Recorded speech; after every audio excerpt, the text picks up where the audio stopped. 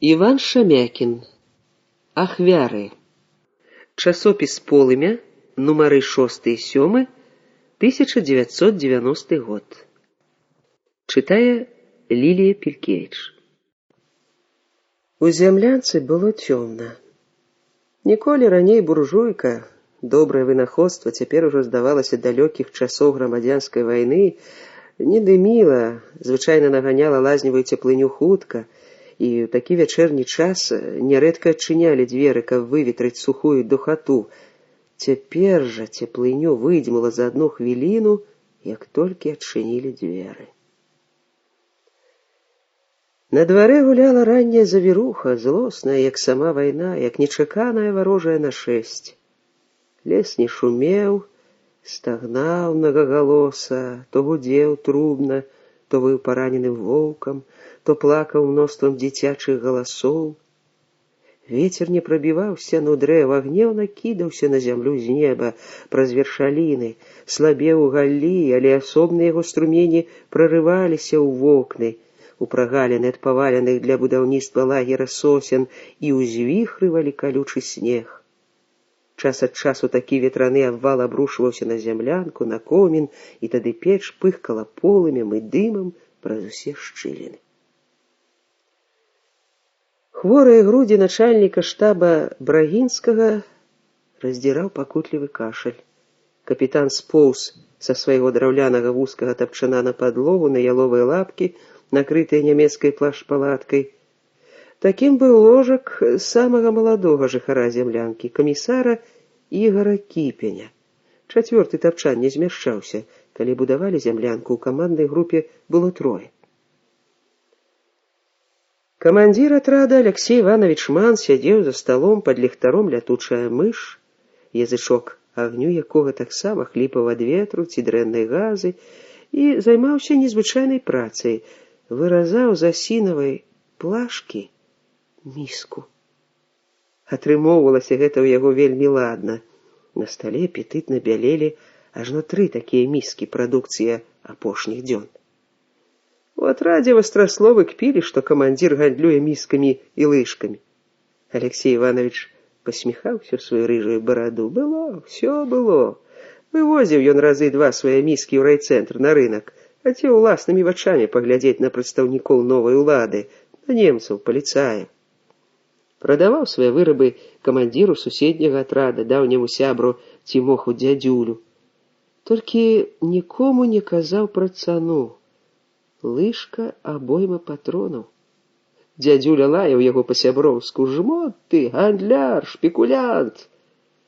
Але не прызнаваўся, што лыжкі і міскі гэтыя памагаюць яму у выглядзе лапцюжнага селяніна прабірацца ў Мінск, і там куды больш выгадна выменьваць іх на рэчы не менш патрэбныя, чым патроны.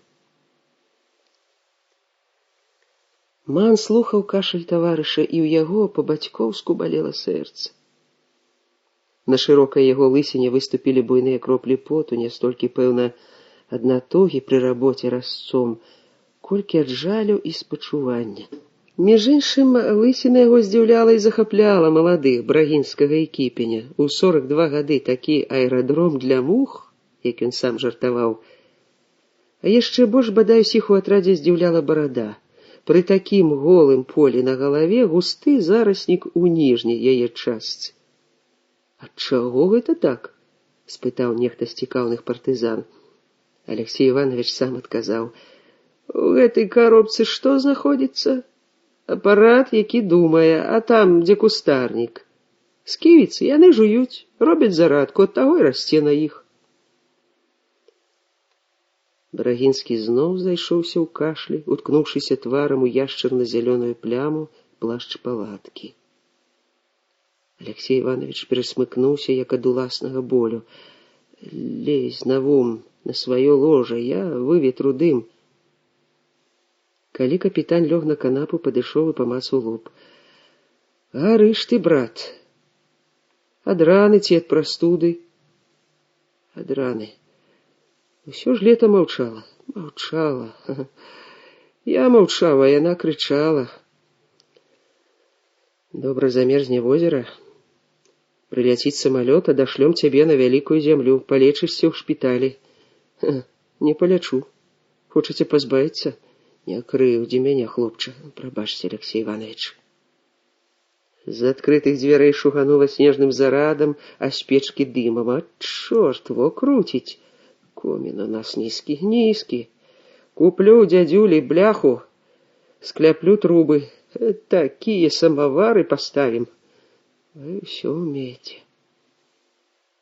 Ман зачыніў дзверы і зноў вярнуўся да хворага, зноў памацаў яго галаву. Усё не ўсё, але што-нішто умею. Рабіў я і бляхаром, вадасцёкавыя трубы кляпаў. О, стары жмот дзядзюля, тэрмометр не прадаў. Папросіць ён у мяне. У вас гэта сур'ёзна ці гульня? Што, купля-продажа? Сур'ёзна? Вы мяне купілі? Ман засмяяўся. Во, гумарыст! Цябе дзядзюля аддаў за так, каб пазбавіцца. Ну, зноў ты на ум гародзіш храноіну. Цябе я сам папрасіў. Это ж скарб мець такога адукаванага вайскоўца, каб здаровага. Но хто ведае так зброю? І сваю, і што важна, нямецкую, і тактыку. Ніхто нас не вучыў партызанскай тактыцы, а дарэмна. Ніхто не думаў, што прыйдзецца ваяваць на сваёй зямлі. Нічога, мы з табой нядрэнна ўжо і асвоілі нашу тактыку, і стратэгію адужаем.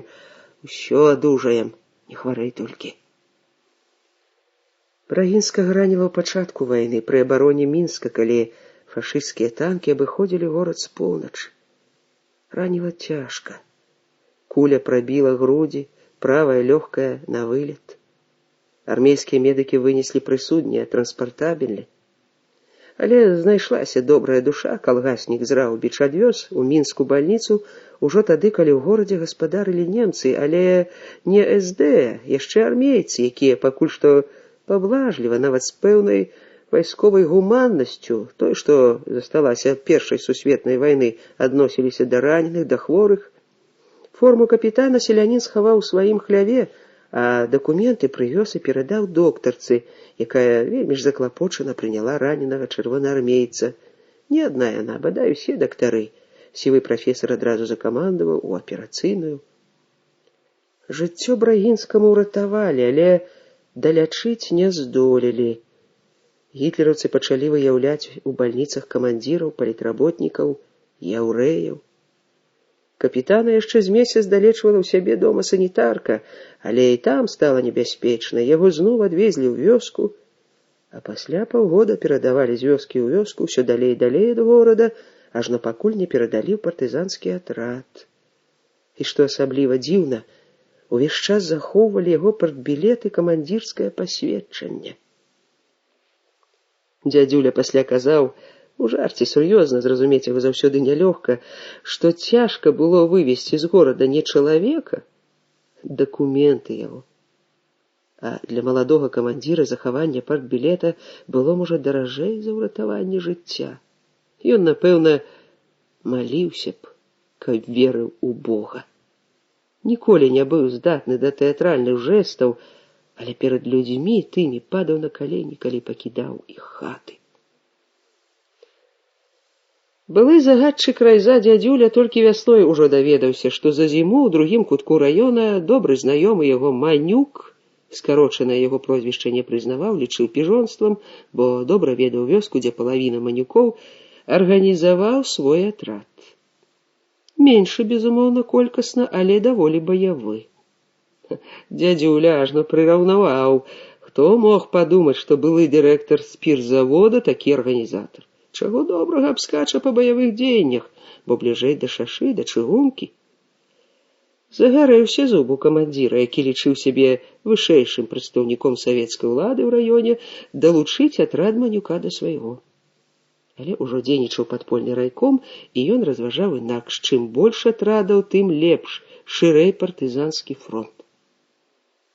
У дзядзюлі трэці атрада абкружэнцы, а ў Мана ніводнага. Усе мясцовыя хлопцы, некаторыя служылі ў арміі, але толькі 2 ці 3 дараслі да камандзіраў аддзяленняў, не вышэй. Сам ён, праўда, камандаваў узводам у кавалерыі, але калі тое было 20 гадоў назад. Алексей Иванович зайздросціў суседу, вайсковаму ладу ў яго атрадзе. Там нават размовы вяліся на іншай мове, па-руску, па-армейску, з веданнем уставаў. А ў яго, што на калгасным сходзе, кожны стратэг. Вось чаму, калі пазнаёміўся з баявым капітанам, адразу ж вырашыў пераманіць. Але дзядзюля вуха трымаў востра. Дружба дружбай, а тытун паасобку. Прыйшлося пайсці адкрыта. Уступі мне, Цімох Брагінскага. У цябе паўатрада камандзіраў, а ў мяне ніводнага. У мяне ён будзе начальнікам штаба, а ў цябе патроны набівае. Навум Барысавіч загадваў у дзядзюлі аружэйнай майстэрняй. Але не за так аддаў дзядзюля камандзіра. Гандаль быў ганебны. Нельга сказаць, што запрасіў камандзір ужо праслаўленага атрада, камуніст, за чалавека. Абразліва было б для Брагінскага, ганебнай для яго мана, хоць за лыжкі міскі свае патрончыкі ён браў без пакут сумлення. Але ж гэта праца рук яго, а дзядзюля за чалавека запрасіў 3 пуды сала. Ганьба. І таргаваўся, можа, гадзіну. Сышліся на 2 пудах. Сала, канешне, не было, дзе яго ўзяць? Аддаў чортаў гандляр, як кажуць, на паверх. Але пра даўжок не забывае, каторы месяц напамінае пры сустрэчах і нават у баявых пасланнях робіць вучоную прыпіску. А даўжок калі аддасі? Ці яшчэ горш, сумленныя людзі з даўгамі разлічваюцца. Алексей Иванович успомніў гэтую анекдатычную гісторыю, пра якую ён раскажа пасля вайны. І адказаў сябру думцы: «Вот і ў мяне, Цімошак, получыш». І, паклаўшы на стол разец, паказаў лятучай мышы дулю. Прысутнасць капітана яго не бянтэжыла. Брагінскі, як заўсёды, з цікавасцю сачыў за блуканнем думак у вачах камандзіра. Здавалася, што яны прасвечваюцца і на лысіне яго, дзе блішчэлі кроплі поту, і нават варушацца ў зарасніку барады. Гэта была яго любімая забаўка школьных гадоў, па твары адгадваць, пра што чалавек думае. У батарэі сваёй неаднойчы ашаламляў байцоў такімі адгадкамі. Нампаліт дывізіёна так і называў яго фізіянаміст. Алексея Ивановича ні разу не ашаламіў. Той спакойна адказваў: «Правільна, дагадаў. Пра што яшчэ думаць у такой сітуацыі?» А часцей пасміхаўся: «Пацэліў ты, Навуме, у белы свет, як у капеечку». У той вечар Брагінскі асабліва сачыў за камандзіравым тварам. Такая ўвага адцягвала думкі ад болю ў грудзях і сцішала кашаль. «Алексей Иванович, мне здалося, вы показали камусь фігу, не мне?» Ман засмеяўся. «А не, мой дарагі начальнік штаба, не табе. Злосную Гітлеру, ласкавую дзядзюлю». «Вясёлая у вас дружба, вясёлая. Не здзіўляйся, у мяне прывычка. Я ім раённым работнікам часта паказваў фігу, калі яны прыязджалі па спірт. Толькі НКВДшніку не адмаўляў, каністры наліваў. Баяліся. Дрэнна ты думаеш пра свайго камандзіра?» Але адкажу табе шчыра. Баяўся. Дзень гэтых саўработнікаў немагчыма было ў той час ні прадказаць, ні прадбачыць. У які час? Калі мяне з наркамата, палячыўшы ў санаторыі, паслалі на спіртзавод, некаторыя зайздросцілі, пусцілі шчупака ў раку. Але які я шчупак, я нават не акунёк, плотачка. Брагінскі ведаў, што больш года, другая палавіна 37-га і першая 38-га, як бы выпадала з біяграфіі Алексея Івановича. Маўчаў ён пра гэты год, і малады ідэаліст не адразу нават сцяміў, што здарылася. Дзіўна, чытаў жа пра суды над камандзірамі, маршаламі, ведаў пра арышт камандзіра іх палка, пра самагубства камдзіва, верыў, што яны завербаваныя фашысцкай разведкай, верыў да самай вайны. А калі ляжаў ранены ў бальніцы, яму адкрыта адзін доктар са злараднасцю перадаваў пра трыумфальнае наступленне немцаў на Маскву, вера яго ў вышэйшую справядлівасць, у мудрасць правадыра пахіснулася. і тады яму не хацелася жыць. Добра, што Ванда хутка забрала яго ў сваю хату на старажоўцы. Яе незвычайны аптымізм, а яшчэ больш перакананасць яе маці, работніцы хлебазавода, што нашы ўсё роўна перамогуць, вярнулі яму жаданне жыць і змагацца. А в атрадах прага жыцця вырасла да таго, што думка пра смерць не ў баі, ад старой раны аблівала потам. Не кашляў, сціхаў боль, і гэта ўжо было шчасцем. Больш за ўсё баяўся быць абузай для таварышаў. Брагінскі з замілаваннем любаваўся ўмелымі рукамі разьбяра, з'яўленнем на місацы адмысловага ўзору, як бы галінкі з гронкамі вінаграду. Для каго такая прыгажосць? О, брат! Камандзір падняў на растапыраных пальцах пялюткую місачку над галавой да ліхтара, нібы яна прасвечвалася, як шкляная. Не пытай. Ёсць у мяне любоў, сябровачка, Лідачка з Загайкі. 4 гадочкі. Ёй, місачка, толькі не выдавай маю любову, я прымхлівы. Надштабася смяяўся ад шчасця. Праява пяшчоты да дзіцяці асабліва кранула. Свае двое недзе чакаюць яго, дзе? Але зноў печка пыхнула дымам, і зноў ён закашляўся, праўда, на гэты раз не так пакутліва і працягла. Ведаю адну бабулю, травамі лечыць. Сціхне завіруха. Паеду, прывязу табе поўны набор траў. Да таго часу хлопцы лазню збудуюць. Выганім тваю хваробу, не бядуй. Пабачыш, якую я бочку зраблю для лазні. Жалеза на абручы дасталі, каваль свой. Молат не падніму. Была б накавальня, а малатабойца мы табе дамо. Асілка. Ай, каваль з мяне, хіба ў тэорыі. Бацька так і казаў. Галава ў цябе варыць, а рукі не для молата. Каваля хацеў з мяне зрабіць, але на сучасным узроўні інжынера-металурга. А я 1 год павучыўся ў Днепрапетроўску і ў ваеннае падаўся.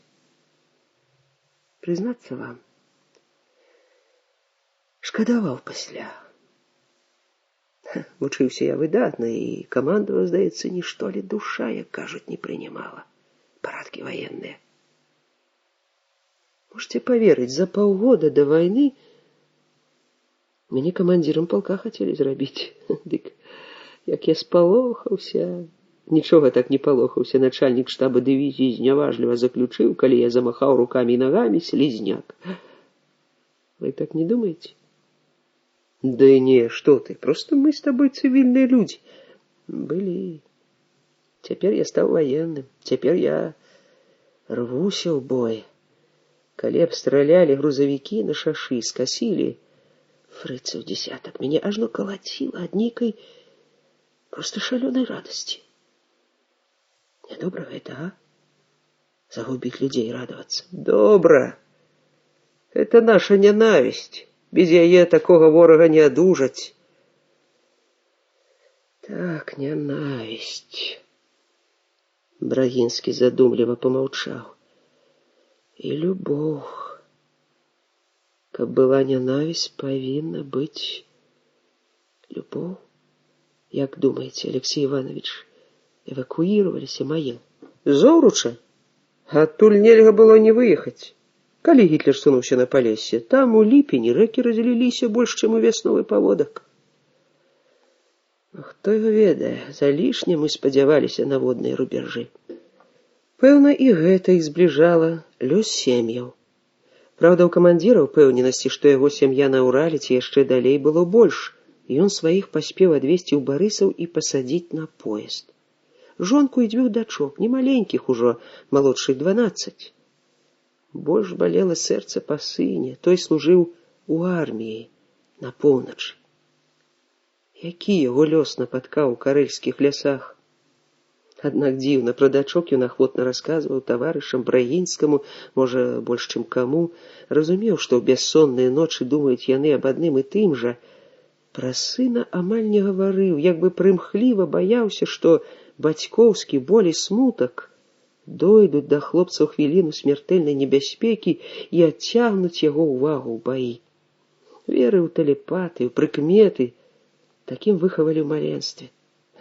Да вайны смяяўся з гэтых бабскіх прымхаў, са сноў, хоць яны нярэдка спраўджваліся.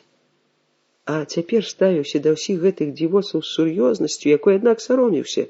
Даведаюцца, смяяцца будуць, член партыі, а верыць у чартаўшчыну усялякую. Здзіўляўся супярэчлівасці сваёй натуры і баяўся яе. Раней быў больш цэльны, да 37-га.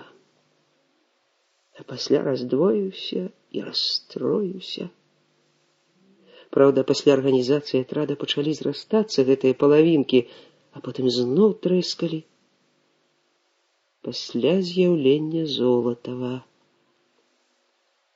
Вось і цяпер працуе разцом нажамі, размаўляе з Брагінскім, а сам пазірае на дзверы і ўпотай думае, няхай бы Золатаў затрымаўся каля рацыі надаўжэй.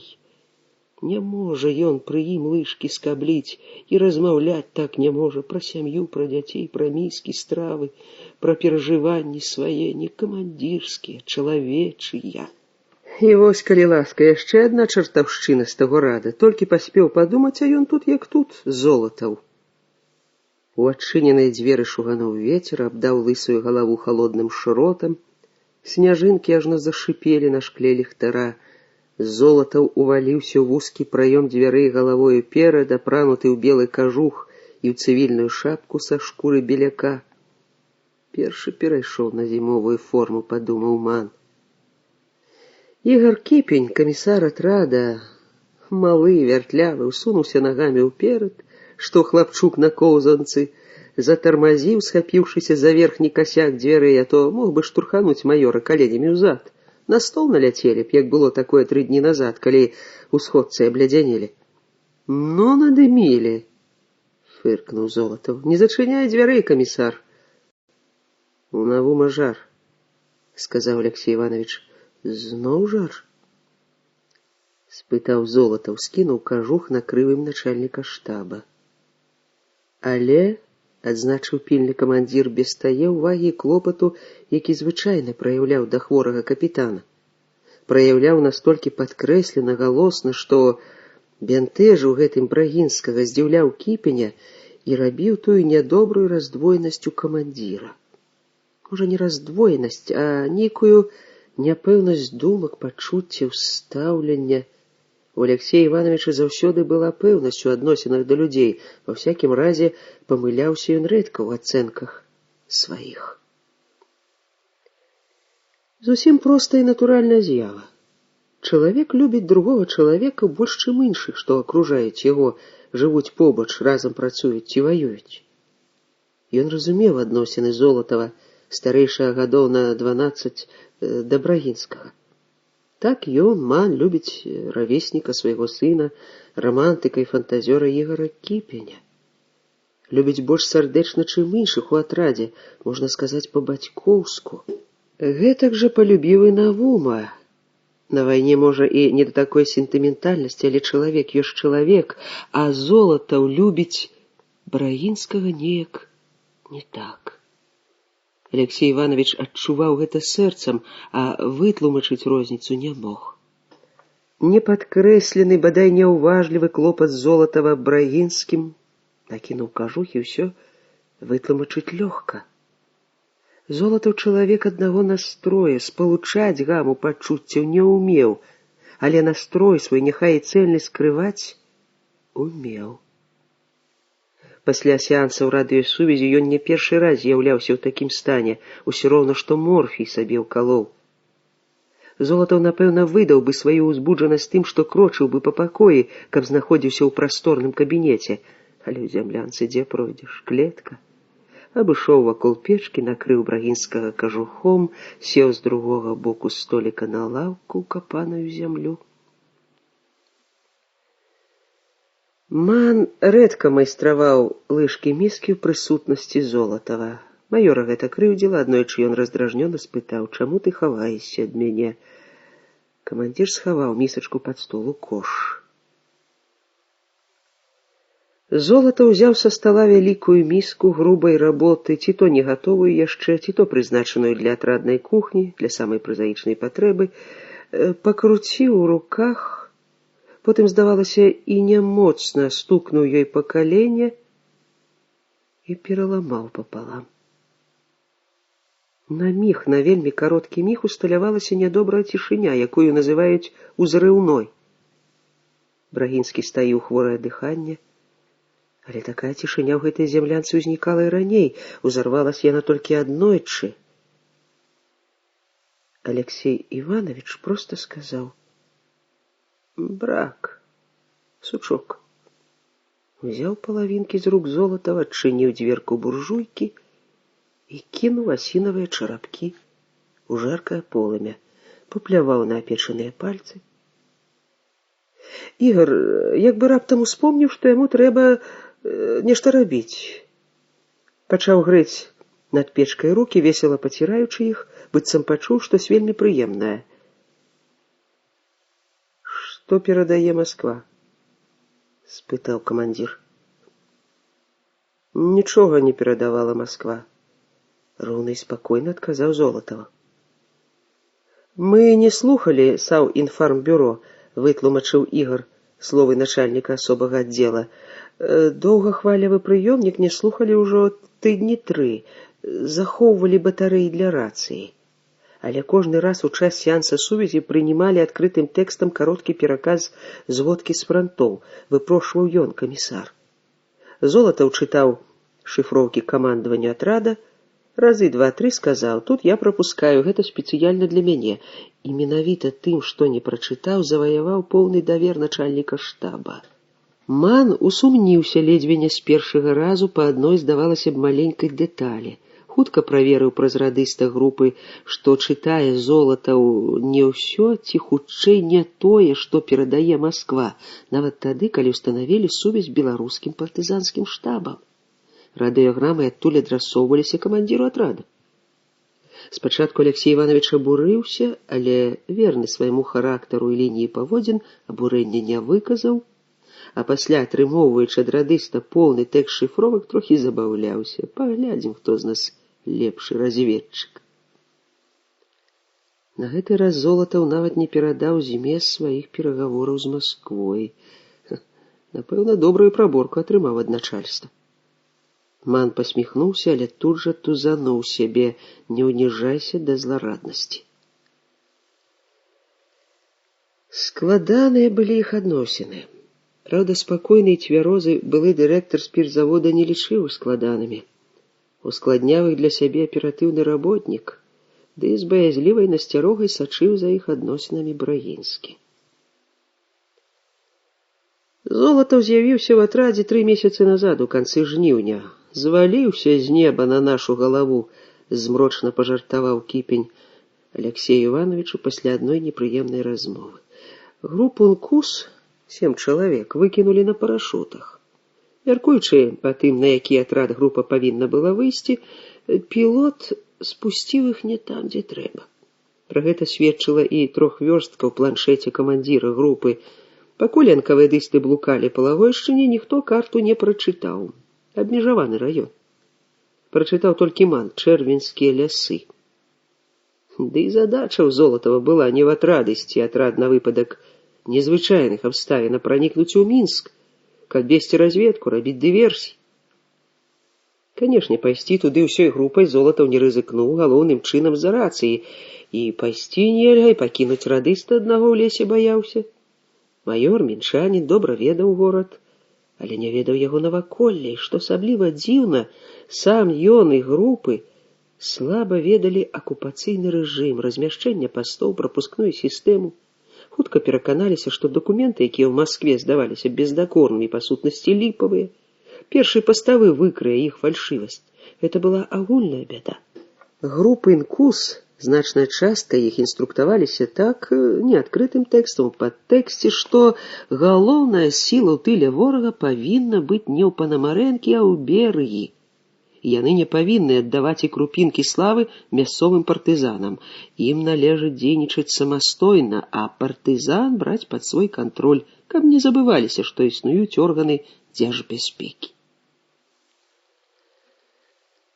Так пачаў дзейнічаць Золатаў, на пачатку залішне ўпэўнена. Паслаў у Мінск разведчыка, той не вярнуўся, тыдзень чакалі.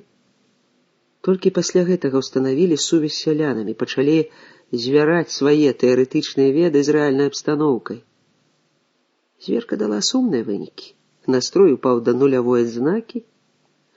Другі разведчык, мінчанін, напрасіўся сам пайсці ў горад і таксама не вярнуўся. Гэта нагнала амаль паніку на адважнага майора. Ён упэўніў сябе, што калі не абодва, то другі разведчык здрадзіў свядома. Золатаў пачаў падазрона адносіцца амаль да кожнага са сваіх людзей. Каго яму падабралі? Усе беларусы, ва ўсіх тут у акупацыі сваякі. Пачаў адступаць ад Мінска, адыходзіў на паўночны ўсход, можа, інстынктыўна бліжэй да фронту, хоць добра разумеў, што не выканаўшы задання, выходзіць не мае права, нават адзін, палажыўшы ўсю групу, бо доказаў сваёй карыснай дзейнасці не прынясе, без гэтага яму не даруюць. І так лічыў, што генерал мае на яго зуб, таму і паслаў сюды, дзе ён актыўна працаваў у гады вялікай чысткі, хоць і дурню бачна, што для дыверсійнай работы ў горадзе ён падыходзіць менш, чым хто. Групе пашанцавала ўрэшце. Зусім выпадкова яны сустрэліся з манаўскім атрадам. А ў атрадзе, у сваю чаргу, узрадаваліся вопытныя людзі, амаль усе, акрамя радыста, камандзіры, сярэднія ці малодшыя, галоўная рацыя, пра якую марылі даўно і ў потай лаялі падпольны райком, які дзяліў такія пасылкі з вялікай зямлі паміж атрадамі. Іх абыходзілі. Ільвіная доля заставалася штабу брыгады, а з асобных атрадаў дзядзюлю. Але хутка, раней, чым хто, Алексей Иванович зразумеў, што набытак іх не з радасных. Золатаў спачатку употай, але з лісінай хітрасцю пачаў дзейнічаць з мэтай заняць месца камандзіра атрада. Гэта было так. Золатаў адразу сцяміў, што яму сапраўды такі пашанцавала, што трапілі яны ў невялікі атрад. Стаць камандзірам — яго ратунак. Толькі гэтым ён апраўдае невыкананне задання, не выхад групы на Мінск. Цэлы атрад арганізаваў. Амана спалохала не тое, што ў яго забяруць атаманскую булаву. Ігар жартаўліва і ласкава называў яго бацька атаман. Пасля напружанага роздуму нечакана ўспомніў, дзе ён бачыў Золатава раней. Вот таемная сіла асацыяцыі. Як толькі в атрад заглянуў ад дзядзюлі былы начальнік аддзела НКУ з суседняга раёна, уміг, як высветліла, там ён бачыў Золатава, дзе яго пратрымалі без малога год. Нават сустрэча ўспомнілася да дэталяў. Позна ўначы у даўгім і цёмным калідоры новага, але змрочнага будынка па Савецкай вуліцы. І ён амаль спалохаўся. Мець такога чалавека побач, ды яшчэ з яго жаданнем выхапіць булаву. А чаму сам Золатаў адразу не прызнаўся, што ён тутэйшы мінскі? Пакуль не прагаварыўся адзін з яго байцоў, Ігару сказаў. І той па прастаце сваёй ляпнуў, як кажуць, у лоб. Якаў Михайлович, а до нас дайшлі чуткі, што вы мінчанін. Золатаў натапырыўся, як загнаны ў куток кот. Хто гэта прыносіць такія чуткі? Хоць адразу сцяміў, што выдаў яго хтосьці са сваіх, і моцна абурыўся. Хто? Дамаўляліся, што ў любой сітуацыі ні ворагам, ні сваім не выдаваць, хто ёсць хто. Кожны з іх меў па два фальшывыя прозвішчы. Праўда, в атрадзе назвалі сапраўдныя, і, відаць, дарэмна, падумаў майор. Нікому, выходзіць, нельга верыць, усе вакол шпіёны. Хто вам прыносіць такія звесткі? Паўтарыў сурова. Бачыў вас адзін наш партызан. Дзе вы працавалі, у абласным ці гарадскім управленні? Я камандаваў ротай белпалка. І растлумачыў, чаму не сказаў пра гэта адразу. Мне ісці ў Мінск. Тлумачэнне такое Ігару Ібрагінскаму здалося зусім натуральным. Пры такой канспірацыі лепш, каб ніхто не ведаў, што ў горадзе ёсць людзі, якія могуць пазнаць разведчыка. Можа, у яго найвышэйшае заданне пранікнуць у штаб ці ў рэзідэнцыю Гаўляйтер. Золатаў нават вырас у іх вачах. Сам камандзір групы збіраецца ў Мінск. Здавалася, што і мана гэта магло б супакоіць. Камандзіра палка, пастаянна дыслацыраванага ў сталіцы, мог сустрэць у любым месцы. Але не супакоіла. Наадварот, насцярожыла, калі ўспомніў, дзе ўпершыню ўбачыў Золатава. Алексей Иванович пайшоў на бяскрыўдную хітрасць сплавіць групу Золатава дзядзюлю. Сказаў, што суседні атрад мае сувязь з Мінскам, што ў дзядзюлі ў горадзе добрая агентура, таму калі групе трэба ў Мінск, то лепш мець справу з Цімохам. Золатаў нічога не адказаў, але згадзіўся наведацца ў атрад дзядзюлі. У паездку ўзяў усіх сваіх, нават радыста, застрахаваўся, але каб ён і згадзіўся перайсці, гэтага мала, трэба яшчэ згода вялікага хітруна дзядзюлі. Калі засталіся ўдвух, ман у той жа гуллівай форме, як усталявалася ў іх адносінах, яшчэ да вайны набыло новыя фарбы пры ваеннай камерцыі, сказаў: «Цімох, хачу зрабіць табе падарунак. Ад жывога адрываю. Але для добрага сябра нічога не шкадую. Канешне, парачку скрынак патронаў ты не пашкадуеш. Не як плату, як удзячнасць. Пакідаю табе групу Золатава. Арлы рвуцца ў Мінск, выведзі іх на падпольшчыкаў». Дзядзюля прыжмурыў хітрыя вочкі пад чорнымі кашлатымі брывамі і раптам без усмешкі паказаў кукіш. «На, адкусі, хвосцік, цалуй сам сваё золата». «Кулак ты, Цімох, а чаму гэта я кулак? Кулак грабе пад сябе, але раздае дулі. О, няпраўда. Гэта ганарысты бядняк круціць фігі ва ўсе бакі, а добры кулак і дулю пакідае ў сваёй гаспадарцы на запас». Сарвалася акцыя. Любоў не загарэлася і з другога боку. У дарозе Алексей Иванович спытаў Золатава, не дамовіліся з Цімохам перайсці да яго. «А нам і ў вас добра». Мабыць, пераканаўшыся, што партызаны не прымуць адстаўкі таго, хто арганізаваў атрад нават і тады, калі будзе такі загад з Масквы, Золатаў ламаў галаву, як атрымаць такі загад, майор пайшоў у лабавую атаку. Аднойчы за вячэрай, добра выпіўшы, катэгарычна абвясціў: «Я старэйшы па званні, майор, і камандаваць атрадам павінен я.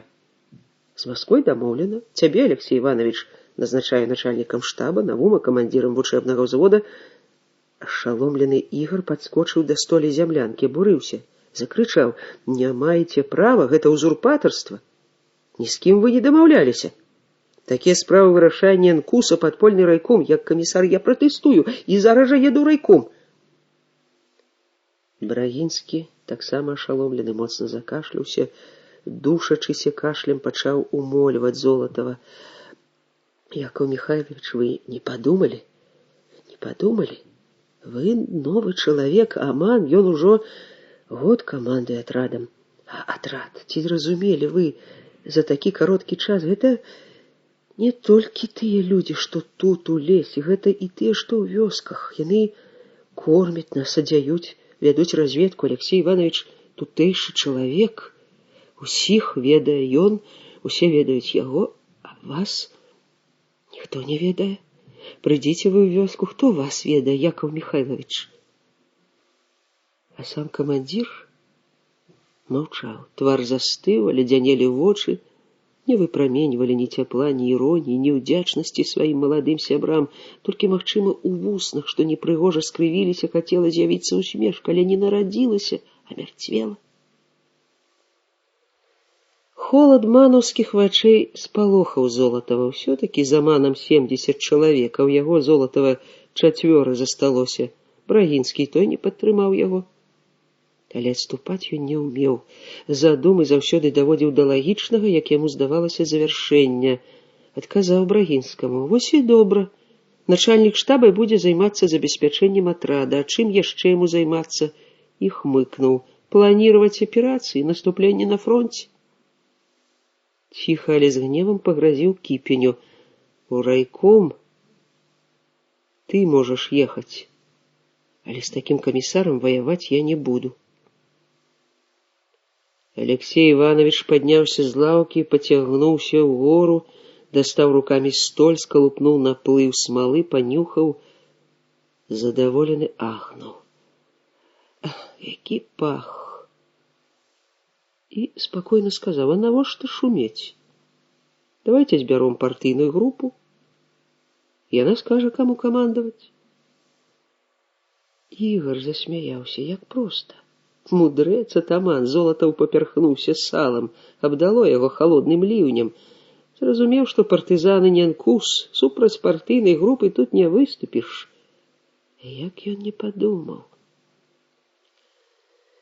Больш да гэтай тэмы не вярталіся, але пазней дыпламат і міратворца Ігар аформіў рашэнне райкома аб назначэнні Золотова начальнікам асобага аддзела 2 суседніх атрадаў. Знешне ўсё ішло сваёй чаргой, але ўнутраную напружанасць кожны з 4 адчуваў. Брагінскаму ўжо не рабіла асаблівай радасці апека Золотава, хоць ён па-ранейшаму быў уважлівы і ласкавы. А Ігар...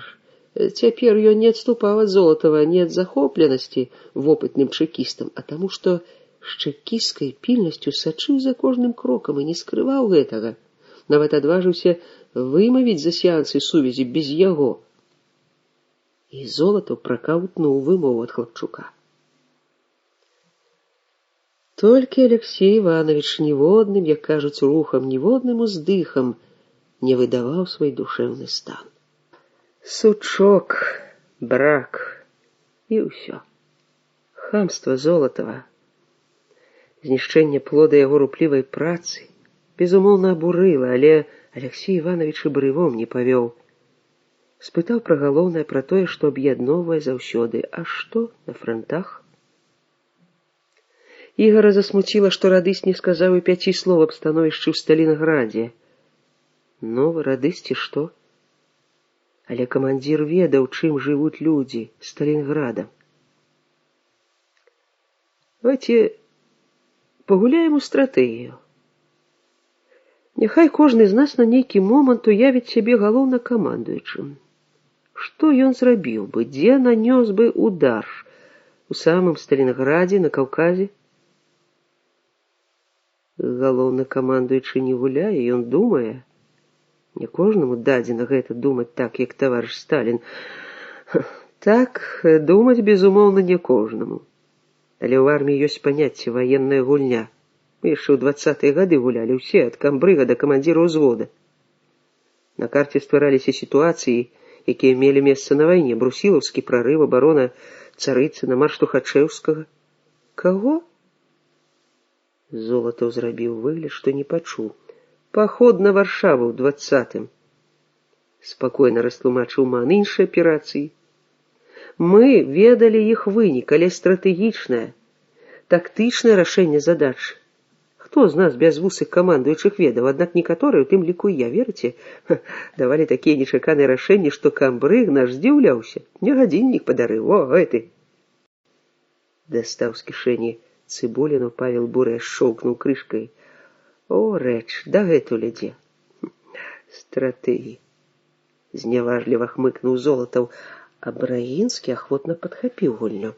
О, я ударыў бы тут, перад намі, на заходнім. Гітлер аслабіў тут сваю групу, кінуўшы сілы на поўдзень. Правільна, Навум. А мы ў дапамогу рэйкавы канцэрт арганізавалі б.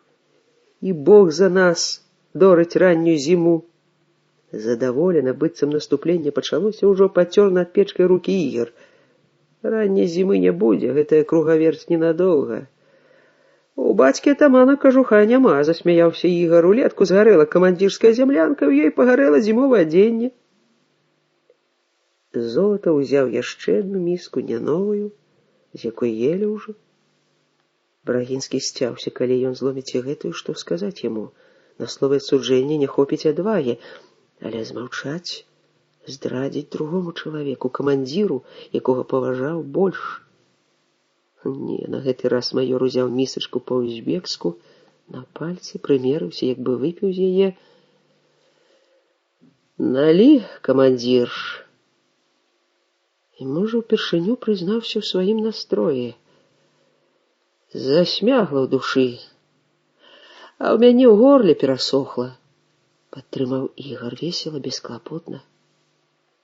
Налівайце мне, што? Не па-камандзірску дазволіў ман. Выпіўка в атрадзе забаранялася, такім быў бадай першы пісьмовы загад камандзіра, якога ніхто не назначаў. Выбралі самі партызаны, тады іх было усяго 17. У потай загад, канешне, парушалі, але адкрыта на вачах у камандзіра парушаў яго толькі Золатаў у першы ж дзень, адзначыў радасную падзею, сустрэчу з партызанамі. Тады ман папрасіў: скажыце сваім байцам, каб не рабілі гэтага, у нас сухі закон. Золатаў здзівіўся такому парадку ў партызан. На фронте п'юць, наркомаўскія 100 грамаў выдаюць. Настроіўся супраць камандзіра, баптыст нейкі. Ігар, Золатаў, не тоячы задаволенасці, пачалі збіраць на стол. Камісар пабег на кухню па вячэру, Золатаў дастаў з-пад тапчана бурдзюк і цадзіў з яго ў снарадную гільзу мутную вадкасць. Бурдзюк гэта быў прадметам здзіўлення і кпінаў. Дядзюля прыязджаў, каб паглядзець на такое дзіва. О што, у экіпіроўку спецатраду ўключылі такі прадмет у Беларусі ў асенні час. Хто будзе несці ваду з сабой? Тут не знаеш, як ратавацца ад яе, ад балотаў і дажджоў. Але дзядзюлю рэч падабалася. Для якога прымянення не сказаў. Адразу пачаў таргавацца. Што возьмеш, майор? Ман засмяяўся. Не прадавай, Якаў Міхайлавіч, гэты вялікі камерсант абавязкова шукае. А хочаш падковы? Прадамо. Не хочаш. О, прыйдзе зіма, тады патанцуеш перад намі, кланяцца будзеш. З таго часу бурдзюком ганарыліся гэтак жа, як вайсковай кухняй. Ну, у каго яшчэ ёсць кухня? Нават у дзядзюлі няма. Асабліва значэнне бурдзюка вырасла пасля таго, калі група байцоў, што хадзіла на нарыхтоўку харчу, вярнулася, напоўніўшы гэты скураны мяшок гаручым. Пужнулі паліцаяў, якія гналі самагонкі. Бутлю не данеслі б, разбілі, бо бурдзюк — адменная рэч. Партызаны жартавалі. Смачна булькае, спіну ад кулі закрывае. Любая куля ў такой вадкасці захлынецца. Выпілі ўтрох. Камандзір, як кажуць, на сухую чэрпаў драўлянай лыжкай капусту, апетытна хрумстаў. Яму не падабалася, што ахвотна, бадай прагна выпівае ранены капітан. Тлумачыць, што яму робіцца лягчэй. Звычайна, калі Золатаў падбіваў на такую вячэру, Алексей Іванович выходзіў з зямлянкі. Але куды пойдзеш у такую непагадзь? І ён сядзеў панура нахмураны. А памочнікі весялелі, рабіліся залішне гаваркімі, без падагрэву, часта маўчалі, усё перагаварылі, бавілі час тым, што расказвалі сюжэты прачытаных кніг, але займаліся гэтым маладыя Ігар і Навум. Алексей Иванович, ты тады не піў, калі цябе ставілі дырэктарам спіртзавода. Ніколі не піў. А як жа цябе паставілі? Таму і паставілі, што не піў. Золатаў незвычайна развесялеў. Во дзіва, першы раз бачу цвярозага начальніка. Што, ў вашай канторы ўсе п'юць? Ігравы пытанні бываюць па-дзіцячаму наіўныя і нечаканыя. Золатаў не любіў іх. Неаднойчы ўзрываўся, і тут уміг пазмрачнеў. Не падабаецца мне, камісар, твае кіўкі ў наш бок. У чый бок? Ведаеш, у чый. Мы ахоўваем дзяржаву ад ворагаў, і незалежна ад таго, хто з нас колькі п'е, кантора, як ты называеш, наша. Моцна націснуў на слова «наша». Заўсёды цвярозая. Аднак у вачах у вас часам дваіцца. Лез у бутэльку п'янаваты хлопец. Ігар. Па-бацькоўску шчувальна спыніў свайго камісара камандзір. Усё, Алексей Иванович, не мею. А пакуль я нем, то п'ю і ем. Маладосці ўсё-таки хацелася блазнаваць. Налівайце, таварыш майор. Надсадзі. Ігар падняў ужо зморшчаны ў верхняй частцы бурдзюк, паболтаў. Ёсць газа.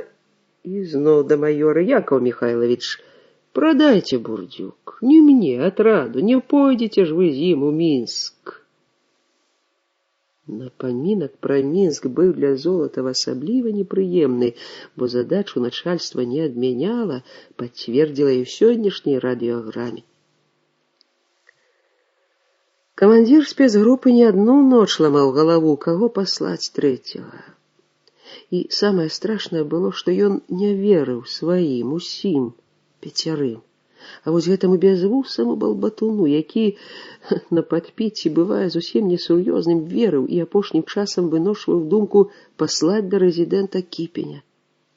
Самога Ігара ўгаварыць лёгка, ахвотна пойдзе. Але ці адпусціць ман, дрыжыць, як за сына. Памацаць? Слухай, Ігар, ты казаў, у цябе нявеста ў Мінску. Была. Пашукаць не хочаш? Ветру ў полі. Адразу адбіў ман. Яна ж не мінчанка. Што яе магло затрымаць? Хто добра абжыўся, і ты разбегаецца па вёсках, бліжэй да зямлі, там хоць бульбіна вырасце. Не, гэты корч не вывернеш, як не пацей. Але які калун трэба, каб раскалоць яго. Быў такі калун у Золатава. Ашаламіць чалавека нечаканым пытаннем. Алексей Иванович, а адкуль у цябе прозвішча такое нямецкае? А ў мяне дзед латышскі барон. Не міргнуўшы вокам, на поўным сур'ёзе адказаў ман. У Золатава п'яна ашклянелі вочы, Брагінскі насцярожана сцяўся, быццам на яго замахнуліся. Не разумеў капітан, навошта спатрэбілася камандзіру такая хлусня. Не бяскрыўдна гэта гульня на вайне, ды яшчэ перад чалавекам, які прыляцеў са спецзаданнем, і якому сам ён, камандзір, вызначыў абавязкі, начальнік асобага аддзела. Асобага. Вельмі добра кадравы камандзір ведаў, што такое асобы аддзел. Некалі ён таксама спытаў пра паходжанне камандзіравага прозвішча. Палахліва, бадай, срамліва. І Алексей Иванович не без смяшкоў, аднак сур'ёзна расказаў. Прозвішча яго Манюк. Але калі служыў пачатку 20-х гадоў Чырвонай арміі і неяк у адказ на чыёсьці пытанне растлумачыў сэнс слова «манюк», камісар, латыш, інтэрнацыяналіст, аматар нямецкай літаратуры, у арыгінале чытаў, параіў скараціць немілагучнае беларускае слова, зрабіць з яго мілагучнае нямецкае, са значным сэнсам. Так і запісалі. У той час армія з'яўлялася заканадаўцам, партбілет выпісалі на мана. У іх паўвёскі Манюкоў, пацвердзіў Ігар. Той праўдзівы расказ развесяліў Брагінскага, якіх дзівос не бывае. А гэтая вясёлая мана спалохала. Навошта такія дзіцячыя забаўкі? Навошта дражніць гусей? А п'яны Ігар рагатаў з нечаканага жарту камандзіра. Дык ты, значыцца, з баронаў, Алексей Иванович, таварыш барон. А што гучыць? Напішам немцам ультыматум і падпішам барон Ман. Няхай ламаюць галаву, адкуль бальшавікоў барон. Жарт камандзіра, расказалі і яму гісторыю гэтага прозвішча, Ігара ў смех, абразілі Золатава. За дурня лічыце. Пажывём, пабачым, хто з нас дурань. Замялі іх у доме паліцэйскага Чурсіка. Яны гулялі ў карты, пакуль гаспадыня, надзіва маўклівая жанчына, смажыла на кухні сала. Гулялі весела, кідалі прымаўкі, пацягваючы прастуджанымі насамі, трое увугнявілі апетытную духмянасць блізкай закускі. Найспраўнейшым майстрам на анекдоты і прымаўкі быў швагер Чурсіка Мікола Хацяновіч. Уласна, з-за гэтага электрыка ён, Стась Шабовіч, нямала прайграў тут марак, часам столькі, што пасля галадаў. Ад самога паліцэйскага павароту не чакаў, ведаў яго яшчэ да вайны. Гад, з такім кашы не зварыш. Не, Мар'ян Чурсік таксама патрэбны кадр. за свайго доўгага языка. Карысць можна атрымаць і з пены, калі з розумам сабраць яе. За гэтага Шабовіч яшчэ з мінулай зімы наведваўся ў яго дом. Спачатку рэдка, потым часцей. Спадабалася яму Хрысціна, жонка Чурсіка. Не як жанчына. Спадабалася маўклівасцю і тым, што колькі разоў у яе вырывалася асуджэнне Мар'яну, што той пайшоў у паліцыю. А ў разумнай сястры і брат не павінен быць дурнем. На брата, кажуць, загарэўся зуб, калі Хацяновіч прызнаўся, што электрычнасць ён наладжвае не толькі ў гарадской управе, але і ў іншых установах, у тым ліку і ў нямецкіх. Знаходка! Адразу ухваліў Піліп Станулін, камандзір групы. Падбівай кліні. Але не так гэта проста было нават раскусіць гаваркога электрыка. Сыпаў прымаўкі, але ўсе яны сухія, без навару, не тое, што пахвальба паліцэйскага, той, каб сцвердзіць, што шышка выдае такія звестачкі, за якія падпольшчыкі дзякуюць. Напрыклад, вераснёўская татальная аблава. Шкада, што позна паліцай выбалтаў. Не ўсіх людзей удалося папярэдзіць, але яго Шабовіча справа не толькі самародкі адкопваць, але збіраць і драбнюткія пясчынкі інфармацыі, і гэта ён умеў. Яго Станулін нават перастаў браць на дыверсіі, каб захаваць для разведкі. Нарэшце Хацяновіч, здаецца, скрануўся, як цяжкая крыга. Тыдні два назад, вяртаючыся ад Чурсіка, Стась пагаварыў з ім адкрытым тэкстам. У пошуках аднадумцаў ва ўмовах падполля заўсёды ёсць рызыка, без яе нікога не знойдзеш. Хацяновіч сказаў: «Не цямні. Я даўно здагадаўся, што зяць у нашаму ты кампаньён толькі ў карты і што цікаўлю цябе я. Дзякую за добрую думку пра мяне. Калі выжывем, то нам жа доўга яшчэ жыць у гэтай краіне. А там падрахуюць, што ты зрабіў для перамогі». Стась верыў людзям, якія думаюць пра будучае жыццё, а не толькі пра тое, каб сёння набіць шэрава. А сур'ёзныя думкі пра будучыню выводзяць чалавека на правільную дарогу. Камандзір групы, здавалася, Шыбовічу нярэдка спяшаўся, ва ўсялякім разе цярплівасці яму не хапала. А тут ён не паспяшаўся, вырашыў звязаць Хацяновіча з правераным членам групы, байцом батальёна самааховы, які і ўправу ахоўваў, Іванам Ткачуком. Логіка разважанняў Стануліна была, як кажуць, жалезная. Па-першае, лічыў ён, гэтыя два чалавекі не могуць не знаць адзін аднаго. Электрык, які па 20 разоў на дні ўваходзіць і выходзіць з памяшкання, і стралок аховы, які нярэдка стаіць ля дзвярэй на варце. Па-другое, Ткачуку, як нікому, проста будзе звязвацца з Хацяновічам. Гавары колькі хочаш, не хаваючыся, не азіраючыся. Нарэшце, сяброўства яго, Шабовіча, з такім жа нямецкім служкам, які сам Чурсік, здымеў паліцаю усялякую падазронасць, і ён можа зусім развязаць язык. Так яны апынуліся з Іванам у доме паліцая. Праўда, Ткачук меў сур'ёзны недахоп, быў нікуды не вартым карцёжнікам. Сваякі са спрытам шулераў ачышчалі іх кішэні ад марак. На Шабовіча ажно сверб напаў, ён сур'ёзна перажываў, лаяў напарніка, недарэка яшчэ напрасіўся пайграць, навучыся спачатку. Ды табе што, цябе кормяць, а мне, бальнічнаму брату, хоць зубы на паліцу кладзі, хоць у хворых прасі, жабруй. Задаволены Чурсік рагатаў на ўвесь дом. Можа, за яго шумнай радасці не пачулі, як пад'ехала машына. Пачулі, як яны пастукалі. Таксама ціха, нязвыкла, без наханнасці акупантаў, далікатна, як добрыя суседзі. Хрысціна адчыніла ім і, прытуліўшыся да касяка збялелая, моўчкі прастаяла на адным месцы. Іх было 4, 3 у форме СД, 4 паліцэйскі перакладчык. Ён бадай ветліва закамандаваў: «Рукі, панове!» Штурмфюреры абмацалі іх кішэні, ні гарачае тлумачэнні, хто яны ёсць, ні дакументы, якія кожны з іх спешліва прад'явіў, пасведчанне паліцэйскага, рабочага ўправы, малодшага камандзіра самааховы, вячэрняе аўсвайс фельчара, ніяк не ўздзейнічалі. Афіцэр уважліва вывучыў іх і сунуў у сваю кішэню. Вобыск зрабілі кароткі, беглы, у бялізне не корпаліся, у грубку не заглядвалі. «Прашу, панове, ў машыну!» Са здзеклівай ветлівасцю запрасіў перакладчык. Але калі яны паспрабавалі апрануцца і груба выштурхнулі на двор: «Шнель, шнель!» Чамусьці аднаму ткачуку дазволілі ўзяць шынель, а на дварэ лістапад, халодны дождж.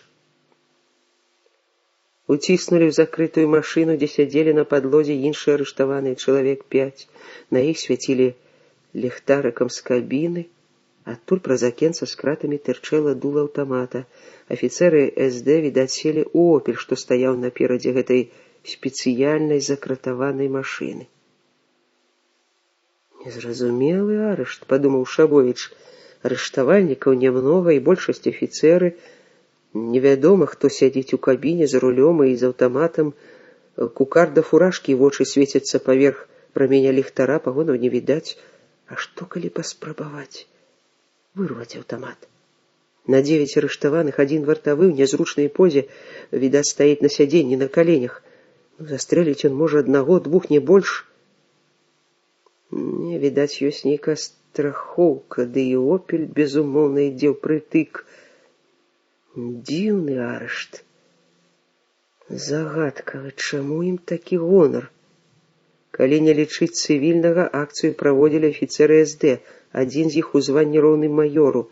Дакументам не паверылі, хоць ва ўсіх іх пасведчанні сапраўдныя, без усялякай ліпы. Хто ж з іх у такой пашане? Не падобна, што ён Шабовіч. І гаспадару нямнога аддавалі ўвагі, больш Хацяновічу. Чаму? Фігура ў падполлі. Па розуме і па рабоце падобна. Стась усміхнуўся думцы, што ён, магчыма, вербаваў аднаго з кіраўнікоў падполля, але нельга выключаць і другі варыянт. Хацяновіч — агент СД, правакатар. Даволі Шабовічу было адкрыта пагаварыць аб яго дапамозе нашым. І вось, калі ласка, маеш. Пры такой сітуацыі трэба сачыняць асаблівую легенду. Але на ліха тады ім хапаць гэтак неадзетага гаспадара дома. Няхай Хацяновіч тайны агент, яго трэба скрыць, напусціць туману. А Чурсік жа служыць адкрыта, верна служыць, выслужваецца перад акупантамі. Хлопцы выведалі, як ён паводзіць сябе ў паліцыі. Пакуль машына кулялася па разбітых старажоўскіх вуліцах, Шабовіч пракруціў самыя верагодныя варыянты. Але ні адзін не заставаўся без пытанняў, не ўкладваўся ў схему, якую група выпрацавала. Яны сур'ёзна прадумалі, на чым кожны з іх можа засыпацца, як яго могуць арыштаваць, паводзіны і ў часе арышту, і на допыце.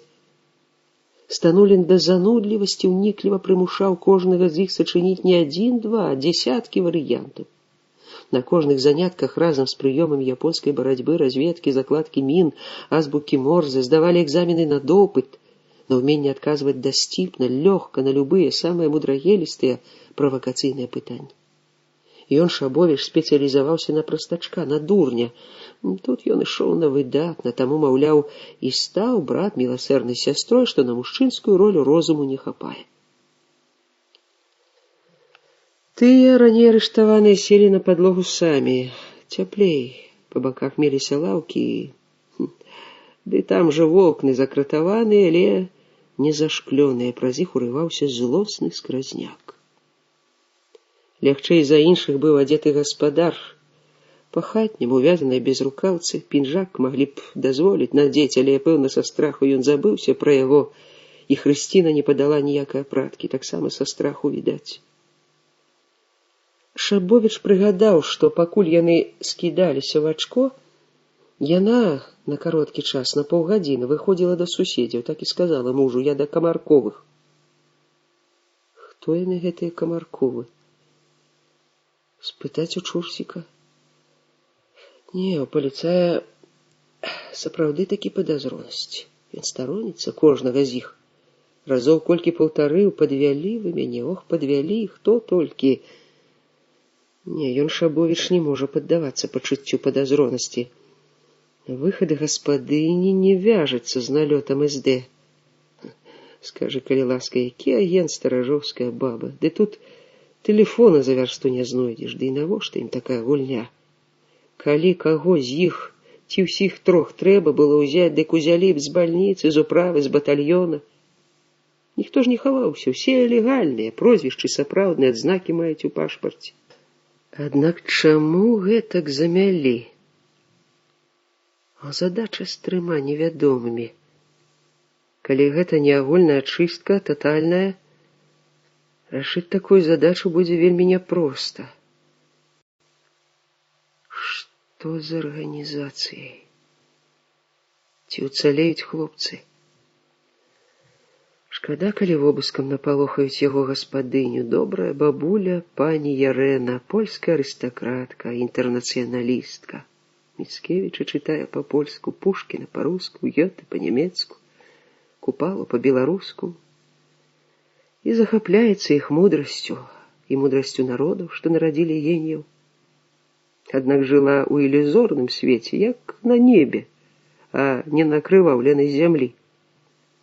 Вайну уяўляла такой, якой яна была тады, калі пані ў 15-м уцякла ад немцаў з Беластока ў Мінск, дзе жыла сястра яе, а ў 20-м вярталася назад пад сцягі адроджанай Польшчы, каб у 39-м зноў прашпацырваць пехатою 400 кіламетраў. Але быў налёт нейкай дзіўнай рамантыкі ў яе расказах пра сваё бежанства, і ўсе салдаты былі добрыя, і рускія, і польскія, і нямецкія, рыцары. Ажно пакуль з месяц назад ён, Шабовіч, не прынёс газету паліцаяў Беларусі, у ёй заклік, шапка над старонкай «Забі жыда і ляха». Пані не адразу нават поверыла, што такое маглі надрукаваць у сапраўднай газеце. І гэта не адзін экземпляр, тысячы. І людзі чытаюць гэта, і маладыя хлопцы ў шынялях будуць ажыццяўляць гэта. Пан Станіслаў, што ж гэта такое? Што ж гэта робіцца? Дзе Бог, дзе Езус? З вялікім страхам у душы жыве пасля гэтага пані Ярена. Калі жандары СД наляцяць у яе дом і перавернуць камоды і пярыны, загоняць бабулю ў магілу заўчасна.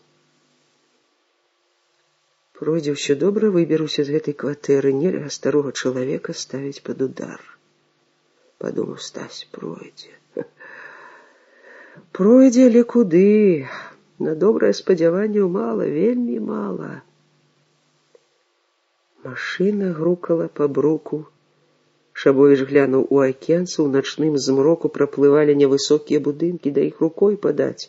Цесная вуліца, не міга. Вязуць у турму? Не.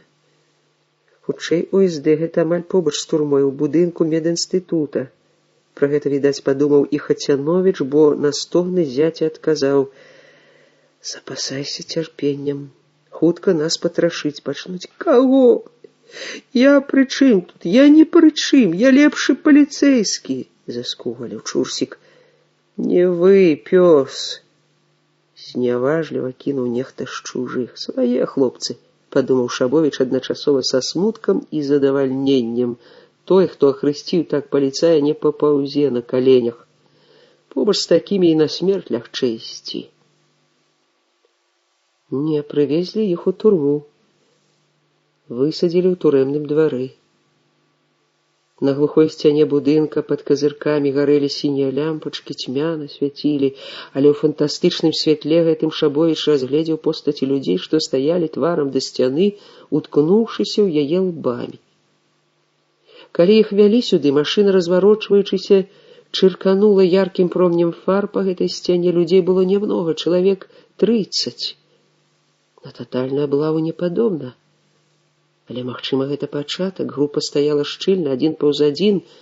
Мімаволі падумалася, што месцы каля сцяны эканомяць для іншых. Амаль усе арыштаваныя былі адзеты гэтак жа лёгка, як і яны, у адных пінжаках, нават у сарочках. І гэта бадай пры нулявой тэмпературы. Іх паставілі ў канцы сцяны воддаль ад тых, каго прывезлі раней. Нешта новае ў метадзе акупантаў. Па расказах тых, хто апынуўся ў турме і каму ўдалося вырвацца ці перадаць вестку на волю, немцы пачынаюць з допытаў, і допыты гэтыя розныя па сутнасці і па форме.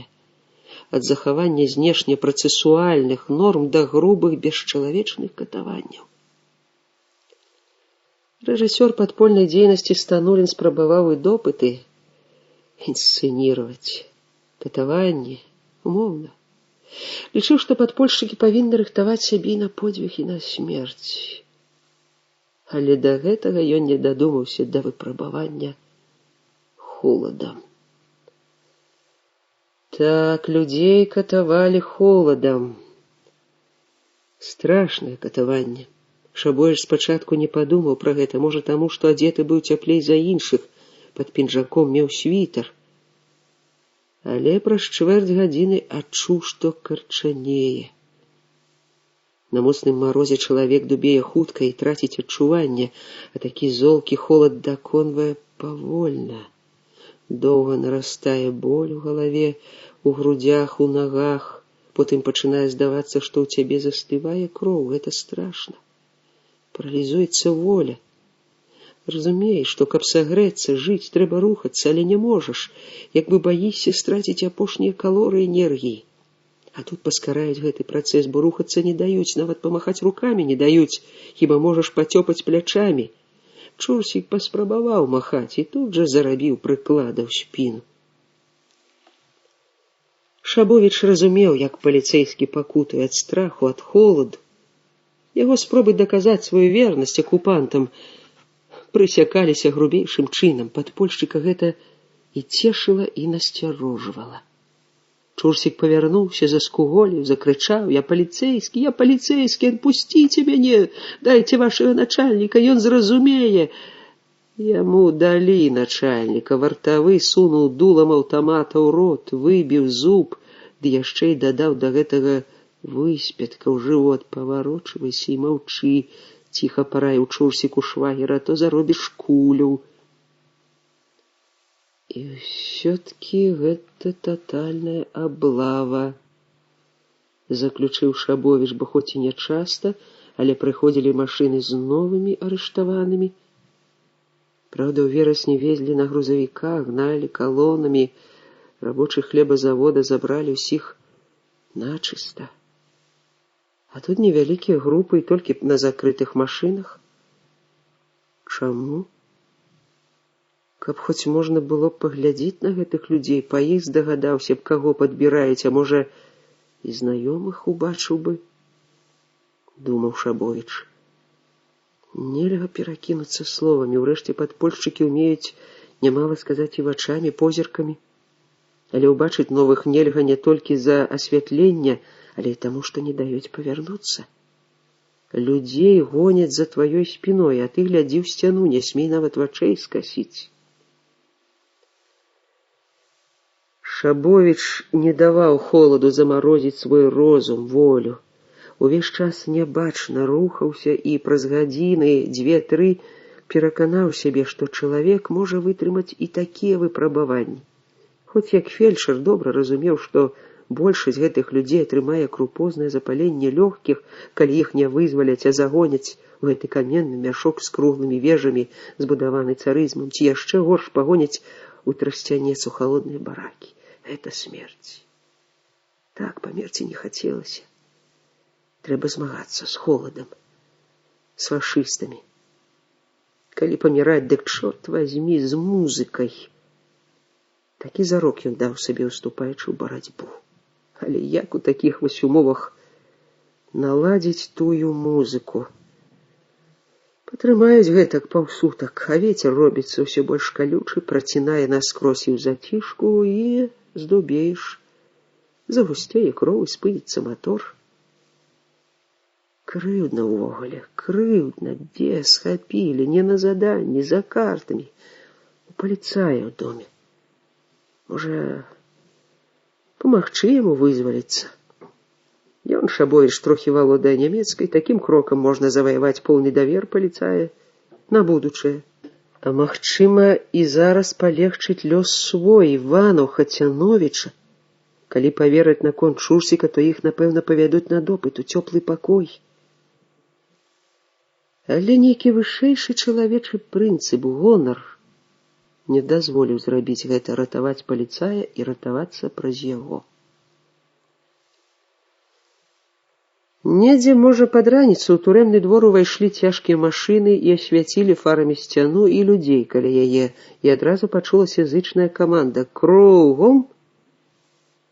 Але, мабыць, не ўсе арыштаваныя сцямілі, што каманда гэтая для іх, бо пра шум матораў прагучэла бадай лагодная «Усім павярнуцца ад сцяны да мяне». Фары асляпілі вочы, але праз хвіліну-другую, адаптаваўшыся да святла, Шабовіч убачыў паўзвода салдат з аўтаматамі на грудзях і асобна ў баку з краю строю арыштаваных групу афіцэраў СД. Але зацікавілі не афіцэры. Чалавек у даўгім цывільным паліто і з чорным накшталт куклускланаўскага капюшонам на галаве. У тканіне прарэзаны шырокія дзіркі для вачэй. «Правакатар», — уголас сказаў Хацяновіч, як бы жадаючы папярэдзіць усіх, хто мог яго пачуць. Але так замаскавацца мог толькі той, хто ведае многіх падпольшчыкаў і хто, пазнаўшы арыштаваных, намераны прадаўжаць сваю чорную справу па выяўленні патрыётаў-змагароў. Следам за правакатарам ішоў чалавек у скураным паліто і цывільнай фуражцы. Начальнік следчага аддзела паліцыі Сысоеў, паведаміў Прэгоева. У акалелага Шабовіча стала гарачай спіна, застукала ў скронях. Як выкраць шпіка, сарваць капюшон, але хто яго ведае? А калі пазнае, то хто здолее вырвацца адгэтуль, каб папярэдзіць таварышаў? Між тым правакатар павольна ішоў паўз строй здубянелых людзей і пільна ўзіраўся ў ярка асветленыя твары і раптам спыніўся і тыцнуў рукой чорнай пальчатцы ў грудзі арыштаванаму. Тут жа да яго падскочылі двое ў чорных шынялях, схапілі пад рукі і адвялі бліжэй да аўтаматчыкаў, пасадзілі на зямлю. Салдаты ўзялі аўтаматы напагатоў. Чорная рука тыснула ў другога, трэцяга, потым адразу ў траіх, што стаялі побач. Іван Ткачук, сціснуў Стасі ў руку, прашаптаў: «Двое нашы». Безумоўна, не з батальёна, адзеты ў цывільнае, з падпольнай групы, якой Іван перадае заданні цэнтра. Ось і яго Шабовічы знаёмы, урач трэцяй бальніцы Ананыч. Стас не ведаў, што ён падпольшчык, але арышт гэтага чалавека разануў сэрца страхам. Не за сябе, за Аксану. Рызыкоўную сувязную з партызанскімі атрадамі не маглі не высачыць. І маглі ўзяць. Калі яна яшчэ не ўзята, папярэдзіць, але якім чынам? Ці адпусцяць тых, каго не апазналі? Ці адпусцяць Чурсіка? Каб адпусцілі, папрасіць яго перадаць Аксане, дзе ён, і сказаць ёй, напрыклад, схадзі да дзядзькі і дзеда. Зразумее, ідзі да дзядзюлі. Правакатар набліжаўся. Аднаго з арыштаваных следчы ударыў па твары і таго адвялі ў бок, але не да тых, каго пасадзілі перад аўтаматчыкамі, паставілі асобна. Іван зноў сціснуў Стасеву руку, але так, як развітваецца. Шабовіч не хацеў развітвацца не толькі з таварышам па барацьбе, але і з гэтай злавеснай маскай. А капюшон падышоў і спачатку як бы мінуў іх Івана і Стася, але да Чурсіка ступіў следчы і сходу з размахам адвесіў ляшча. У паліцая аж наматлянулася галава, і ён стукнуўся патыліцай аб сцяну. Турэмшчыкі падхапілі яго пад рукі і адвялі да таго першага, але, здалося, Шабовічу зрабілі не так груба, як адводзілі тых, што апынуліся пад дуламі аўтаматаў. Аднак не да Чурсіка было. Правакатар ступіў назад і угледзеўся спачатку ў Ткачука, потым у яго, Шабовіча, пільна угледзеўся, зацянёныя вочы свяціліся з глыбіні капюшона, як у ката. Рукой не тыснуў ні ў аднаго з іх, ніякага руху, здаецца, не зрабіў, ніякага знаку не падаў, толькі пастаяў даўжэй, чым перад іншымі, даўжэй, чым нават перад тымі, у каго тыцкаў сціснутым кулаком.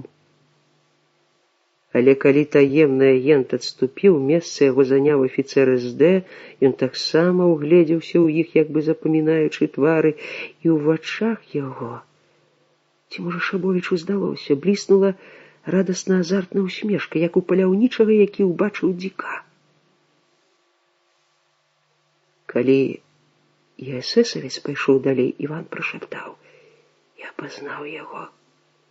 У яго няма на правай руцэ вялікага пальца. Заўважыў?» Шабовіч скалануўся. Месяца 3 назад, улетку, у лесе пад Ждановічамі, групе падпольшчыкаў інтэлігентна апрануты чалавек расказваў аб афармленні дакументаў, аб памылках, праліках у гэтай рабоце, аб метадах выкрыцця гэтых памылак акупацыйнымі органамі. Расказваў з веданнем справы, цікава. Аднак сама ідэя сабраць разам 15 чалавек, многія з якіх не былі знаёмыя, Шабовічу не спадабалася, і ён не ўзяў на пікнік Аксану, нягледзячы на рэкамендацыюСтануліна. Яны былі з Іванам, і той першы заўважыў, што у інструктара няма пальца, драбяза. Ці мала ў вайну людзей без пальцаў? Але ім з Іванам гэта чамусьці не спадабалася, сказалі камандзіру, той назваў іх спалоханымі варонамі, якія баяцца куста, і вельмі хваліў Клюшава, вучоны, юрыст, крыміналіст, спецыяліст па падробках, служачы пашпартнага аддзела, знаходка, найважнейшыя дакументы ідуць ад яго ці праз яго, вось табе знаходка. «Помніш?» – прашаптаў Іван. «Помню. Вучоны». Абодва яны думалі пра адно і тое. Такі крыміналіст не мог не пазнаць іх. Але чаму прайшоў міма? Магчыма, арыштавалі яго і гвалтам прымушаюць пазнаваць тых, каму ён падрабляў дакументы. Але калі гвалтам, калі на волі яго не выпусцяць, то навошта такі маскарад? Арыштаванага вадзілі б з адкрытым тварам, а вось правакатара, які ўдзень зноў пойдзе ў пашпартны аддзел і даверлівая зноў паляцяць да яго, што матылі на агонь, такога варта скрываць. Як папярэдзіць сваіх? Як папярэдзіць? Група з тых, у каго капюшон тыцнуў кулаком з пустым пальцам пальчаткі, каго садзілі перад аўтаматчыкамі, чаму садзілі на зямлю, расла, набралася 2. Шабовіч разумеў, гэта смяротнікі, Іванава і яго месца сярод іх, аднак не парадаваўся, што пранесла, не верыў, што лёс злітваўся з іх. Няпэўна, стрывожыла больш, чым яўная небяспека. Што зробяць з тымі, хто застаўся ў страі? Зналі яны выпадкі, калі людзі вызваляліся з турмы, нават некаторым падпольшчыкам удалося. Але каб фашысты вызвалілі добрую сотню людзей, пераважна маладых мужчын, такога не было і не будзе. Пасля вераснёўскай аблавы ўсе тыя, каго не расстралялі, апынуліся ў Германіі на катарзе. Пра гэта ў падполлі дакладна ведалі. Шабовічу страшэнна не хацелася апынуцца там, баяўся непакут, пужала магчымасць апынуцца ў такіх умовах, дзе ніякага змагання весці нельга будзе. Пагаслі фары, засталіся адны сінія лямпачкі, святло іх на міг як бы прыглушыла трывожнае чаканне бяды, у Шабовіча ў прыватнасці. Але тут жа прагучэла зычная каманда па-руску: «Направо!» Для іх, безумоўна, для той большасці, што заставаліся стаяць каля сцяны. Па-салдацку хутка і дакладна павярнуўся Іван, ён, Стась за ім. Дзіўна, але наперадзе ў іх некаторыя павярнуліся налева, і гэтак няўцямна. Дзе права, дзе лева стаялі, можа таму, што там, куды яны павярнуліся, былі вароты, выйсце. Павялі іх у глыбіню турэмнага двара, за вугал будынка, каля якога стаялі. Павялі не тое слова, рабілі 5-7 крокаў і спыняліся. За вуглом Шабовіч убачыў, чаму. Невялікімі групамі ўпускалі ў будынак. Акалелыя да непрытомнасці людзі паспешліва, можа, нават з радасцю ныралі ў светлы, унутры свяціла лямпачка, праём дзвярэй. Чарговую групу значна меншую, чым папярэдне адсеклі перад Іванам, а іх упусцілі ўдвух. Стась паспеў аглянуцца і не павялі па калідоры, адкуль чуліся гулкія крокі тых, хто ўвайшоў раней. Турэмшчык загарадзіў ім дарогу і гасцінна адчыніў дзверы не ў камеру, у службовы пакой. Там стаялі заляпаныя чарнілам сталы, за адным сядзеў паліцэйскі чын, а ў куце ціснуліся адзін да аднаго 6 чалавек, такіх жа арыштаваных, гэтак жа лёгка адзетых. Шабовіч не ўгледзеўся ў сяброў па няшчасці, бо ўсё засланіла імгненнае шчасце. Гарачая хваля цеплыні ударыла ў твар, у рукі, адразу прабіла вопратку, улівалася ў цела. Яно забалела і засвярбела, але непрыемныя адчуванні былі імгненныя, а потым цеплыня дзейнічала, што моцнае віно.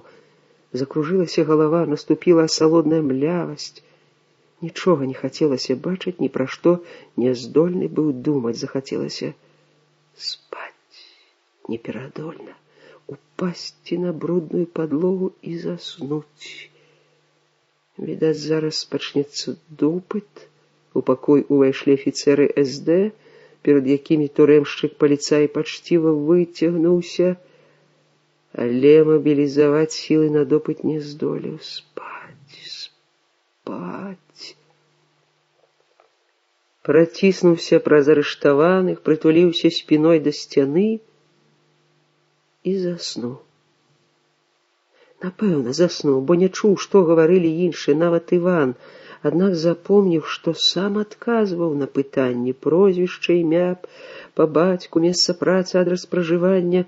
Праўдзіва адказваў, бо помніў, што пры арышце ў яго забралі начны пропуск і пасведчанне, кніжачку з чырвоным крыжам на зялёнай вокладцы. Ды дрымотнае забыццё, правалу цеплыню цягнуліся нядоўга, магчыма, пакуль ішоў фармальны допыт, перапіс.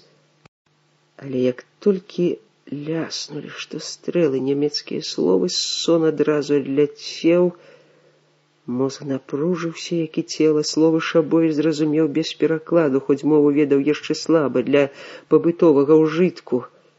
Іх варожая нямецкай арміі і ўладам бандыцкая дзейнасць добра вядома органам аховы парадку, і па законах ваеннага часу усе яны заслугоўваюць расстрэлу без суда, але ім могуць дараваць жыццё, калі яны што зробяць?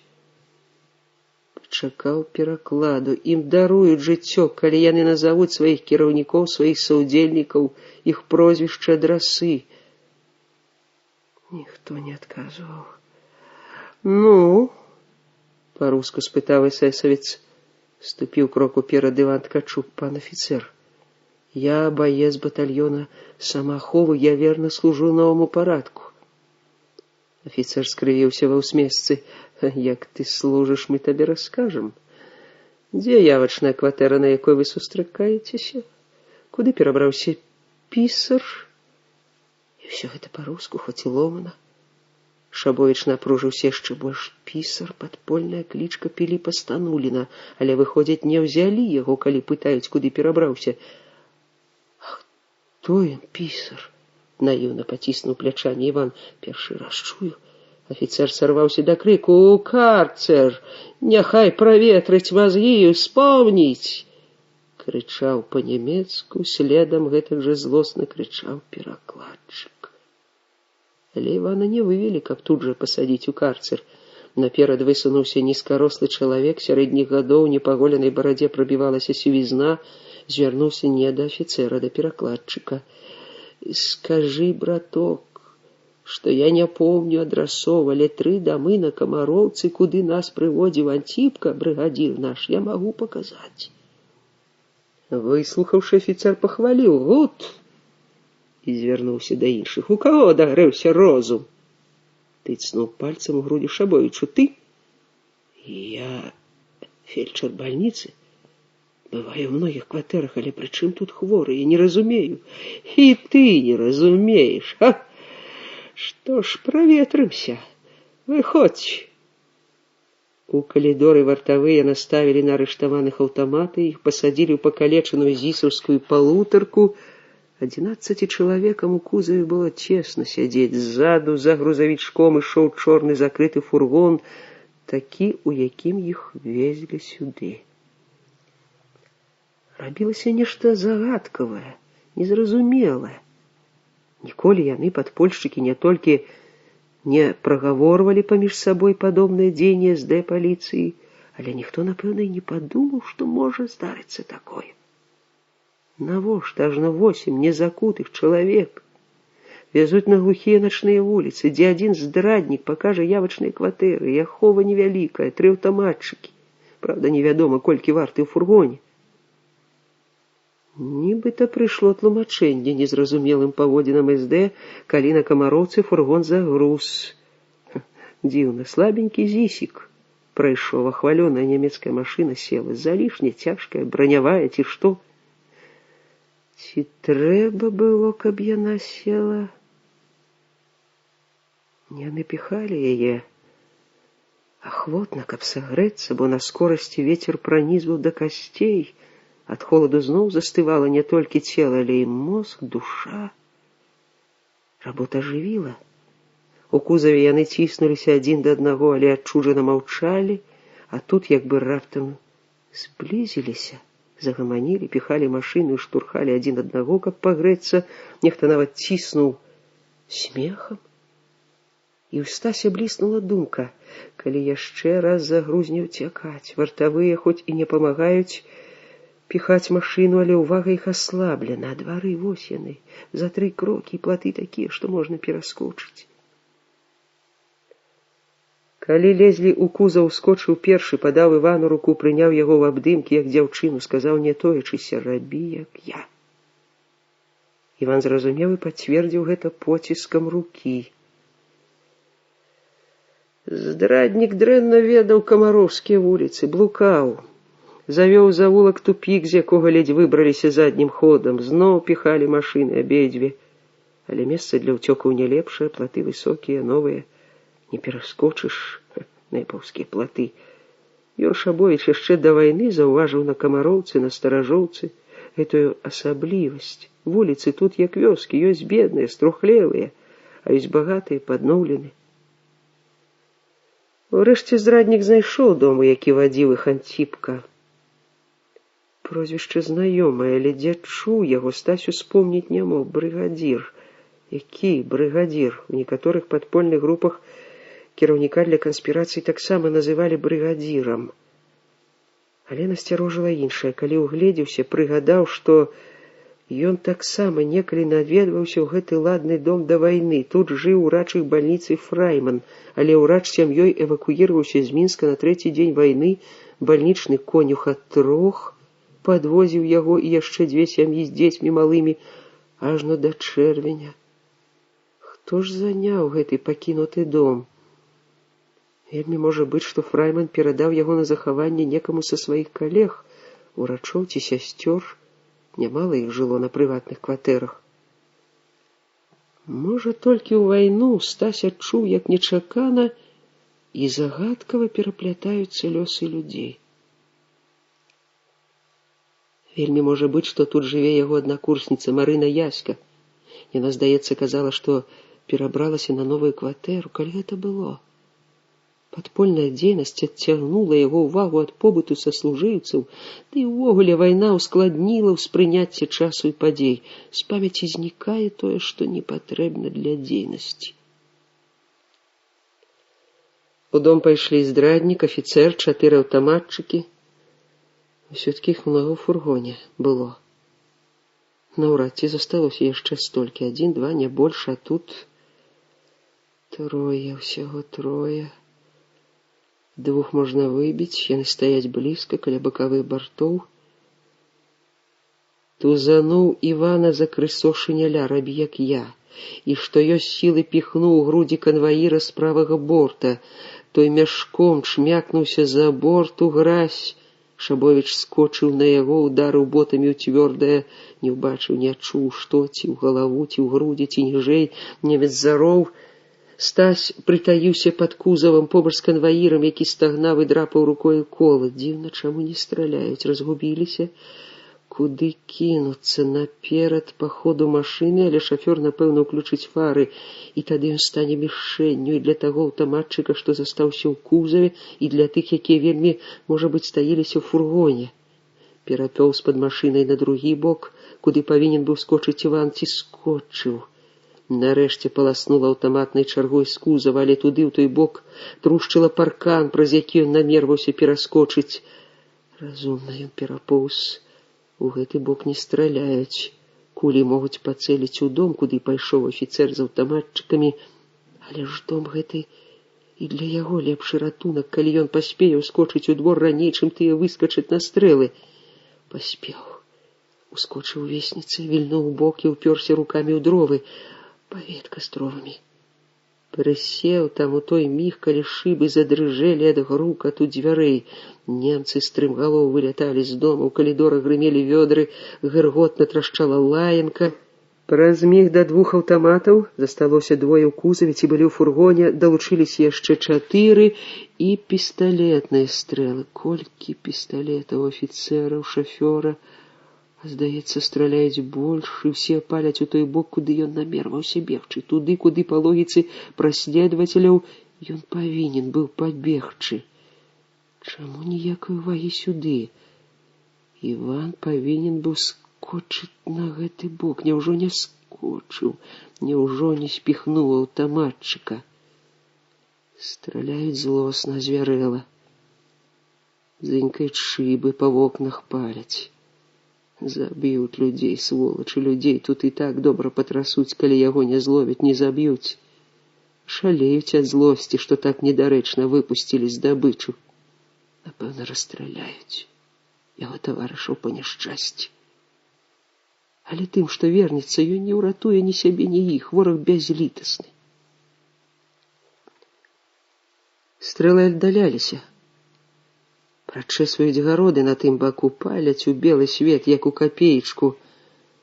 Могуць вярнуцца і на гэты бок. Што лепш для яго, сядзець тут ці аддаляцца, пакуль не позна.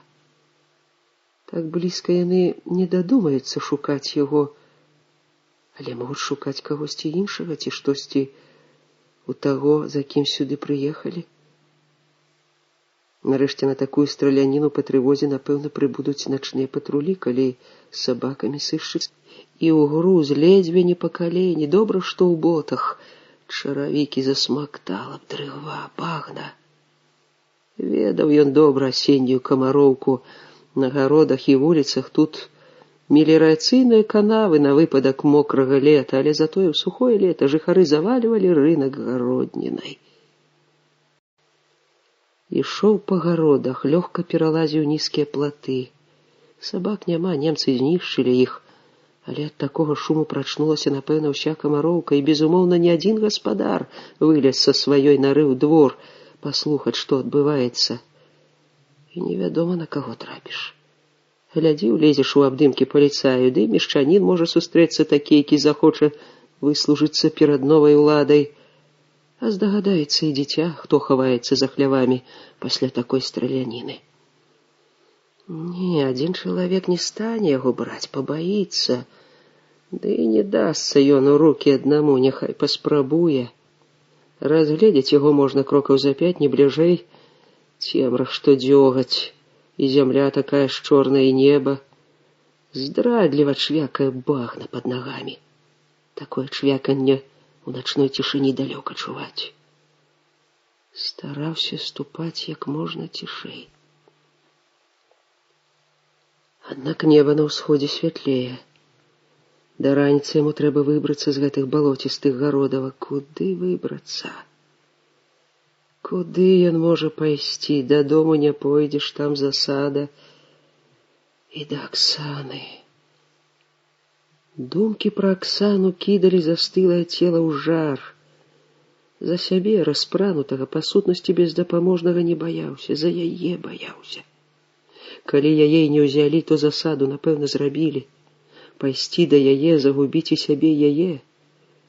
Дзесьці трэба ўзяць на пратку, інакш акалееш. Ды і з'явіцца ў дзень на людзі в адным піджаку немагчыма, не толькі любы штурмфюрер, Салдат, паліцай заподозрить, але і кожны хлапчук, кожная баба зверне ўвагу і запомніць. На пратку трэба дастаць да світання, але як? Зайсці ў першы ж дом і папрасіць, адмовіць, прыстрашыць. Чым? Трымаць руку ў пустой кішэні. Такое неспадзяванае ўварванне шаломіць любога, самага смелага, і чалавек дасць якое-небудзь старое паліто, абы хутчэй адчапіцца ад такога госця. Зайсці зараз жа. Спакусліва. Але пакуль так блізка стаяць машыны з жандарамі, заходзіць рызыкоўна. Прытуліўся да Хлеўчука, аднак як застыла спіна. Абмытае лістападаўскімі дажджамі дрэва здалося цёплым і адразу, як у турме, пацягнула на сон. Міг і праваліўся ў салодкую бяздумнасць. Але тут жа пачуў рохканне свінні. Сасніў.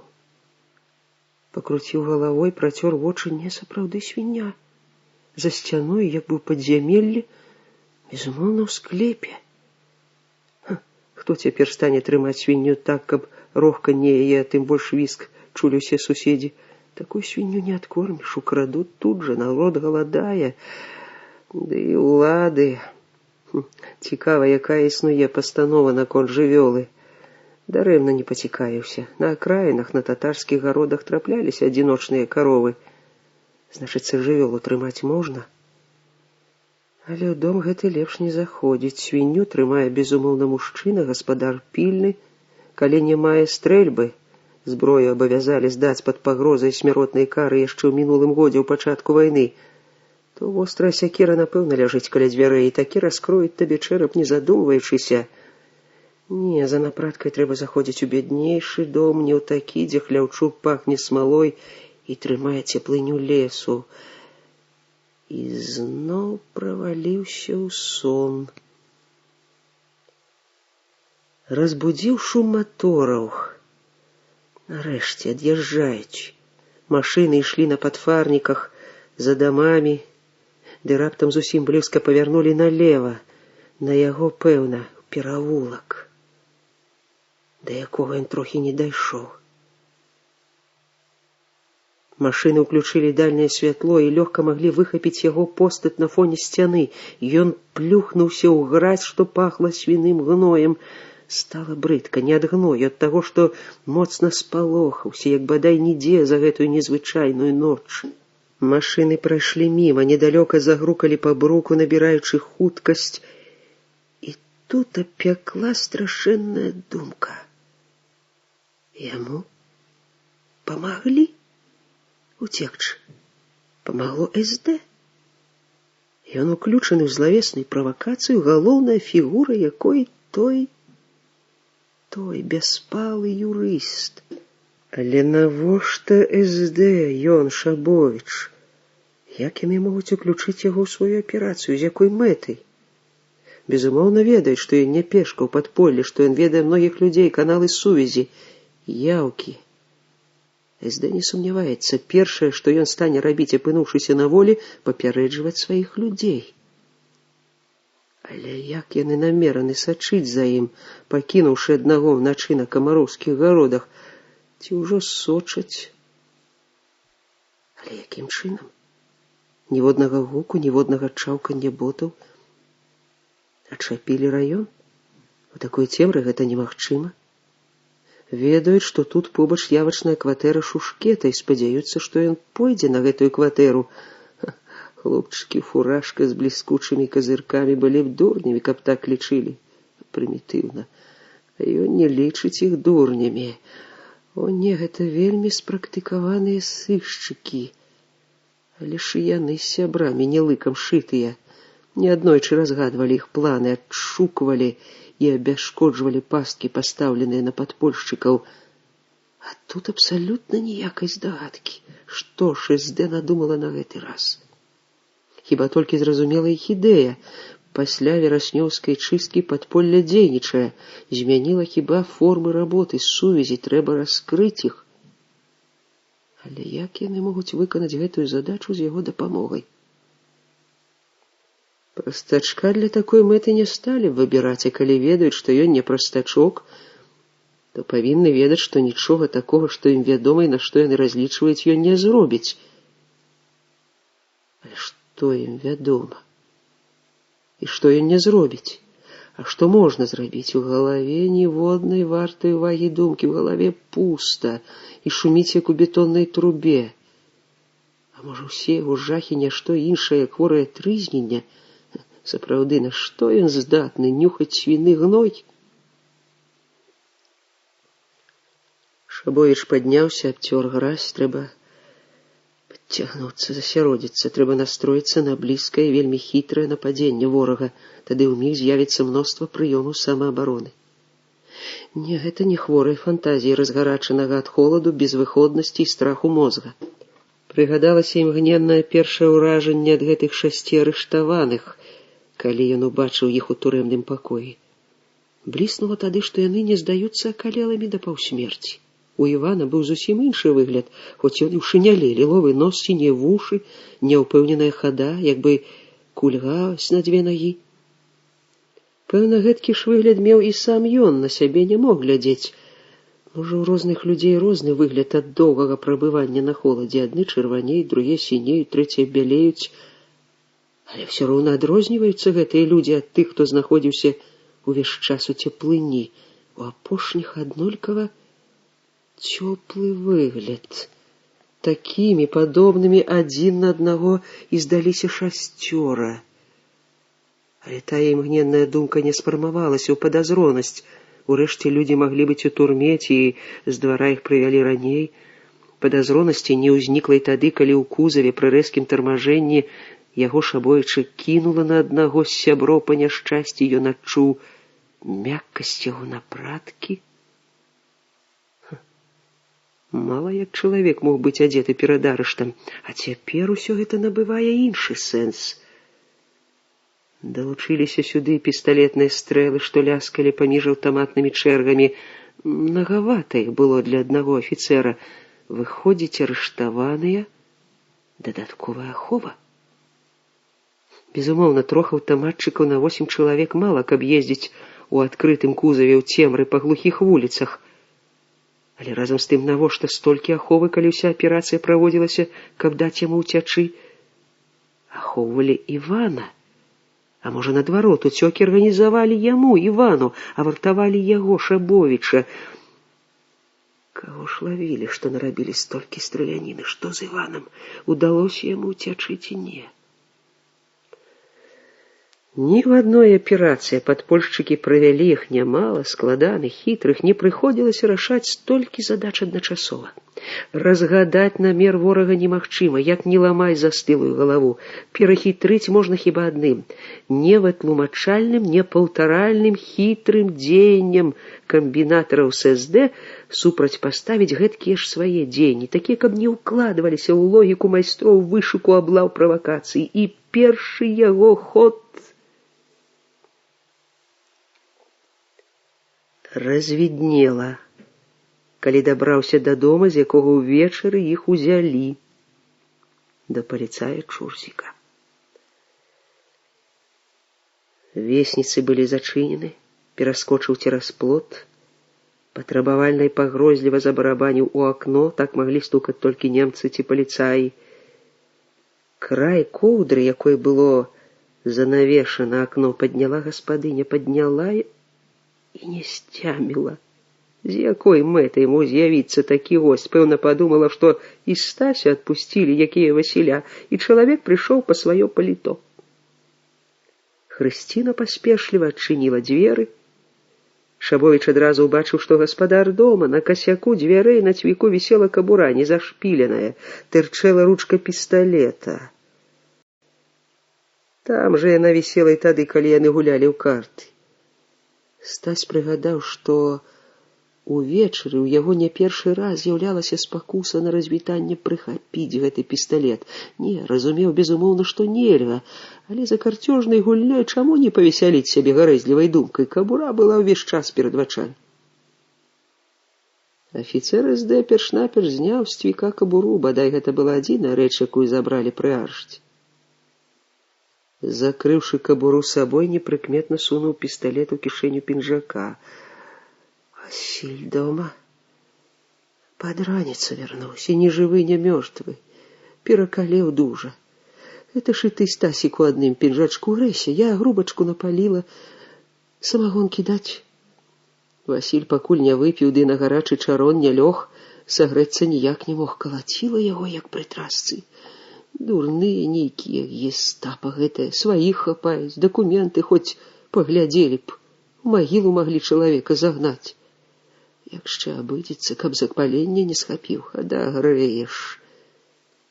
І тут азваўся гаспадар, сонна праскрыпеў. Хто там? Пасля перажывання, астуджанасці, сугрэву добрай порцыі самагонкі і гарачым чараном не адразу прачнуўся, не адразу прыйшоў да памяці. Я, Василь, я, Шабович. Уміг паліцай выскачыў за перагародкі. Быў ён у світары, грэў прастужаныя грудзі, у брудных сподніках. Ты, як ты? Які ты? Цябе адпусцілі? Я ўцёк. З турмы. З турмы. Ой, Стасик, пляснула далонямі Хрысціна. Стасик, перадражняючы, загаласіў Чурсік. Пацалуйся со сваім Стасиком, каго упускаеш, разява! І кінуўся да дзвярэй, сарваў з цвіка кабуру, але па вазе, адчуўшы, што яна пустая, шпурнуў пад стол і сам сагнуўся, быццам яго ўдарылі ў жывот, заельчыў. Не галасі, пісталет твой у мяне. Сядай. Пагаворым. Чурсік паслухмяна і панура сеў на крэсла каля стала. Хрысціна сунулася ў спальню. Ты куды? Штаны, Васю, дам і валёнкі. Штаны дай, без штаноў якая ўлада. Чурсік узняў галаву, здзіўлена паглядзеў на Шабовіча, а той глядзеў у акно. Па вуліцы ішлі людзі, спяшаліся на працу. Парадак у немцаў строгі. Ты яшчэ жартуеш? Ну, а чаму мне не жартаваць? Прыйшоў у госці. У госці. Ты не лічыш мяне госцем? Дарэмна. Хрысціна прынесла штаны і валёнкі, але Чурсік штаны не надзеў, толькі сунуў ногі ў валёнкі. Падлога халодная, вярталася нутраное адчуванне холаду, ад якога пачынала калаціць. А ён не хацеў, каб закалаціла так, як у першыя хвіліны, калі ён вярнуўся дадому. Не хацеў, каб гэты нахабнік Шабовіч падумаў, што яго трасе ад страху. Стась абышоў вакол стала і спыніўся перад ім.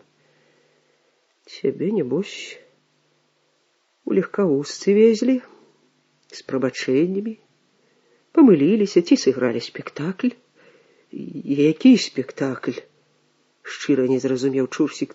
Ты нас выдаў. Прызнавайся. Паліцай падхапіўся з крэсла, закрычаў. Не выдаваў я! Адкуль я знаў, хто вы? Да чорт вас ведае! Думаў, свае людзі.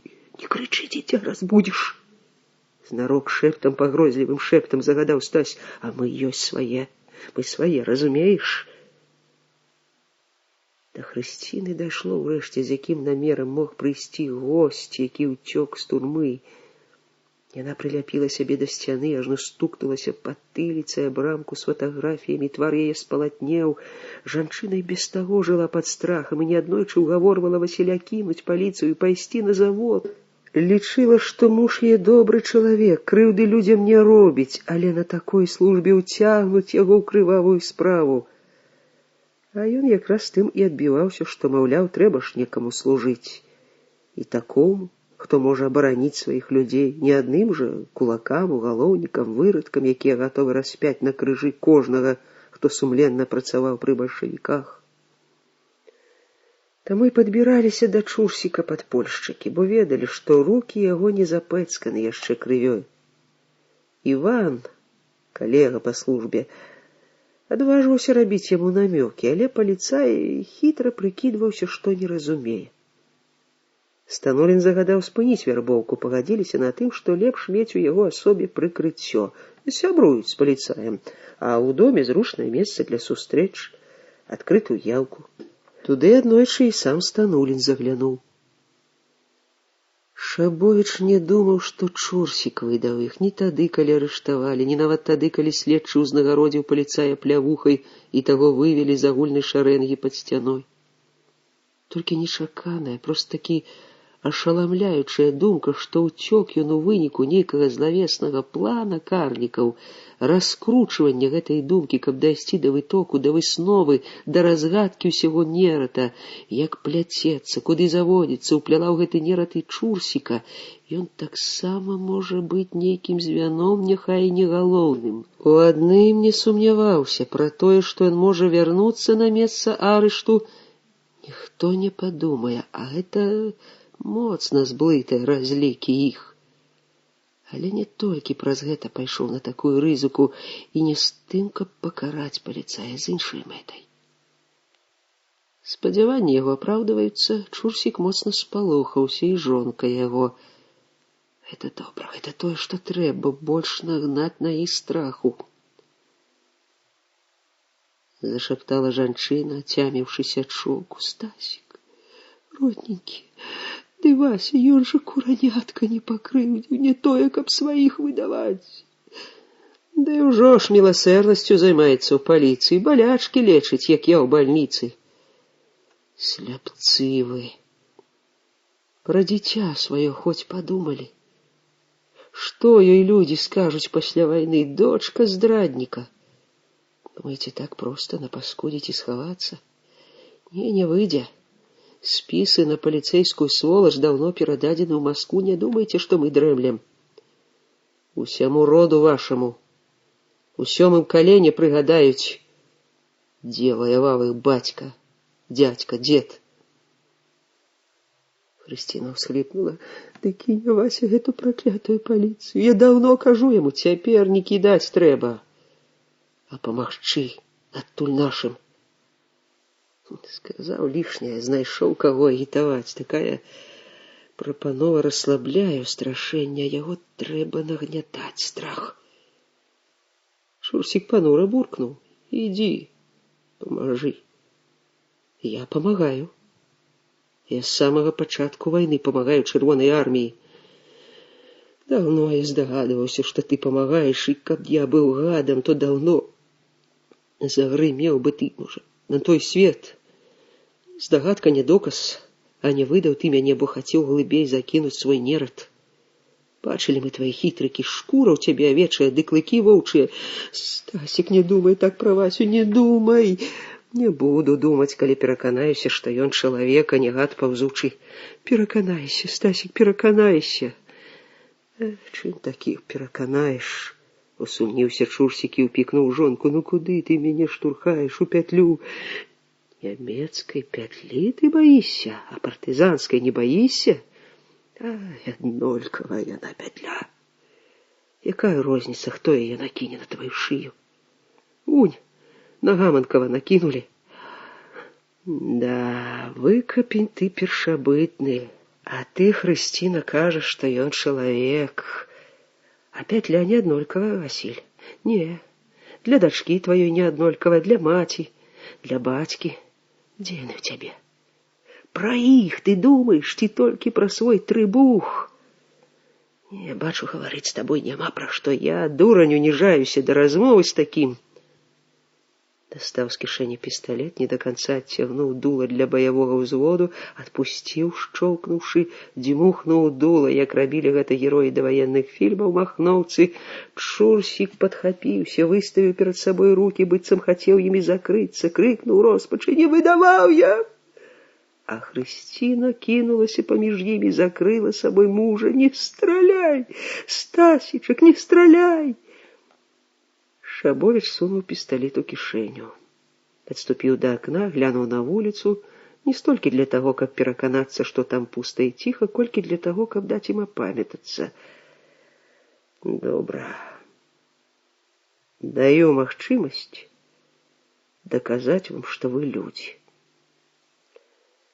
Яны стаялі побач, узяліся за рукі, як пад вянцом. Шабовіча нават кранула, што жанчына гатова ахвяраваць сваім жыццём, каб ратаваць мужа. Хоць гуляючы ў карты, чуў неаднойчы, як яна з жаночай уедлівай дасціпнасцю упікала Васіля за тое, што ён зазіраецца на чужых баб. Надзея на ратунак пераўтварыла іх, яны напружыліся і схіліліся ў пачцівай паставе, а ён вытрымліваў паўзу, быццам яшчэ думаў, якую магчымасць ім даць і ці даваць увогуле. Хрысціна не вытрымала. Стасік, не мучай ты нас. Я вас мучаю? Скажыце дзякуй. Мы табе паклонімся ў ножкі, у нас жа дзіця. Такое рабскае прыніжэнне не спадабалася, і ўласныя дзеянні судзіў. Не да твара яму цешыцца ўладай над людзьмі, ды і час цягнуць неразумна. Ну во што? Калі ў вас засталося штось чалавечае, то слухайце. Зараз ты, кіўнуў гаспадыні, пабяжыш у першую бальніцу. Знойдзеш там сястру Каваленку Аксану і скажаш ёй. Сама разумееш, як трэба сказаць ёй адной. Словы простыя, але запомні, не наблытай. Град. Варыянт 3 страла. Град. Варыянт 3 страла. Прашаптала Хрысціна і здзіўлена спытала. І ўсё. І ўсё. А калі пра цябе спытае, дзе ты, што з табой? На міг Шабовіч задумаўся, не спытае. А калі спытае, скажы, хто ты, і скажы, ніякай самадзейнасці і сама. Ніякай самадзейнасці. Цяміш, што я дурная. Это твоя каханка? Спытаў Чурсік. Гэта мой таварыш па барацьбе з чумой. Рызыканты вы. А ты жывеш без рызыкі? Ды ось толькі цяпер дайшло, колькі яе. У мяне рызыкі, ратунку няма нікому. Ратунак, пан Чурсік, ёсць. Які я пан, пан жупан. Будзе ў наш час пагаварыць пра твоё панства, пакуль вернецца гаспадыня. Хрысціна, нырнуўшы ў бакоўку неверагодна хутка, праз якія 2-3 мінуты выскачыла адтуль у сукенцы, ботах, у цёплай хустцы. Паліто вісела ў прыхожым пакоі, дзе звычайна распраналіся яны, карцёжнікі. З гэткай жа ўвішнасцю яна апранулася, стала ў дзвярах. Ну, я пайшла. І яшчэ раз наказала мужу: накармі чалавека. Гэта яе ўвішнасць і выгляд, быццам узрадавалася, што выходзіць з дому, не спадабалася Шабовічу. Ён спыніў яе. Стоп! Разбудзі дачку і завядзі да суседзяў. Навошта? У вачах яе бліснуў спалох. Не хачу мець у заложніках дзіця. Хопіць з мяне паліцая, цяміш? Паслухмяна, але ўжо без увішнасці, з нейкай, як бы стомленай запаволенасцю, жанчына падалася ў спальню. А мы з табой схаваемся, каб яна не бачыла нас. Куды? На кухню. На цеснай кухні яны апынуліся бліжэй адзін да аднаго, чым у прасторным пакоі. А на пліце, на стале, на паліцах, на падаконніку было нямала цяжкіх прадметаў: сковородак, чыгункоў, ступак, мясарубак. Пліту нядаўна прапалілі, патыхнула незвычайнай цеплынёй і вельмі апетытнай смажанінай. Дранікаў з салам хочаш? Чурсік падняў крышку каструлі. Да прадметаў не дакранайся, цяміш? Пісталет у мяне на баявым узводзе. За каго ты мяне лічыш? Нагу сабе не выстралі, не клапаціся. Дзе ж не стаць, каб далей ад прадметаў? А там за плітой стань. А я тут каля дзвярэй. Так яно зручней табе і мне. Слухай. Адкуль цябе столькі брахла? Нацягаў ад людзей. Аброцямі і лейцамі не пагрэбаваў. Лейцы табе навошта? Мяне брат у Мінску жыў, на балотнай станцыі рабіў, на конях. Вайна пачалася, у сяло вярнуўся. Зброю прыпас, каб зямлю засяваць. Да, відаць, на коня не взаб'ецца. Нас з роднага сяла ў 30-м вывезлі з музыкай галашэннем, Дык ты з кулакоў, усё зразумела. А я хацеў запытаць, што цябе ў паліцыю прывяло? Злосць на савецкую ўладу. Няма ў мяне тае злосці, пра якую ты думаеш. Бачу я злосных, ты хіба не бачыш іх? Аднак зямелькі шкада. І зямелькі не шкада, я даўно пралетарый. Ух ты, пролетарый! Колькі той зямлі было? 9 дзесяцін камення. 2 кані, 2 каровы. Ды я, калі на балотнай станцыі рабіў брыгадзірам, у 5 разоў лепей жыў. Дом, бачыш, пабудаваў, калі пашпарт атрымаў. Табе пашпарт далі. Свабодным чалавекам зрабілі, а ты ўсё роўна кулаком застаўся. Ворагам нашым лютым пайшоў служыць. Ты таксама пайшоў. Прыраўняў кіёк да ёк. Прыраўняць нельга. Это я цямлю, як ты кажаш, але куды каго судьба завяла. Ох ты, філосаф! Што ж, яна ўсіх іншых павяла на фронт, у партызаны, у падполле, а толькі такіх, як ты, да фашыстаў, на паклон да іх, супраць народа свайго, пролетарый. Так я табе скажу, пролетарый. Кулак не коні, нават не зямля. У майго бацькі было столькі зямлі. Кулак — нутро ворага свайго народа. Ад сквапнасці да зладзейства адзін крок, як у цябе. Ты лейцы збіраў, не маючы каня, каб людзей на іх вешаць. Ты што? Спалохана сцяўся Чурсік. Нікога я не хацеў вешаць. Каб загадалі, вешаў бы. Чурсік раптам ашчэрыўся, павысіў голас. А можа, я падаўся туды ад таго, што такія, як ты, ніколі не мелі літасці да мяне. Ты дзіця маё не пашкадуеш. Дзяўчынка плакала за сцяной. Шабовічу не спадабалася, што ўвішная гаспадыня залішне доўга валэндаецца з малой. Выходзіла ў прыхожую, брынчала посудам. Корміць, напэўна. Хоць на кухню, дзе смачна пахне смажаным, не прыйшла.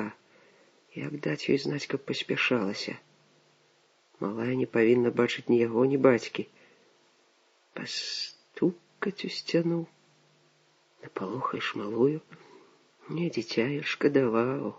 Таму і загадаў адвесці яе. І нават стукам не можа спалохаць. Не хоча яна ісці да суседзяў. А ты знаеш, чаго яна не хоча? Нацька сама сказала, калі мы ў карты гулялі, Бобікам яе дражняць дзеці. Трапна народа хрысціў вас. Бобікі. Хоць мне здаецца, сабакі павінны пакрыўдзіцца. Сабака верны звер, не здраджвае.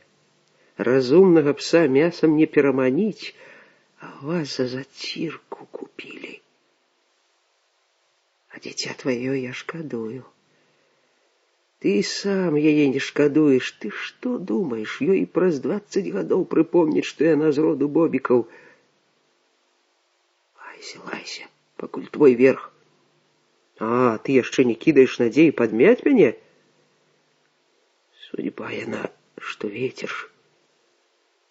Не знаеш, у які бок паверне. Ах, ты думаеш пра паварот. Дык засячы на носе.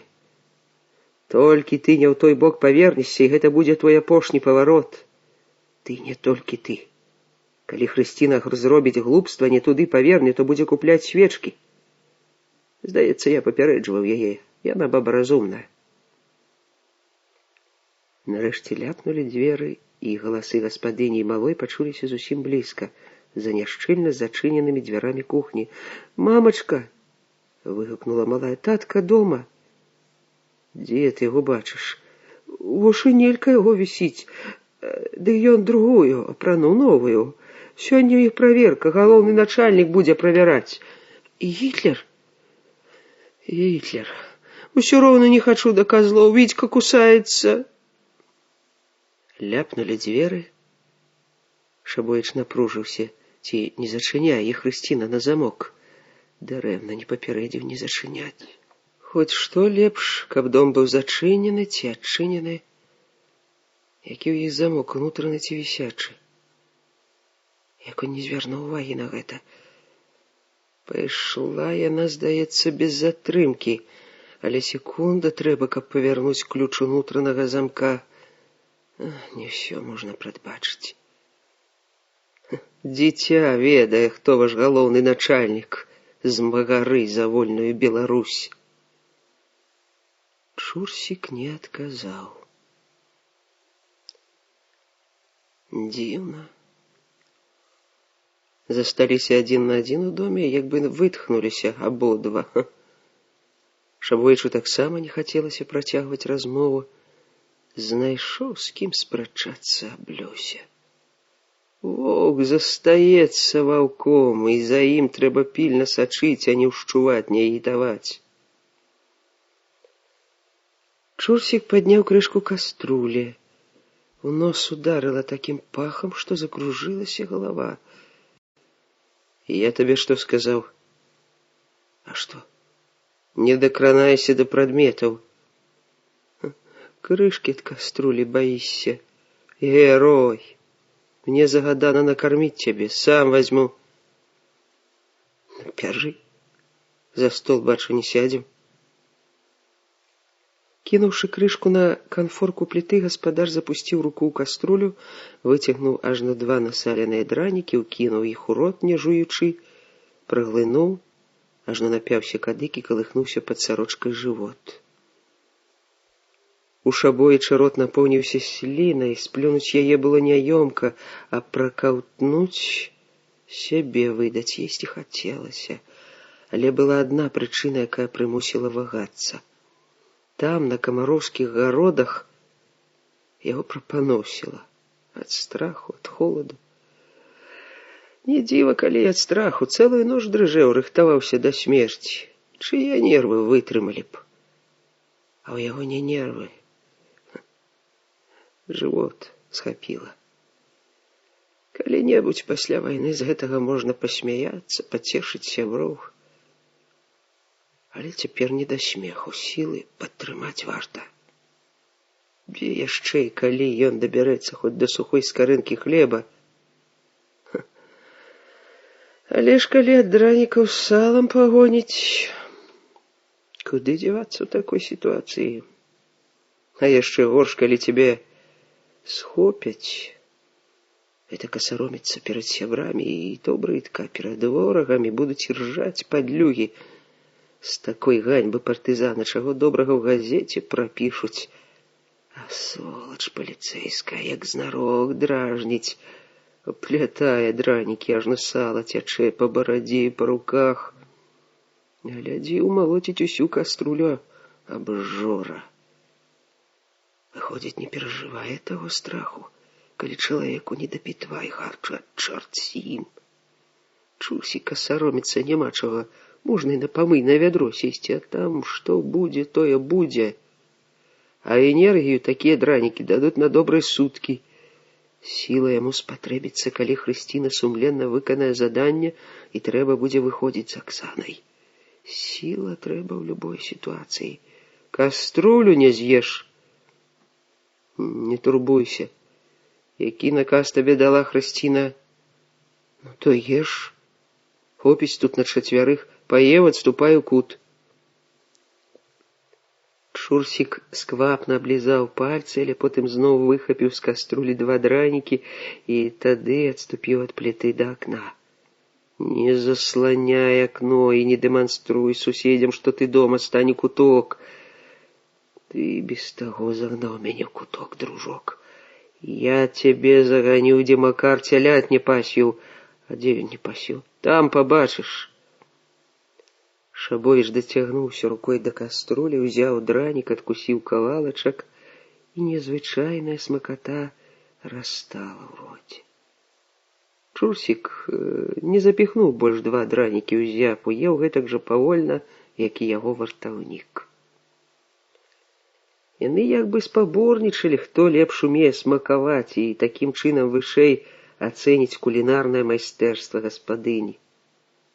Калі Чурсік з'еў свае дранікі, Шабойч дастаў аладку з каструлі і кінуў гаспадару: лаві. І той злавіў. Адразу, відаць, не падумаў, але потым дайшло, кідае як сабаку у яго доме. І стала паліцаю крыўдна. Ён злосна пляснуў дранік аб сцяну, пасадзіўшы на шпалеры масляную пляму, і заплакаў натуральным чынам. Не адвярнуўся, не хаваўся, не выціраў слёз. Шабовіч аж разгубіўся, усяго чакаў, але што паліцай заплача, ніколі не думаў. Зразумеў Чурсікаў стан і па-чалавечаму пашкадаваў, паспачуваў, але тут жа злосна тузануў сябе за такую слабасць, рассопліўся, каб пазбегчы якіх бы не было слоў з гэтай нагоды, злосна загадаваную тупаю залу. Высокім словам зала называлі той галоўны пакой, дзе прынимали гостей, гуляли ў карты. Жыў былы селянін па-гарадскому. Увайшоўшы туды, пасаромлены ўласнымі слязамі і ўзлаваны за іх, за ўніжэнне, гаспадар уедліва спытаў: «І што загадаеш мне рабіць тут, гаўкаць, лізаць табе боты? Сядай да стала і не вякай. Распусціў нюні. Наплачешся яшчэ, не спяшайся». Наплачемся ўсе. Судьба яна. Заткніся са сваёй судьбой. Ой, ты баішся. Стол учора голы, калі гулялі ў карты, быў накрыты адмыслова вытканым палатняным абрусам, але на ім па-ранейшаму стаяла бляшаначка для акуркаў і ляжала калода карт.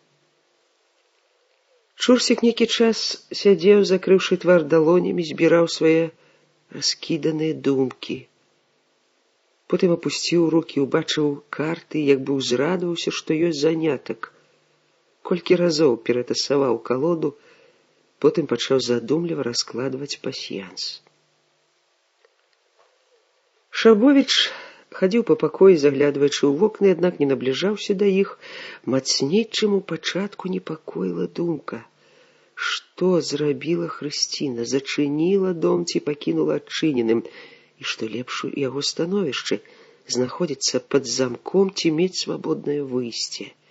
Але марны занятак ламаць галаву над тым, што лепш, што горш, не ведаючы, што маеш. Пайсці праверыць? А калі ў гэтага тыпа ёсць другі пісталет і іншая зброя? Дзеці назіральныя. І малая, напэўна, звярнула б увагу, што маці, пакідаючы дом, не зачыніла яго, а такой замінкі не чуваць было. Здзіўленага голасу Надзечкі, выходзіць, зачыніла. Па логіцы павінна зачыніць, каб ніхто не ўвайшоў, ніхто не ўбачыў тут яго, Шабовіча. Разумная жанчына. Ды ад такой нечаканасці любы разумны стане дурнем. Думкі вірыліся, але ўсё роўна адчуваў страшэнную зморанасць ад сытых дранікаў ці што. Нестерпна хацелася сесці ці хаця б прытуліцца да вушака, да сцяны. Але ведаў, сядзе, засне. Заснуць нельга ні ў якім разе, нават на секунду. Паліцай сочыць за ім, хоць і заняты картамі. Верыць яму нельга. Дарэмна яны з Іванам ставілі мэту ўцягнуць яго ў сваю арганізацыю. Памыляліся.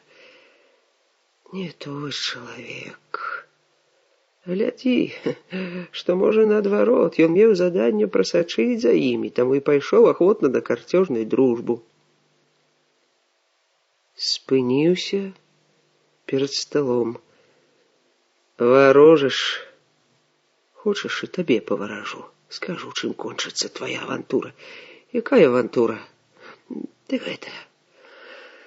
Ну і гад ты, ну і гад. А я лічыў, што ты чалавек. Думалі, паможаш нашым. Ведай, калі ў тваім дурным кацялку сядзіць авантурная, то раю выкінуць, нашы ведаюць, да каго я пайшоў. А навошта ж ты Хрысціну паслаў? Іван ведае, а яму нельга паказвацца ў бальніцы, цяміш? І Іван таксама на волі. Як гэта вам удалося ўцячы? Ты дрэнна ведаеш нашы магчымасці. Ды дрэнна. Не верыў я, што ў вас такая арганізацыя. Пераканаўся? Вось таму і не паглядвай на маю кішэню. Паляпаў па пісталеце. Выканае Хрысціна заданне маё, гарантую жыццё і спакой, пры ўмове, канешне, пры якой. Што развітаешся з паліцыяй. Будзеш служыць, ды яшчэ калі прадасі нашых. Ці ў карнай акцыі паўдзельнічаеш, літасці не чакай, цябе, дурня, не шкада. Надзю шкада, яна не вінаватая. Чурсік згроб раскладзеныя карты, твар яго збялеў, ён утаропіўся ў стол. Шабовіч павярнуўся да акна, глядзеў вуліцу. Пуста і ціха. Замок у цябе ўнутраны ці вісячы? Чурсік неяк адразу павесялеў, нават зларадна ашчэрыўся. Баішся, што зачыніла цябе Хрысціна, сама ў паліцыі пабегла. Тут немцы побач. Хрысціна не такая дурная, як ты. І зноў ён сцяўся, змізарнеў. Палонны ва ўласным доме. Бач, гад, пра замок змаўчаў, хоча нагнаць страх, падумаў Шабовіч. А небяспека, можа, якраз у тым і схавана, што Хрысціна не дурная. Даўно заўважыў, што цяжэй за ўсё прадбачыць думкі жанчыны, вельмі ж нечаканыя яны бываюць, іх думкі, іх дзеянні. А сон, змора ціснулі непасільным цяжарам на галаву, на плечы, на вейкі, гнулі дадолу, заплюшчваліся вочы. Ажно галюцынацыі пачаліся, ложкі, многа ложкаў, белыя падушкі, горы падушак. У чым найбольшая пагроза? Заснуць так, што яго абязброяць, звяжуць. А яму ж трэба пратрымацца да вечара, заставацца тут і тады, калі вернецца Хрысціна, забярэ дачку. Хоць тады, бадай, бяспекі будзе больш. Калі яна не выдасць яго цяпер, то тады яе можна не баяцца, а пры ёй і Чурсік глупства не зробіць. І ён прыйшоў сюды таму, што не было іншага выйсця. Што трэба было заблытаць СД, зрабіць неверагодны ход, пра які не мог падумаць самы вопытны сышчык. І ён верыў Хрысціне. Праўда, там, на Камароўскім, больш, чым цяпер. Але верыць і цяпер, бо добра прыгледзеўся ў часе карцёжнай гульні да гаспадыні, у размове і справах. Яна выяўляла народны розум, а разумныя не выдаюць сваіх. Чурсік больш прымітыўная асоба, баязлівец. Але на гэта ён, Шабовіч, і спадзяваўся, і на тое, што не вылазіў з яго пераконаны вораг. Выглядваў прыстасаванец, хітры, але неразумны. Кулацкім паходжаннем ён ніколі не пахваліўся, скрываў яго і в акупацыі, ва ўсялякім разе ад карцёжных сяброў, а пра сваё ўменне жыць казаў неаднойчы. Часам так пачынаў хваліцца, што жонка абрывала яго. Аднак як пакутліва хадзіць ад сцяны да сцяны. Ногі наліваюцца свінцом, дзеравянеюць, не гнуцца ў каленях. Пратаптаў ужо прыкметную сцежку, гразь на ботах падсохла і асыпаецца на фарбаваную падлогу. Падумаў, як выла яго гаспадыня, вон атаптаў няўклюда. Думкі накшталт гэтай, дробнай, рваныя, як матузы зблытаныя. Варта выцягнуць у Чурсіка якія-ніякія звесткі, можа, ведае, што пра аблаву. Наўрад ці скажа. Але не таму не хацелася гаварыць з паліцэйскім, што той мала што можа паведаміць, а таму, што здавалася, сур'ёзная размова зусім знясіліць. Стаміліся не толькі ногі, стамілася галава ад думак. Урэшце ўся нагрузка была на яе, на галаву. Ад гульні ў карты да гульні у кошкі-мышкі з тым жа учарашнім карцёжным праціўнікам. Карты. Можа, яны скароцяць час. Глянуў у акно.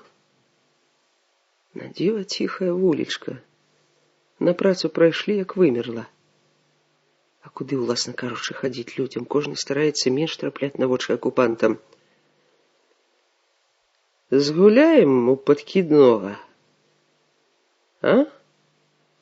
Скідай. Чурсік паглядзеў недаверліва, потым бадай узрадавана працягнуў калоду карт на далоні, каб зрэзаў. Шабовіч на момант завагаўся, прыкідваючы, што паліцай можа зрабіць, схапіць за руку, зрэзаў левай, сунуўшы правую ў кішэню бліжэй да пісталета. Перакуліць стол і саб'е яго з ног. Адступіў на рог стала, на адну ножку перакуліць няпроста. Спачатку гулялі сур'ёзна і маўкліва, а пасля ўвайшлі ў той жа вясёлы азарт, што і учора ўвечары. Ах, ты так, а вось гэтага не хапае?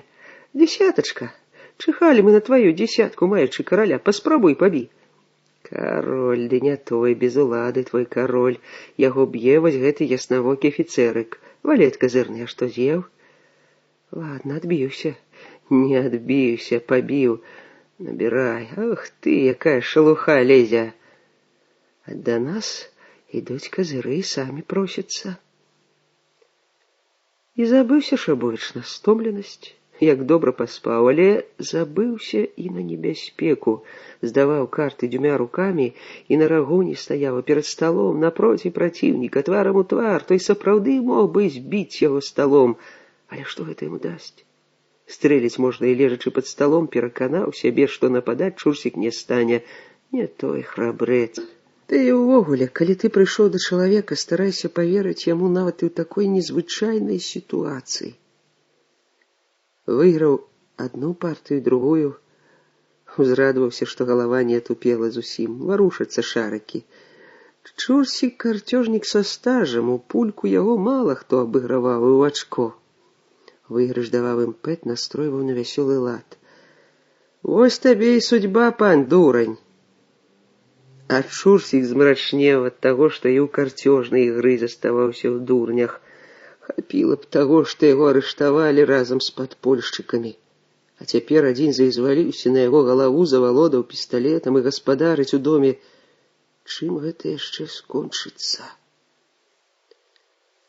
Але ўдача, што здрадлівая жонка і мужа лашчыць, і любоўніка, карцёжная ўдача перайшла да Чурсіка. У добрых ігракоў часта так здараецца. А што не казаў я? Судьба, што ветер. Пасля пятай партыі палезеш пад стол і кукарэкаць будзеш.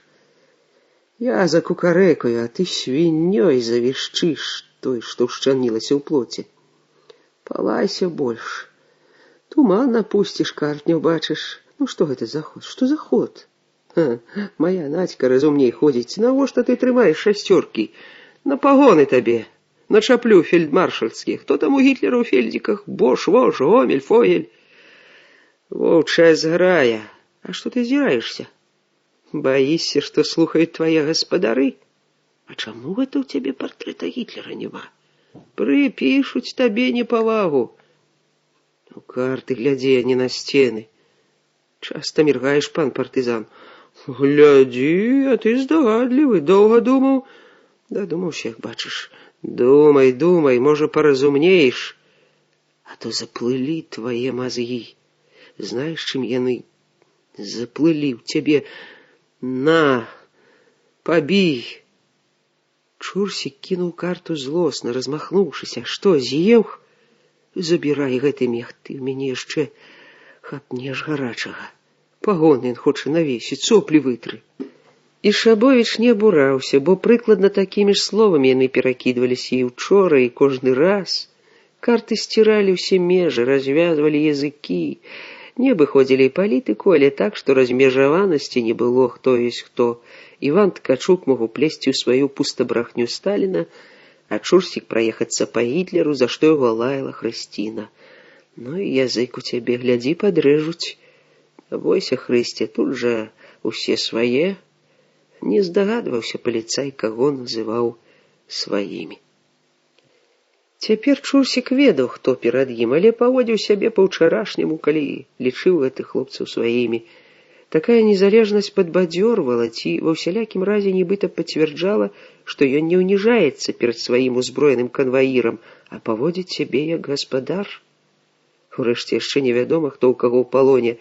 невядома да каго павернецца ўдача. Тут сапраўды такі лёс, у які ён слепа верыў.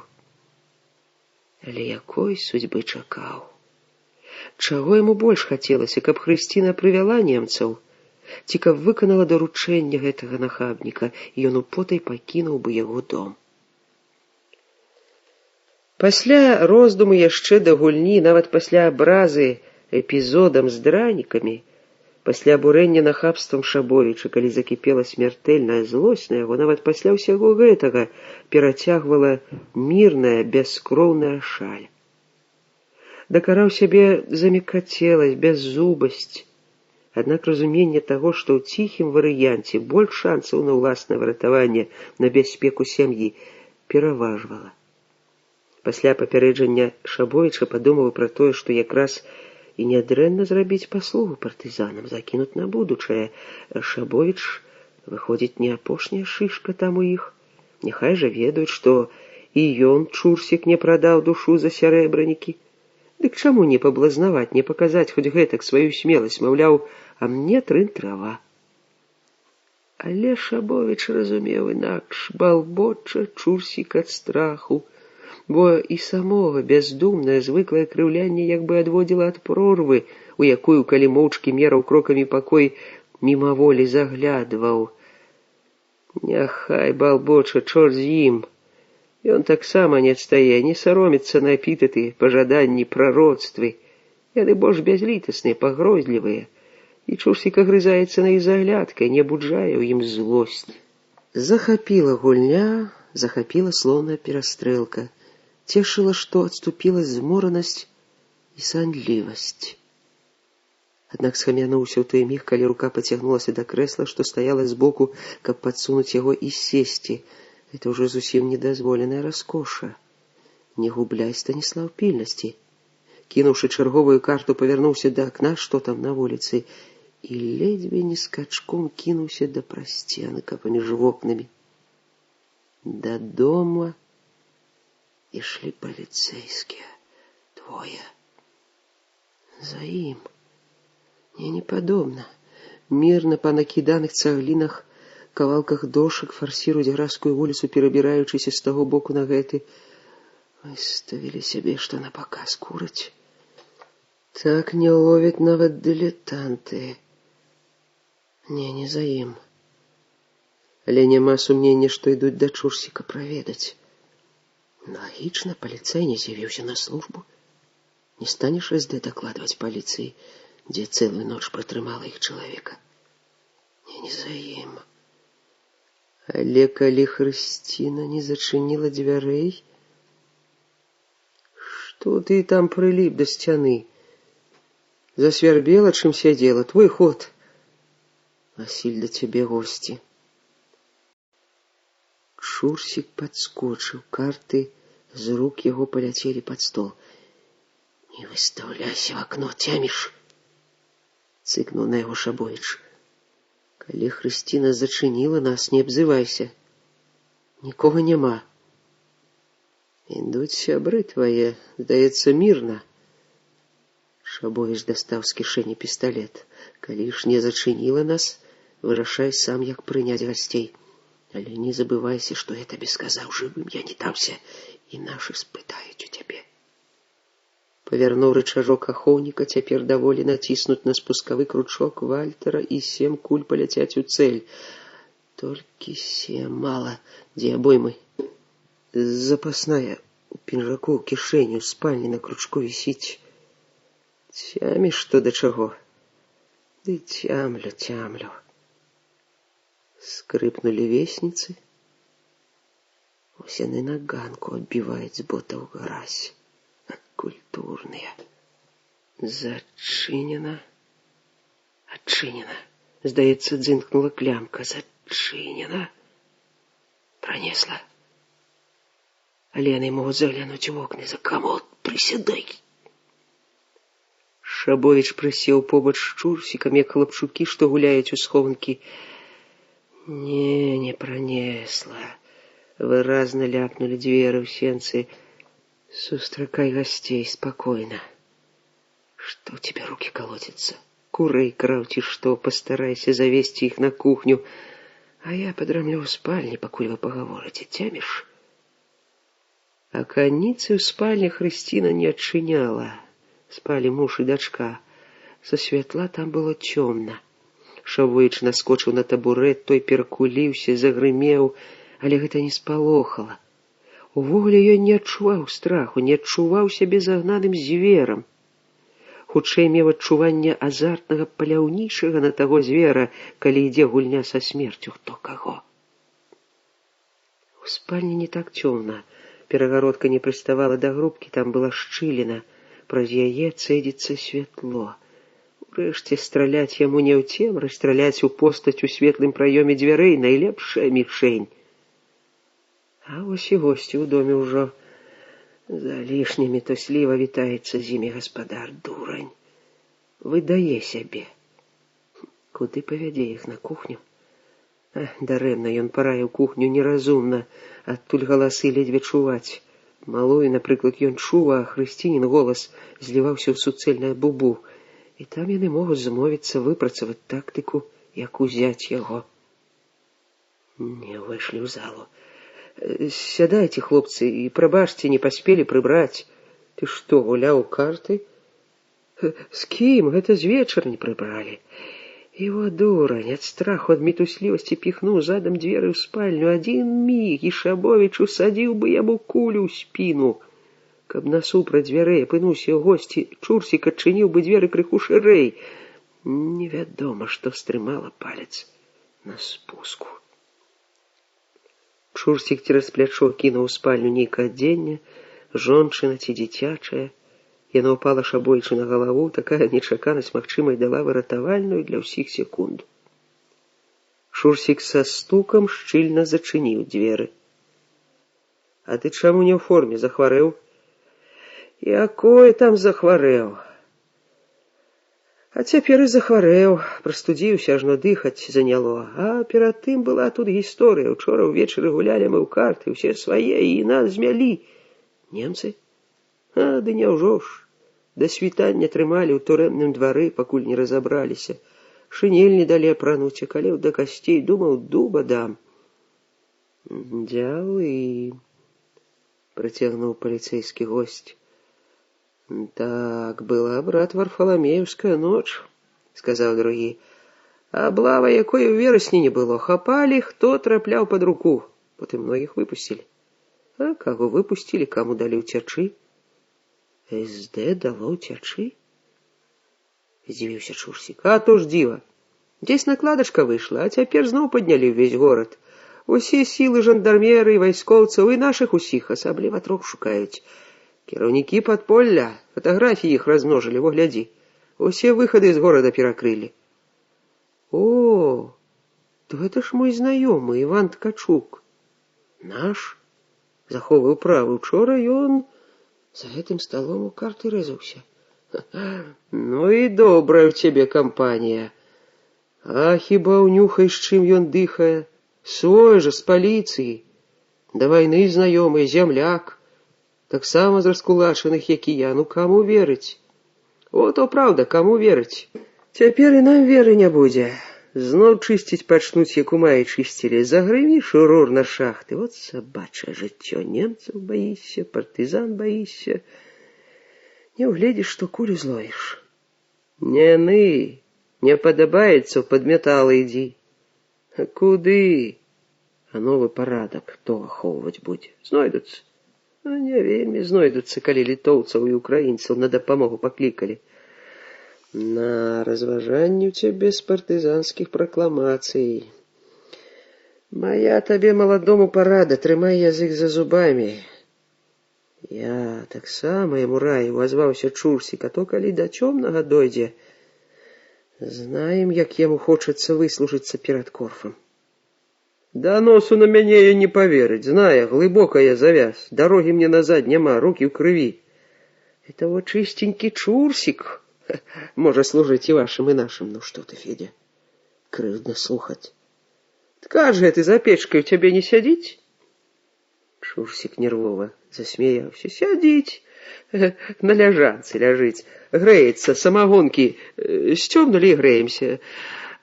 Хочаце па чарцы? Ёсць старадарожская, лепшай ва ўсёй беларутэі няма. Ну, яно б не пашкодзіла горла прамачыць. Цёмны ўнюхай, дык ён табе прамочыць. Не любіць ён выпівохаў, он начальнік, можа, адзін такі на ўсё наша наёмнае войска. У людзей начальнікі, як людзі, глушаць гэтую самагонку вёдрамі. А з чаго яе гоняць, калі хлеба ў людзей няма? Хто гоніць, у таго ёсць. Самагонку на войчку не паказвай, а то не адцягнеш яго. А хлеба... І што там у цябе ёсць? Дай, а? Я не снедаў, дзяжурыў, а нас па трывозе паднялі. Пад раніцу прачосвалі камароўку, а каго лавіць нам цёмны не ведаў. Выцягвалі людзей з пасцелі. Загналі ў двор завода ударнік. Цяпер іх сарціруюць там, каго куды. О, некаторыя з тых пабачаць руж. Ну, пайшлі на кухню, там дранікі засталіся. З салам. З салам. О, жывеш, як пан, спальня, кухня, сала жарэш. Яны выйшлі, грукаючы ботамі. Шабовіч пералажыў пісталет у левую руку, далоня правая была не проста мокрая, брыдка ліпучая, быццам выступаў не пот, кроў, а па спіне сцякалі халодныя струмені. Такога ганебна брыдкага адчування не было ні ў часе арышту, ні ў турэмным двары, ні ў машыне, ні тады, калі сядзеў на камароўцы за нечай прыбіральняй, па калена ўгрузнуўшы ў ванючую багну. Выходзіць, тут ён спалохаўся больш, чым там. Чаму? У яго зручная пазіцыя. Але тут магла рушыцца апошняя надзея на выратаванне сябе і Аксаны. Галоўнай Аксаны. Такі прыход паліцэйскіх сведчыў, што Хрысціна пайшла не да немцаў, не ў паліцыю, а ў бальніцу. Маці некалі Аксана, пасля, незалежна ад маці, казалі, што ён у сародцы нарадзіўся. Сапраўды ў сародцы. За паўсутак колькі разоў судьба адводзіла ад яго смерць. Пранесла яшчэ раз.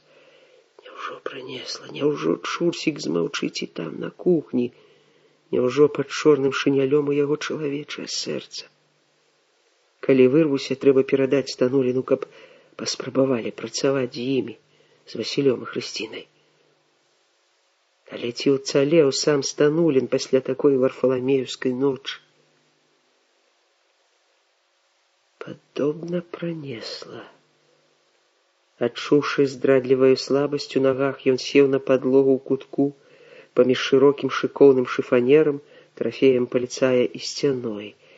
Сціхлі галасы, ляпнулі дзверы, і ён тут жа праваліўся ў сон, паслаблены, супакоены.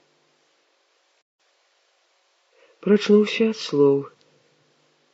Ты глядзі, дрыхне. Чурсік стаяў перад ім здзіўлены. Ну, нервы чалавека. Можа, табе здалося, што ты ў бранявым бліндажы? Можа, і здалося. Шабовіч соладка пацягнуўся, ускінуўшы ўгору рукі. Ну што, з'еў? Пераможна спытаў Чурсік, што з'еў. А тое самае. Ты пісталет каля майго вуха трымаў. А я? Каб я быў такі, як ты думаеш, то залажыў бы цябе адным кіўком галавы. Ты навошта дзверы адчыняў? Каб не кінуў тыя транты, я цябе залажыў бы. Дабіраўся б ты ўжо да д'ябла ў пекла, куды сабе дарогу працерабіў. Чурсік толькі цяпер уявіў, як блізка ён быў да смерці, прытым неасцярожным ад разгубленасці кроку, адчыніць дзверы ў спальню прысутнасці паліцэйскіх. Сцяўся і пазелянеў ад такога ўяўлення. Пабаяўся б ты стрэліць. А што мне заставалася б рабіць, каб ты выдаў мяне? А на другой фатаграфіі быў ты. Раптам паведаміў Чурсік пераможна і уедліва. Ну, чаму ж ты не сказаў ім? Пра ткача сказаў. Чаму я не сказаў? Чорт яго ведае. Язык не паварушыўся назваць твоє прозвішча. Як заваражыў ты. Калі яны даведаюцца толькі пра гэта, што у карты гуляў і ты, мала мне не будзе. Навойчык сволач, ён бацьку роднага ўтопіць, каб выслужыцца, але хрэн з ім, кулей не мінуеш. Не ад немцаў, дык ад вашых. Ты хоць сваім скажы, што я памог. Скажу. Усім не скажаш, сумна заключыў Чурсік. Гэта праўда, усім не скажаш, згадзіўся Шабовіч. Ён нарэшце паверыў, што паліцай не намераны выдаваць яго, і змяніў тон размовы з гулліва харобрага на паважліва сур'ёзны. А што я табе параю? Забыўся. Кідай паліцыю. Лёгка табе сказаць, кідай.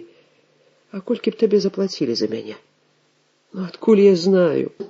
А хіба няма таксы? Дрэнна вас стымулююць. Хопіць табе сцёбаць мяне па вачах.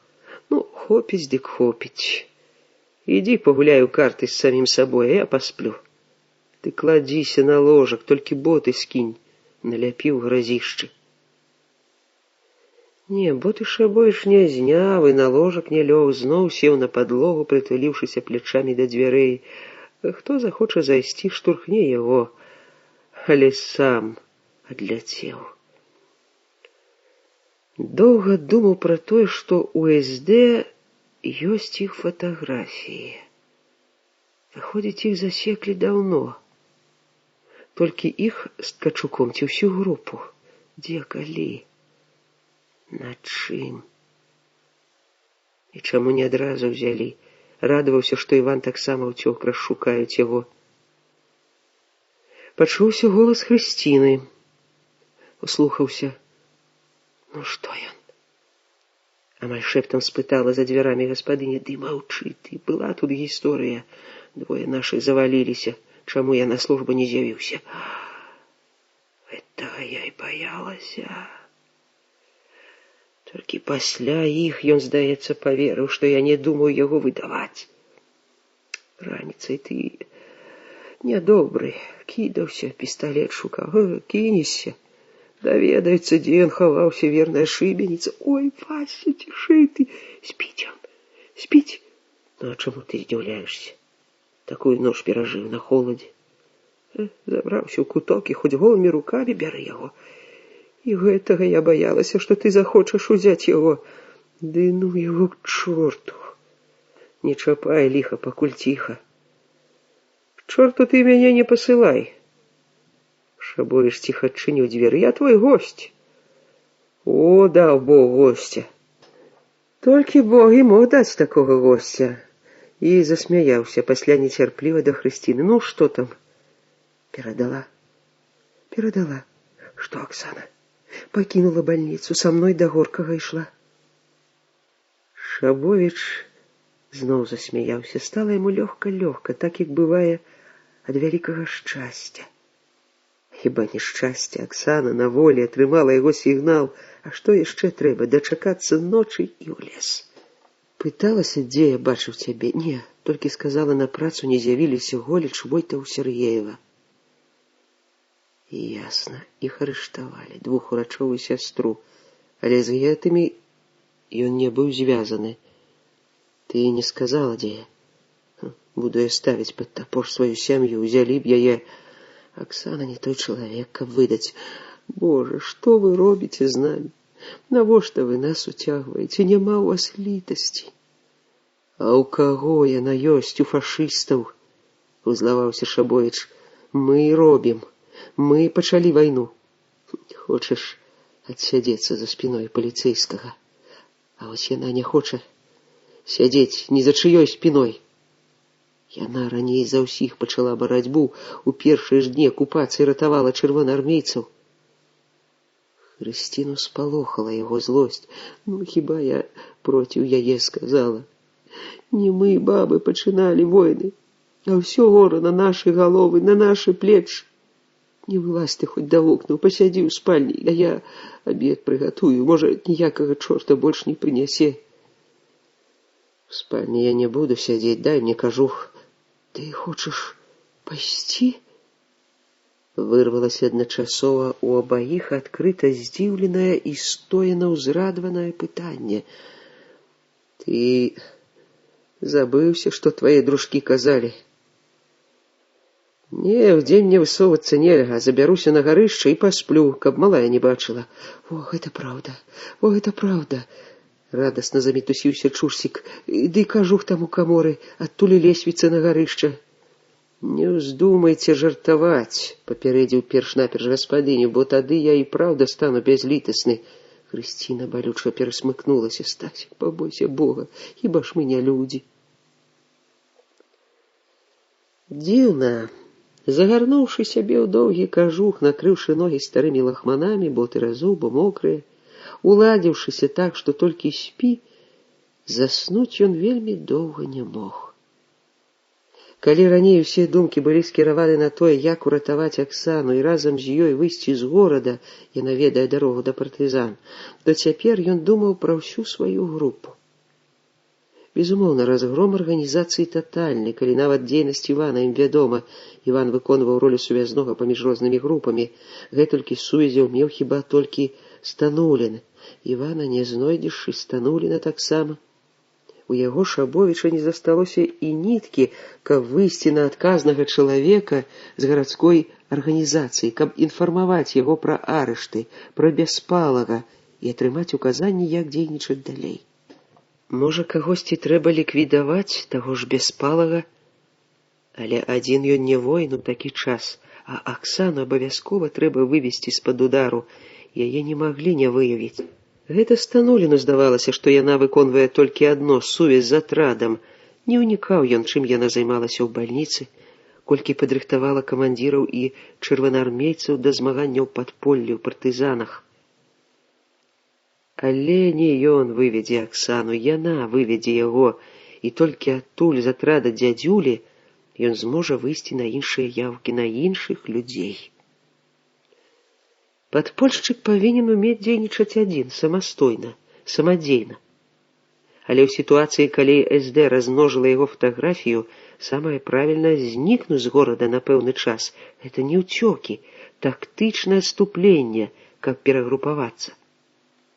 Урэшце, калі ён робіць гэта дзеля Аксаны, то таксама мае апраўданне — уратаваць ад смерці жонку, будучую маці — першы чалавечы абавязак. Дзіўна, чаму ў медтэхнікуме ён не звяртаў на яе ўвагу. Выходзіць, трэба было заглянуць у вочы смерці, каб разгледзець адно аднаго. Душэўнае збліжэнне іх адбывалася паступова. Можа, нейкім унутраным чуццём зразумелі, што робяць адну вельмі небяспечную справу. Толькі кіраўнікі ў іх розныя. У яе свой доктар Голіч, у яго інжынер завода Станулін, якога ў групе ласкава называлі Станулік. Ён, Шабовіч, першы сказаў Аксане, што ведае пра яе справы, і прызнаўся, што сам вядзе такую ж барацьбу, толькі не ў бальніцы. І яна паверыла яму. І прызналася, што ў бальніцы яе адхіляюць ад небяспечных спраў, у яе ёсць больш тайнае заданне — сувязь з партызанскім атрадам. Тады ён звёў яе са Станулікам, разумеючы, што ў падпольнай арганізацыі гэта фігура больш значная, чым Голіч ці Сяргеева, дзейнасць якіх ён таксама расшыфраваў. А пасля, сорамна прызнацца, прыраўнаваў да Голіча, калі аднойчы захапіў яго на кватэры ў Аксаны позна ўвечары. Але гэтае ганебнае пачуццё, якое ён адганяў, трымалася нядоўга. Ім належала выканаць прысуд здрадніку, следчаму паліцэйскай управы Струкачу, былому работніку НКУС. Многа ён ведаў, меў залішне тонкі нюх, следчы талент, і на допытах арыштаваных прымяняў такія катаванні, якіх і СД не рабіла. Акцыя была небяспечная, ішлі, можна сказаць, на смерць.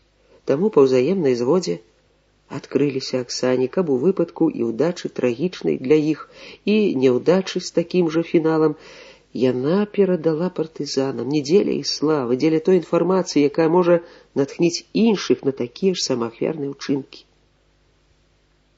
Здалося яму Шабовічу, што Аксана спалохалася. «Хлопчыкі, ці ўсё вы прадумалі? Раскажыце пра свой план». Але пра план Станулік не стаў расказваць, толькі даў адрас і пароль, каму тут у горадзе перадаць аб поспеху ці правале іх акцыі, калі самі яны не вернуцца. Ён быў бязлітасна спакойны да магчымай сваёй смерці. Яны выйшлі ў сенцы, калі Аксана вярнула яго. «Стаць на хвіліначку». Прывяла ў пакой, дзе гарэла лямпа, узяла за рукі, пільна ўгледзелася ў вочы і сказала проста і шчыра: «Стасік, голубі мой, ведай, я люблю цябе. Акрамя маці, больш дарагога чалавека ў мяне няма. Як я люблю цябе. Помни про это. Помни». Узяла ў далоні яго галаву і тройчы пацалавала ў вусны, без страсці закаханай, з матчынай ласкавасцю. Гэта было мінулай вясной. Улетку яны сталі мужам і жонкай. У акупацыйны ЗАГС не пайшлі, але калегам сваім, урачам, сёстрам сказалі. Сябры наладзілі імправізаванае вяселле ў бальніцы пасля работы. Галоўрач спірту трохі выдаў з такой нагоды. А на другі дзень, у нядзелю, да іх прыйшоў Піліп Станулін і прынёс, дзе мог узяць, ладны цялячы кумпяк. І Аксана з гаспадыняй, у якой кватаравала, насмажылі такой смакаты, ад успаміну, пра якую заўсёды цяклі слінькі пасля галоднага пайка. Але той жа добры Станулін не параіў, загадаў ім жыць паасобна ў розных канцах горада. Цяпер толькі Стась зразумеў, як гэта прадбачліва. Гэта ратавала Аксану. Заснуў непрыкметна, спаў неспакойна, з кашмарнымі снамі. Увесь час за ім гналіся фашысты ў абліччы нелюдзяў. Але ён адпомсціў, ва ўпор стрэліў у гаўляйтара Кубы. Здзейсніў план, які выношвалі. Ад стрэлу прачнуўся. Стралялі недалёка. Падхапіўся, паглядзеў у акенца франтона з аднаго боку, з другога. Нічога не відаць, пуста на вуліцах. Ды стрэлы сціхлі. Можа, склаў галаву яшчэ адзін змагар, а можа, забаўляліся нейкія паліцаі, набралі хлапчукоў. Яны часта ўшчынаюць страляніну. Немцы без прычыны не страляюць, народ ашчадны, акуратны. О, якія яны акуратныя заваёўнікі. Дзіўна, што ў мінулую ноч наладзілі такі вэрхал. Тварылася штосьці незразумелае, што пярэчыць іх педантычнасці. Некаторым памаглі ўцекчы, сказаў паліцай. Дзіўная дапамога. Хутка сцямнела. Вырашыў, выходзіць трэба цяпер, у ранні вечар, калі многія вяртаюцца з працы і патрулі не чапляюцца да кожнага прахожага. Спусціўся з гарышча, у сенцах паслухаў, ці няма чужога ў хаце, не толькі голас дзяўчынкі. Малая спявала Кацюшу, расцвіталі яблыні і грушы. Дзіўна, што ў гэтым доме спявалі такую песню. Па сваім узросце дзіця не магло помніць яе з даваеннага часу. Дзяўчынцы годзікі 4, 5. Пэўна, спявае маці. А што яшчэ яна можа спяваць? Незвычайна, ледзь не да самых слёз расчуліў дзіцячы галасок і сама песня, такая родная, наша, савецкая. Голас Хрысціны? Яна перапыніла спеў і, здаецца, прагнала ад сябе малую. Тая пратупала ў прыхожай каля самай дзвярэй босымі ножкамі, пабегла ў залу. Не, старонніх не чуваць. Шабовіч ціха адчыніў дзверы і прашмыгнуў на кухню. Хрысціна мыла дзіцячую бялізну. Спалохалася, ажно войкнула, быццам не ведала, што ён у доме. Чаго палохаешся? Не знаю. Я цяпер усяго баюся. Кошка з ляжанкі скочыла, дык я чуць не самлела. цябе не чула, як ты спускаўся. Лесвіца ж наша скрыпіць.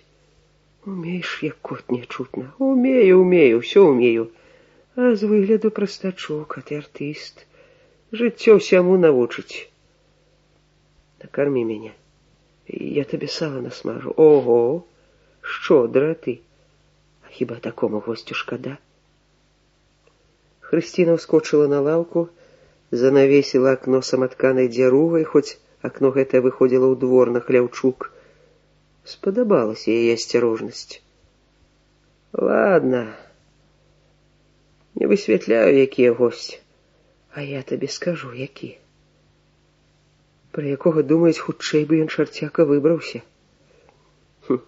У шчырасці табе не адмовіш. А што мне дзяцей з табой хрысціць? Не заракайся, можа, кумой станеш. Ты ж не жанаты. А хіба гэта доўга маючы жанілку? У гэты момант, мабыць, пачуўшы іх галасы, увайшоў гаспадар. Выглядаў ён нейкім ажно счарнелым, такім, што жартаваць пры ім, ды яшчэ з жонкай яго знікла ўсялякая ахвота. Прысядаючы да кухоннага стала, сказаў сур'ёзна і сурова: «Не бойцеся. Зараз я пакіну вас. Сала смажаць не трэба, сырое з'ем. І да Чурсіка выведзеш мяне на Даўгінаўскі». І тады во нечаканасць, гаварлівая і, здавалася, незалежная Хрысціна раптам упала перад ім на калені. «Стасік, родненькі, пашкадуй ты нас, не губі, у нас дзіця малое.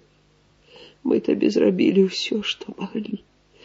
Невядома, чым гэта скончыцца для нас, усё забяры, але яго не вядзі. Гэта ж на верную смерць вядзеш». У адчыненых дзвярах з'явілася Надзька і здзіўлена, шырока расплюшчанымі вачамі глядзела на маць. Што адбываецца тут? Адкуль з'явіўся дзядзька Стась у іх кажуху? Казка, ды годзе. Устань, узлаваўся Шабовіч, наладзіла спектакль перад дзіцем. Што ты растлумачыш ёй і малой? Мамка не пускае татку ў карты гуляць. Не ідзі, татачка. Прыціснулася дзяўчынка да бацькавай нагі. Да чорт з вамі. Падняўся Шабовіч з табурэта і да Чурсіка загадна. Шынель дасі і фуражку? Не дам, скрыгатнуў зубамі паліцэйскі. Дзіўна ён змяніўся ў адзін міг, як быццам раптам адчуў сваю сілу. Табе, дарагі, так гэты шынель? Сціснуўшы кулакі, Шабовіч ступіў да паліцая. Не можаш расстацца? Хрысціна стала паміж імі. Стасічак, дык пазнаюць жа па шынелі, чый ён, пазнаюць. Я табе братава паліто дам і капелюш, будзеш што пан. Чорт з вамі, ужо лагодна сказаў Шабовіч. Давай тваё паліто. Хрысціна кінулася ў спальню, малая за ёй. Шабовіч скінуў кажух і дастаў з кішэні пісталет, правяраючы, у якой ён гатоўнасці. А я думаў, ты чалавек, а ты гаўно фашысцкае. Мала я для цябе зрабіў, мала. Ладно, чорт з табой, пасля палічымся, але не забывайся пра той рахунак, які будзе падбіты, не забывайся. Як чалавеку, кажу. На парозе спыніўся, хацеў павярнуцца, паглядзець, якімі вачамі яны трое праводзяць яго, але не спыніўся. Дзвярамі ў хату ляпнуў. У сенцах апрануў паліто цеснаватае ў плячах, дзверы ў сенцы адчыніў і зачыніў за сабой ціха, пастаяў на ганку. Распагодзілася, бралася на мароз, высыпалі зоркі, далёка на станцыі трывожна крычалі паравозы. Золатаў не палюбіў дзядзюлю з першай сустрэчы, скамарох. Асабліва не спадабаўся камандзір базавага атрада, калі прыязджаў сюды да мана. Блазнаваў, што прыехаў па цэбры, таргаваўся за кожную лыжку, надзялялі адзін аднаго ён і ман адменнымі эпітэтамі: кулак, лейба, скупердзяй, А пасля гадзіны-дзве хадзілі па лесе, і здалёк відаць было, вельмі дружалюбна шапталіся. Пра што? Што за сакрэты ў іх ад яго, прадстаўніка дзяржбяспекі, ад камісара нарэшце? Падазрона. Але яшчэ больш непрыемна зачапіла за жывое, як дзядзюля гаварыў з ім, як бы несур'ёзна, як з малым, абуральна. Хто ён такі? Радавы інжынер-тарфянік, а ніякай павагі да прадстаўніка органаў. Партызаншчыны ў іх многа ў абодвух, і ў дзядзюлі, і ў мана. Хто з іх толькі больш складаны, хто на каго ўплывае? Але пачакайце, разбяруся і дам вам зразумець, хто я, а хто вы. У руках Золатава была зброя, на якую ён занадта спадзяваўся, рацыя і свой радыст.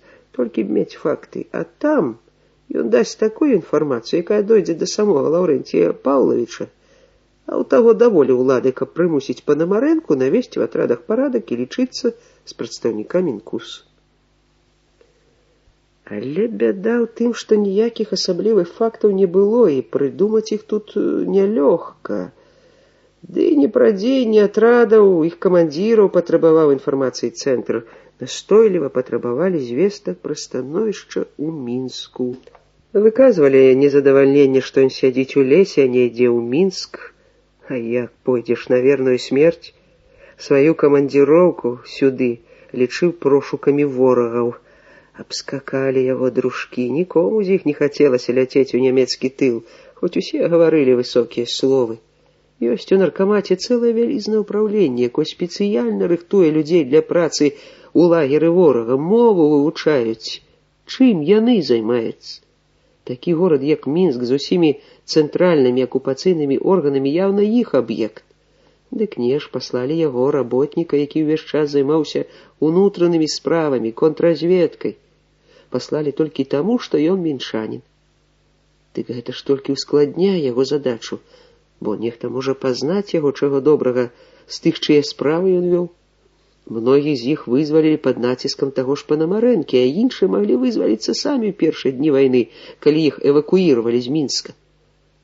Мінкіна расстралялі за тое, што група, якую ён вёў на Магілёў, узбунтавалася на начлезе, абязброіла канваіраў і рассеялася ў лесе ля бярэзін.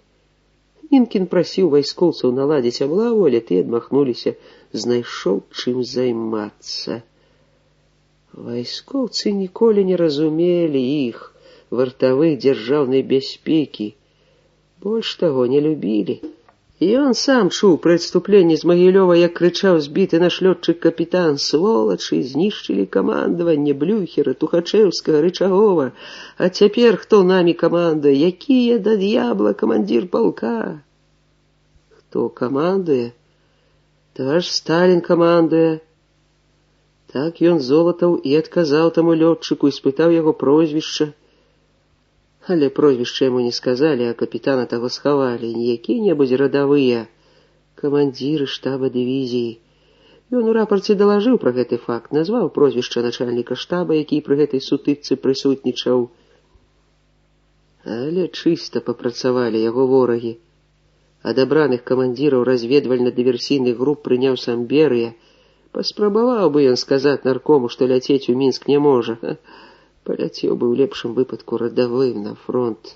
А цяпер вымагаюць разведдадзеных. Другое ўпраўленне, другое начальства, а так ты катаеш. Кінуць яго, як сухое палена ў паравозную топку. Прыходзіцца сачыняць дадзеныя. Але ж гэта не менш рызыкоўна.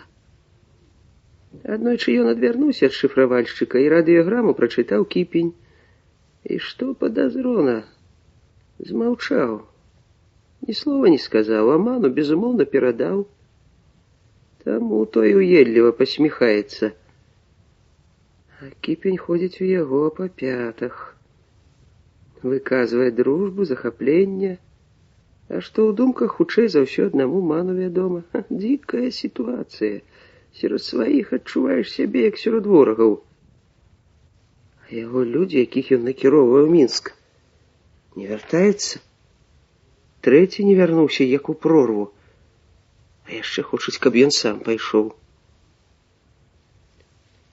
Прымусіў сябе звярнуцца за дапамогай да мана. Трэба інфармацыя цэнтру пра становішча ў Мінску. Яму няма ўжо каго пасылаць. Пакінуў ён пры сабе самых верных для ўласнай аховы, і засталося іх усяго двое, калі не лічыць радыста, якому ён не вельмі верыў. Чужы чалавек. З таго ўпраўлення, якое цяпер каманда ім Золатавым, чорт ведае, што ён там шыфруе, можа, цябяціну. Ці не можа ён, ман, паслаць сваіх людзей? Яны лепш ведаюць хады і выхады. О, не, мае не спецыялісты па Мінску. Гэта ў дзядзюлі ёсць спецыялісты. Давай з'ездзім да яго. Нібыта сварацца. Падумаў Золатава, жыць адзін без аднаго не могуць. Абы зачэпка, каб з'ездзіць да дзядзюлі, але чорт з ім. Дзядзюля дык дзядзюля, калі іншай крыніцы няма, да чорта ў балота палезеш, не толькі да паяца і нахабніка дзядзюлі. На гэты раз дзядзюля яму спадабаўся. Калі размова зайшла пра справы ў Мінску, пераўтварыўся чалавек. Зрабіўся сур'ёзны, як ніколі, засмучаны, калі пачаў расказваць пра падзеі апошніх 2 месяцаў, ажно голас задрыжэў. Трагедыя там іх. У канцы верасня арыштавалі па сутнасці ўсё падпольнае кіраўніцтва.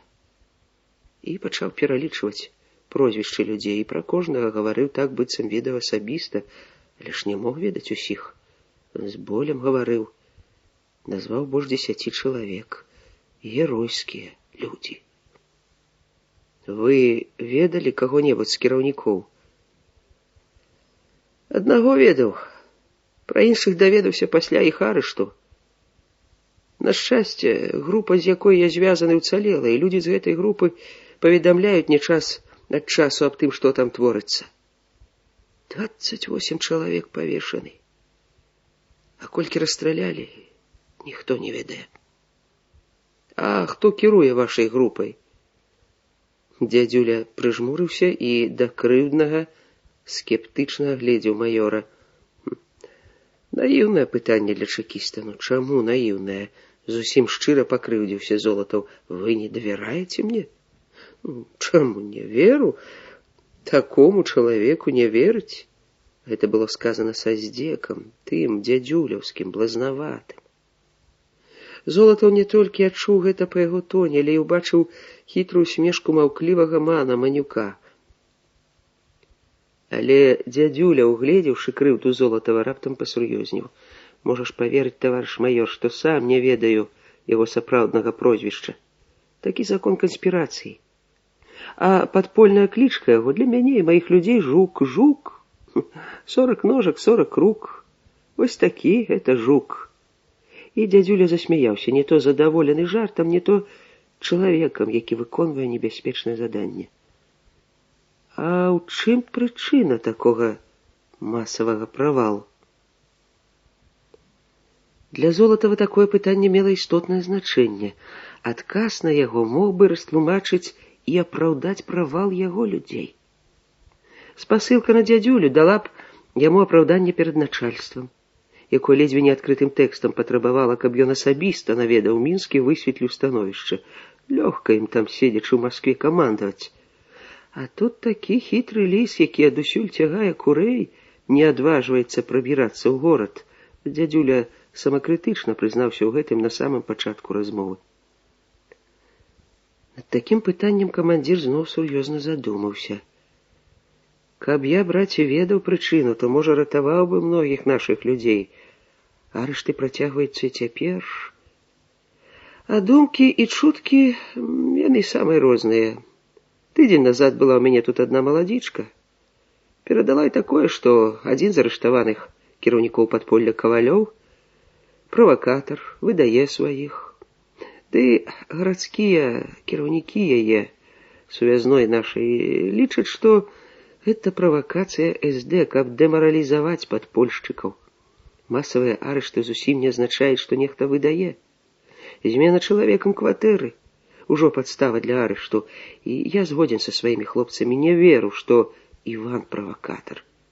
Асабіста ведаю гэтага чалавека, праўда, па даваеннай рабоце. Ён быў сакратаром райкома, блізкага ад Мінска. Гэта сапраўдны бальшавік. Дзядзюля не верыць, што Кавалёва маглі зламаць фашысты. А ён Золатаў адразу паверыў, бо ведаў, як лёгка расколваліся такія бальшавікі на допытах у іх. А ён шчыра быў перакананы, што асабіста яго допыты былі гуманныя, ва ўсялякім разе з фашысцкімі іх не параўнаць. Адным словам, інфармацыя пра Кавалёва яго амаль узрадавала. Гэта якраз тое, што трэба, што апраўдвае яго ў вачах начальства. Не хаваецца ён у атрадзе, а дзейнічае, асцярожна, прадбачліва. Неразумна лезці ў пастку зверу, калі ён так ашчэрыўся, абкружыўся правакатарамі. Многа значылі і прозвішчы Караткевіча, Нікіфарава і іншых. Гэта пацвярджэнне грунтоўнасці інфармацыі. Можа здарыцца, што ён першы назаве гэтых людзей. Добра было б, каб пра іх і Панамарэнка не ведаў, пра дзейнасць якога Лаўрэнцій Паўлавіч адазваўся на інструктажы скептычна, хоць тут жа гаварыўся, што, маўляў, гэта тычыцца разведкі ў Мінску і іншых гарадах, а не баявых дзеянняў партызанскіх атрадаў. Карцела спытаць, ці перадаў дзядзюля гэтыя мінскія чуткі ў цэнтральны штаб партызанскага руху. Але тут жа сцяміў, што можа ў данясенні на дзядзюлю не спасылацца. Лепш сачыніць яго так, каб там у цэнтры лічылі, што звесткі з Мінска прынёс чалавек яго групы. Праўда, такім чынам можна напрасіцца на яшчэ больш складанае заданне, напрыклад, на ўстанаўленне сувязі з тымі кіраўнікамі падполля, якія ўцалелі.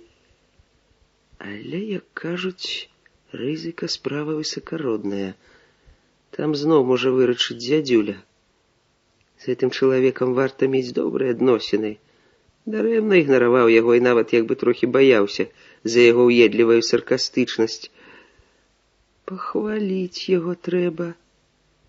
Але ўмела, хітра. У дзядзюля з тых іронікаў, калі пераборам у іх праслаўленні можна сапсаваць усю гульню. Золатаў вельмі ўзрадаваўся, калі за абедам з чаркай дзядзюля ўсё ж клюнуў на тост аб яго народнай мудрасці, аб яго палкаводскіх якасцях. Такія людзі, як вы, Цімох Пятровіч, узначальвалі народнай рэвалюцыі, як Разін, як Пугачоў. Не адбіўся сарказмам. Сказаў сур'ёзна, што Разіна ён любіць, а Пугачова не вельмі. Хаваючыся тут у Беларусі на яго радзіме ў Ветцы, Ямелька нюхаўся з польскай шляхтай. У найлепшым настроі вяртаўся Золатаў у свой атрад. Атрымаў больш, чым спадзяваўся. Ёсць што перадаць цэнтру, ёсць чым апраўдаць сваё прыбыванне ў атрадзе, а не ў Мінску. А Ман чамусьці быў задумлівы. Хоць гаварлівасцю ён ніколі не вызначаўся, але заўсёды быў інтэлігентна ўважлівы да субяседніка. Пра што яны там шапталіся? Не маглі змовіцца падкінуць яму інфармацыю Манну? Не падобна. Золатаў ведаў сваю слабасць, якая абумоўлена спецыфікай прафесіі. Нікому не давяраць, ні арыштаванаму, ні начальніку, ні сябру, ні жонцы. Да ўсяго ставіцца з падазронасцю. Але тут не той выпадак і не тыя людзі. Ён часам радаваўся, што сярод партызан хвароба яго прытупілася. Не верыць Ману, хоць ён і маню Кіпеню, Брагінскаму нельга. Тут яны, жывучы в адной зямлянцы, выконваючы адну задачу, парадніліся, што браты. Праўда, нярэдка ён дакараў сябе за аслабленне пільнасці, за даверлівасць. Такое ён не мае права дазваляць сабе, тут тым больш. Трымаць вуха трэба востра, ворагі маглі пралезці і ў партызанскія атрады. Пасля першых даволі моцных маразоў і снегападаў, калі, здавалася, трывала лягла зіма, наступіла адліга. Вярнулася цёплая восень, снег сагнала, часта ішлі дажджы, зямля раскісла. Ехалі 4. 2 маладыя партызаны, ахова камандзіра. Яны заўсёды суправаджалі яго ў атрад дзядзюлі. Між іншым, нават гэта выклікала ў Золатава падазронасць. Чаму на баявыя заданні Ман Манюк едзе з любымі іншымі партызанамі, а да дзядзюлі толькі з гэтымі юнакамі, не самымі вопытнымі байцамі? Пашкадаваў, што не мог узяць свайго чалавека, але чалавек яго, Іваноў, па сутнасці адзіны, якому ён верыў, хварэў. Фурункулы ўскочылі на такім месцы, што ён не мог сесці ў сядло. Ад талага снегу і дажджоў распухлі раўчукі, па-вясноваму разлілася рэчка. Туды праехалі па грэблі, па мосце.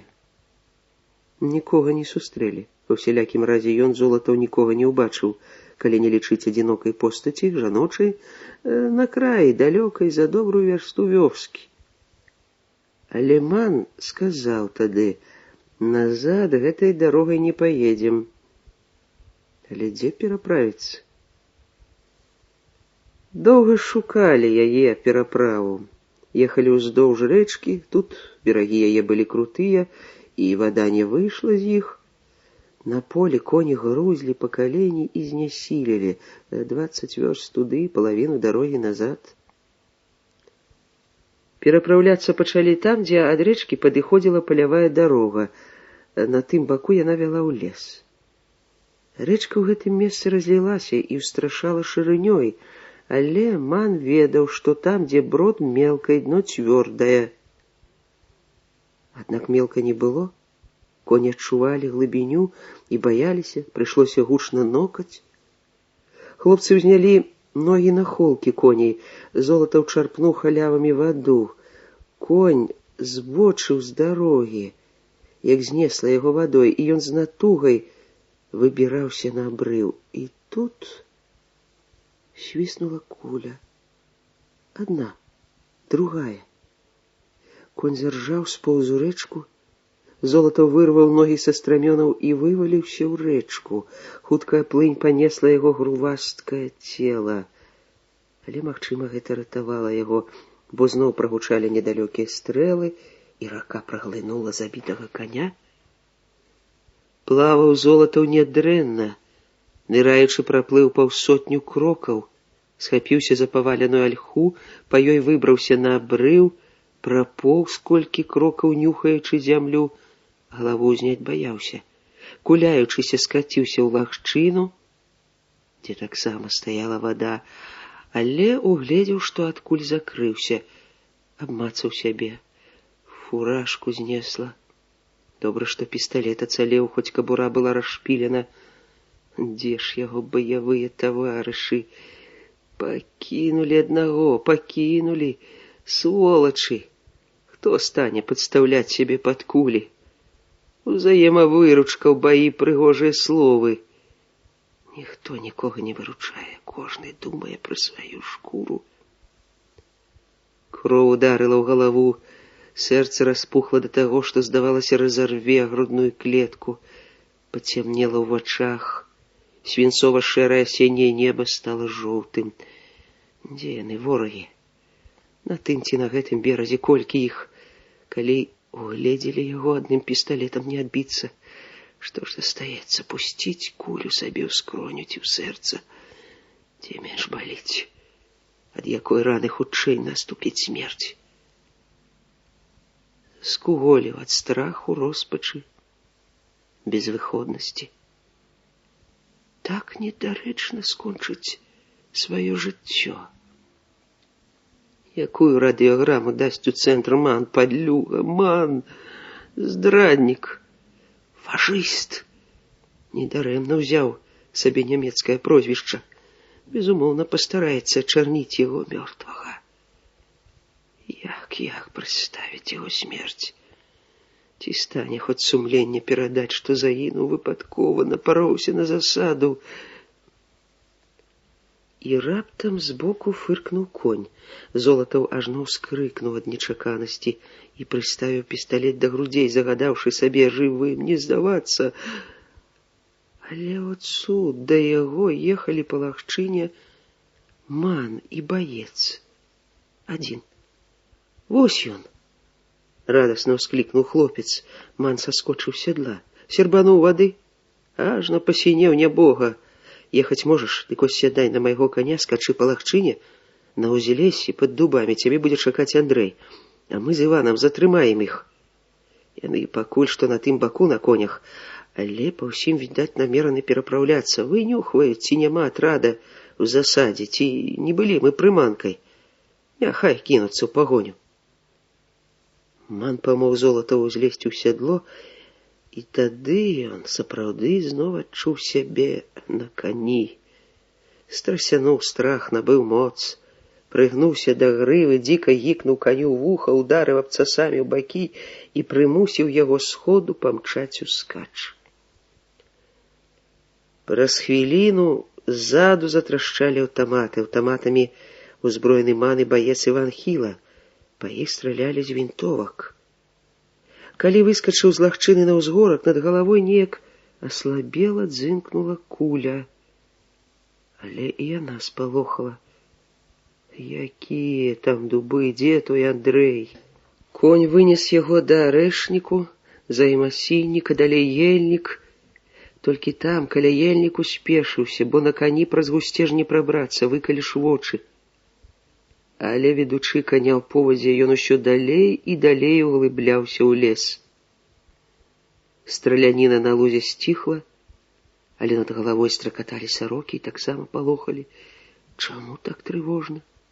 І чаму ляцяць не ўперад, а назад, ці не ідуць паліцэйскія па яго слядах? Баяўся нават разуцца, каб выліць ваду з ботаў.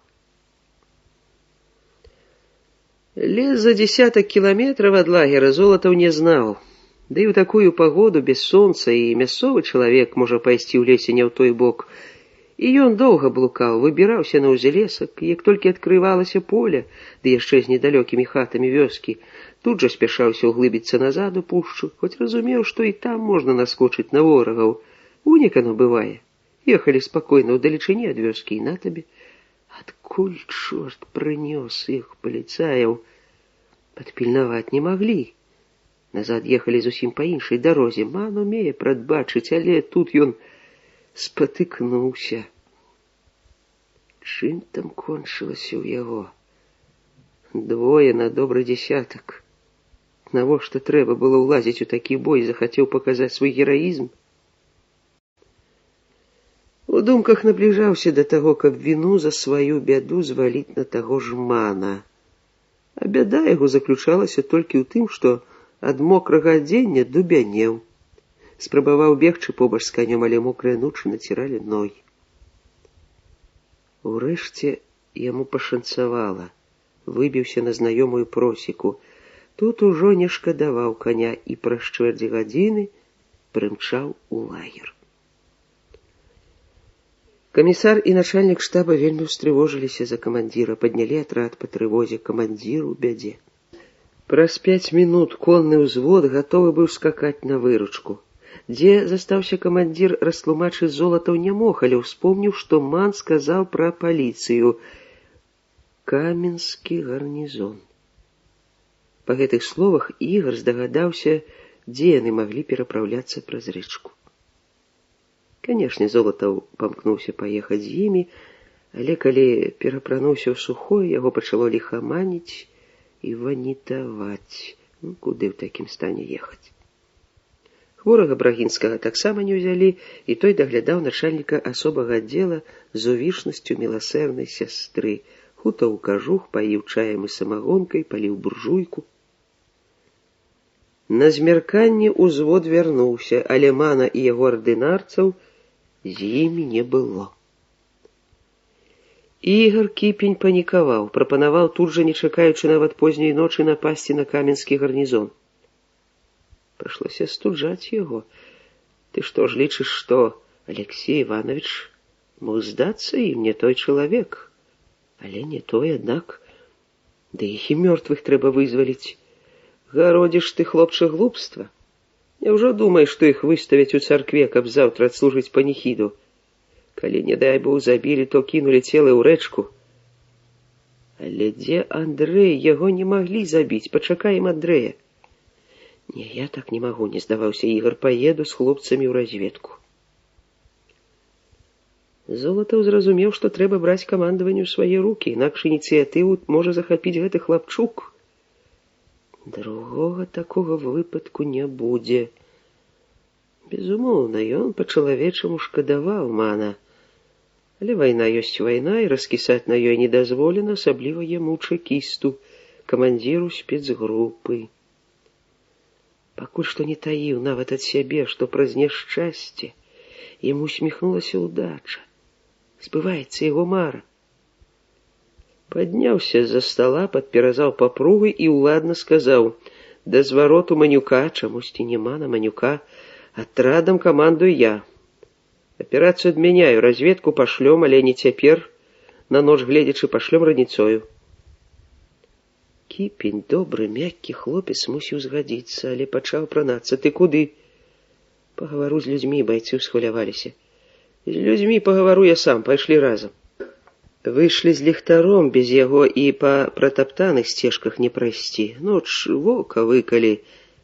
Узняўся вецер, ажно свістаў у вершалінах сосен. Шум бору гараджаніна Золатава па-ранейшаму і зачароўваў, і палохаў. У такім шуме і вартавыя нічога не пачуюць. Пра гэта ён неаднойчы думаў у ветраныя ночы. Спыніліся каля зямлянкі разведчыкаў, бо адтуль гучаў смех, вясёлы смех. Гэта як пацвярджала яго, Золатава, думку пра людзей. Вось яны якія, Аман так верыў іх адданасць. Цікава, чаму ім так весела? Адчыніў дзверы і аслупянеў. Перад буржуйкай на калодзе сядзеў Алексей Іванович у сухім адзенні, вясёлы, смяшыў байцоў. Чым? Ці не расказам пра тое, як ён, Золатаў, прыняў халодную ванну? Уявіў, як Ман мог расказваць, і ажно перасмыкнула яго. Не адразу нават выказаў радасць, што бачыць камандзіра жывога і здаровага. Ты тут? А вы думалі, я плыву ў Бярэзіну у абдымку са шчупаком? Разведчыкі засмяяліся. Я нічога не думаў. Чаму вы мінулі Андрэя? Та чорт яго знойдзе, вашага Андрэя, лес вялікі. А ён вас бачыў. І мы вас да цемна шукалі. Злосць Золатава на Мана закіпела. Навошта яму трэба высвятляць такія дэталі тут, у прысутнасці байцоў, каб зняважыць яго? І яшчэ адно выводзіла яго з раўнавагі. Упартае нежаданне камандзіра перайсці з ім на ты. Усім кажа ты. Не толькі маладым Кіпеню, Брагінскаму, байцам, але і старэйшаму за сябе камандзіру дыверсійнай групы чыгуначніку Каралёву, кухарцы, цётцы Баслычысе. Цётка гэтая не саромеецца на людзях прабраць камандзіра за атрадную гаспадарку, і Ман толькі пасміхаецца з яе крытыкі. Да ўсіх ён народнік, а да яго, Золатава, інтэлігент. І ніяк Золатаў не можа зразумець, што гэта павага да яго звання, падкрэсленае захоўванне вайсковай субардынацыі ці хітры здзек, насмешка. Якаў Міхайлавіч ненавідзеў псіхалагічныя тонкасці, людзей ненавідзеў, якіх цяжка раскусіць, расчапіць на клеткі. А ён жа таксама лічыў сябе псіхолагам. Выходзіць, ёсць розныя ўзроўні псіхалагічных здольнасцей. Злавала і тое, што яго ўласны настрой, найтанчэйшыя хістанні настрою Ман лавіў як добры сейсмограф. Ось і тут адразу пачуў, што ён, Золатаў, кіпіць. А Ман сапраўды адчуў гэта і без усялякай задняй думкі шчыра пашкадаваў начальніка асобага аддзела. Упершыню, відаць, трапіў чалавеку такі пераплёт. Таму не дзіва, што пасля ўсяго перажытага завёўся ад лёгкага папроку. Чаму мінуў Андрэй? Забыцца на тое, што яны шукалі яго, хваляваліся. Узяць віну на сябе, ці што? А мы ў лесніка абсушыліся. А паліцаяў двух мы ўсё ж секлі. Лапухі. Усім атрадам, гуртам пачалі перапраўляцца праз рэчку на тым жа бродзе. Побачылі вы, як астатнія крутнулі назад, і на сяброў сваіх, што вываліся з сядла пасярод рэчкі, забыліся. Не падумалі, а можа, хто ранены, не забіты. Адзін грэбаўся на абрыў, ды Іван і не скончыў, што зрабіў Іван, закрыў тэму. Непрыемна было ўспамінаць пра жорсткасць вайны. Пераключыўся на іншае. А што перадала Масква? Мы яшчэ не выходзілі ў эфір, а я прывёз апошнія зводкі Саўінфармбюро. Толькі прамокла мая торба. А зводкі, ладно, я іх запомніў. Вось гэта багацце шкада. Дастаў з вайсковай сумкі мокрую кнігу «Каралева Марго». Чытаў хто? Эх, вы прафесары. Высушу, дам пачытаць. Спаць 5 начэй не будзеце. Хто мне дакладваў, што ў Каменцы ўсяго 5 паліцэйскіх? А трох, заўтра зрабі вылазку туды. Што людзі будуць гаварыць пра сённяшнюю падзею? Каго мы даслалі туды, кіўнуў гору ворагаў ці дурняў, шкада, калі на нашу кулю наскочыў дурны сынок добрай маці. Золатаў засек і гэта ў сваёй памяці. Паліцэйскіх пашкадаваў. Неяк у размове раскулачаны шкадаваў, маўляў, у тых, каго везлі ў Сібір, дзеці ў вагонах мерзлі. Вось такі добры дзядзька. Камандзір атрада ўсіх шкадуе. Слаба цябе гартавалі, Алексей Иванович, у бальшавіцкім горане, падумаў Золатаў, слаба. Толькі сябе лічыў ён чалавекам ва ўсіх адносінах загартаваным фізічна і маральна. Ці не вынікам загартоўкі такой было і тое, што не дурань выпіць, Золатаў ніколі не выпіваў перад тым, як выходзіць на сувязь з цэнтрам, быццам начальства магло ўнюхаць радыёхваль. Не ён жа ключом працаваў, радыст. У таго павінна быць цвёрдая рука, каб не змяніўся почырк, што там у Маскве магло насцярожыць. З некаторымі тайнамі разведкі ён, па сутнасці, пазнаёміўся толькі перад адлётам, тыдні 2 іх вучылі, не больш. Але пра тое, што радыст павінен быць у адным спакойным і цвярозым стане, каб почырк не паламаўся, пра гэтую вядомую дапытліваму школьніку тайну ведаў даўно. Іншай, не менш адказнай работай прыйшлося яму займацца ў органах. У яго рабоце рацыі пакуль што не прымяняліся. Ён меў справу з пісьмовымі данясеннямі. Ман толькі аднойчы, і то, як бы між іншым, у гутарцы спытаў, што ён перадае ў Маскву. А тут, калі ішлі ад разведчыкаў да камандзірскай зямлянкі, спытаў бадай з камандзірскай патрабавальнасцю. Што данясеш сёння? Пра становішча ў Мінску? Пра Кавалёва не перадавайце. Чаму? Праверыць трэба. Нічога не ведаем, адны чуткі. Адна баба сказала, а кінем на чалавека цень, паставім кляймо. Хто адмые на мёртвым? Ах, добранькі. Без гэтага папярэджання ён не перадаў бы пра Кавалёва. Не таму, што спадзяваўся на больш дакладную інфармацыю, а таму, што хацеў расцягнуць дзядзюлевы навіны падаўжэй, каб даць тым, што сядзяць у маскоўскіх кабінетах, зразумець, не спіць ён тут у шапку, наладзіў разведку так, што ўвесь час атрымоўвае свежыя дадзеныя. Няхай адчэпіцца з Мінскам. Каму там так хочацца паслаць яго на верную смерць? Ёсць зайздроснікі. Хіба яму трэба было ляцець у тыл, а тым больш лезці ў фашысцкае логавішча. Добранькі, цень кінуць баішся. Бойся, каб яна не упала на цябе. І з'явілася ў начальніка асобага аддзела нядобрае, зларадаснае нейкае пачуццё да чалавека, які гадзін колькі назад ратаваў яго ад смерці. Тут жа склаўся ў галаве новы тэкст радыёграмы. Менавіта з Кавалёва трэба пачаць. Фігура, сакратар гаркома. Трэба ударыць, як кажуць, козырам. Уявіў, як начальнікі прымуць гэтае паведамленне.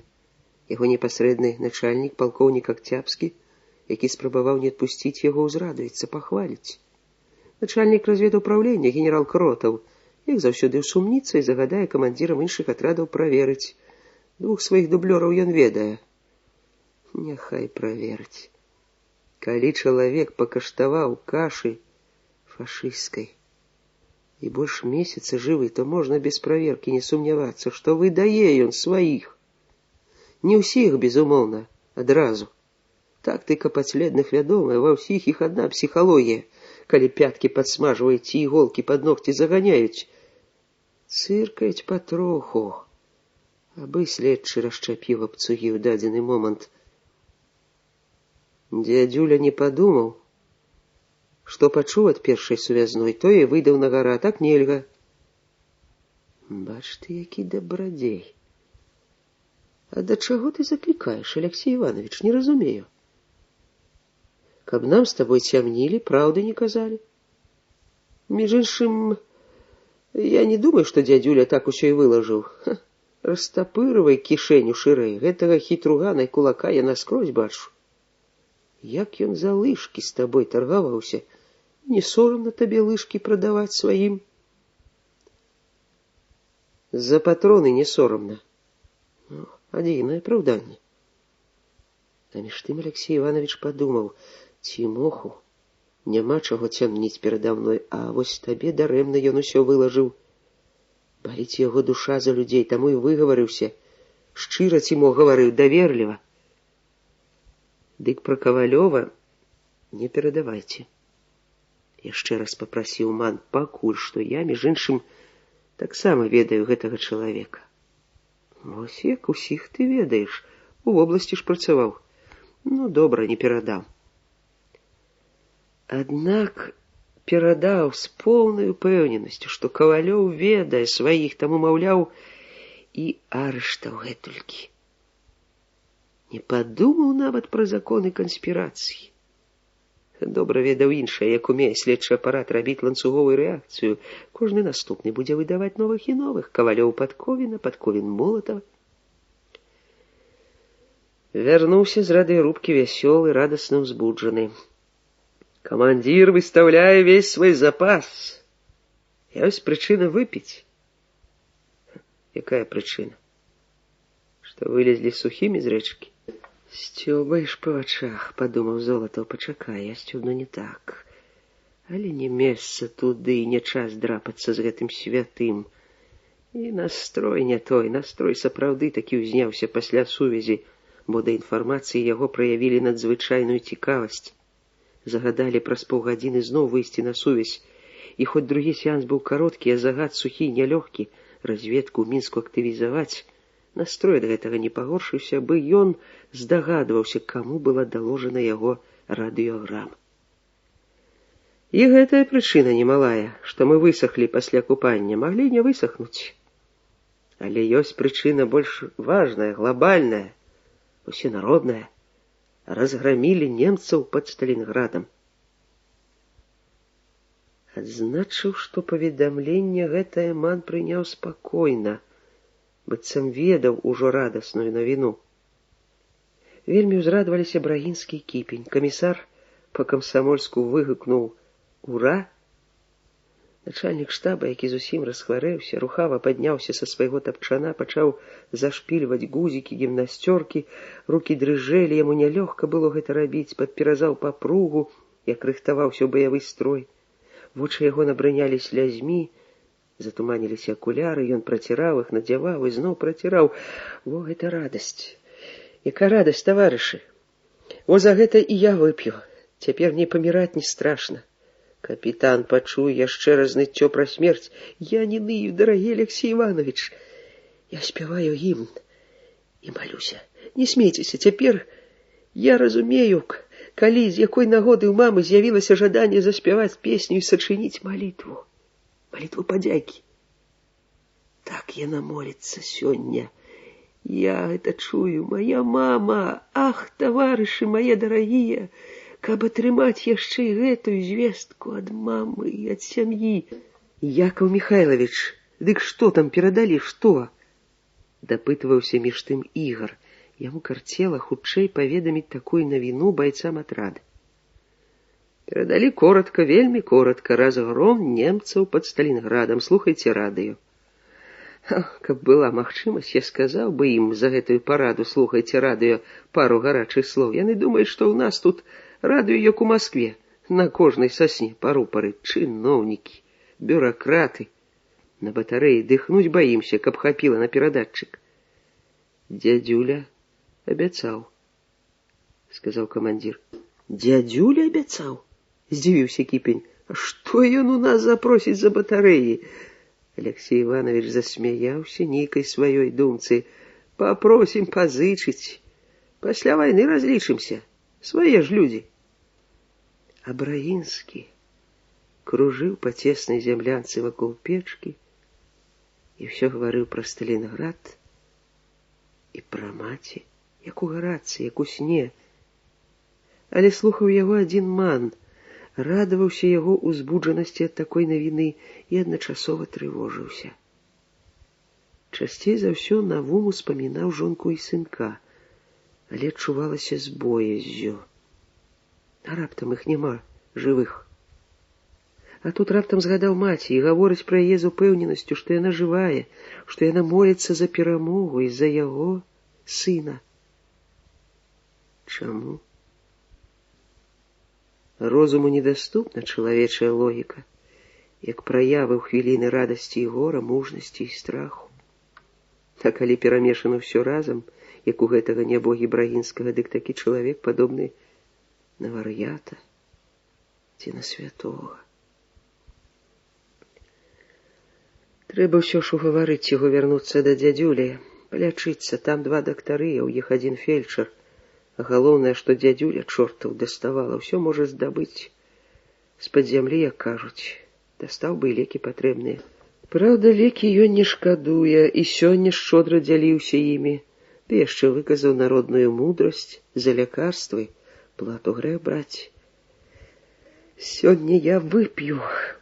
1 раз можна, вып'ю і буду спяваць песні. Я ж добра спяваў. Вы не чулі, як я спяваў? Гэта ад мамы. Як спявала моя мама. Высокі Брагінскі паднімаў рукі над галавой і ляпаў далонямі па столе зямлянкі, як бы выбіваючы ўрачысты матыў. Потым усё роўна што спатыкнуўся. Спыніўся перад камандзірам разгублена і няўпэўнена, неяк зусім па-дзіцячаму спытаў: можна выпіць і спяваць? Можна, з бацькоўскай усмешкай дазволіў Алексей Иванович.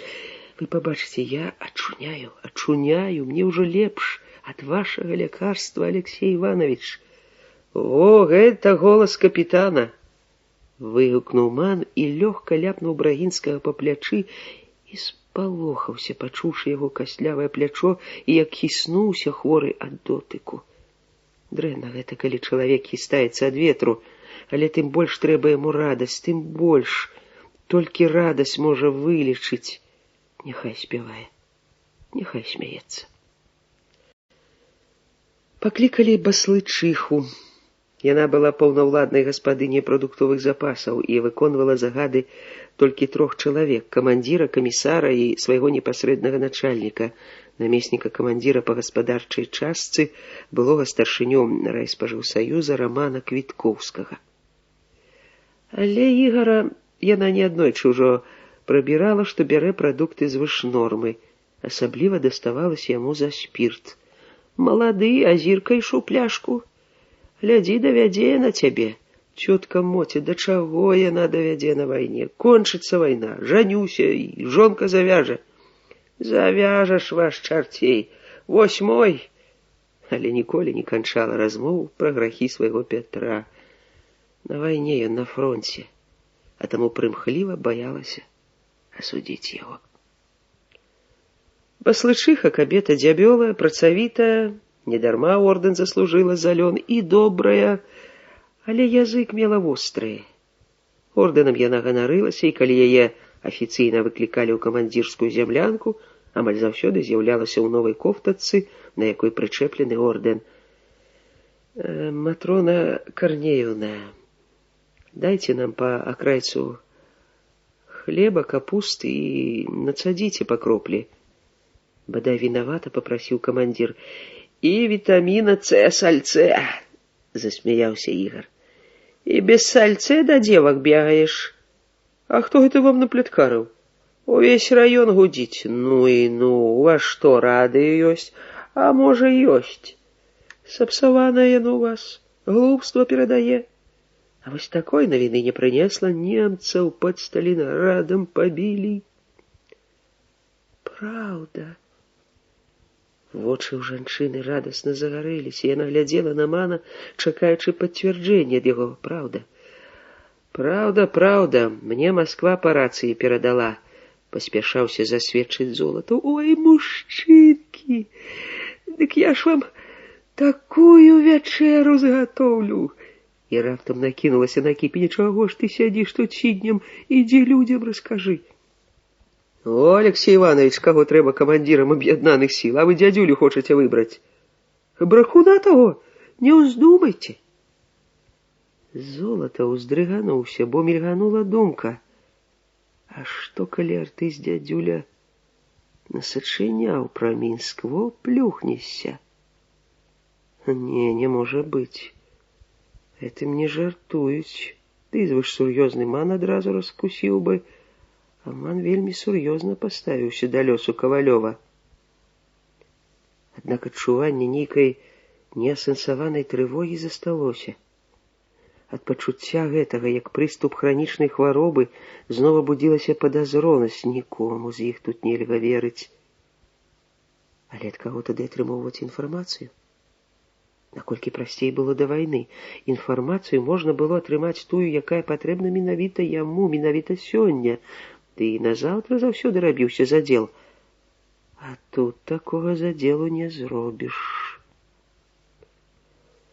У хвіліны трывогі, няпэўнасці, згрызот сумлення яму заўсёды хацелася напіцца. Але чортава цётка праявіла невялікую шчодрасць. Сапраўды толькі надсадзіла. 40 вёрст непрывычнай язды ў сядле, купанне ў рацэ адзываліся такім болем у паясніцы, у нагах, у плячах, што ён не знаходзіў сабе месца, не ведаў, як легчы на цвёрдым сенніку. Раздражнялі кашель Брагінскага, шастанне па зямлянцы мышы, іх старой знаёмай, якая пасля кожнай вячэры падбірала на падлозе кружкі. Але найбольш усё ж раздражняў ман сваёй разьбой. Дня яму мала, быццам дзяцей кармі з гэтых лыжак. Заснуць перашкаджаў яшчэ і страх, што захварэў, бо таксама кашляў. Каротка, суха, як падражняў капітана, цела гарэла і свярбела. Усё жыццё ён жыў з гэтым страхам захварэць. На вачах у яго малога памерлі у іх шматдзетнай сям'і 2 яго сястрычкі. Ён радаваўся, што тут у атрадзе, можа, упершыню за жыццё страх захварэць пакінуў яго. Якая дробязь захварэць у той час, калі жывеш пад пагрозай смерці без хваробы. Праўда, да сённяшняга дня смерць ні разу не пролятала так блізка, і ён не думаў пра яе. Але так паводзілі сябе амаль усе партызаны, не баяліся смерці і баяліся радыкуліту. Баяўся Брагінскі, але яму ёсць чаго баяцца, яго хвароба смяртэльная. А чаму да яго вярнуўся гэты даўні брыдкі страх? Чамусьці здавалася, што як толькі ён зляжа, яго тут жа перайграюць, абскачуць. У чым ён не здолеў бы адказаць. Хто ведаў пэўна. Во гэты рэшчык лыжак, сённяшні яго выратавальнік і заўтрашні. Золатаў уздрыгнуў, калі дзверы зямлянкі раптоўна адчыніліся, і там, у гары, на паверхні зямлі нехта кашлянуў, зусім інакш, чым кашляў Брагінскі, кашляў ён. Там здаровы кашель, тытунёвы. Можна, Алексей Иванович? Давай, Андреевич, толькі не вельмі гудзі, тут некаторыя ўжо спяць. У зямлянку ўполз, шорхаючы брызентавым плашчом, камандзір падрыўнікоў Каралёў. Чалавек гэты як бы увасабляў вобраз партызана, такога, якім уяўляў іх Золата ў Маскве. Дзед згорблены, зарослы. Тут такіх убачыў нямнога, лічы двух, хоць гэтага Кавалёва ды дзядзюлю. Дзядзюля, што загрымаваны артыст, занадта дагледжаная барада, спецыяльна адрошчаная, сапраўдная партызанская барада ў Каралёва. Вунь на ёй нават кроплі вады блішчаць. Адкуль? Не чуваць жа дажджу, напіўся вады. Я, Наенчык Іванович, вярнулася маё войска. Без страт? Без страт. З удачай? Без удачы. Уздыхнуў Каралёў. Дрэнныя нашы справы, Иванович, з мінамі. Зноў дала асечку, не ўзарвалася. А добры эшалон прагрукаў з танкамі. Шкада. Табе шкада. Ты не знаешь, колькі я пашкроб патыліцу. А хлопцы мала не плакалі. А можа, лічы, што і з удачай, і са злосці пеканулі па будцы, дзе іх варта. Колькі секлі, не знаю, але аднаго разяваку прыхапілі з сабой. Полицая. Немца. Золотова, што выбухам подкинула на канапе, умиг подхапіўся, адкінуўшы кажух, якім накрываўся, хоць у зямлянцы было душна. Вы прывялі немца, палоннага? Давайте яго сюды. Золотов забыўся на ўсе свае болі, хутка нацягнуў на голыя ногі пакарабачаныя ад сушкі боты. Наум? Спіш. Подъем, работа табе, боевая. А комиссару нашему хоть с пушки пали. Не бойтеся, ваш голос мяне заўсёды будзець. Пазяхаючы, адгукнуўся Ігар. Ён у вас як у старшыны майго, той шэптам казаў «пад'ём», і ўся казарма прачыналася, так і вы. Сапляк, абурыўся Золатаў голас, ты мой чуеш, бо шпіёніш за мной. Толькі тонка ў цябе кішка. А з якой прычыны пад'ём? Хрыплага, ціхага голасу Каралёва Ігар не чуў. Андрэевіч палоннага прывёў. Ух ты! Ігар падскочыў з большым спрытам, чым Золатаў. Цяжка паднімаўся Брагінскі. Спірт сцішыў яго болей, ён баяўся патрывожыць іх. Вядзі свой трафей, Андрэевіч. Ман згроб на рыхтоўкі, лыжкі, разцы ў кош, схаваў пад канапу, нават замёў венікам стружкі ў кут, дзе ляжалі дровы, далей ад буржуйкі. Падперазаў папругу з партупеяй з пісталетам на баку сам, пасля пасміхаўся. Навошта такі парад? Але першы прывёў сябе ў вайсковую форму Золатаў. Яму, мабыць, падражалі ўсе іншыя. Менш самы вайсковы сярод іх Брагінскі. Не абуўся нават, накрыў ногі шынялём, і гімнасцёрку не падперазаў. Палонны быў варты жалю. Нізкарослы худы юнак, толькі рыжыя вусікі адрасціў, але яны брыдка вымаклі ад саплей. Шморгаў носам, выціраў рукавом і размазваў соплі па ўсім твары. Глядзеў сабачымі вачыма, просячы літасці. Шукаў позіркам старэйшага і, безумоўна, спыніўся на Золатаве. Той быў у вайсковай форме і меў паважны выгляд. Маны Брагінскі адразу па форме вызначылі, што салдат не нямецкі, а якога войска. Ёсць, кажуць, у Полацку фіны, у Мінску венгры, а недзе на поўдні нават браты славакі. Назбіраў Гітлер васалаў. Du ist Deutsch? У Брагінскага ёсць некаторы запас нямецкіх слоў, але сінтаксіс кульгавы ў школе і ў ваенным вучылішчы. Салдат зразумеў і пакруціў галавой. Хто ж ты? Фін. Ну што ты круціш галавой, як удот? Без злосці са смяшком спытаў Ігар. Мадзяр. Не спытаў, катэгарычна сцвердзіў Золатаў. Салдат заківаў галавой. Мадзяр, Мадзяр. Sprechen Sie Deutsch? Спытаў Брагінскі венгр, нават гэтага пытання не разумеў, толькі пераключыў увагу з Золатава на Брагінскага. Ды жа па-нямецку ні бэ, ні мэ, ні кукарэку. Засмяяўся Ігар, і салдат, як узрадаваўся гэтаму смеху, пачаў лісліва ўсміхацца яму, паказваючы маладыя па-дзявочаму прыгожыя зубы. Гэтая чалавечая усмешка неяк пераўтварыла яго.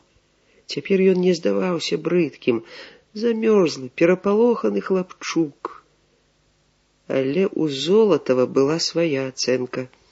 «Гаўно», — заключыў ён, — «нічога вы ад яго не вывудзіце». І, страціўшы цікавасць, пачаў падкідваць у печку дровы. Салдат пацягнуўся да цяпла, выставіў сінія дубелыя рукі насустрач полымі. Не цёпла ж іх надзяюць. Мабыць, адчуўшы іх цяжкасць, палонны вырашыў памагчы. «Славен. Славак? Ты славак?» Не ён, язык яго. Па-дзіцячаму смешна высалапіў свой ярка-чырвоны язык.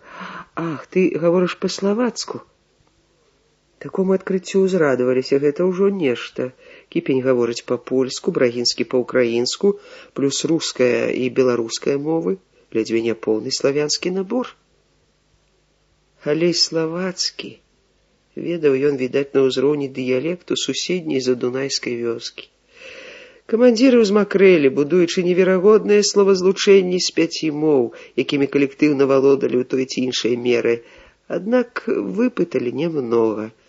Прозвішча, нумар часці, званні, прозвішчы камандзіраў, род войск так і не ўстанавілі, маглі толькі здагадацца, што нейкая ахоўная часць. Звесткі пра ўмацаванні на чыгунцы, пра колькасць кулямётаў, пра мінныя палі, кожны зразумеў па-свойму, між сабой да згоды не прыйшлі. Салдат адагрэўся і павесялеў. Адказваў ахвотна, мнагаслоўна, але, жадаючы памагчы, таксама ўжываў такую моўную мешаніну, такую тарабаршчыну, што ніводзін венгерскі ці славацкі прафесар мовы не дайшоў бы да сэнсу. Ігар разумеў гэта і смяяўся. Смех зняў з палоннага страх, і ён хапаў камісара за рукі і рысаваў штосьці на яго далонях. «Паваражыць хочаце, што? А ў іх там цыганскія звычкі». «Ды не, то ў румын». Змарыліся. Алексей Иванович махнуў рукой. «Вядзі ты яго, Андрэевіч». Зморанага Каралёва лінгвістычнымі практыкаваннямі ўвагналі ў сон. Ён моцна спаў, седзячы на падлозе. Ледзьве раштурхалі. «Куды яго?» «Сапраўды куды?» Ман задумаўся. «Няхай у нашай зямлянцы паспіць», — проста сказаў Каралёў. «Косцік павартуе, мы яго не бралі з сабой, выспаўся». Золатаў зняважліва посміхнуўся і, працягнуўшы руку, сарваў з цвіка ватнік. Апрануў і, тут жа падняўшы крысо, дастаў з кабуры пісталет, сунуў яго ў кішэню фуфайкі. «В акоп яго. Дайце ліхтар». Ад нечаканасці ўсе аслупянелі. Першы сарваўся з месца Ігар, загарадзіў ад майора. «Вы што? Не, вы не маеце права». «А што ты думаеш рабіць з ім? Цалавацца, сапляк?» Ніколі яшчэ Золатаў не гаварыў з камісарам так груба, хоць заўсёды даваў зразумець розніцу ва ўзросце і званнях. «Расстраляць не дам», — глуха прагудзеў Каралёў. «Не знаю, што рабіць, але не дам. Застрэліць яго трэба было, калі ён з аўтаматам быў. Дарэмна взялі. Ідзі, Андрэевіч», — зморана сказаў Ман і, устрапянуўшыся, строга. «Але глядзі, будзеш мець справу з ім», — кіўнуў на Золатава. «Учоны», — буркнуў падрыўнік, узяўшы палоннага за каўнер і павярнуўшы да дзвярэй. «Ідзі, ваяка». Калі яны выйшлі, Золатаў даў волю сваім пачуццям. Ніколі так не зрываўся, ніколі не быў у такім гневе. Выхапіў пісталет, стрэліў сцяну. Спалоханы Брагінскі адняў яго пісталет, кінуў на тапчан, хацеў па-добраму абняць. «Якаў Міхайлович, Якаў Міхайлович». Але Золатаў так піхнуў свайго хворага любімца, што той ледзьве не зваліўся на печку. Мог бы апякчыся. Такіх слов ад яго не чулі. Самыя прасоленыя мацюкі.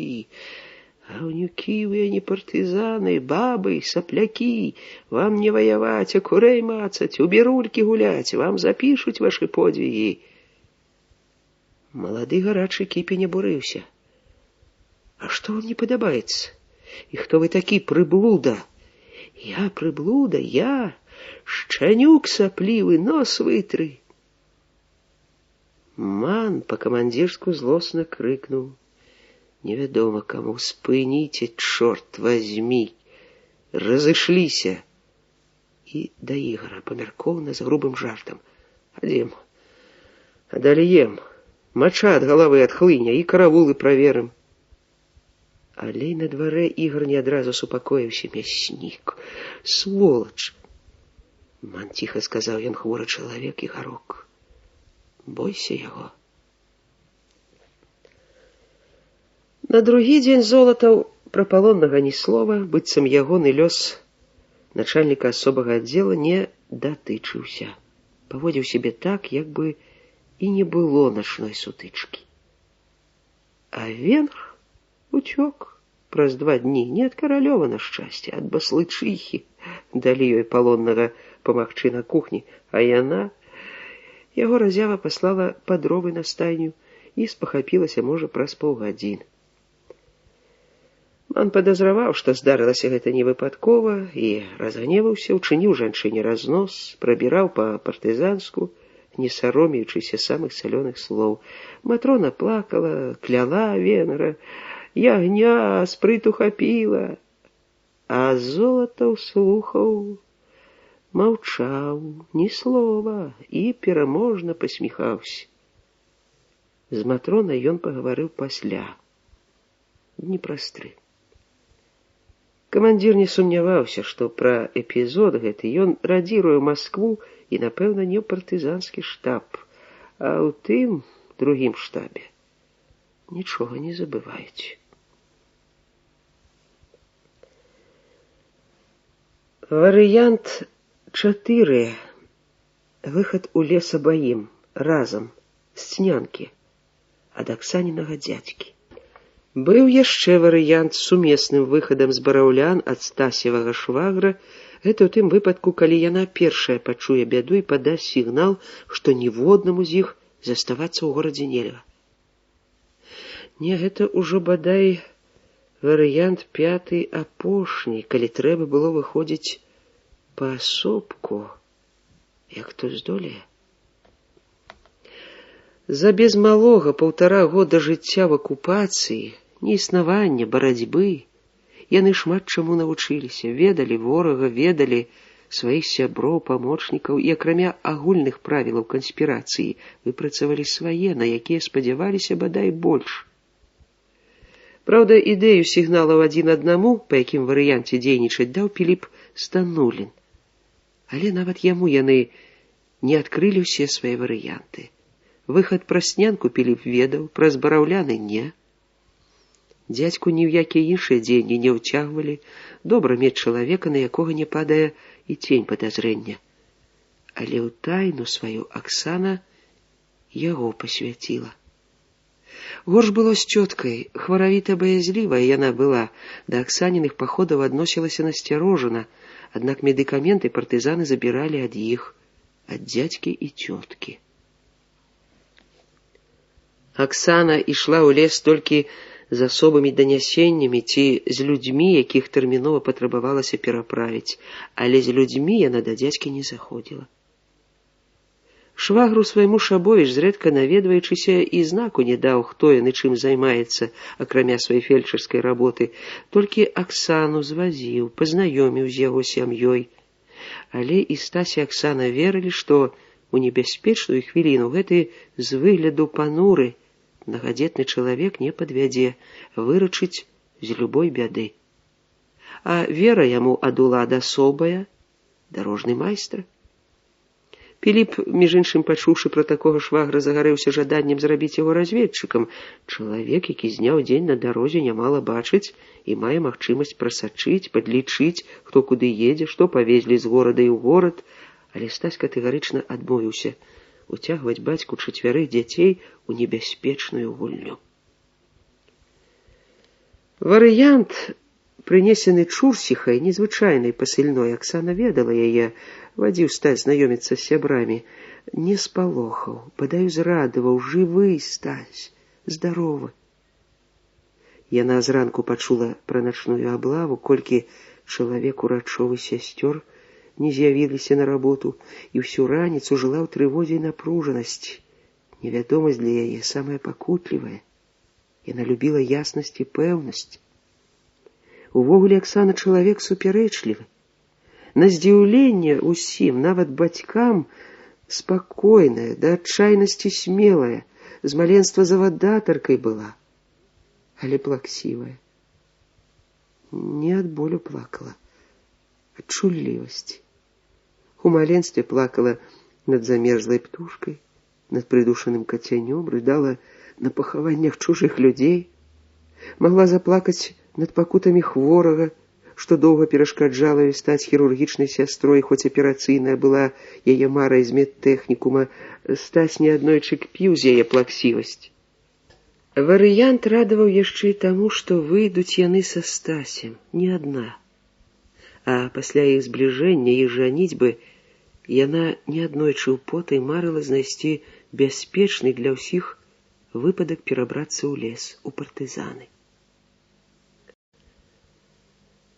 Цяжкімі былі зборы, пераважала жаночая, хацелася як можна больш забраць нажытага дабра, бялізны сваёй, кофтачак, спадніц.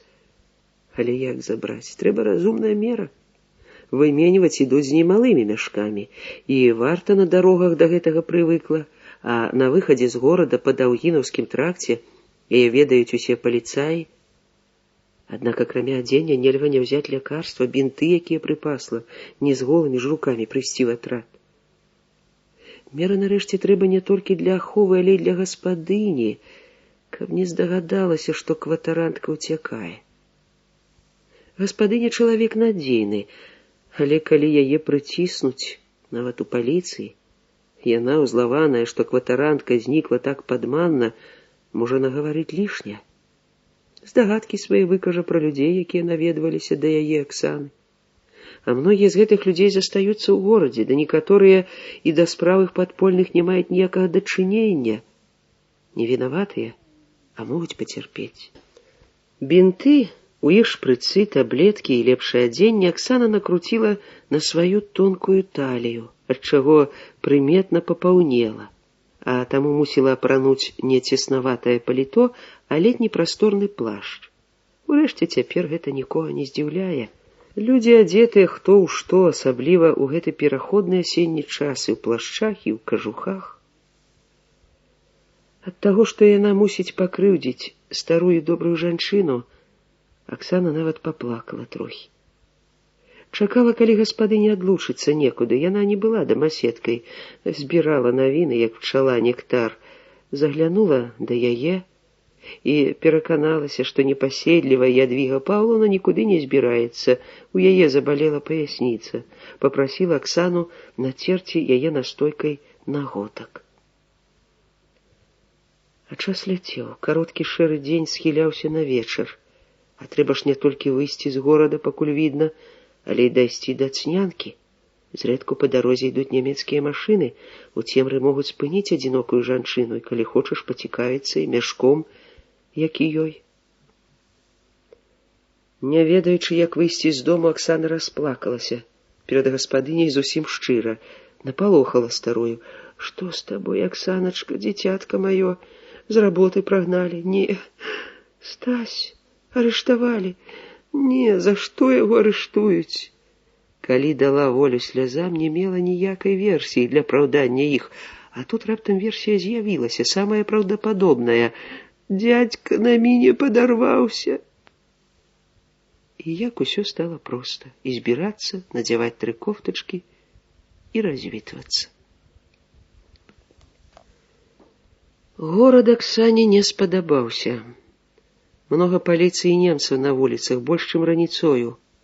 І ўсе падазрона аглядваюць кожнага прахожага. Яе спынялі двойчы, правяралі аўсвайс. Але мяшканне трэслі. У горадзе і раней гэта рабілі рэдка, часцей не тады, калі людзі ішлі на мену, а калі вярталіся з вёсак. Тады лезлі ў мяшкі, забіралі калым. самагонку і сала забіралі падчыстую. Тых, хто выходзіў з горада, абшуквалі на кантрольных пастах. На пасту яе добра ведалі, там каравулы былі пастаянныя, начальнікаў яна купіла за гасцінцы, за самагонку, спірт. Дзядзюля ніколі не адсылаў яе назад з пустымі рукамі, заўсёды несла торбы поўныя, нярэдка пад прадуктамі міны для групы Стануліна. Дарога гэта была няменная. Паўночныя раёны лічыліся беднымі, асноўны поток мяшочнікаў цягнуўся на багатую Случчыну. Аднойчы начальнік паста ўчыніў ёй допыт: «Чаму ходзіш сюды?» «Пан начальнік, родныя мясціны, знаёмыя людзі, а сваёй больш давяраюць, больш спагадаюць. Вы не думайце, што тут бядней жывуць, на Случчыне шляхта. Яна любіць сваё дабро выстаўляць, а тутэйшыя людзі маюць завядзёнку прыбядняцца». «Хітрая ты.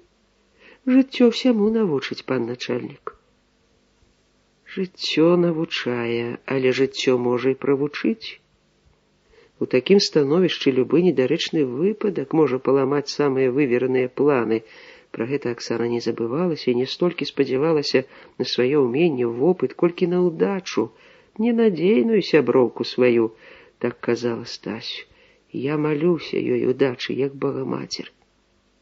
Пры сваёй адчайнасці яна мела і прымхлівасць, верыла ў прыкметы, загадала: будзе на пасту знаёмы тоўсты немец, усё абыдзецца добра. Спынілі яе незнаёмыя паліцаі, злосныя, прыдзірлівыя, гатовыя вытрасці мяшок. Бадай ні разу яшчэ яна не палохалася гэтак, бо разумела, што яе правал пагражае Стасю. Не пойдзе ён сам у атрад, вернецца назад у горад, каб знайсці яе сляды. А калі ён пайшоў на гэты апошні па сутнасці варыянт, значыцца, пагроза над ім павісла незвычайная. Пашкадавала, што захапіла бінты і лекі. Увогуле, гэта самыя ходкія рэчы для абмену, лекі, але за вынас іх караюць. А яе нечаканае знікненне з бальніцы, безумоўна, звяжацца са знікненнем Шабовіча. Калі яго шукаюць, ёй не адгаварыцца ні хворай цёткай, якой яна і раней амаль адкрыта на пасту паказвала, чым і заваявала давер'е, насіла лекі неменай. Але тут во ўдача, з буданчыка выйшаў тоўсты немец, ледзьве не радасна павітаўся. «Гутен Таг, фрэйлін, фрау». Прыжмурыўся, нібы сонны кот, і жартаўліва, робячы выгляд, што абыходзіць цэлую гару, абышоў вакол яе, засмяяўся і паляпаў далоней па яе мяккім жываце. «Гут!» і паказаў свой жывот, маўляў, даганяеш. Аксана спачатку пахаладзела, во ўліпла. Усяго ж месяц назад ішла, тут што трэсачка. Не паўнеюць гэтак за такі кароткі час.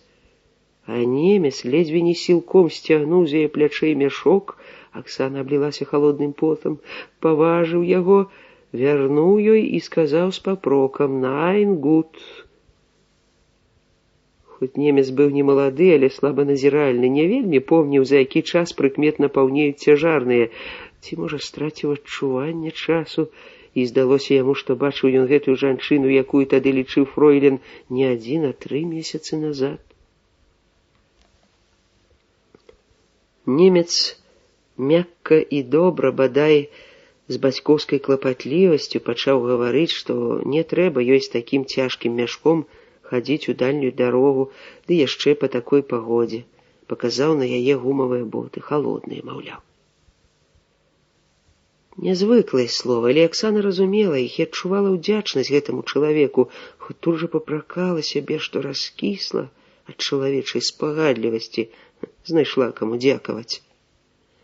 А малады паліцай, зараза, перакладаў зусім іншае, строгае ўшчуванне, што сёння ён мае ўсе падставы арыштаваць яе, але адпускае з умовай, што вяртацца яна будзе паслязаўтра, калі яго дзяжурства, і не з пустымі рукамі, з самагонкай. Паліцаю хацелася паказаць кукіш: «Во табе, жывадзёр», але яна пачціва ківала немцу: «Добра, паночак, добра, як жывуць панавы дочкі». Пра дачок сваіх ён расказваў яшчэ ўлетку, калі, вяртаючыся ад цёткі, яны са Стасем частавалі ўвесь пост самагонкай і чарніцамі. Паліцай пераклаў. Выходзіць, усё ж ведае мова. Не гарадзіў ад сябяціну. Немец не адказаў, але праслязіўся. Штось нядобра ў яго там. І Аксана ў знак маўклівага спачування таксама ўраніла слязу і пацалавала яго ў калючую шчаку. Бацька 4 дачок зусім расчуліўся. Малады паліцай пажартаваў. Ты мяне пацалуй, то ўбачыш, як зенітка зрыхтуецца да бою. Немец цыкнуў на яго. Аксана радавалася ўдачы, але немец не адпускаў яе. Захацелася яму праявіць клопат, пасадзіць яе на машыну спадарожную. А калі яна можа тут прайсці, тая машына? Дарога, лічы, тупіковая, толькі да паперні гравійная.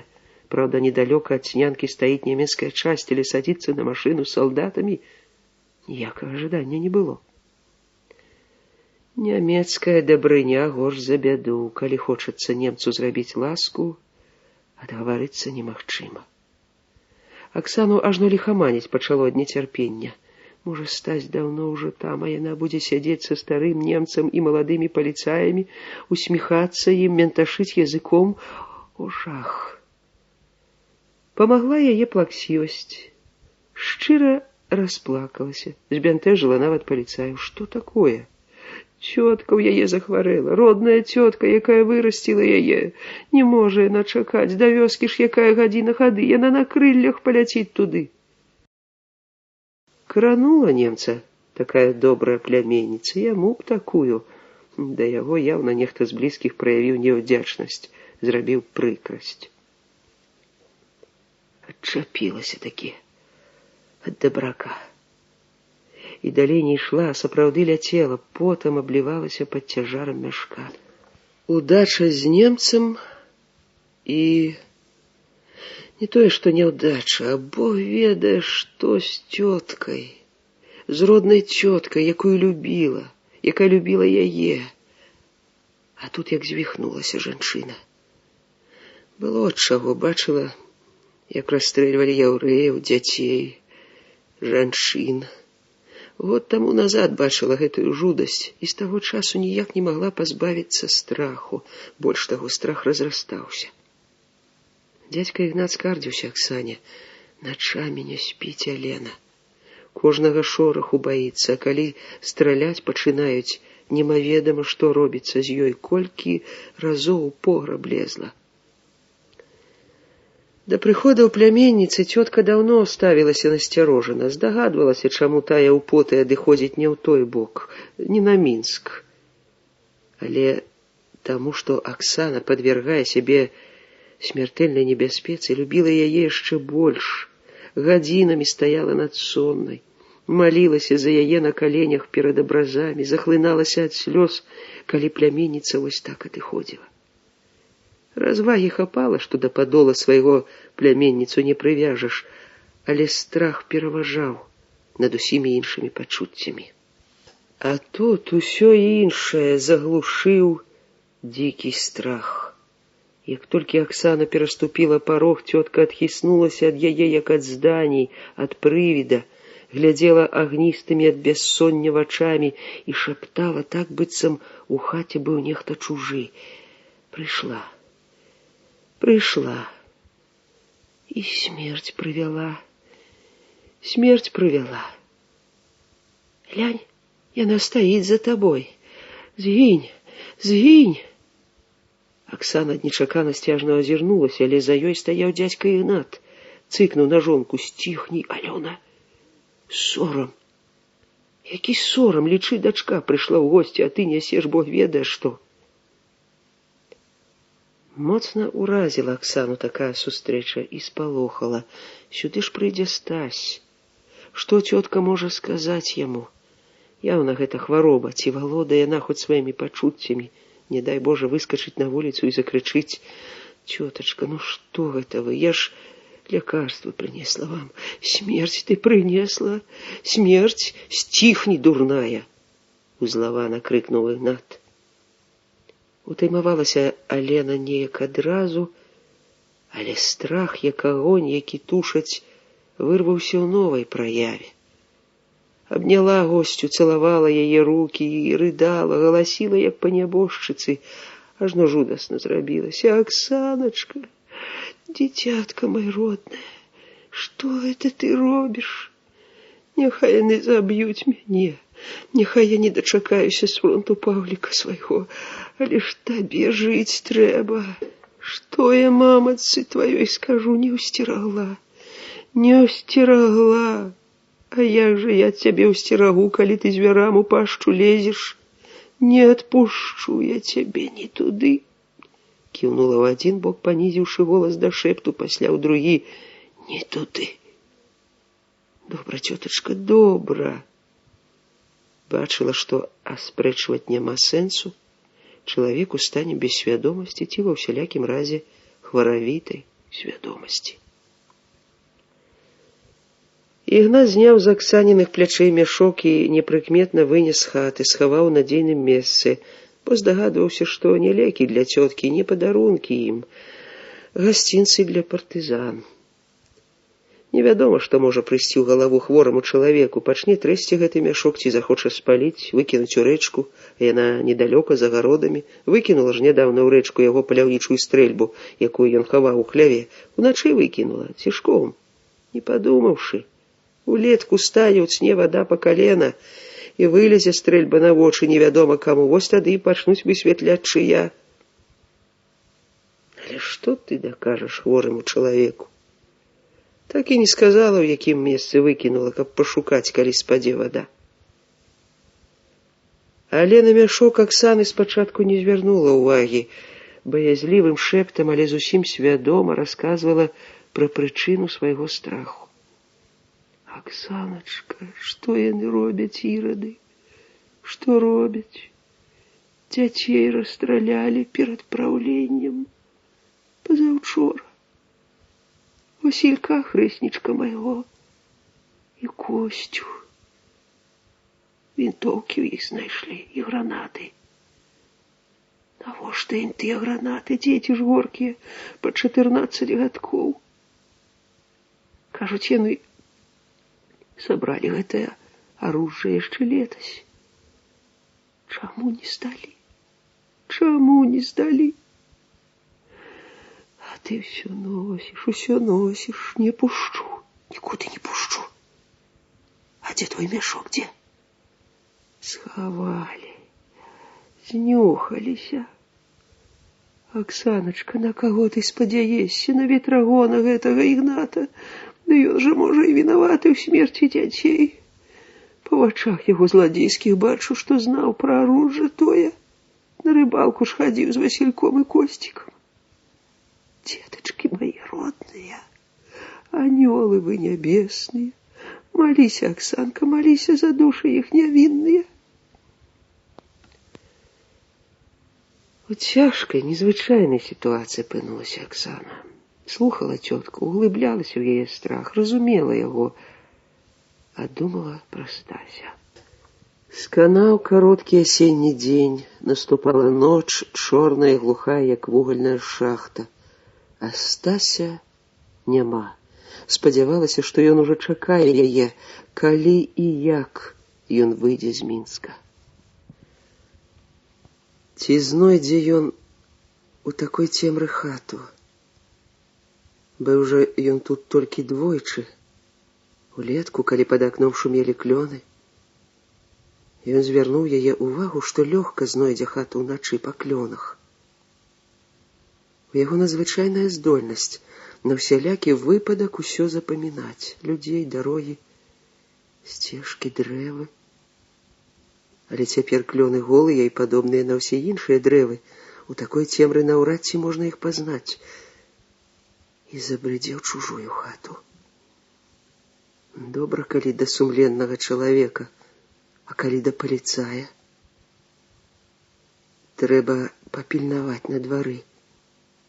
Яна пачуе і пазнае яго крокі і не дасць яму блукаць па вуліцы ці па гародах.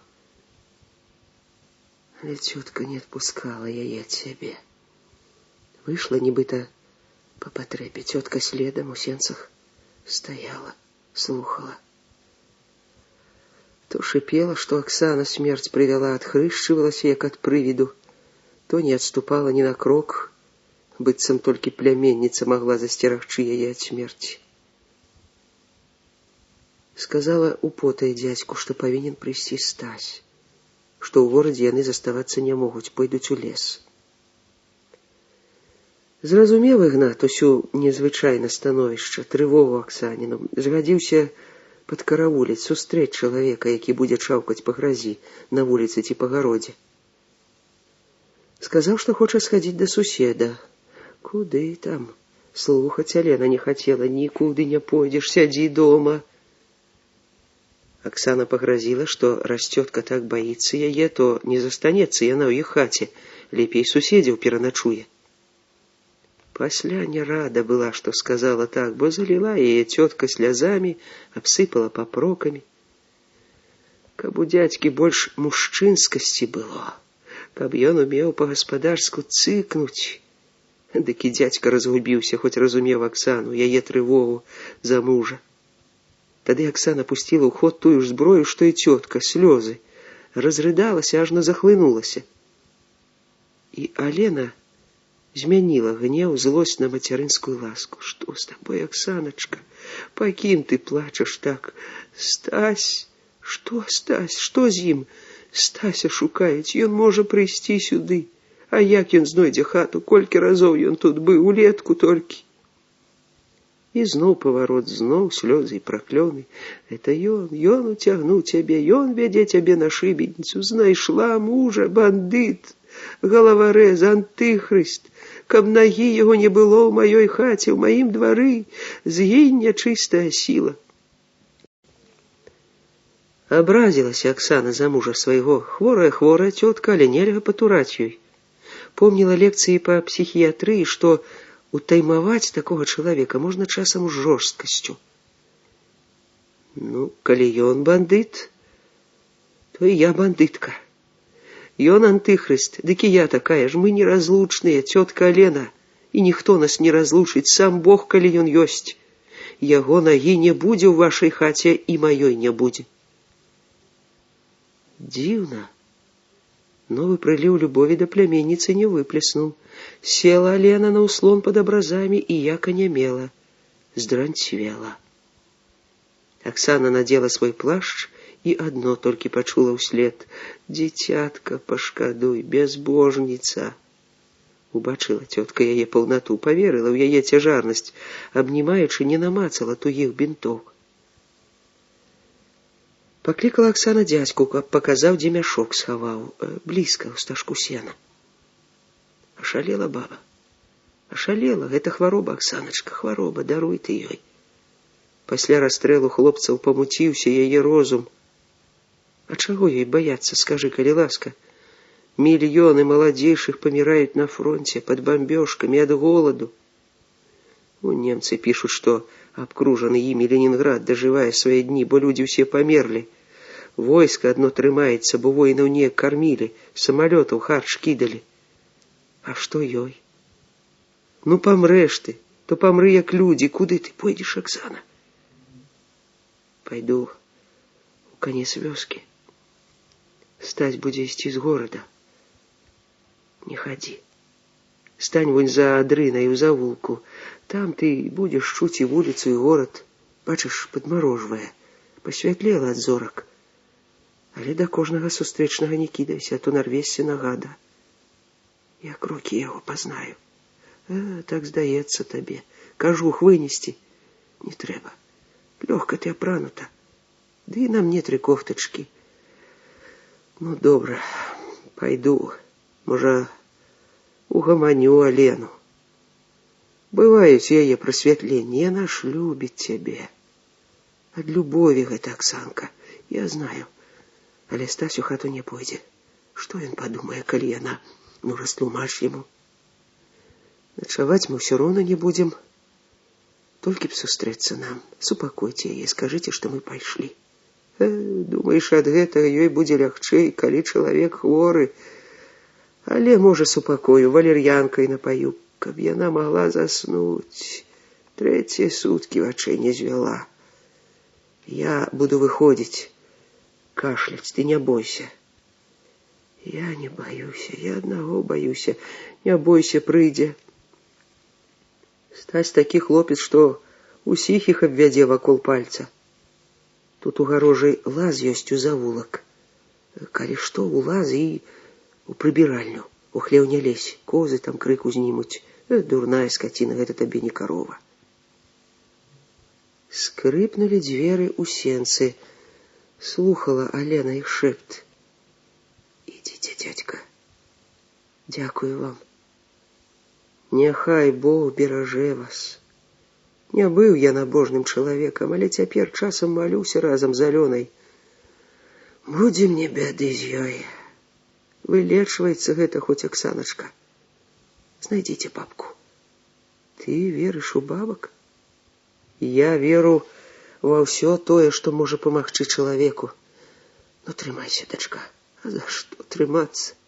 За жыццё трымайся. Цяпер толькі выжыць. Ну, за жыццё я трымаюся. Салдацкі ў цябе лёс будзе. І быў. А які ж цяпер яшчэ можа быць, калі трэба бараніць дзяцей, якіх страляюць? Ну, прымі маё благаславенне. Дзякую.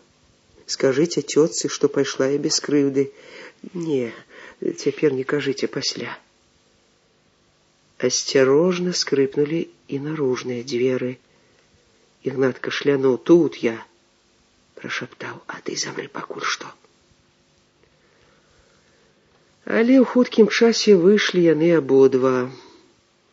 Шукалі яе. Цётка прыглушана плакала, дзядзька ўздыхаў. Няма яе. Пайшла наша Аксаначка на ножы гледзячы. Во да чаго твая дурнота давяла, во. Не выдаў яе, пасля з'явіўся сам.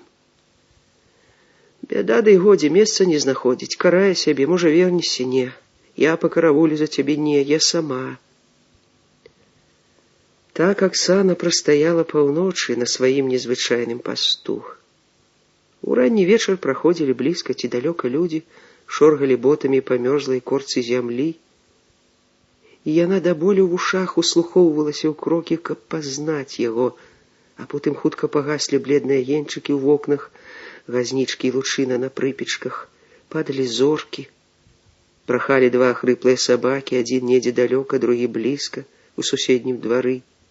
Падобна, што толькі два іх і засталося на ўсё сяло. Магчыма, першы чуў яе і трывожыўся. Сабакі таксама жывуць пад страхам.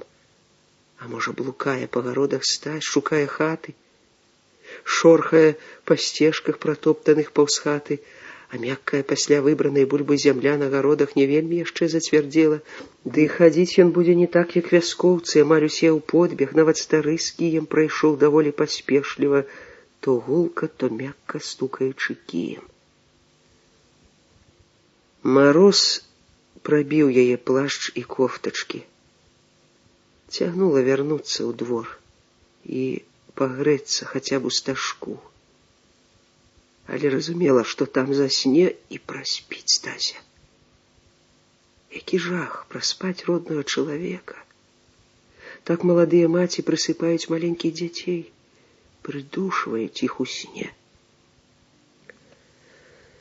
Упала зорка, блізка над Мінскам, і нагнала страх. Ці не яго гэта зорка? Ці не разам з жыццём яго сарвалася ў глыбіні неба?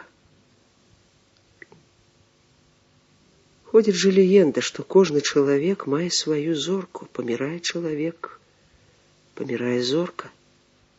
Прымхліва адганяла страшныя думкі. Божа, я раблюся падобнай на цётку. У душы маёй пасяляецца страх. Што я буду рабіць, калі Стась не прыйдзе ў гэтую ноч? Колькі я магу чакаць яго, дзе? Вярнуся ў Мінск, і там буду шукаць яго след. Не, ён не можа загінуць, не. Адступі, каслявая, адступі. Яна знала, як лёгка гінуць людзі на фронце, і тут, у акупацыі, і ў Мінску, і ўсюды, у кожным горадзе, у вёсках, у лясах, дзе партызаны. Але яна заўсёды адганяла думкі, што можа загінуць Стась. Уласную смерць дапускала, але яго Чалавек, якога кахаеш, уяўляецца бессмяротным, вечным, як само жыццё, сама ўся пераможная любоў. Верыла Аксана, што Стась прыйдзе, і дачакалася. Пачула яго далёка, на той дарозе, што праз завулак вяла ў поле і далей у лес. Ён ішоў асцярожна, не грукаючы ботамі, але спешліва, спяшаўся да яе. Яна пайшла яму насустрач. Убачыла, як поста ступіла ў бок пад дрэвы, што чарнелі на фоне зорнага неба, і злілася з дрэвамі, з зямлёй, растала ўначы. І спалохала думка, што гэта ёй здалося. Ад доўгага ўслухоўвання ў начную цішыню і ўглядання ў беспрасветную ноч пачаліся галюцынацыі. Здаралася такое пасля цяжкіх аперацый з лятальным зыходам. Не спала і бачыла чалавека, які памёр на яе вачах, жывога. Не, яна яўна чула крокі, і гэта былі яго крокі. Яна паклікала спачатку ціха: «Стась!» Потым гучней: «Стась! Гэта я!» І ён азваўся: «Аксана!» Падняўся з зямлі. Яна кінулася да яго, цалавала халодныя шчокі, вусны і плакала. Не магла стрымаць сябе ад радасці, залівалася слязамі. «Што здарылася, Аксаначка? Я перакалацілася за цябе. Да і вырваўся я, лічы, з самай пашчы іх клыкастай. Вырваўся. Было дзела пад Палтавай, я раскажу табе. Ты стаяла на дварэ. Чаму? У цёткі вывих». «Вывих чаго?» «У галаве страх у яе. Тут дзяцей расстралялі. У хату не пойдзем, хоць развітацца з дзядзькам, ды і з цёткай хочацца. Яна ж не вінаватая, цётка. Гэта хвароба, военный синдром психопатии, так бы, напэўна, назваў наш Вайтович. О, колькі іх таких синдромаў! А якая галава вытрымае, Стасік? Чалавек жа не машина. Сын на фронте, а побач стреляют дзяцей. Чыя галава вытрымае? А як ты ішоў? По поле? Не пытайся. У горадзе я пералез 100 платоў, тую ноч і гэтую гароды, і поле. Руска, як стаміўся, каб ты ведала. Я знаю, Стасик, я знаю, але я боюсь яе хваробы. Чалавек не адказвае за свае ўчынкі. Мы пойдзем. А я не збіраўся начаваць тут. Я возьму мяшок, у мяне мяшок там у двары. Пакуль яна хадзіла па мяшок, ён заснуў, сеўшы пад старую грушу на другім баку дарогі. Ледзьве знайшла яго. Спалохалася страшэнна, куды знік чалавек, пакуль не пачула цяжкае дыханне з-пад свістам. Не магла сказаць колькі, але доўга, вельмі доўга стаяла над ім, пільнуючы яго сон. Застылі, ацяклі ногі.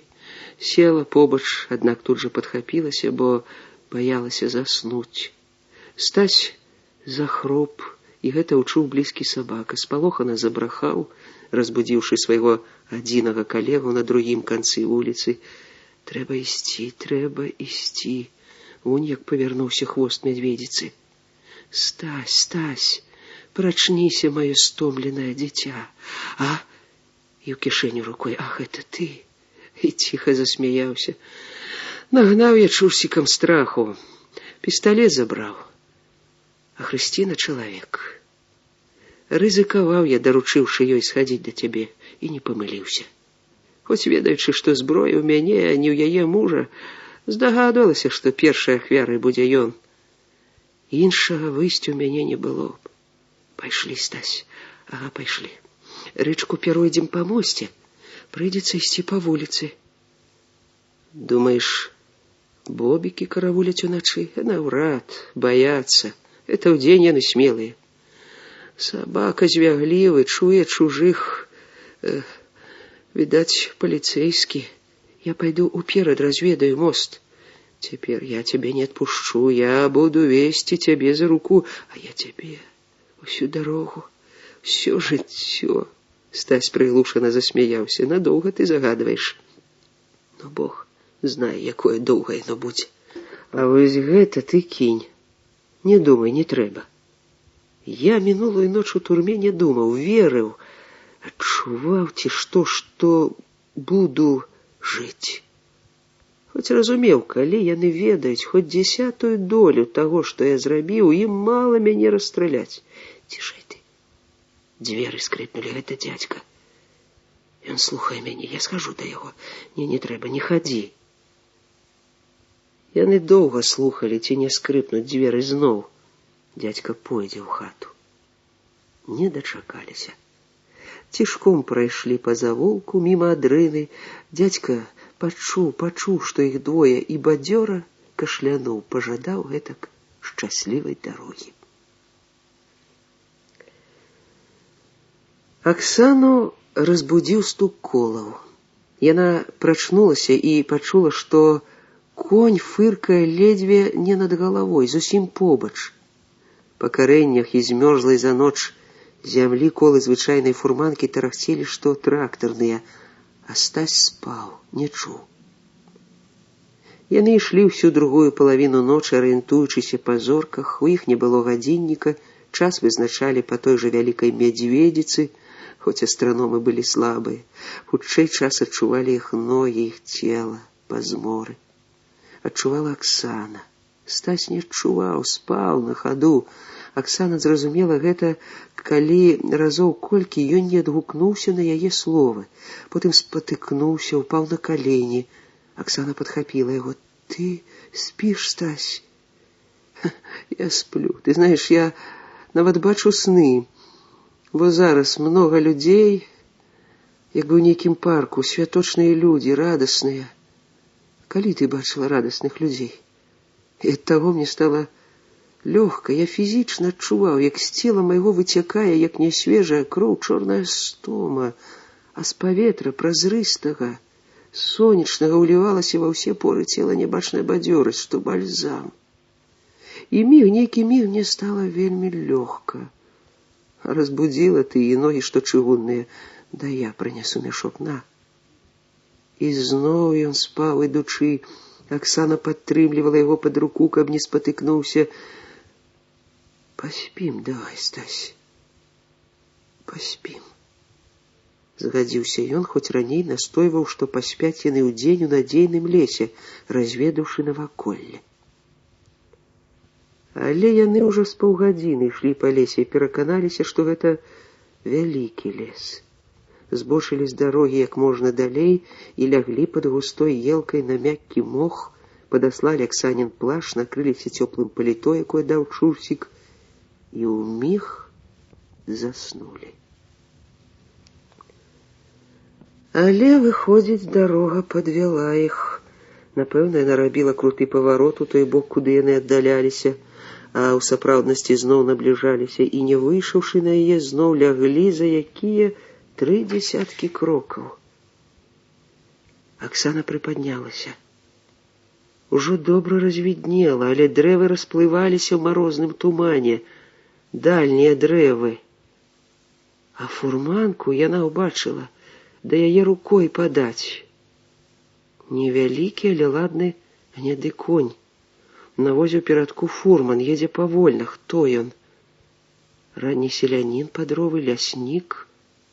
Аксана не разгледзела добра, але ёй не спадабалася фуражка ездавога, падобная на паліцэйскую, хоць, магчыма, і леснікоўская. Чалавек ад'ехаў 100 крокаў за елкі, тврукнуў, спыніўся, конь сыта фыркнуў.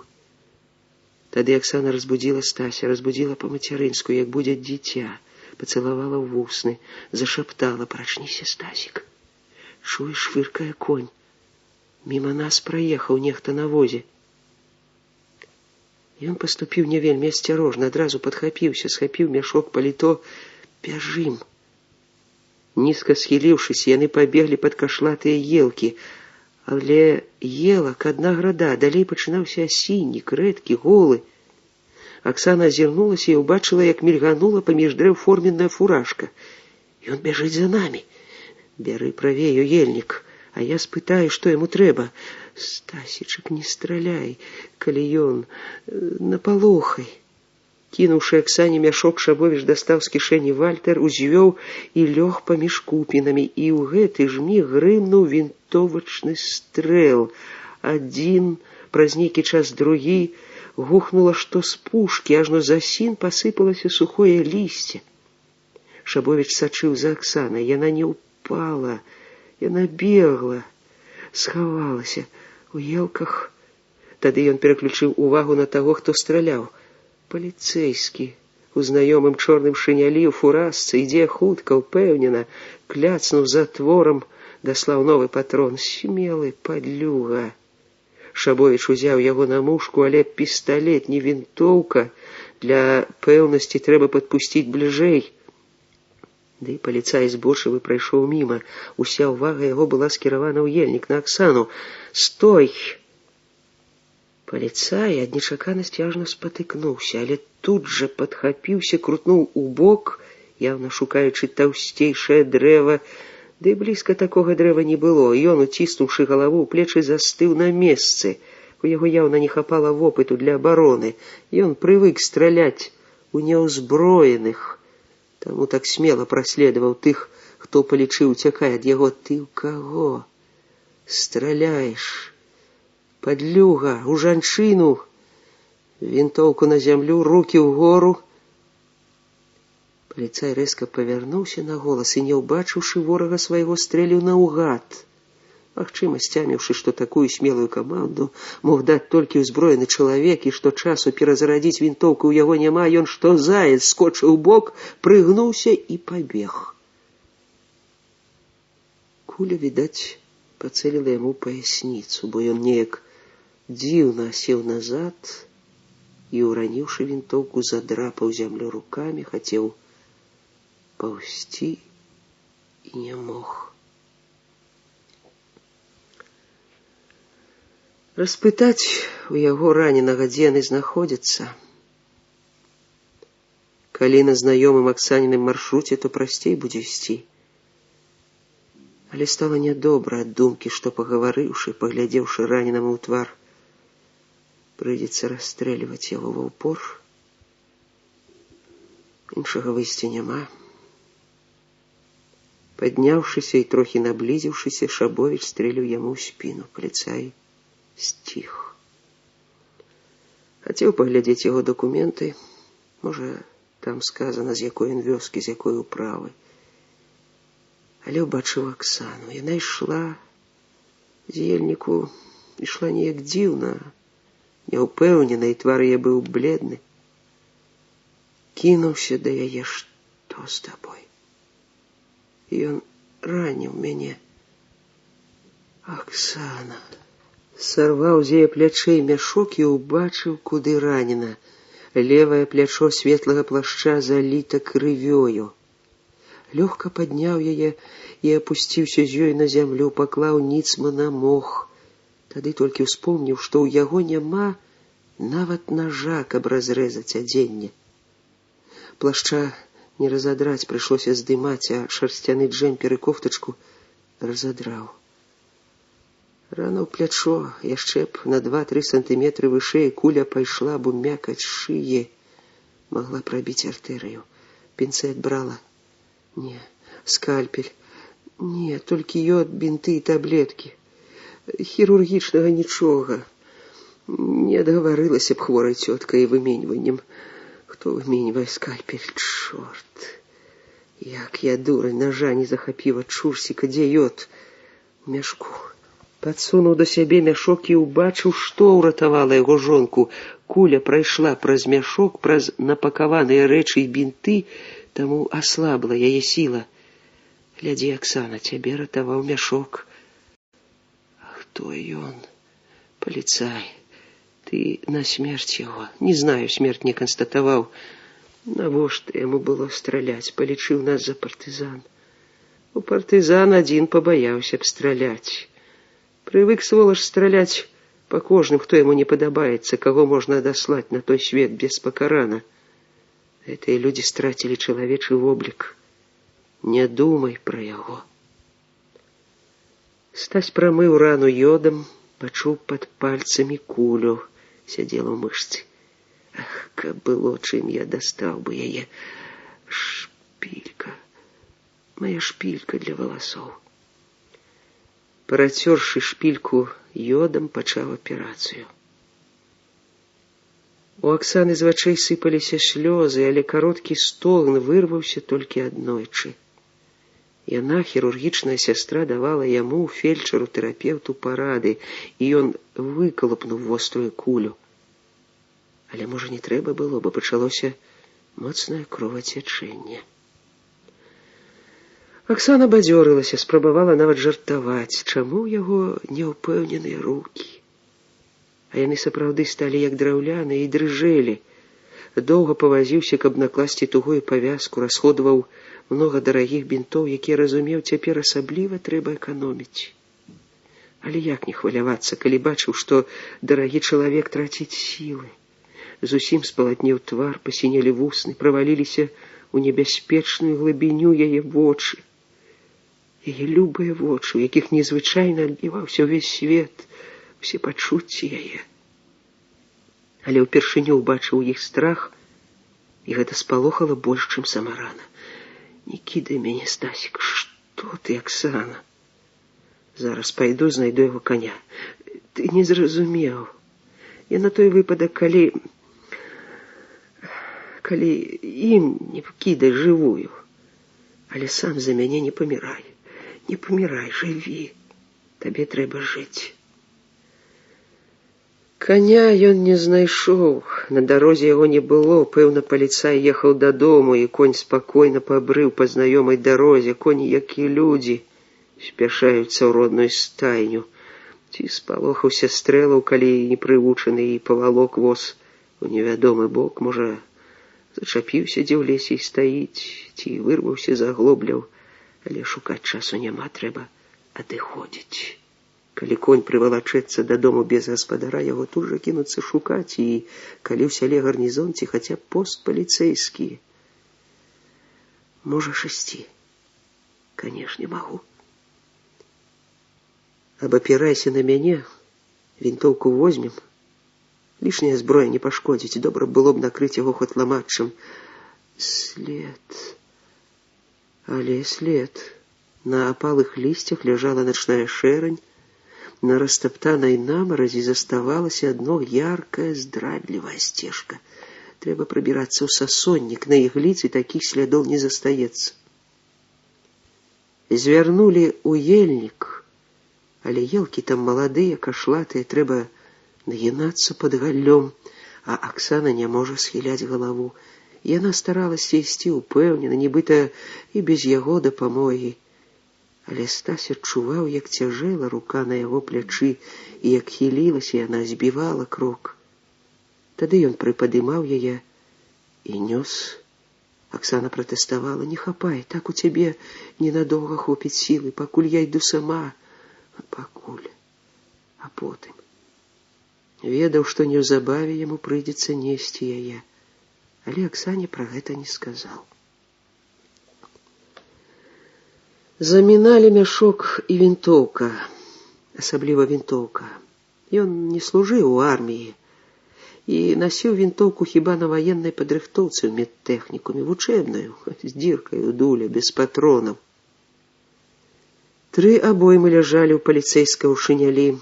Стась пералажыў іх у сваю кішэню. Хацелася паглядзець пасведчанне. Але не мог павярнуць нябожчыка, лепш не бачыць яго твару, каб не прыдаваўся. Так лягчэй, забіў ворага, не чалавека, як на фронце. Аксана згадзілася з ім, лепш не бачыць. Вечнай памяці яму не будзе. Разумны чалавек праехаў бы міма такіх начлежнікаў. Колькі цяпер блукае па свеце людзей, дзе ж ім заначаваць, а ён у сваю фашысцкую формулу страляе кожнага падазронага. Стрэліў. А ў яго, напэўна, дзеці. Што іх прымушае ісці на такую службу? Ненавидеть уладу нашу. А за что? У мяне дядьку арыштавалі ў 38-м. Помніш, як мяне хацелі выключыць з тэхнікума. Добра, што ён жыў далёка на Урале, і я толькі малая бачыла яго. Ён муляр, завод будаваў. Не гавары многа, траціш сілы. Не бойся, сілы ў мяне хопіць. А крок збівала часцей, цяжэй павісала на яго руцэ. Выйшлі ў бор, але пад соснамі раслі чарніцы, на іх след заставаўся яшчэ больш выразны, зялёная сцежка. А потым адкрылася поле. Землі тут камяністыя, бедныя, але краявіды незвычайныя. Нехта назваў мясціны тутэйшай беларускай Швейцарыяй, вядомая з падручнікаў геаграфіі беларуска-літоўская града. Поле не шырокае, сотні 3-4 крокаў, а далей зноў лес. Узбіраўся на круты ўзгорак малады бярэзнік. Але поле засеяна азімінай. І нарунься ў больш густы іней, чым у лесе. Узышло сонца, і поле ажно іскрылася, зіхацела, сляпіла вочы. Боже мой, якое яно жыццё! Упершыню з душэўным смуткам падумала Аксана.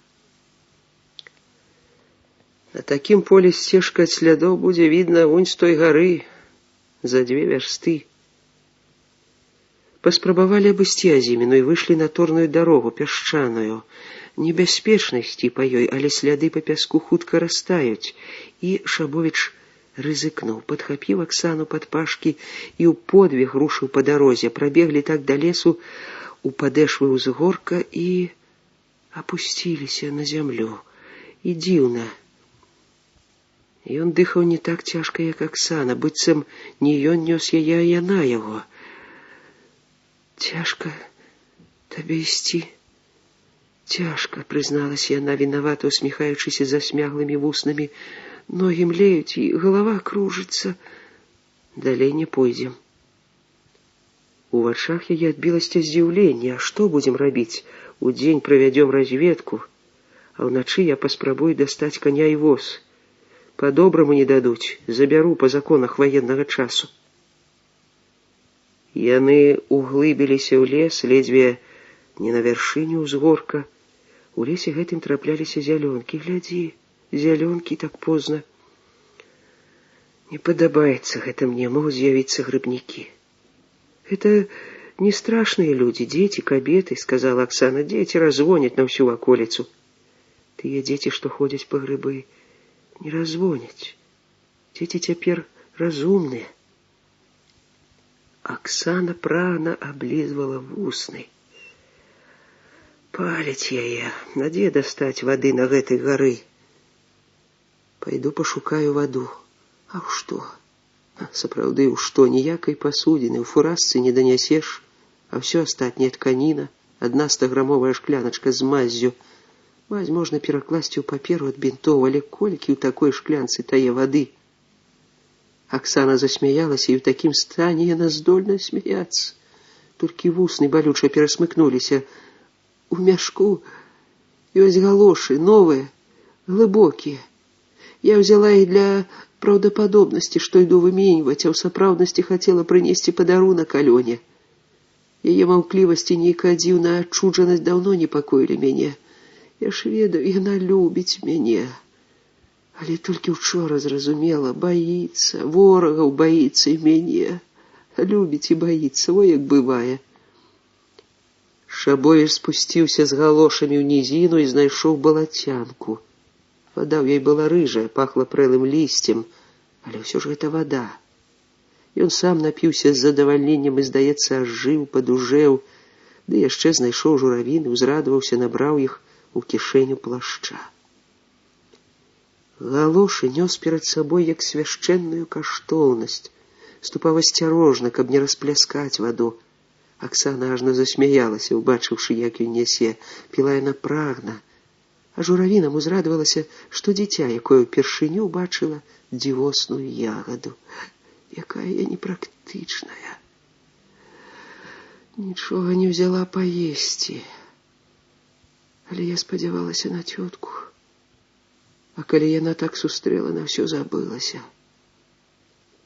Дзіўна, што дзядзька не здагадаўся. А я падужэла, Стасік, я падужэла. Здаецца, ніколі не піла такой смачнай вады. Гумай пахне, як бальнічныя шклянкі лекамі. Дзякую табе, з такім рыцарам можна і ў лесе пражыць. Каб можна было распаліць касцёр, я напёк бы зялёнак, запалкі ёсць. Чаго не забыўся ў чурсіка запалкі. І тытун, пра нож не падумаў. Аксана сапраўды як паздаравела. Разгаварылася. Баліць табе? Баліць, але не моцна, я цярплівая. Пад вечар перавяжам. Не, лепей да заўтра не чапаць. Сваім хворым мы робім перавязку раз у 2-3 сутак, ты ж знаеш, эканомім бінты. І яна заснула, неяк нечакана, спакойна, дыхала роўна.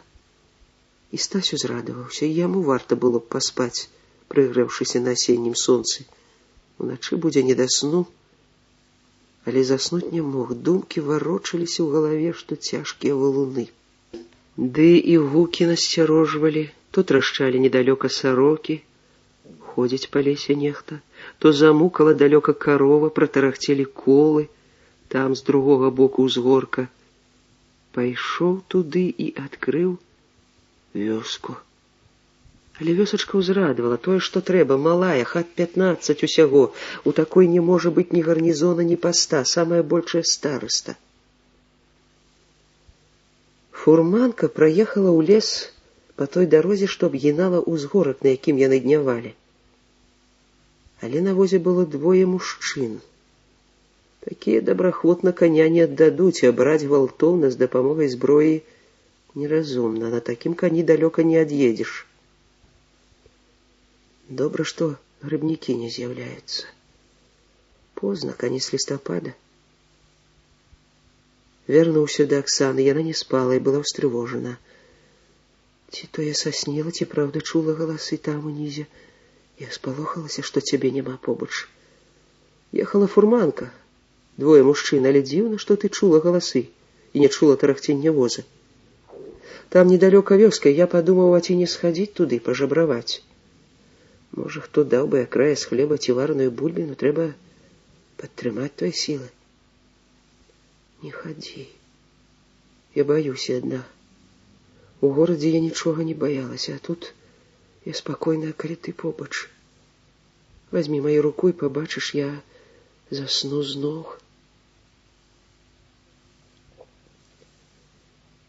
Сапраўды, Аксана зноў скора заснула. Санлівасць яе не падабалася Шабовічу, яўная прыкмета знясіленасці. А што ён хацеў? Каб раненне, цяжкія душэўныя перажыванні прыбавілі жанчыне сілы. Сам адчуваў, што траціць яе ўласную сілу. Сядзеў, трымаў Аксаніну руку, і нейкія моманты правальваўся у дзіўны стан, калі не было ні думак, ні адчування навакольнай рэальнасці, свайго цела. Аднак сном гэта назваць нельга, у тым і бяда, што ён не спаў, не мог заснуць. Але самае страшнае было, калі апускаўся яшчэ глыбей у тое падманнае бяздонне, дзе наступала здрадлівая расслабленасць, з якой цяжка было выходзіць, узнімаўся назад на зямлю, як з марской глыбіні, з кесоннай хваробай, біла ў галаву да звону ў ушах, сціскала ў грудях, а ногі, на нагах вісела ўся зямля, увесь яе цяжар. Кажуць, пры кесоннай хваробе кіпіць кроў. Дык вось пры пад'ёмах са шчаслівай пустэчы кіпела яго кроў, кіпела, так што, здавалася, парве сасуды. А яшчэ палохала адсутнасць таго рою думак, тае фантазіі, якая была ў турме на камароўскіх гародах, у доме Чурсіка. Там з'яўляліся тысячы варыянтаў ратавання. А там жа было ўсяго адно жыццё, яго. А тут, акрамя свайго жыццё самага дарагога чалавека. Тут цяжкім каменем лёг у галаве адзін варыянт, як дапаўненне да іх чацвёртага. І як там, у Мінску, ён нічога не мог змяніць у выхадзе Аксаны з горада, так і тут іншых варыянтаў не існуе. Не думаў нават над дэталямі, бо ніводную з іх немагчыма прадбачыць. Каб не правальвацца ў гэтую бяздумную бездань, не садзіўся, хадзіў вакол, як вартавы. Аксана расплюшчвала вочы, знаходзіла яго, усміхалася ўзрадавана і разоў колькі без слоў засынала зноў. Яе пачала стамляць нават размова, разумеў Шабовіч, сімптом найгоршы. А калі пад вечар прысеў і ўзяў Аксаніну руку, пачуў, што ў яе пачаўся жар. Апанаваў страх, якога не перажываў ні ў адной сітуацыі. Калі гэта гангрэна, я бездапаможны. Боже мой, што яго прымусіла страляць? Перавязваючы, нюхаў рану. Ні агнілі няма, пах свежай крыві, пах яе цела, яе валасоў. Незвычайна заўсёды пахлі яе валасы з прадвечнай жаночай мацярынскай чысцінёй. У вячэрнім змроку перанёс, хоць яна і супраціўлялася, сама хацела ісці Аксану уніз да дарогі. Калі добра сцямнела, пайшоў здзяйсняць свой адзіны варыянт. Па вуліцы вёсачкі не пайшоў, па гародах, за хлявамі, зноў браў перашкоды, платы, горш, што тут некаторыя былі частакольныя, калы завостраныя. Нямірныя тут суседзі, куркулістыя. Вывад такі трохі непакоіў, але іншага варыянта прыдумаць нельга, хоць тыдзень думай, трэба знайсці, дзе ёсць конь, а там будзе, што будзе. Пачуў бадзёрае фырканне, хрумстанне сена. Здзівіўся, што на яго ціхі стук у акно нават не спыталі, хто. Прайшла, бачыў, высокая жанчына ў сенцы і грымнула засовам. «Можна да вас?» «Добраму чалавеку можна». Яна растварылася, што дух у цемры сенцаў, а Шабовіч ступіў у хату. За сталом сядзеў барадаты стары у акуляры ў жалезнай аправе і чытаў тоўстую старую кнігу. Такой кнігай магла быць толькі Біблія. Трапіў я, аднак. Калі старавер вады не дасць, незадаволена падумаў Шабовіч. Ён з недаверам ставіўся да такіх ось набожных старых, бо добра з маленства ведаў маскалёў стараверу. Дзед глянуў паверх акуляраў, здавалася, без усялякай цікавасці. «Добры вечар, бацька». «Вечар добры, сынок». Увайшла жанчына з сенцаў, прайшла міма яго ў кут да ложка, села, як святая, высокая, худая, пласкагрудая, даць ёй можна было гадоў 40. Такімі мужападобнымі бываюць векавухі, што не выходзілі замуж, не нараджалі. Сказаў ёй: «Смела вы, аднак, адчыняеце у наш час. Чалавек, які ўваходзіць праз дзверы, госць». Шабовіч наблізіўся да стала. «Біблія». «Біблія. Мудрая кніга». Вырашыў трохі падльсціць, падмазаць. «А што чытаў?» «Каюся, не чытаў. Ніхто не параіў, ды і не даў самую кнігу. Першы раз бачу». Стары ўздыхнуў. «Калі не пярэчыце, я сяду». «Сядай, лаўку не праседзіш». Шабовіч сеў на ўслон збоку да стала, але, угледзеўшы, што сеў якраз жа напроціў акна, адсунуўся бліжэй да кута, бліжэй да гаспадара, апынуўся тварам у твар. «Вас там многа? Хтось на мушцы мяне трымае?» «Ну што вы, я адзін. Таварыш мой, жонка у лесе, раненая». Стары адарваўся ад кнігі, зняў акуляры, зацікавіўся. «Бацька, я не знаю, хто вы, што вы думаеце, якому Богу моліцеся, зямному, але я прыйшоў да вас, я кланяюся вам у ногі, і я буду гаварыць, як на споведзі, святую праўду, як перад Богам». «А я такі ж грэшны, сынок», вздохнул старый. Мы с жонкой идем из Минска в партизанский отряд. Не просто идем, утекаем. Я уже был арыштованы немцами. Ну, за что вы здогадываетесь? Суд, что вырвался. Другие арышт. И смерть, и мне, и ёй. Дошли до вас, а сёння раніцою некий сукин сын пальнул нас. Ранил Оксану. Чакай, где это было? Да тут, у лесе, може, вярсты две у бок Минска. Ён жонку твою, а ты его. Шабович угледзеўся ў старога, як той адносіцца да смерти паліцая. Звестка аб смерти Гаўруса абляцела выходзіць наваколля. Людскі тэлеграф безадказны. Не, у вачах дзеда нічога не адбілася, ні гневу, ні спачування, ні ухвалення. Это узбадзёрыла, калі ўжо праўда, то праўда до конца. Вайна, дзед, хто каго? З яго ж вінтоўкі, са свайго пісталета. Вось як. Стары паглядзеў з большай цікавасцю, нават з затоеным захапленнем. Так, прынамсі, здалося Шабовічу, і ён узрадаваўся. Пашчасціла, выходзіць, натрапіў на свайго. Дед тяжко вздыхнул. Грахи наши, кто не грешный? Грешный был небожчик. Крыўдзіў людей. И Богу бачу, а что ж ты хочешь от мяне? Коня, дед. Нам трэба добраться до отрада. Дядюли, чуў? Не чуў. Конечно, прозвішча командира не выдаецца, буравеснік атрад. Не чуў, далёка ён стаіць атрад той. Конкретного месца я не знаю, урочышча лясное. Дарогу туды Оксана знае, апошняя вёска на гэтай дарозе Задвор'е. Далёка. Оксана пехотой туды ходила. Тяжко, яна раненая. Я фельдшер, куля раздробила ключицу. Хочешь посадить яе на коня? А ці утрымаецца, лепш на возе. Сам ты ходил? Пройсці всюды можно, проехать. З возом, з раненым, по дорозе ж трэба. Може, лепш у больницу? Сказала жанчына. У больницу нельга.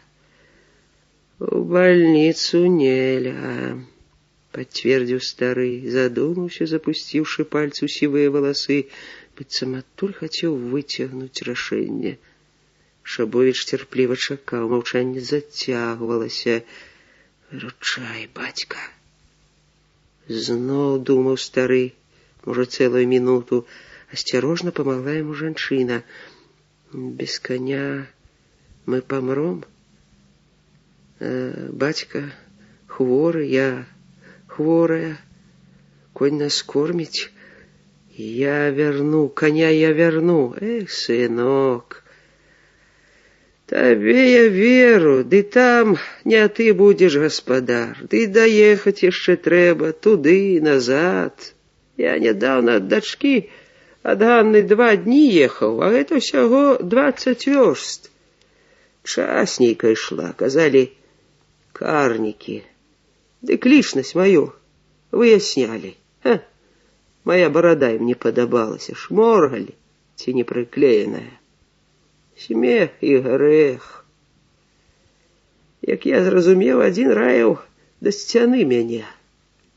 А што ім стары, а што ім малы? Забыли Бога. А на кожнай прасцы, Танька читая по-ихнему, написано: «З нами Бог». Куды ж он глядзіць, Бог ваш? Не гняві Бога, бацька. Да я не гнявлю, дачка, молюся. Бачыш, навуку яго спасцігаю.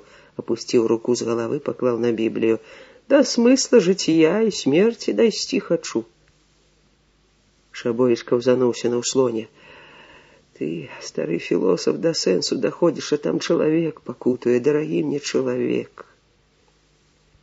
Дзед, як прачытаў яго думку, адкінуў галаву да сцяны, абклеенай даваеннымі газетамі, многа дзе з белымі заплаткамі, лісткамі ў клетачку з вучнёўскага сшытка. Мне цяжка здагадацца, што залеплівалася. Звярнуўшы ўвагу на газеты, Шабовіч яшчэ больш паверыў старога. Чалавек, які акуратна чытаў савецкія газеты, не можа не верыць у нашу перамогу. Аднак які цяжкадум, як зацягвае адказ на ясна, як божы дзень пытанне. Стары дарваў галаву ад сцяны, нахіліўся і глуха, ледзьве не шэптам, сказаў Біблію: «Мар'яна, а можа, прытулім яе у нас, пакуль, як імя тваё, Стась, пакуль Стась да сваіх не сходзіць».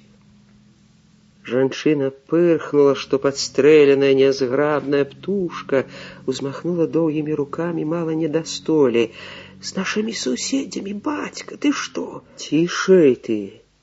І да Стася ціха. «Суседзі ў нас паганыя. З горада прыехалі, злыя яны на нашу ўладу, але ў паліцыю не ідзе. Памагаты мой, хаты рубім. Будуюцца некаторыя». І зусім шэптам, зірнуўшы в акно: «Шпіён, хаданок. Запомни, хаданок. Перадай сваім». Стары вылез за стола, наблізіўся да дачкі. «Мар'яна, Мар'яна, адвядзі ты іх да Ганны. Там будуць знаць пра атрад, на 20 вёрст бліжэй». «Бацька, што гэта вы робіце? Дачкі роднай не шкадуеце. Яна са сваімі партызанамі рады не дае, а вы ей падкінеце праўдных партызан».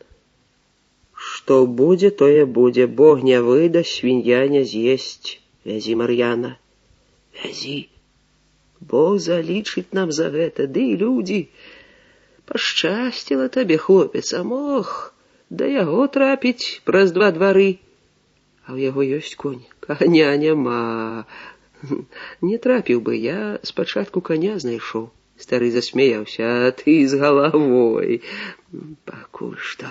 Ды не, такую галаву трэба берагчы». Шабовіча здзівіла, што дзед Іван запрагаў не тоячыся. Свяціў ліхтаром, нокаў на коня. Сказаў яму пра гэта, калі выехалі за сяло, седзячы ўсе трое на мяккім і духмяным сене. Стары не пашкадаваў сена, каб раненай было мякчэй. «А я вядомы на ўсё наваколле парубшчык. Сам некалі лесніком быў, а з цяперашнім у жмуркі гуляем, хто каго зловіць. Ён мяне ні разу не злавіў. Следам ходзіць, а злавіць не можа. Пакуль пачухаецца, я ўжо бервяно распіліў і замачыў. О так. Праўда, прыходзіцца і яму падносіць. Ты таксама рызыкоўны хлопец, уваліўся ў хату, як з неба, ад Бібліі адарваў грэшнік. Ды ў мяне не было іншага выйсця». Аксана, калі Стась опусціўся перад ёй на калені, абшчапіла рукамі яго шыю і расплакалася, што дзіця. «Стасічак, даражэнькі, не любі мяне, не любі, я баязліўка.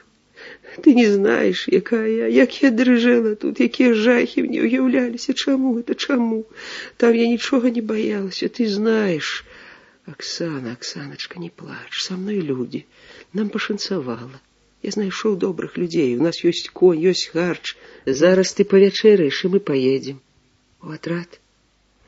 «Не в атрад, але бліжэй да атрада», — падаў голас дзед Іван, схіліўся і памацаў Аксанін лоб, загадаў бадай строга: «Набярыся сілы, дачка, не вылівай яе слязамі, сілу сваю». І Аксане стала сорамна, яна сціхла. Больш таго, сама паднялася, намерылася ісці да воза. Але яе падтрымалі Стась і Мар'яна, палажылі на сена, паілі малаком, сапраўдным жытнёвым хлебам грубага памолу, на ручным млыне неразмолатыя зерні хрумсцелі на зубах. Але як пах гэты хлеб, вярнуў усе радасці, усе пачуцці цяпер ужо далёкага маленства. Вярнуў Аксане, вярнуў Стасю. Нічога няма смачнейшага за хлеб з малаком, і нішто не дае так хутка галоднаму сілу, як бальзам жыцця. Павячэраўшы, Шабовіч прынёс пад елкі мяшок і вінтоўку, хацеў сунуць пад сена, але дзеды ў цемру гледзеў, запярэчыў: «О, не, гэтую берданку пакінь мне, я надзейна схаваю, няхай паляжыць. Пугач вазьмі, але схавай далей. А ў мяшку што ў вас?» Запаліў лятучую мыш. Ліхтаром гэтым свяціў толькі ў хляве. Стась нават не ўбачыў, што дзед прыхапіў яго з сабой. Зрабіў строгую рэвізію мяшка. Загадаў Мар'яне схаваць ёд бінты ў сваіх і Аксаніных тайніках, пад кофтачкамі, пад спадніцамі. «Адзення многа для бальніцы. Надзеньце на сябе, што можна. Усе і ты», — загадаў Шабовічу, і той мусіў нацягваць жаночую кофтачку.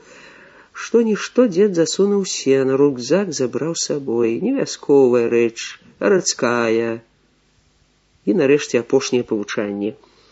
«Значыцца, так, Мар'яна, начуеце на хутары? Далей, пры свеце дня Божага, праз усе пасты вязеш пляменніцу з бальніцы. Азіла знаюць. Але ты, брат, Стась, тут ужо збоку, далёка збоку, за вярсту абыдзеш усе пасты, усе вёскі.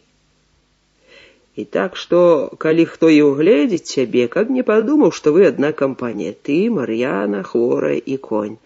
О, так і сапіце ў нас, і кожны ў свой. І да Ганны ты прыйдзеш, калі сцямнее. Пакажаш хату з горкі, Мар'яна. Чакаю цябе паслязаўтра. З Богом, дзеці. Дзякуй, дзед. Не забуду. Не забывай, сынок, не забывай. Нічога не забывай. Стары перахрысціў іх, напісаў пальцамі крыж на фоне зорнага неба. Трэці дзень сядзеў Шабовіч на гарышчы. Спусціўся толькі пазаўчора, і учора позна ўвечары па сігнале юнага гаспадара Міколкі, старэйшага Ганнінага сына. Слых у Шабовіча ад адзіноцтва і ўслухоўвання ва ўсе гукі ў хаце і вакол, ва ўсёй вёсцы, стаў што ў кажана. Але хлопец з'явіўся нечакана ўвечары. Удзень, калі прыносіў абед, лесвіца пад яго нагамі скрыпела і грымела. А тут ніводнага гуку. Трэба ўмець. І па гарышчы прабіраўся гэтак жа нячутна, толькі калі дабраўся да сена, на якім Стась спаў, тады ўзняў шум, зашамацеў. Прашаптаў з захапленнем і як бы з зайздрасцю: «Кліча цябе Аксанка». Здзівіла, што 13гадовы сельскі хлопец, які ў іншым паводзіў сябе ажна занадта па-даросламу, і які ў першы вечар, калі ўладзіла яго сюды Мар'яна, сказаў: «Цётка кліча вас». «Якая цётка?» «Ваша». Раптам сказаў пра цётку, як пра сваю равесніцу. Ажно спалохаў гэтым памяншальным імем Аксанка. Падумалася, што ёй блага, таму і ласкавасць такая. Становішча Шабовіча было незразумелае, часам здавалася абразлівым. Баявы, здаровы падпольшчык, які выконваў надзвычайнае заданне, сядзіць на гарышчы, што загнаны кот, гаспадыняй загнаны, у першы ж вечар з ухваленнем маўклівай Мар'яны. «Прывязвай, Аксана», а інакш толькі бачылі б яго. Дзіўна паводзіць сябе Ганна. Загадкава, супярэчліва. Сустрэла яна іх, у тым ліку і сястру сваю, амаль варожа. Пачуў Стасік дакарала. Ён што там, з глузду з'ехаў, стары багахульнік. Барада сівая, а з агнём гуляе. Это пра бацьку свайго. А калі ён, Шабовіч, сказаў, што ім трэба ў атрад дзядзюлі, ці не ведае яна, дзе гэты атрад, Ганна адказала ўзлавана: «Не знаю я ні дзядзюлі, ні татулі, і знаць не хачу. Са сваімі бандытамі рады не магу даць». Выходзяць, партызаны для яе бандыты. Пакутлівай была першая ноч пасля такой сустрэчы. Праўда, начлег Мікола змасціў добры, сена, падушка, стары кажух з блохамі, якія не давалі заснуць. Супакойвала хіба адна акалічнасць. Ніякай пляменніцы ў Мар'яны не было, дачкі ў Ганны. Аднак жа, як сказаў бацька іх, вазіла яна пляменніцу, і па словах яго выходзіла не аднойчы. Суцэльныя загадкі. З Ганнай не дамовішся пакуль што, тут ілюзій не павінна быць. Дзякую, што прытуліла Аксану, палажыла ў бакоўцы на мяккіх падушках, яшчэ вясельных сваіх. Урэшце галоўнае падняць на ногі Аксану, а там яна сама дарогу ў атрад знойдзе. Аднак сядзець у няведанні бяздзейнасці пакутліва. З'яўляецца адзіны інфарматар Мікола, разы два і малодшы падымаўся, 10гадовы Міця. Але чуў, як сырова шыкнула на яго маці, захапіўшы на лесвіцы, паспрабаваў загаварыць з малым, але хлопчык паказаў языкі ўніз. Увайсці ў давер да дзяцей. Во што? Не, малодшага трэба выключыць з гэтай небяспечнай гульні, а з Мікола можна пагаварыць сяброўскай шчырасцю, калі яму маці даверыла такую тайну. Шапталіся, што змоўшчыкі. Расказаў яму пра Мінск, пра падпольшчыкаў, часткова сказаў праўду пра сваю дзейнасць, некаторыя гераічныя ўчынкі сачыніў, каб узняць сваю ролю. У прыцемках гарышча бачыў, як у хлопца гарэлі вочы, закідваў пытаннямі, а як, а што? Ад прагі гераізму размяк падлетак, што воск. Можна ляпіць таго героя, які патрэбны ў даны момант яму Шабоічу. Скажы, Мікола, шчыра, па-сяброўску, знаеш, дзе атрад? Сцяўся, панурыўся сын чырвонаармейца, што бацька ў чырвонай арміі адкрыта сказаў у самым пачатку. Знае, але не скажа, не баіцца, не мае права. Дзіўна растлумачыў, чаму не можа сказаць. Падняўся, павярнуўся, сунуў штаны, паказаў попу. Спачатку Шабовіч прачытаў: во, маўляў, табе атрад. Але тут жа і ў прыцемку ўбачыў, што худенькая попа яго спаласавана сінімі пісямі. А хто гэта табе? Хто около? Мамка. А, мамка і дамка. Якая дамка? Сямейка, аднак слова не выцягнеш, але цягнуў. За атрад. За язык. Красамоўнае сведчанне таго, чым узнагароджваюць за доўгі язык, прыкрылі латаныя штаны. Аднак такая даверлівая размова моцна зблізіла іх, але, напэўна, яшчэ цясней пасябраваў хлопец з Аксанай, калі вось так Аксанка кліча цябе. А яна ажыла ў той другі вечар. Яе лячыла бабуля, аблажыла ледзьве не ўсё цела прымочкамі, здымала жар, а Стася запрасілі, каб ён па-доктарску перавязаў. Месца для перавязкі нязручнае. Знахарка Шабоічу спадабалася. Адукаваная бабулька, разумна спалучае народную медыцыну з навукай. Такой можна верыць. Увогуле падпольшчыка захапляла еднасць вясковых людзей, іх давер'е адзін аднаму. Не баіцца Ганна, што нехта выдасць яе. Умеюць людзі гэтыя хаваць тайну. Дзяцей як вучаць трымаць язык за зубамі. Такая ж і бабка Параска. Гаварыла многа, але ўсё прымаўкі, прыслоўі, загадкі і ні слова пра тое, хто яны, адкуль, куды ідуць. Канешне, ёй магла расказаць Ганна тую праўду, якую пачула ад Мар'яны, ды і Аксана не таілася.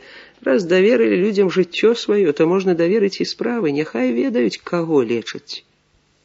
І ўсё ж такія бабулі бываюць залішне цікаўныя. Параска гэтай слабасці не мела. Зняла прымочкі і знікла, без слоў, без прыказак, расстала, што цень, далікатна пакінула іх адных, няхай мілуюцца галубкі. Ну як ты, Аксанка? Жар спадае, і не баліць так, а ты?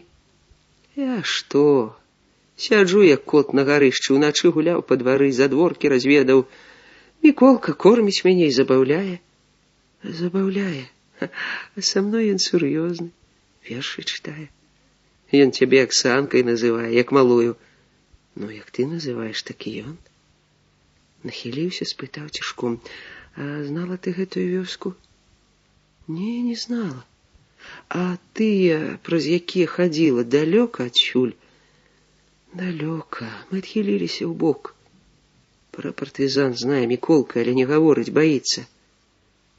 Ганна сказала, як ачуняю, пакажа нам дарогу. По-моему, у іх ёсць свой атрад. Пра дзядзюлю не чула. Мне сядзець навошта? Пагроза ж для сям'і большая. Да і табе лепш у атрад хутчэй, навошта рызыкаваць? Упэўнены, што ў атрадзе ёсць урач, пагавары ты з ёй. Мяне яна не паднімаецца, а пры дзецях не пагаворыш. Я пагавару. Але злуецца яна чамусьці добрая, а злуе. У абед Міколку лыжкай па лбе трэснула. Ён сказаў, што Гітлеру морду набілі. Зноў бадзяецца, як бяздомны пёс. Ён бадзяецца, цэлы ж дзень быў дома. Ну, да цябе хіба лазіў. Пачула іх шэпт гаспадыня, стала ў дзвярах бакоўкі і вельмі негасцінна патрабавала. А ну, кавалер, кышы сваё з гняздо. Я не кавалер, я муж. Ну, муж не туж. Мужам будзеш, калі аховай станеш для сям'і. А які гэта муж, што жонку пад кулі вядзе? Што і адкажаш? Лекцыю пачнеш чытаць пра абавязак кожнага чалавека ў гэты страшны для радзімы час. Трэці дзень ляжання ледзьве перанёс, адчуваў, што чацвёрты, пяты не вытрымае. Натура яго патрабавала дзейнасці. Асабліва невыносна было пасля Міколкавага паведамлення. Спытаў яго, за што ён лыжкі па лбе дастаў. «Это табе Аксана сказала», — асуджальна свіснуў хлопец. «Да не злуй на яе. Такога нельга не перадаць. Ты нібыта сказаў, што Гітлеру морду набілі. Дык праўда набілі?» «Дзе? Хто?» «Нашы. У гэтым Сталінградзе». «А хто табе сказаў? Хто кала? Людзі гавораць. З атрада перадалі». «А з якога атрада?» Прыкусіў хлопец язык, вырвалася лішняе, забраў міску і скаціўся па лесвіцы. Як жа ён можа ляжаць тут, калі там на фронте вунь што робіцца? У Мінску яны наладзілі б феерверк у гонар перамогі. Горача фрыцам стала б. У абед выцягнуў ад Міколы нямнога. Гавораць людзі, рот ім не завяжаш, відаць. Праўда, калі па дварах навіна лётая.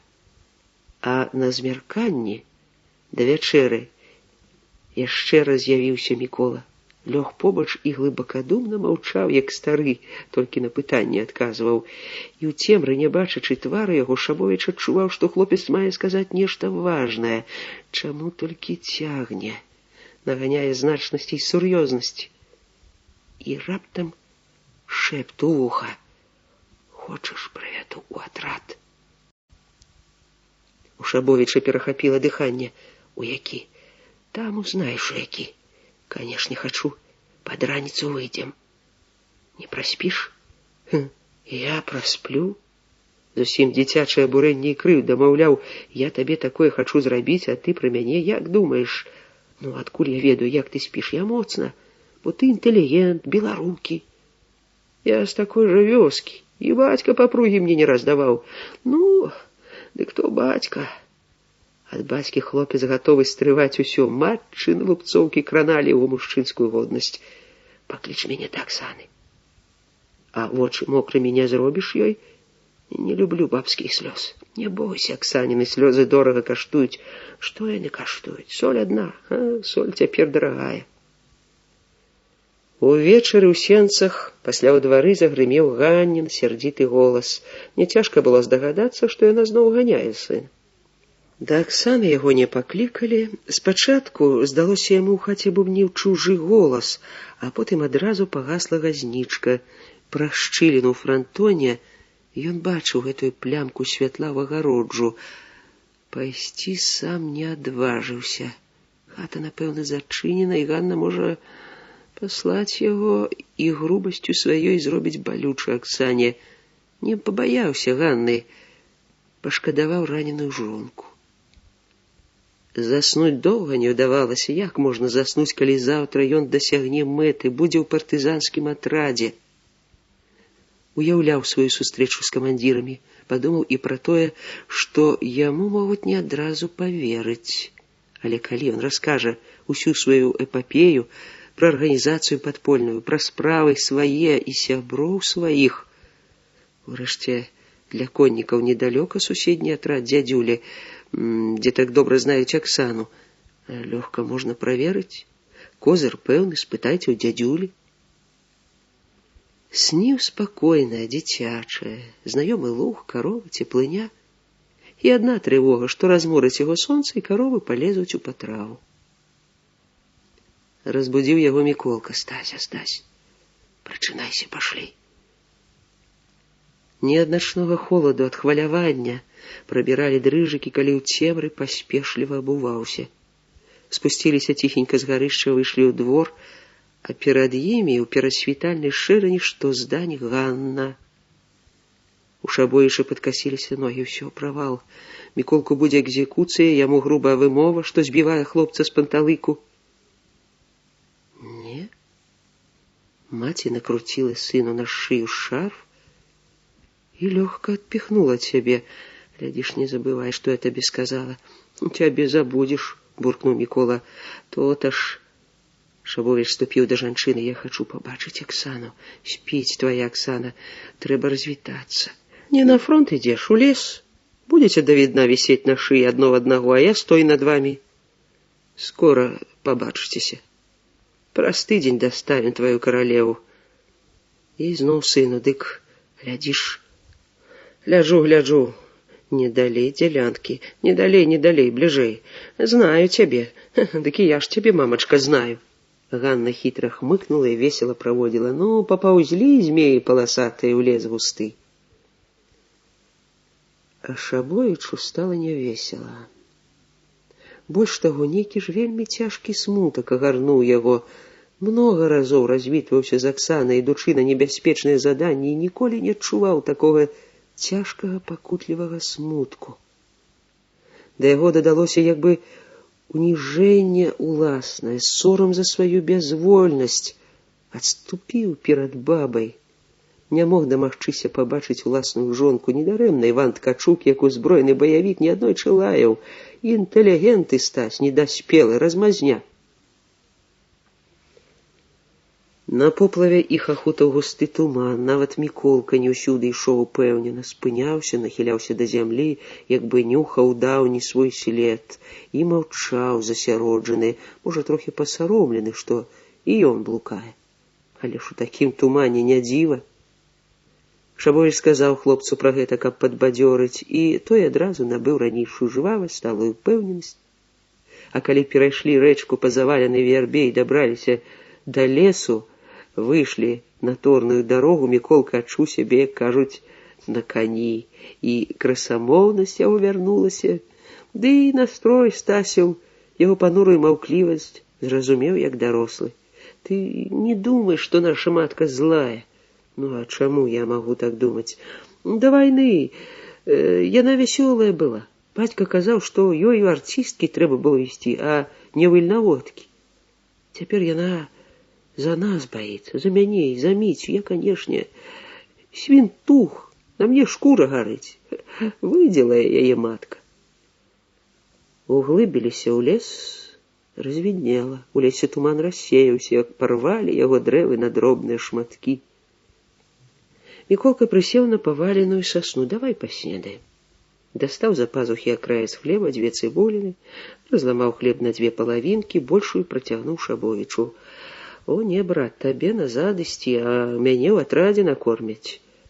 Далёка да атрада? Недалёка ўжо. Ну, бачыш, недалёка. Ад вёскі, глядзі, вёрст 7 адмахалі, калі не ўсе 10. Еш ты больш. І цыбуліны 2, вітаміны. Табе расці трэба, вырасту. Ты мне так і не сказаў, як атрад называецца. Цяпер, думаю, можна? Алёшы. Так і называецца атрад Алёшы. Камандзіру іх Алексей Иванович. Ты быў у атрадзе? Быў, бачыў. Мікола памацаў ягадзіцу. Это цябе в атрадзе так? Не в атрадзе. Алексей Иванович дадому прывёз у сядле. На, кажа, Ганна, твой скарб. Для нас ён малы. Ну, матка, і нарабіла метак на скарбе, каб не згубіўся. Шабовіч першы раз за раніцу засмяяўся. Не за раніцу, за тыдзень. Але тут жа аспрэчыў сябе. Не, з Аксанай яны смяяліся і ў першую ноч, і нават тады, калі яе параніла, яна умела засмяяцца. І заплакаць, і засмяяцца. Доўга ішлі па прасецы, зарослай хмызняком. Коннай дарогі на ёй не было, не вельмі торная пешаходная сцежка. Уперліся ў завал, паваленыя на прасеку дрэвы, даўно паваленыя, напэўна, мінулай вясной. На хвойных асыпалася ігліца, пад ліствянымі не было сухога лісця, тырчэлі засохлыя сукі, лупілася кара, паточаная караедам. Мікола спыніўся перад завалам, падцягнуў штаны, быццам рыхтаваўся перадолець перашкоду скачкамі. Ну ўсё, далей я не хадок, а то доўга будзе плакаць мая срачка, калі матка ўзнае. Шабовічу захацелася абняць хлопца, але ён стрымаўся. Сказаў, як даросламу, скупа, проста. Дзякуй табе, Мікола. Няма за што. Ты сапраўдны разведчык. Ну, куды мне да цябе? Ідзі па дзялянцы, у бок не зварочвай. Там ходзяць партызаны. Я тут цэлы дзень праляжаў. Беражы Аксану. Не бойся за яе. Ну, дай руку, таварыш. Так па-даросламу развіталіся. Шабовіч пераступіў адно дрэва, другое, і раптам зноў пачуў, як ударыў сэрца той ранішні смутак нядобры. Ён спыніўся, азірнуўся. Міколка стаяў на месцы, памахаў яму рукой. Так ён азіраўся яшчэ колькі разоў, і кожны раз бачыў самотную постаць хлопчыка з узнятай, як у салюце, рукой. Наперадзе недалёка заржаў конь. Міколка знік. Жорсткія клюшні смутку аслаблі, адпусцілі сэрца, стала лёгка і радасна. Вось яна, доўгачаканая мэта. Дазволілі сабе паспаць пазней, была нядзеля. Напярэдадні зрабілі конны рэйд у бок Мінска, ў зону, дзе не дыслацыраваліся партызанскія атрады. Паганялі паліцэйскіх у невялікіх гарнізонах. Каб не спалі, смяяўся Ігор, а то салам заплылі. У рэйдзе не ставілі мэту ліквідацыі гарнізона і ў сур'ёзныя баі не ўлазілі. Нямецкія базы абыходзілі. 5 толькі здраднікаў адаслалі да прадзеда. Але панікі нарабілі сярод паліцаяў і старастаў, а добрых людзей падбадзёрвалі. Жыве савецкая ўлада не толькі ў далёкіх лясах. Уласна, і ставілі такую мэту, прапагандысцкую. Работы больш за ўсё было камісару. Ігар у кожнай вёсцы выступаў. Было пра што сказаць, пра акружэнне фашысцкай арміі пад Сталінградам. Некаторыя жанчыны плакалі ад радасці. Свае прыйшлі сыночкі. Калі мераць па карце, то кіламетраў 80 прайшлі, не лічачы таго, што вакол некаторых вёсак кружылі, пакуль вялі разведку, пятлялі, адступаючы, ішлі па дарогах, праспалі лясы. Спрыяла пагода, мароз скаваў зямлю, усюды можна прайсці. Вярнуліся ў лагер апоўначы, ды пакуль пачысціліся, памыліся, павячэралі, абмеркавалі вынікі рэйду, лічылі яго ўдалым. Камандзіры і байцы былі хораша ўзбуджаныя. Хворы Брагінскі зайздросціў сваім таварышам, камандаваў адной матронай, сумна жартаваў ён. Добра набілі зады, асабліва золатаў, непрывычны да верхавой язды, у яго так разбалелася паясніца, што ў лагеры яго ссадзілі з сядла, пад рукі вялі да зямлянкі. Ігар кпіў з яго. Не любіў начальнік асобага аддзела, каб нехта іранізаваў з яго слоў, дзеянняў, паводзін. Калі гэта рабіў камісар, не скрываў сваёй раздражнёнасці і вымаўляў кіпеню, а часцей за ўсё насмешачкі строіў ён камсамолец. Ман да гэтага не ўніжаўся, сур'ёзны чалавек. А Брагінскі быў далікатна ўлюбёны ў кожнага, хто быў дужэйшы за яго старэйшы, хто меў ваенны вопыт і тут у атрадзе рабіў на поўную сілу. Да баслычыхі меў павагу, што да генерала. Пасля рэйду, нягледзячы на ламату паясніцы, Золатаў быў добры і вясёлы. Сам падыгрываў Ігаравым кепікам са сваёй панскай хваробы.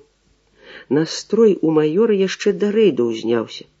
3 дні назад прынялі радыёграму начальніка цэнтральнага штаба партызанскага руху. усім партызанскім брыгадам і атрадам Беларусі нямецкая разведка ў Мінску арганізавала падстаўны цэнтр партызанскага руху з мэтай выяўлення партызанскіх атрадаў, засылкі ў іх ад імя гэтага цэнтра здраднікаў, правакацыйных дырэктыў і ліквідацыі партызанскіх атрадаў. Гэты цэнтр партызанскімі атрадамі мінскай зоны выкрыты. Маюцца звесткі аб тым, што ў гэтай зоне ў мэтах нямецкай разведкі створаны другі цэнтр, які таксама рассылае дырэктывы і людзей і імкнецца звязацца з партызанскімі атрадамі. Загадваю, у мэтах папярэджання пранікнення в атрады варожай агентуры партызанскім атрадам, з прадстаўнікамі якіх бы то ні было арганізацый з Мінска ў сувязь не ўступаць і ніякіх дадзеных аб дыслакацыі, колькасці, узбраенні і дзеяннях атрадаў не даваць. Завербаваных прадстаўнікоў, якія з'яўляюцца, уважліва правяраць і тых, хто выклікае сумненні, затрымліваць. Панамарэнка. Золатаў лічыў, што немалую ролю ў прасвятленні становішча ў Мінску мела яго нядаўняе данясенне. Гэта апраўдвала яго дзейнасць, тут тлумачыла правалы яго разведчыкаў у Мінску. Нельга не праваліцца, калі фашысцкае камандаванне стварыла такую правакатарскую сетку. Апраўдвала перад начальствам яго асабіста, што хапіла ў яго розуму не пайсці самому, добрую спажыву мела варожая контрразведка. Здзівіла стаўленне камандавання атрада да шыфроўкі, на яго думку блізарукае стаўленне палітычнае. Брагінскі паціснуў плячамі, не прыдаў радыёграме значэння, маўляў, нас гэта мала датычыць, у нас няма непасрэднай сувязі з Мінскам. Камісар пашкроб патыліцу, цёмны лес, ніякай яснасці, што да чаго.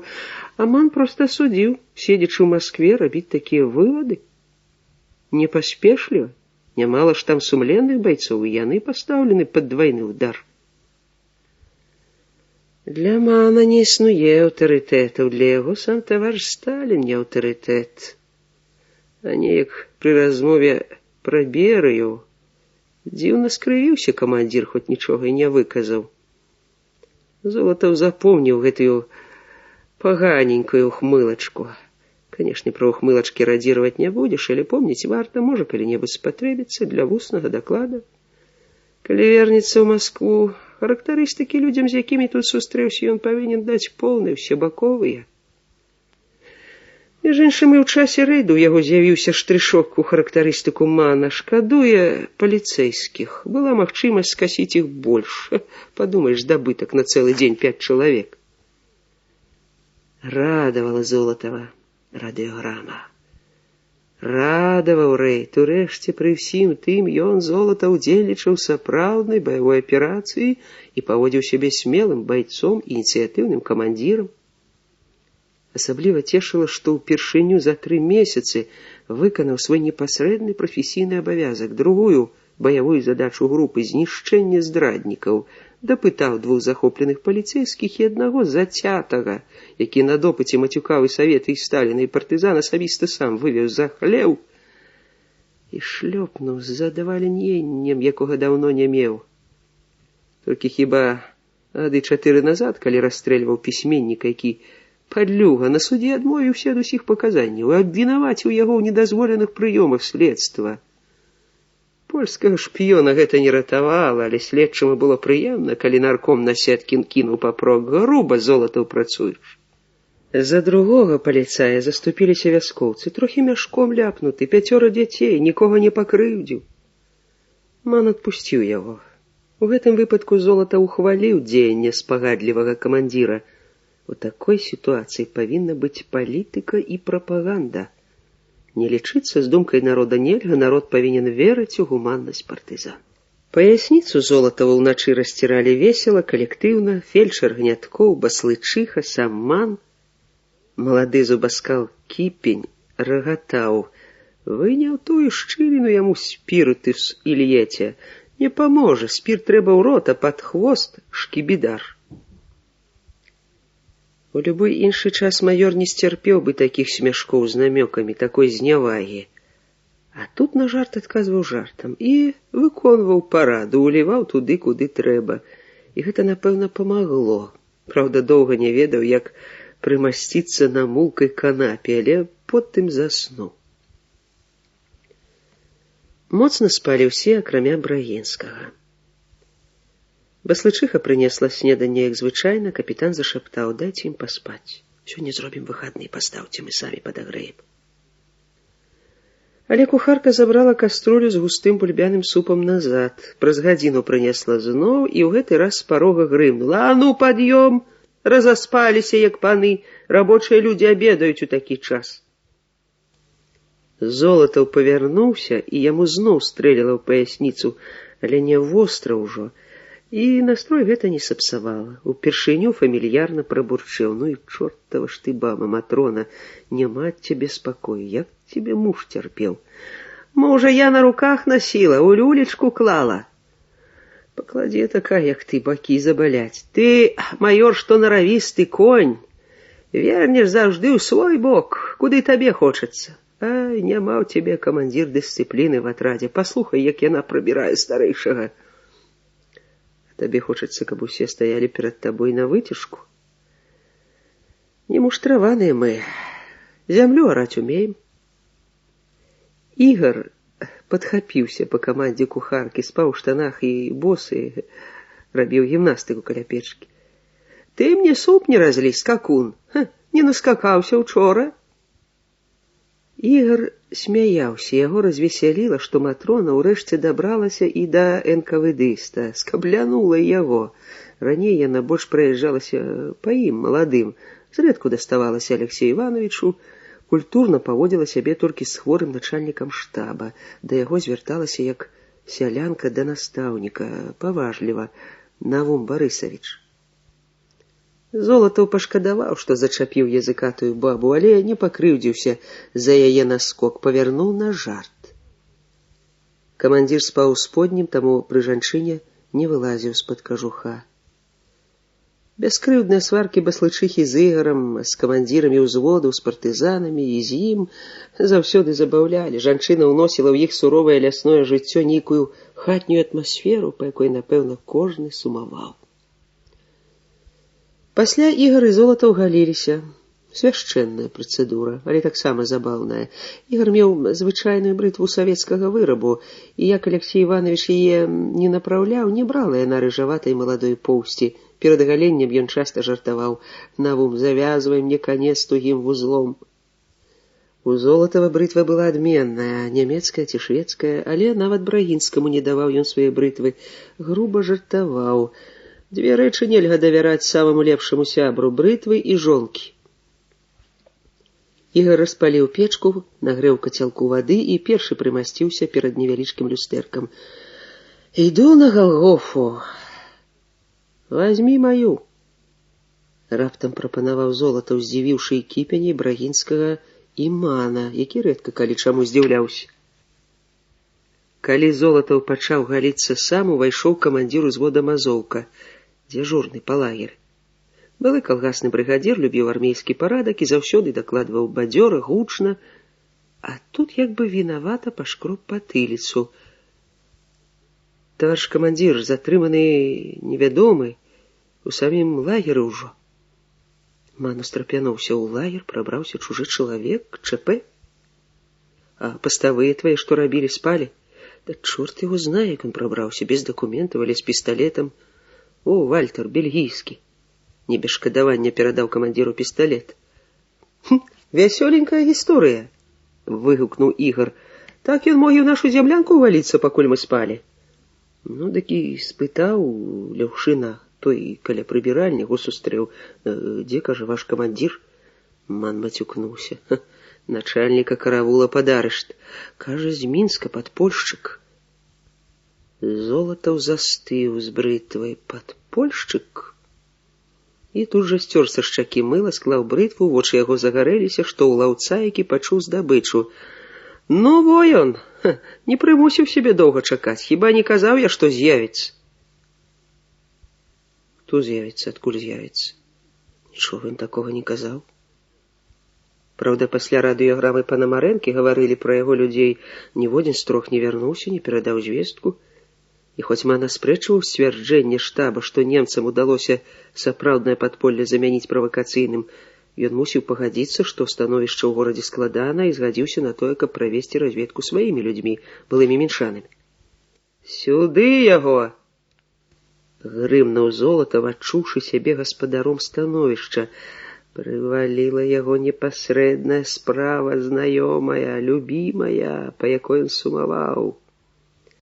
Хутка надзеў гімнасцёрку, падперазаў партупею з кабурой на папрузе, прайшоўся па зямлянцы, як бы ў прыседку, пацёр калені. Следам за ім паспешліва прывялі сябе ў форму астатнія. Толькі Алексей Иванович не ўзброіўся. Яго пісталет, які ён звычайна насіў у кішэні, ляжаў пад падушкай. Цікава, што ж за птушка да нас заляцела? Золатаў ізноў пацёр калені. Думаю, не верабей. Забыліся на галенне, на суп, які пачаў кіпець на буржуйцы, глядзелі на дзверы. Адчыніліся яны, і па насціле ў зямлянку спусціўся каржакаваты малады чалавек са шчаціністай барадой. Колькі дзён не галіўся, вочы яго ўзбуджана блішчэлі. Ігару здалося радасна, Золатаву падазрона. Так яны у пачатку гараць у кожнага злачынца, бо кожны з іх падрыхтаваўся да лжывых паказанняў і ўпэўнены, што яны неабвяргальныя. Вочы ў іх патухаюць тады, калі прыціскаеш да сцяны, і тып такі вымушаны даваць праўдзівыя паказанні. Шабовіч павітаўся гучна і радасна. «Добры дзень, таварышы камандзіры!» Памкнуўся павітацца за руку, але гэтага жэсту яго не ўбачылі. Адзін барадаты адказаў: «Добры дзень, калі не жартуеш». Ну, вядома ж чаму. Гэта яны павінны вітацца, з ім не ведаючы, хто і надкуль. «Я Шабовіч, Станіслав Антонович, з Мінска, член падпольнай арганізацыі». Золата важна крактануў ад задавальнення. Знаёмы прыём, колькі разоў чуў я, стары бальшавік. Ману таксама не спадабалася такое самаўпэўненае прадстаўленне. Быццам дакументы паклаў на стол. Падпольшчык павінен ведаць, што такое прадстаўленне на вайне ў сітуацыі, у якой ён апынуўся, мала што значыць. І камандзір задаў пытанне, якое яму здавалася, хоць штосьці магло прасвятліць і ва ўсялякім разе падказаць гэтаму дзіваку, калі ён наш чалавек, што не з таго трэба пачынаць. «Як вы знайшлі нас?» «А мяне правёў хлапчук, тутэйшы. Ён тут усе хады знае». Запунцавеўся і закашляўся Брагінскі. Ахова лагера — абавязак начальніка штаба. «А хлопчыка дзе вы знайшлі?» «О, гэта доўгая гісторыя. І што вы прынеслі нам?» — спытаў Золатаў. Шабовіч разгубіўся, нават азірнуўся. А што ён павінен быў прынесці? Нічога не прынёс. Пісталет. Мяне арыштавала СД. Я уцёк у першую ж ноч. У горадзе татальная аблава. Заставацца там немагчыма было, і мы пайшлі. Золатаў зноў крэкнуў і рэзка нахіліўся, быццам яго ўдарыла ў жывот. Не, радаснае хваляванне ўдарыла ў балючае месца, ў радыкулярнае спляценне. Так бы я пры стрэсе, падумаў, выдае сябе тэрміналогіяй, татальная. А хто мы? Я і моя жонка, падпольшчыца Аксана Коваленко. Ды я па парадку раскажу вам, калі маеце час. Гісторыя доўгая.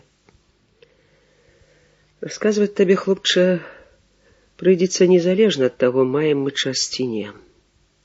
Заўважыў Ман, падняўшыся са свайго тапчана.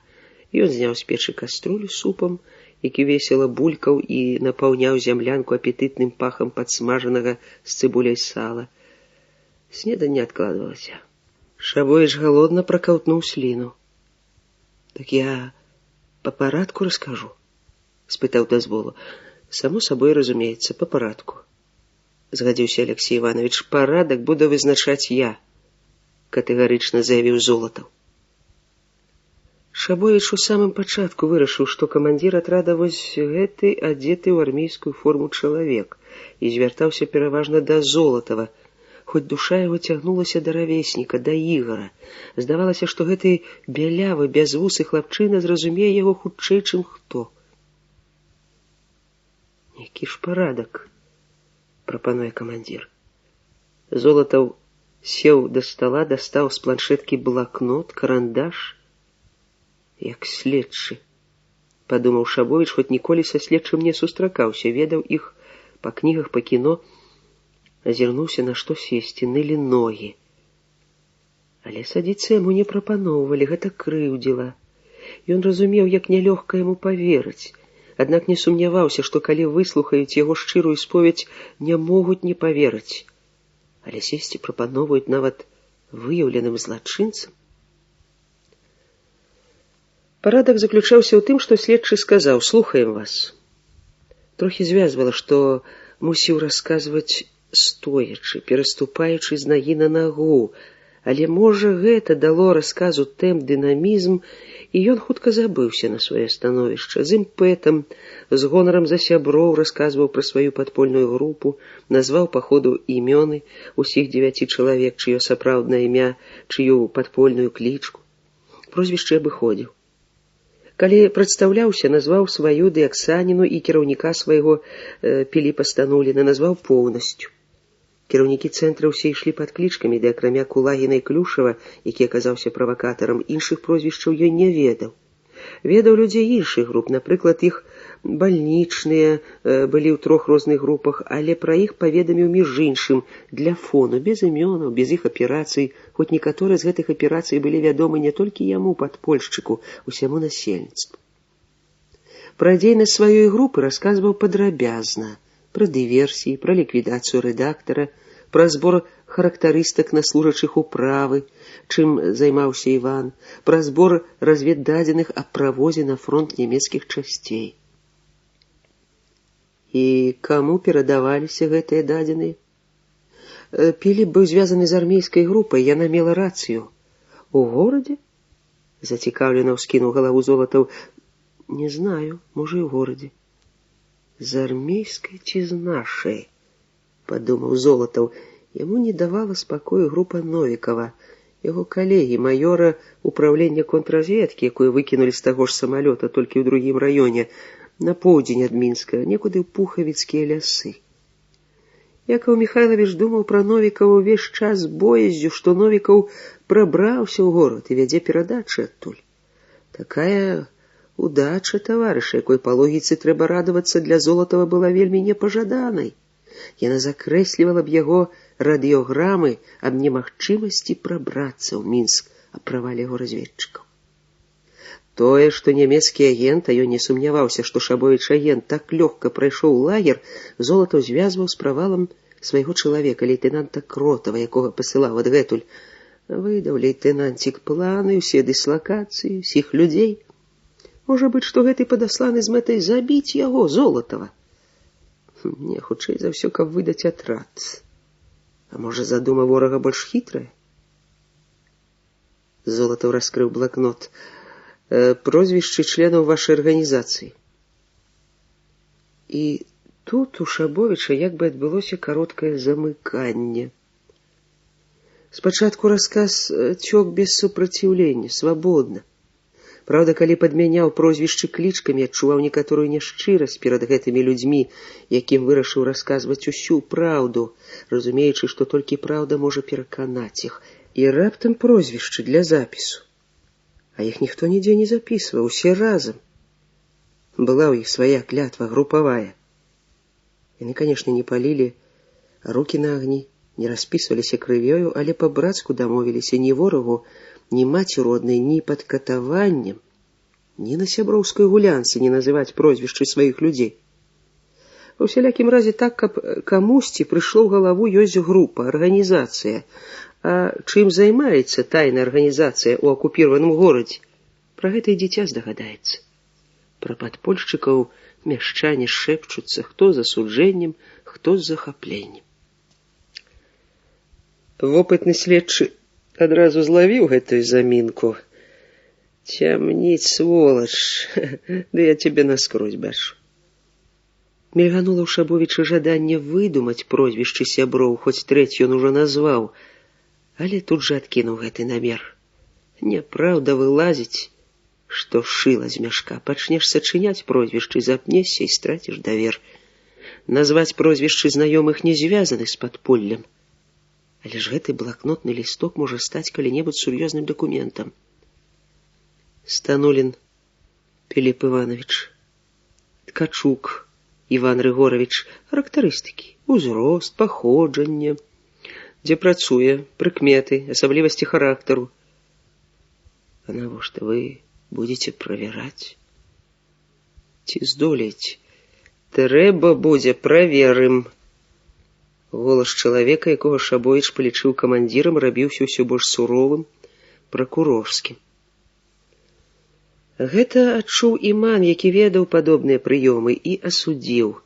Неразумны метад, хлопец можа замкнуцца і не сказаць усёй праўды. Безумоўна, проста так па адным самапрадстаўленні, без роспыту нельга верыць. Вораг хітры, падкідваў ужо шпіёнаў. Але вопыт яго жыццёвы і чалавечая ўважлівасць настройвалі ў карысць гэтага маладога чалавека.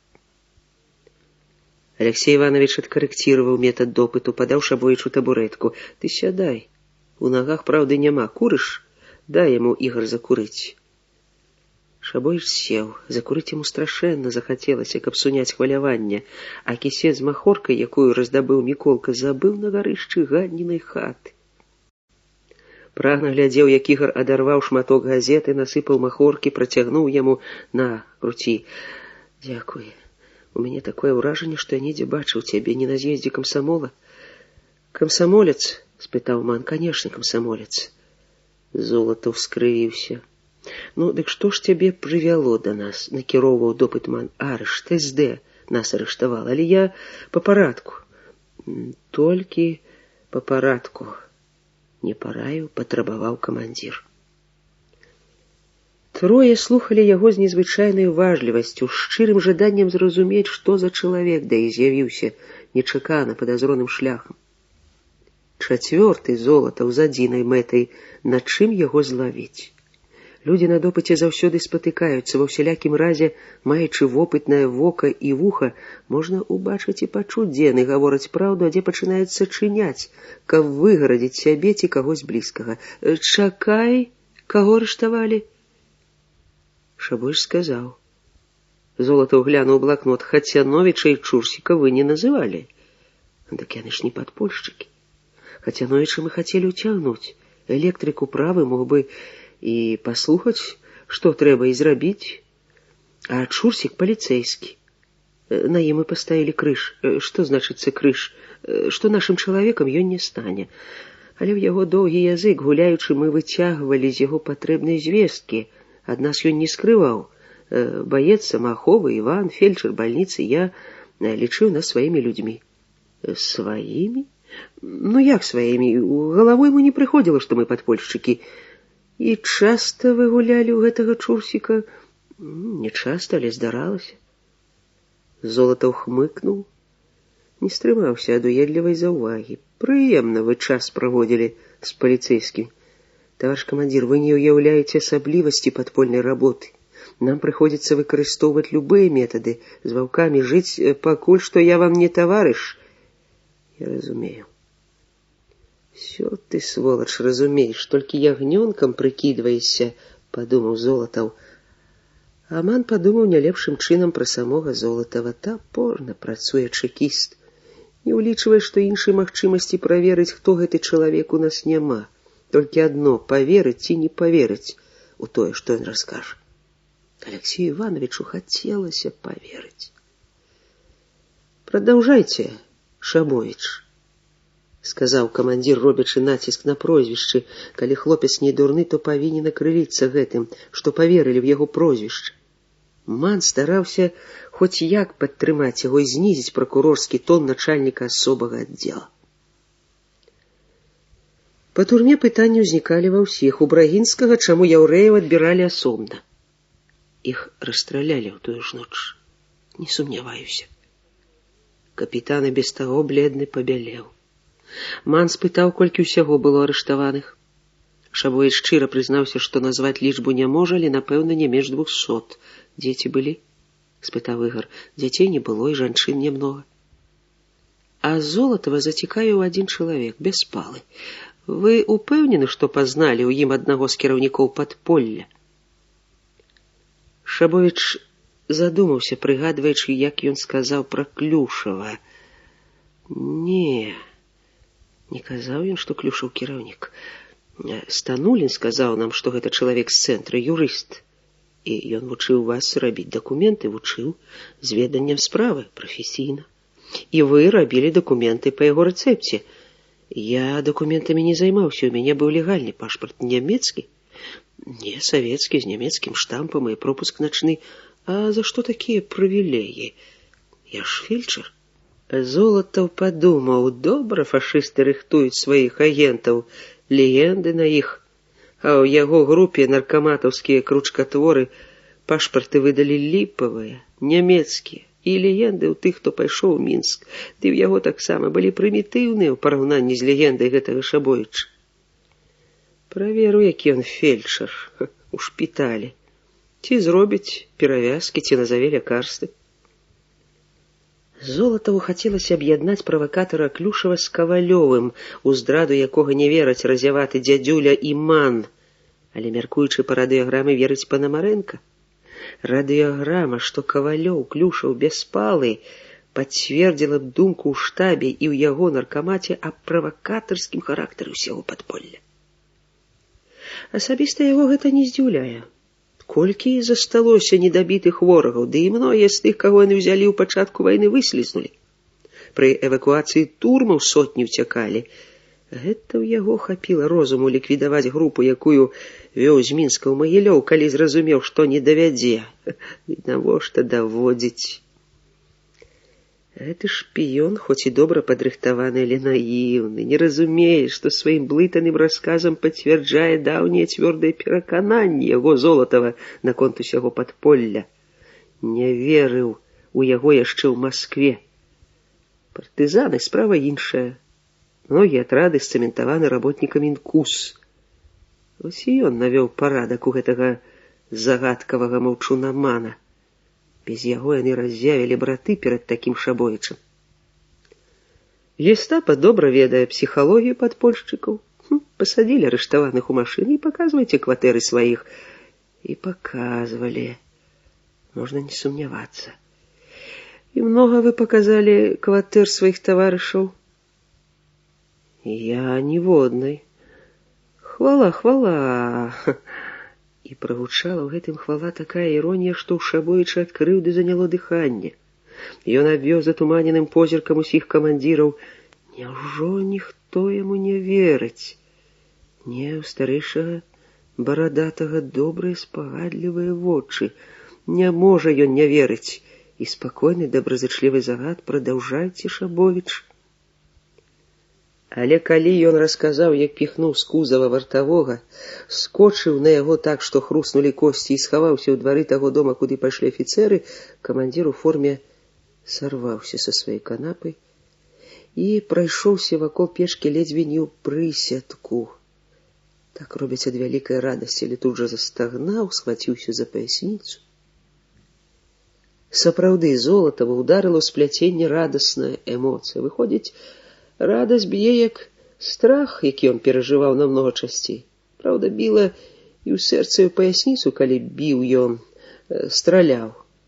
Але то была не радасць, таму пачуццю назвы няма. Там скачок узвышэння над ахвярай, прага помсты таму, хто прымушаў яго ўніжацца да катавання, змешваўся з брыдкай, з грызотай сумлення, з тайным страхам перад магчымасцю самому апынуцца ў становішчы падследнага. А ён добра ведаў, што тады ніводзін з яго калег не пашкадуе яго, як нікога з былых саслужыўцаў, хто зламаўся, не пашкадаваў ён. Вы не верыце ў праўдападобнасць майго вызвалення? Пастарайцеся, каб мы паверылі. Зноў іронія. Мне самому не верыцца, што ўдалося так. Я яшчэ там падумаў, што, мабыць, СД трэба было, каб нехта з нас уцёк. Можа, мы з Іванам. Яны сачылі за намі. Бо адкуль у іх фатаграфій? У турме не фатаграфавалі. Я раскажу, як да Чурсіка прыйшлі паліцэйскія, паказалі размножаныя фота, і на іх Іван і я. Золата ўстрапянуўся. Тут не да іроніі, гэта нешта новае. Новы паварот, нечаканы, паследны, сам выдае сябе, але навошта? Маёр пашукаў памяці аналага, ўсё было, прызнаваліся, каяліся, але каб у самым пачатку нехта рабіў падобны ход, такога не успомнілася. Недацаніў, выходзіць, ён эту залётную птушку. Ты б непамерна больш складаны, чым кожны нават з тых, што білі сябе ў грудзі, я стары бальшавік. Гэты ў грудзі не б'е і нават не збіраецца. Гэты прызнаецца, што яму далі магчымасць уцячы. Але з якой мэтай робіцца такое прызнанне, во задачка, якую яму чэкісту належыць рашыць. На дапамогу манай нават Брагінскага спадзявацца няма чаго, вушы развесілі. Вераць. А навошта гестапа трэба было выпускаць вас, як вы думаеце? Чорт і знае. Як прыманку прымітыўна. Добра, СД ведае, што мы не такія наіўныя.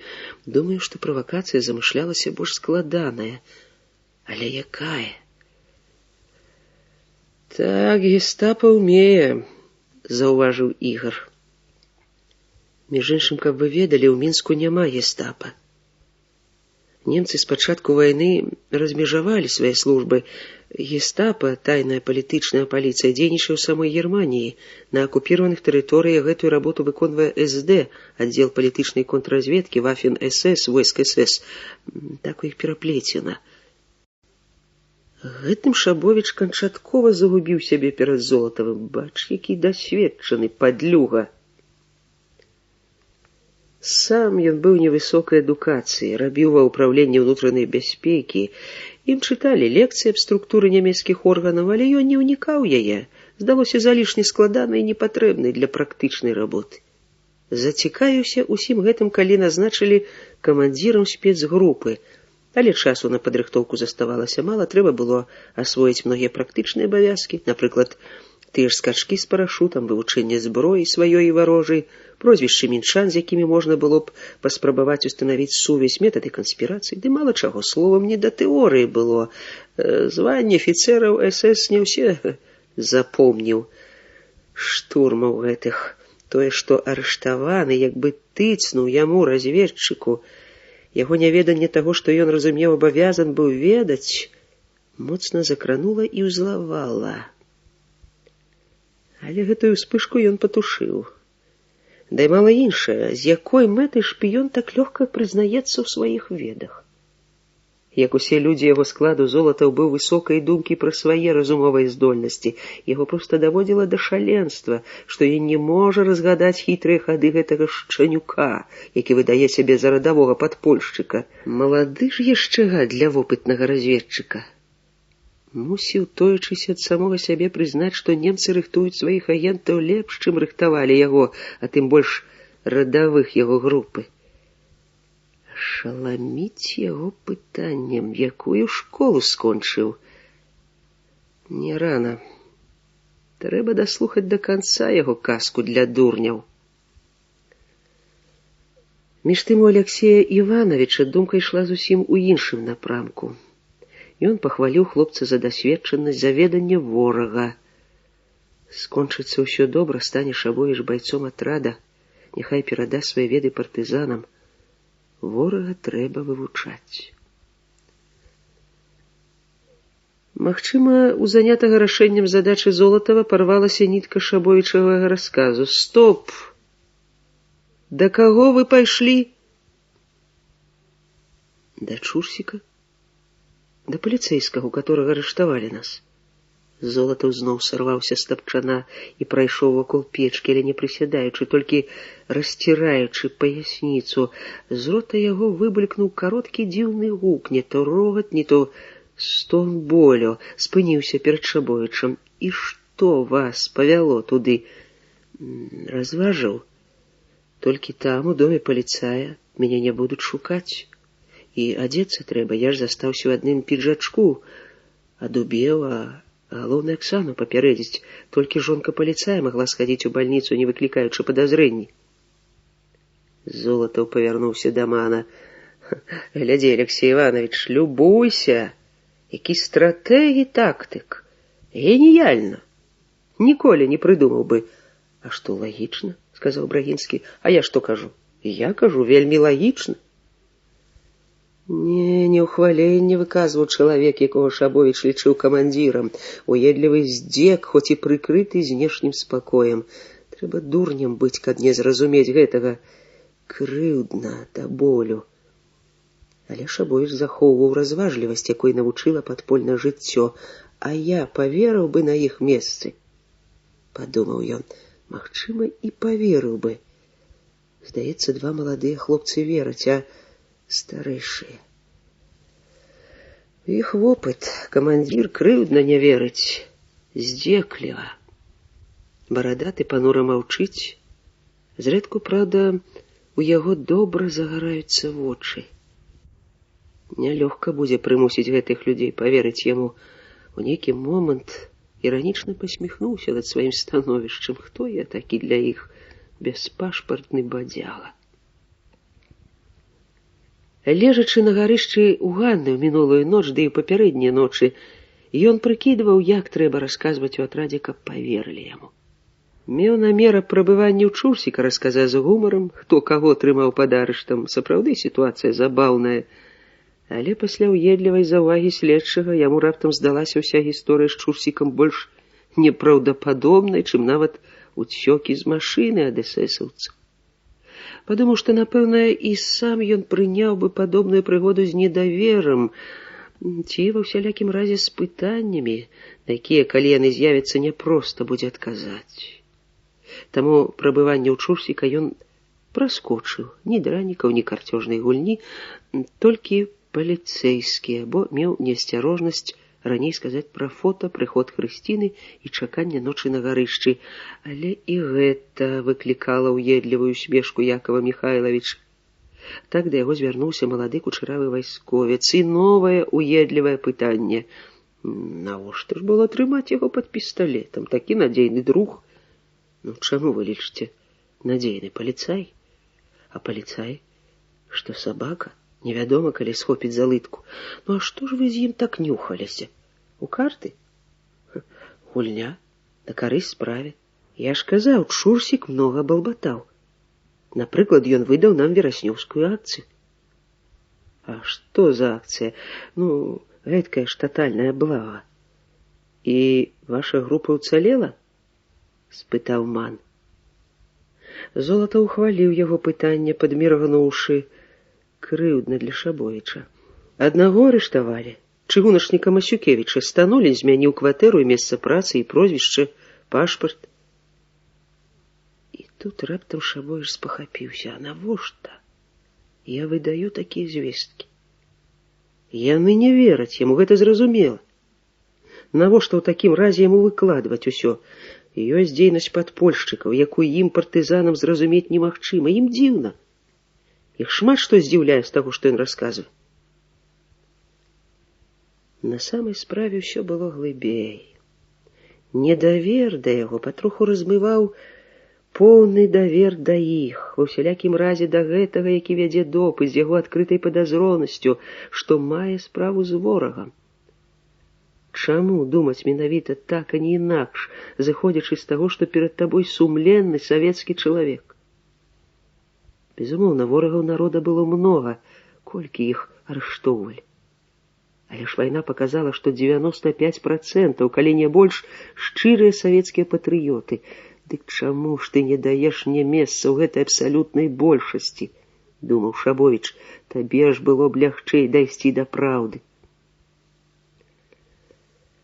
Асудзіўшы сябе, што выдаў імёны людзей сваёй групы, Шабовіч вырашыў, больш ніякіх імёнаў, ніякіх адрасоў людзей, што памагалі яму, ён не дасць, асабліва вясковых, недалёкіх, бо могуць пачаць правяраць вось такім метадам.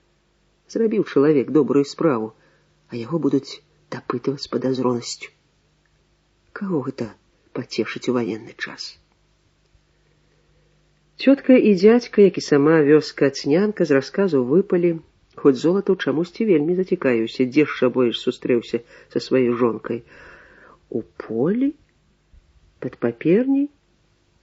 Мясцовасці Золатаў не ведаў, і назва вёскі яму мала што сказала, але ён лагічна усумніўся, што ў цёмную асеннюю ноч можна так лёгка сустрэцца ў полі двум чалавекам, якія не маюць ніякіх сігналаў, нават запалак.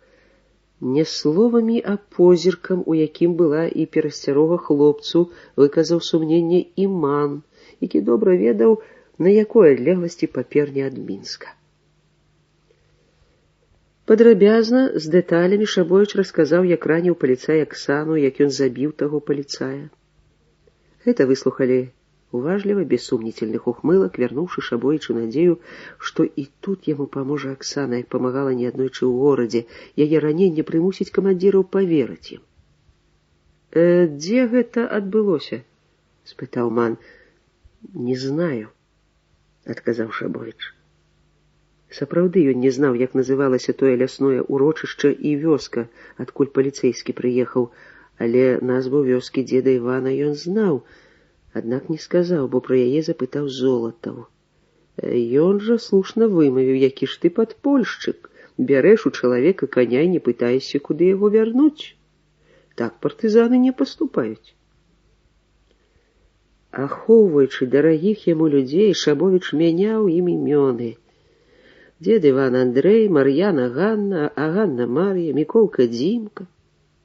І няўцям яму было, што калі не імёнамі, то назвамі вёсак ён шкодзіць сабе, разбурае давер да свайго расказу не ў Золатава, у сапраўднага камандзіра, Мана, які ведаў не толькі свой раён, але ўсю вобласць. Скрыўшы, дзе засталася Аксана, да таго часу, пакуль не паверыць яму, не паверыць ён гэтым людзям, што здзівілі і ашаламілі сваёй падазронасцю, Шабовіч назваў адну з тых вёсак, міма якіх хадзіла Аксана ў атрад дзядзюлі, і міма якіх павінен быў ісці ён, каб ішоў адзін без Аксаны. Золатаву гэта нічога не сказала, а Ман адкрыта здзівіўся. Ман спытаў: «Калі вы выйшлі адтуль?» «На світанні». «Сёння?» «Так». «З хлопчыкам?» «Так». «З Дзімкам?» «Колькі вы сказалі гадоў яму?» 13. І ён пайшоў назад?» Камандзір панурыўся і стоена ўздыхнуў, сумна падумаўшы: цямніць чалавек, цямніць. Але навошта, во загадка. Не дурны, здаецца, хлопец, а маніць наіўна. Да вёскі той 30 вёрст. А Шабовіч, пачуўшы гэты ўздых, дайшоў да яго сэнсу і зразумеў сваю памылку. Казала ж Аксана, што яны далёка ад дзядзюлі. Чаму ж ён не падумаў, не высветліў, як далёка, але адкрыць сваю ману цяпер яшчэ мацней заблытацца і тым самым выклікаць большы недавер. Да і страшна было падумаць, што з такой вось падазронасцю могуць дапытваць раненую Аксану. Няхай яна лепш паляжыць у Ганны, а ён дакажа гэтым людзям, абавязкова дакажа. Не могуць партызаны не паверыць. Пераканаўшыся, што не даказаў, хто ён ёсць у сапраўднасці, Шабовіч адчуў знясіленасць, ніколі не адчуваў такой фізічнай і душэўнай слабасці. Калі сутыкаўся тварам у твар са смерцю, наадварот, з'яўлялася энергія, імклівасць, мозг выдаваў думкі, што навальнічная хмара маланкі, а тут разамлеў, размякчыўся, цела налілося стомай, спацеў ад зморы, хацелася толькі аднаго, каб далі легчы і заснуць. А Золатаў імкліва падняўся, паправіў папругу, падцягнуўся па-новаму на насочках, прайшоўся па зямлянцы, спыніўся над Шабовічам, агледзеў яго галаву, пабялелую макушку, што прасвечвала праз рыжыя валасы. «Ну, а цяпер пракруцім яшчэ раз». «Што пракруцім?» «Расказ ваш, цікавы грамадзянін-падпольшчык». Ігар засмяяўся і замаліўся: «Якаў Міхайлович, пашкадуйце, не снедалі, кішкі марш іграюць». А Шабовіч на зварот грамадзянін не звярнуў увагі. Ман ад яго сцяўся, ён адзін ведаў, што значыцца пракруціць. Не даць паследчаму Апомніцца, адумацца, адпачыць і вымусіць яго ўсё паўтарыць, а паўтарыць дакладна немагчыма. Абавязкова штосьці забудзеш, пераставіш месцамі даты, імёны, і на гэтым цябе зловяць. І Іман таксама запярэчыў з камандзірскай рашучасцю: хопіць. Давайте снедаць. Атрад абедае, нікуды падпольшчык не дзенецца. І да Шабовіча: а ты падумай. А то ты, брат, даваў пеўня. Ведаеш, як спевакі даюць пеўня? Ці як кукарэкае маладзенькі певень, узляціць на плот, тужыцца. Золатаў перапыніў яго, незадаволена крэкнуўшы, але супраць снедання не запярэчыў. Толькі ў гэты міг да Шабовіча дайшло, хто камандзір атрада, і ён адчуў душэўную палёгку. Паклікалі дзяжурнага. Пасадзі госця ў зямлянку падрыўнікоў, толькі паглядзі, на мінах яны не спяць, як раней, загадаў Ман. Ды пра венгра не забывай, строга папярэдзіў Золатаў. За венгра я не адказваю. Камандзіры засталіся адны. Золатаў стаяў пасярод зямлянкі ў позе пераможцы. Ну, што скажаце? Ігар паціснуў плячамі. Здаецца, хлопец наш. Але маё ўражанне нямала сачыняў. Навошта? Не ўсе канцы звязаў. Ёсць лагічнасці. Задумліва заўважыў Ман, не сказаўшы, аднак, пра галоўную няпраўду ў расказе падпольшчыка, пра вёску, дзе засталася яго сяброўка. А я яму веру, рашуча выказаўся Брагінскі. Лагічна ўсё, толькі ў пратаколах следчых ды ў раманах. Золатава абурылі слова капітана, якога ён апякаў па-бацькоўску. Што ты знаеш аб пратаколах, сапляк? А начальнік штаба даводзіў сваё. А ў жыцці ўсё лагічна. Каб я расказаў, як людзі перадавалі мяне адзін аднаму, палысеў бы любы асабіст, ламаючы галаву, дзе праўда, а дзе хлусня, сачынёнасць. Наіўны ты чалавек, Наум, пасміхнуўся Золатаў. Расказваў дзядзюля, з'явіўся ў іх вось такі хлапчына змаладзечна. Столькі нагаварыў пра свае ўчынкі, герой! Хоць тут жа вешае яму залатую зорку. Праверылі, нямала пацвердзілася. Былі такія дыверсіі. А потым шэпча ён дзядзюлю: камандзір зрабіў мне такую міну, каб я змог даехаць з ёй да Берліна, гахну я гэтага гада Гітлера. Тут ці моху і тюкнула. Лёгка ўстанавілі, што хлопец хворы, увесь горад яго ведаў. Дык вось вайна нарадзіла асобыя тыпы псіхічных захворванняў. Некаторыя з гэтых няшчасных добраахвотна ідуць на смерць. Адны, каб праславіцца, другія, не разумеючы небяспекі, трэція. Золатаў выслухаў камандзіра са скептычнай усмешкай. Загадкавы чалавек, Ман, усяму шукае апраўданне, нават паліцэйскім. Учора некаторых вывеў з-пад куль, пашкадаваў. Паўтарыў не аднаму Брагінскаму. Усім. Наіўныя вы людзі. Шчасце ваше, што сярод вас вопытны чэкіст, а то адчмурыў бы вас гэты казачнік. Няўжо не бачыце, што гэта за птушка? Да, не кожны на гэта здольны. Тут трэба нюх мець, нюх. Падрыхтаваны ён грунтоўна, не дурні рыхтавалі. Вы дрэнна ведаеце прыёмы фашысцкай разведкі. Наіўны малады камісар гатовы быў паверыць, што сапраўды вопытны чэкіст мае асаблівы нюх. Але Ман ведаў гэты нюх, выпрабаваў на ўласнай шкуры. І каб не ўзарвацца ад нахабнай самаўпэўненасці, асабіста сцяўся і старанна сёрбаў з драўлянай міскі халодны суп. Цыбуля ад супу ўжо не пахла, пахла бярозай. Усяму атраду ён выразаў асінавыя лыжкі і міскі, сабе бярозавую. Не любіў горкага паху асіны, бяроза пахне хлебам. На ноч пасадзім яго ў радыёрубку, рацыю перанясём сюды, сказаў Золатаў, здзівіўшы Імана і кіпень Брагінскага, на якія ахвяры ідзе камандзір спецатрада. Над рацыяй ён дрыжэў, як над самай каштоўнай уласнасцю. Рацыя, разумеў, бадай адзін ман была для Золатава той всемагутнай зброяй, на якой трымаецца не толькі яго аўтарытэт начальніка асобага аддзела, але яго ўлада над камандзірам, над камісарам. Свае радыяграмы ён не паказвае. Тыя, што датычацца дзейнасці атрада, адрасаваныя ў партызанскі штаб, яны сачыняюць калектыўна, але невядома, наколькі дакладна яны шыфруюцца. Робяць гэта двое, ён Золатаў і радыст, і ніхто іх не можа пракантраляваць. Рэдка знаёміць Золатаў іх і з адказамі цэнтра, яго золатаўскага, наркаматаўскага. Для іх прызначаюцца радыяграмы штаба, шыфры якіх перадаў дзядзюля. Апошняя такая радыяграма ўсім атрадам мінскай зоны аб мінскім падполлі. Яго мана яна занепакоіла паспешлівай багулінасцю, а Золатава ўзрадавала. Ён гаварыў пра яе так, быццам ведае пра падполле ўсё. А што ён ведае? Роўна нічога. Паслухаў разважанні дзядзюля, яго здагадкі, сумненні. Пад радыёрубку Золатаў прымусіў спецыяльна зрубіць хаціну накшталт лазні, бо пад зямлёй не той эфект работы рацыі, ды і сыра ў зямлянцы для такой тонкай і дарагой апаратуры.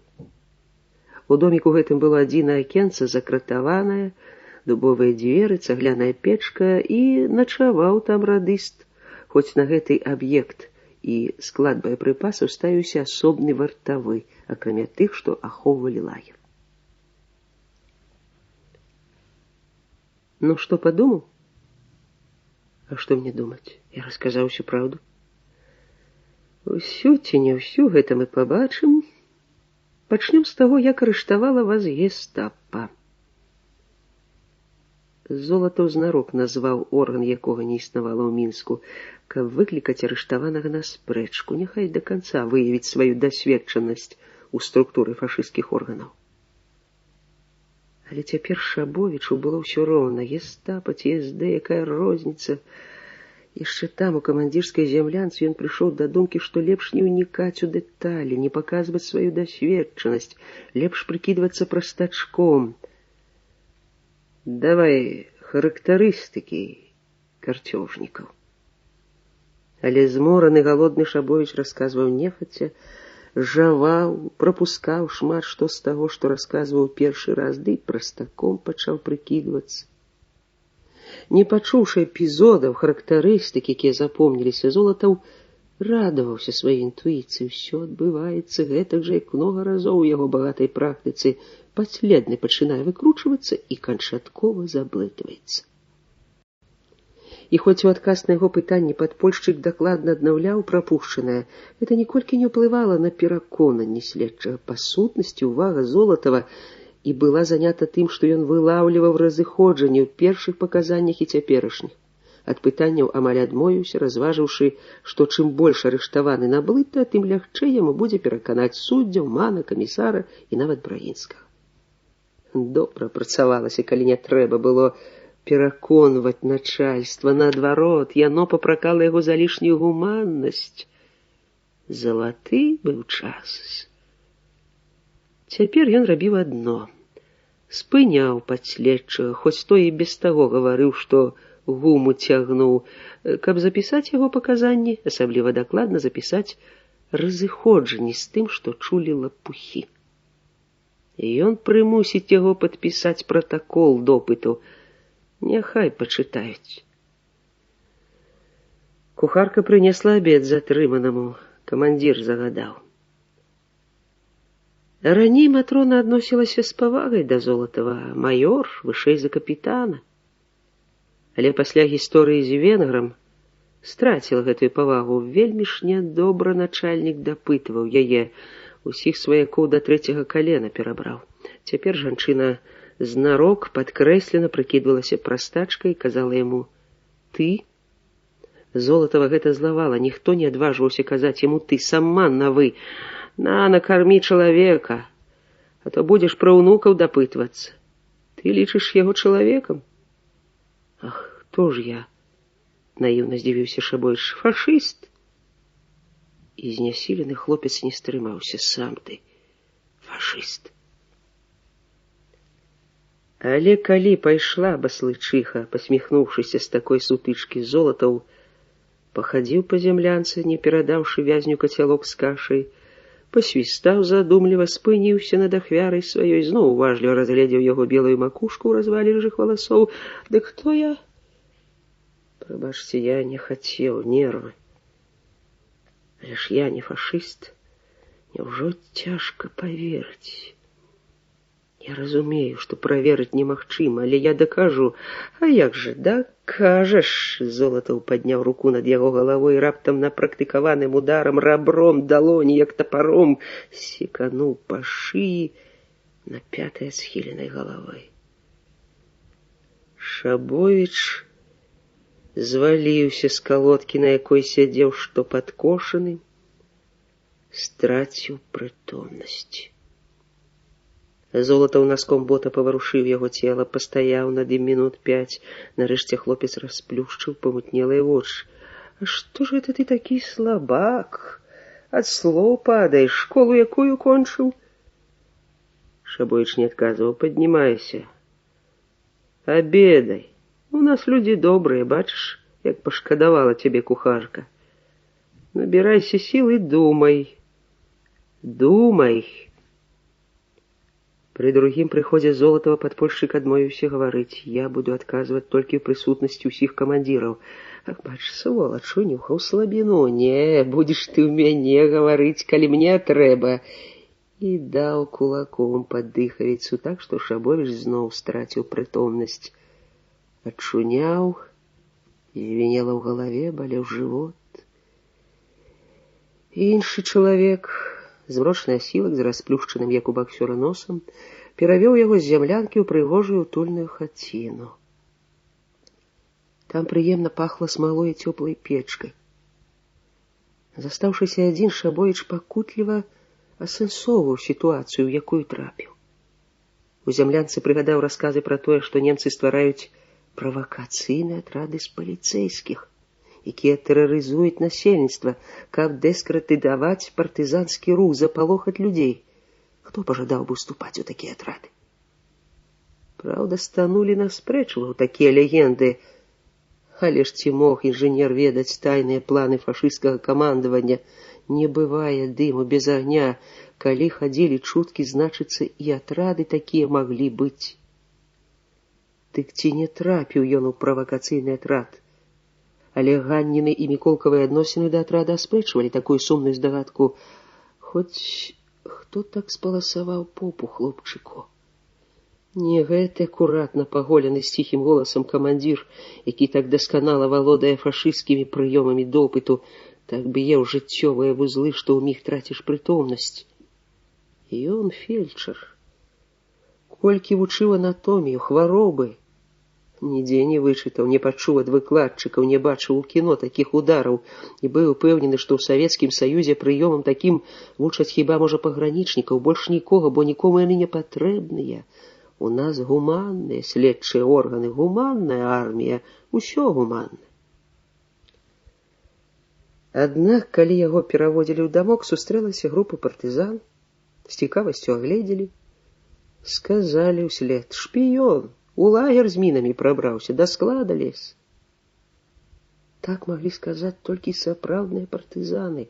Яму хацелася закрычаць ім: таварышы дарагія, ніякі я не шпіён, і ніякіх мін у мяне не было, адзін пісталет. Але крыкнуць не мог, кожны крок аддаваўся ў жываце пакутлівым болем. Пасля чуў галасы партызан, седзячы ў доме, нехта мацюкнуў Гітлера шчыра пакручаста, нехта насвістваў Кацюшу, успаміналі ўчарашні рэйд, як ганялі паліцаяў. Не падобна, што размовы гэтыя падлажаны спецыяльна для яго. У фальшывым спектаклі прабіўся бы фальшывы голас. Не, атрад сапраўдны, хіба толькі навучаны горкім вопытам. Падкідвалі ім шпіёнаў, гэта зусім натуральна. А калі ён сярод сваіх, то трэба ўсё стрываць, любыя пакуты, але даказаць, хто ён у сапраўднасці. Свае не могуць не паверыць у яго шчырасць, калі ў яго паказаннях не прагучыць і крупінка няпраўды. Праўда праб'ецца. І Шабовіч акрыяў духам. Але калі зноў прыйшоў следчы, яго пачало ванітаваць. Слаба зневажала. А Золатова парадавала такая рэакцыя на яго з'яўленне.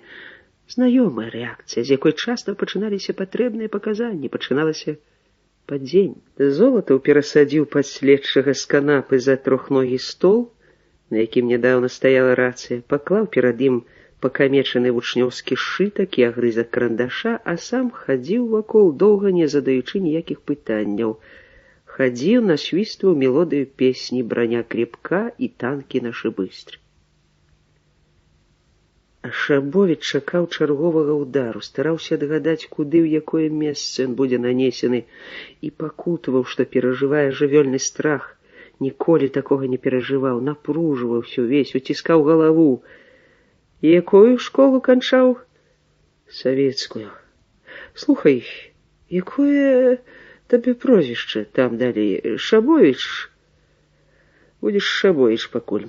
Але давай дамовімся, не будзем прыкідвацца дурнямі, ні ты, ні я. Мы з табой сур'ёзныя людзі. Ты сур'ёзны разведчык, я сур'ёзны контрразведчык. Ты добра знаеш, пра якую школу пытаю. Гульня павінна ісці на роўных. Кончыў яшчэ аршанскі медтэхнікум. Можаце праверыць, недалёка. Ты здольны яшчэ здзекавацца з мяне? Недалёка. Тваім начальнікам недалёка. Мне пакуль што далёка. Трапіў бы ты мне да вайны, праверыў бы я не толькі Оршу. Добра, допустим, я веру, што ты фельдшер Шабовіч. Чаму ты не ў Чырвонай арміі, а? Мы эвакуировали хворых, адаслалі эшалон, а самі не паспелі. Хто ведаў, што немцы так хутка будуць у Мінску? Тысячы людзей пехатой дайшлі. Я да Магілёва ішоў, а ты, значыцца, не паспеў. Дык калі цябе завербавалі, магу паверыць, што не да вайны. У якую школу накіравалі? У Варшаўскую, у Барысаўскую? Клянуся вам, я падпольшчык. Не верыце, звяжыцеся з атрадам дзядзюлі. Ён ведае Аксану, я ж казаў. Яна хадзіла туды, адтуль мы з'ездзім па Аксану. Адтуль? Вунь як. Не, мы з'ездзім адгэтуль, адгэтуль. Вось карандаш, напішы. Сачыненне на вольную тэму. Не трэба расказу, хто куды ішоў, каго страляў, гэта мы запомнілі. Прозвішчы падпольшчыкаў, адрасы, назвы вёсак, дзе Аксана твая засталася, адкуль дзед з канём, усёк. Не падумаў Золатаў, што зноў насцярожыў арыштаванага, які было трохі расслабіўся патрабаваннем адрасоў падпольшчыкаў, якіх ён назваў. Навошта яму адрасы?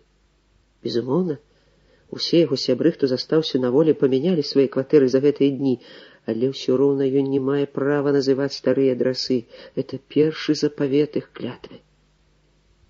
Я хачу пагаварыць з камісарам. А па шыі ты яшчэ не хочаш? Шабовіч прыгнуўся. Я тут камісар, над усімі камісарамі камісар. Аднак арэшак, нічога раскусвалі не такія, трашчалі, толькі шкарлупкі ляцелі. Прыгадаў выпадак 4гадовай даўнасці. Доўга біўся з адным пісьменнікам, упарты быў, усё адмаўляў, усе абвінавачванні. Аддаў яму паперу, пішы. Напісаў. Сачыніў, што збіраліся яны на кватэры Пятра Глебкі і дамаўляліся, як забіць Варашылава, калі той прыедзе на манеўры. Яўна спадзяваўся, што начальства следчага, яго, Золатава, начальство палічыць гэта абсурдам і зверне ўвагу на метады следства. Наіўны чалавек. Сам падпісаў сабе смяротны прыгавор. За нацдэмаўскую дзейнасць мог бы атрымаць тэрмін. За тэрарыстычную мера адна вышэйшая. Паглядзім, што гэты напіша. Некаторыя на паперы, застаўшыся адзін на адзін, раскрываецца глыбей, чым на любым допыце. Толькі трэба ўмець чытаць такія паказанні, нават калі ў іх абсалютная лухта ці такое пайшоў ты яжоўскі пёс. Было і такое. Няхай нешта падобнае прачытае ман, можа, прасвятлеюць яго мазгі, народнічак. Паліцэйскіх шкадаваў. За паліцэйскіх у цябе спытаюць, Алексей Иванович, пасля. А будзеш перашкаджаць не выбіваць ісціну з гэтага правакатара. Радыёстанцыя ў маіх руках. Золатава бурыла папярэджанне Мана, каб да падпольшчыка ніякіх фізічных уздзеянняў. Алексею Івановичу сказала баслычиха, што хлопец звяў, і выказала сваё меркаванне, ён б'е яго. У Золатава свярбела рука, калі ён хадзіў вакол падследнага, колькі разоў прымяраў новы удар, але стрымаўся, мусіў лічыцца з загадам камандзіра. У Мана быў свой план высвятлення асобы падпольшчыка. Атрымаўшы падтрымку камісара, ён за вячэрай выказаў гэты план у звыклай манеры. Пра важныя справы паведамляюць як бы між іншым. Завтра павязём падпольшчыка да Цімоха. Ён мае сувязь з Мінскам. Хлопец кажа, што жонка яго сувязная трада. Дзядзюлі прасцей устанавіць, хто ён. Золатаў, што з ланцуга сарваўся, падскочыў, пасінеў ажно, закрычаў, чаго не дазваляў сабе раней. «Ты што, не давяраеш мне, вопытнаму чэкісту? Я даўно заўважаю!» І сурова пагразіў пальцем. «Распусцілі соплі! Хутка цалавацца з немцамі будзеце, партызаны, такую вашу! Думаеце, на вас няма савецкай улады? Думаеце, калі схаваліся ў лясах, дык органы да вас не дабяруцца?» Хто, а Ман так не думаў. Добра ведаў магутнасць і всюдыіснасць органаў. Больш таго, не вельмі верыў Золатаву, што група яго выкінута з мэтай пранікнення ў Мінск. Лічыў, што УНКУС глобальная задача ва ўсе атрады заслаць сваіх людзей.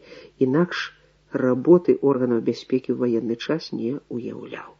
Таму Алексей Іванович не ўжыў сваю камандзірскую ўладу і не садзіў асабіста. У сварку з ім палез Ігар. «Што вы нас палохаеце? Брыдка слухаць. Можа, табе брыдка ад маёй прысутнасці?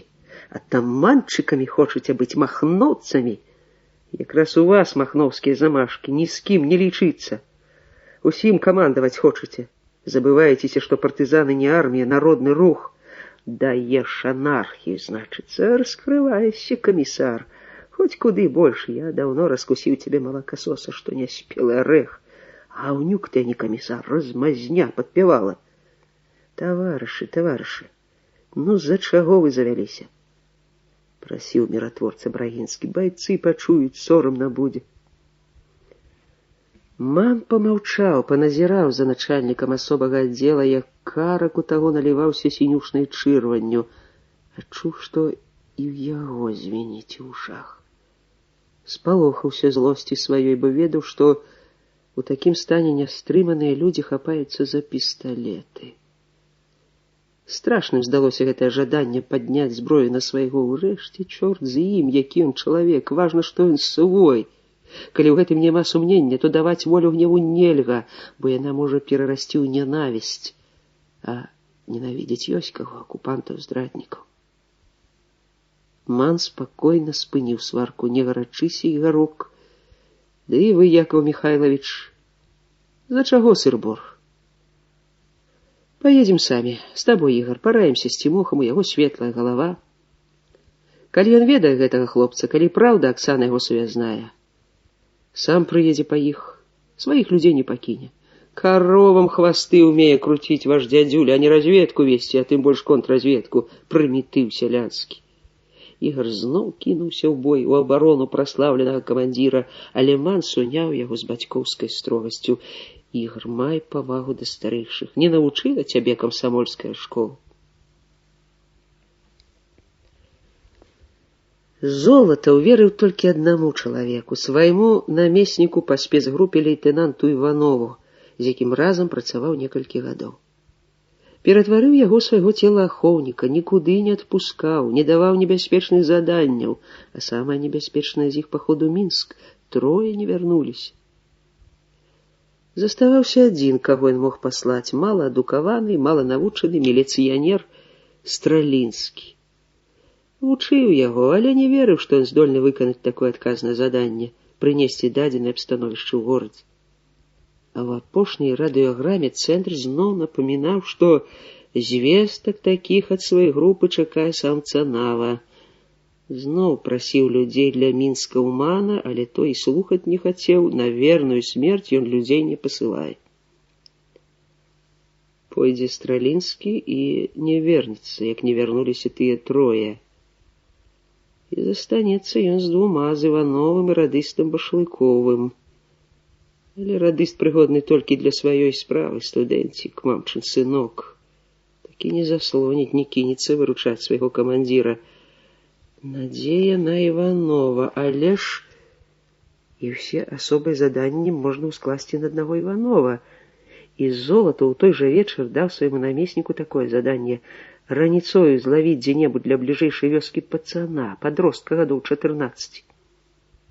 Іванов ніколі не задаваў пытанняў навошта, для якой патрэбы, чаму. Пакорлівае, маўклівае падначаленне. Слухайся, таварыш маёр. Зрэдку, калі не разумеў, гладзіў свой расплюснуты нос. Да выезду камандзіра і камісара ў лагер хлопчыка не прыводзіць. Слухайся, Якаў Міхайлавіч. Такі трохі фамільярны зварот Іванов дазваляў сабе ў тых выпадках, калі здагадваўся, што начальнік давярае яму тое, пра што больш не ведае ніводная душа, ні таварышы па рабоце, ні вышэйшае начальства. Камандзір і камісар з невялікай групай партызан выехалі на світанні. Уначы пайшоў снег густы, сухі, ціхі, ён сыпаўся ўдзень, адзеючы елкі ў белае бранне. Лес набываў урачыста святочны выгляд і адтаго здаваўся вельмі мірным, прадвызначаным на радасць чалавеку. За сябе ман пакінуў начальніка штаба, што ўдарыла па самалюбстве Золатава. Брагінскага яшчэ з вечара зноў распаліла. Чалавек не можа падняцца з ложка, і яго за камандзір. Не давярае таварыш ман. Нічога, прыйдзе час, мусіш даверыць. Але на гэты раз на камандзіра была не злосць, хутчэй суджэнне яго недалёкасці. Радавыя партызаны, і тыя разумеюць ролю і значэнне начальніка асобага аддзела. Вітаюцца заўсёды больш паважліва, чым са сваім камандзірам, а з безвусым камісарам увогуле панібратствуюць. Золатаў хадзіў па пусцелым лагеры. Другая група партызан паехала на санях на раздабыткі харчу. Паслухаў баслычиху, яе разважанні пра зіму. Ох, як я любіла яе! А цяпер не люблю, цяжка нашым хлопчыкам, сляды застаюцца. Золатава зіма не хвалявала ні хараством, ні праблемамі. Звярнуў увагу хіба на тое, што кухарка стала добрая з ім, а то ваўчыцай глядзела. Пацешыўся міг, што, маўляў, і да яе даходзіць яго роля, але іншым была занята галава. Учора даў шыфроўку, што затрымаў агента-правакатара, які выдае сябе за падпольшчыка з Мінска. Вызначыў, што спадзяецца мець больш глыбокую інфармацыю. Дарэмна паспяшаўся, відаць. Як выбіць гэтую інфармацыю? Наведаў арыштаванага. Напісаў ён больш сцісла, але і больш лагічна тое, што расказваў. Ніводнага новага нюансу, ні абсурду, ні супярэчнасці.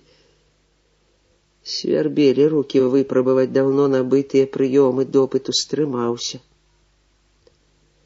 Непакоіла адсутнасць Іванова. Доўга ён праводзіць такую дробязную аперацыю. Іванов майстра на тое, чаго ніхто не ўмее. А на такой дробязі можа паслізнуцца, чаго добрага наскочыць на паліцэйскіх, шнырыць там. Пашкадаваў, што сам не паехаў, каб падстрахаваць намесніка ў далікатнай аперацыі. Не, Іванов чалавек надзейны. З'явіўся са звялым, на смерць перапалоханым пасінелым пацаном, прывёз яго на карку коня, як пакамечаны куль саломы, скінуў на зямлю, як халодны снег. Во, камандзір шпіёніў каля лагера, падлічваў нашых. Хлопчык заенчыў: дзядзечка, не шпіёніў, я нічога не бачу, я дровы сек у лесе. Коня ў нас няма, у хаце малыя мерзнуць, на сабе насілі з маткай, а тут сняжок выпаў, можна на самацяжках. Кажы, хто цябе паслаў? Матка паслала, ды і сам я. Шпіёніць хто паслаў? Малы заліўся слязамі. Не шпіёню я, дядзечка, ніхто мяне не пасылаў. Хіба мяне маглі паслаць дзядзька Пятро ў партызанах. Расстраляем, а? Наганяў страху Іванову хлопчыка, пачаўся панос, ледзьве паспеў спусціць порткі. Не спяшайся, няхай пасядзіць, падумай. Шабовіч зразумеў, што яму падсадзілі качку, здзівіўся і абурыўся, што для гэтай мэты выкарысталі дзіця. І зноў падумаў, што гэта фашысцкі атрад, а ўсе размовы, якія чуў пра сцяну, прызначаліся для яго. Але навошта такая інсцэніроўка? Дзеля чаго столькі людзей імкнуцца даказаць, што ён знаходзіцца сярод савецкіх партызан? За каго яго прымаюць? І што яшчэ ім трэба пра падполле? Ён расказаў усё, што ведаў, чым цяпер раскайваецца. Той, што дапытвае, учора вельмі цікавіўся Кавалёвым. Але не ведаў ён такога кіраўніка. Пачуў гэта прозвішча зусім нядаўна, перад сваім арыштам. Сказаў Піліп Станулін, што чалавека, які кіраваў імі, арыштавалі, можа быць, зламалі, бо возяць па заводах. Ён нібыта заклікае адмовіцца ад барацьбы. Кажа, што абух, маўляў, бізуном не перасячэш. Праўда, Станулін выказаў і сумненню ў здрадзе гэтага чалавека. Сказаў, што пра яго выступленні гавораць, але ніхто з нашых не чуў. Адзін з падпольшчыкаў бачыў Кавалёва пад канвоем, счарнелага, у даўгім паліто мокрым знізу, выказаў меркаванне, што ў таго перабіты мачавы пузыр. Але нават гэтага Шабовіч не сказаў грамадзяніну начальніку. Хлопчыка стала шкада. Адразу ўбачыў, што не па сваёй волі ён трапіў сюды, неатрадны падшыванец, які згадзіўся на ролю падсаднай качкі. Напалоханы так, што яго праняў панос. Двойчы садзіўся на асінавае вядро, якое на ноч пакідалі для яго. Ды ён учора абвясціў галадоўку, так і сказаў свайму следчаму. Той крыва усміхнуўся: пагаладай.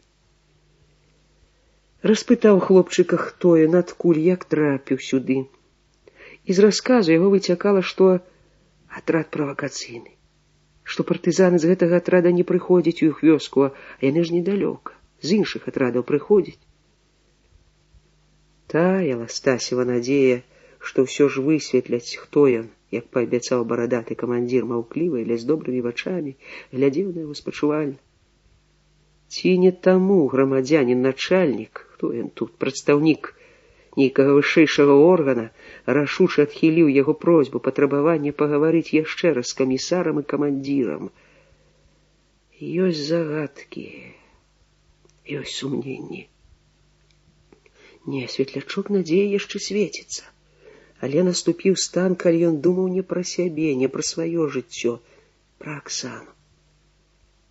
Як папярэдзіць, каб яна не апынулася тут? Ах, Міколка, Міколка, не той атрад ты адшукаў. Няхай, Міколка, дзіця яшчэ, які гэты адась, ім лёгка затлуміць галаву, але Ганна. Выходзіць, ачмурылі навакольных людзей. Ох, як трэба іх папярэдзіць, даверлівых сялян. Як, што перадаць праз Адася, так, каб гэты не зразумеў, а Ганна і Аксана зразумелі. Нічога не мог прыдумаць. Хлопчык усё ж падсаджаны, напалоханы, і клятвы яго, піянерскае слова, што будзе маўчаць, нічога не варты. Прыйшоў без носы, на яго Шабойча ніякай увагі, маўляў, справа даўняя і забытая, сказаў Адасю: «Шчасце твоё, пацан, разведчыкі установілі, праўда, што твой бацька ў чырвонай арміі, а дзядзька партызан. А тады нам сказалі, што ты сын паліцэйскага. Там і хапануў цябе. Але засячы на носе, матцы роднай не гугу, дзе быў.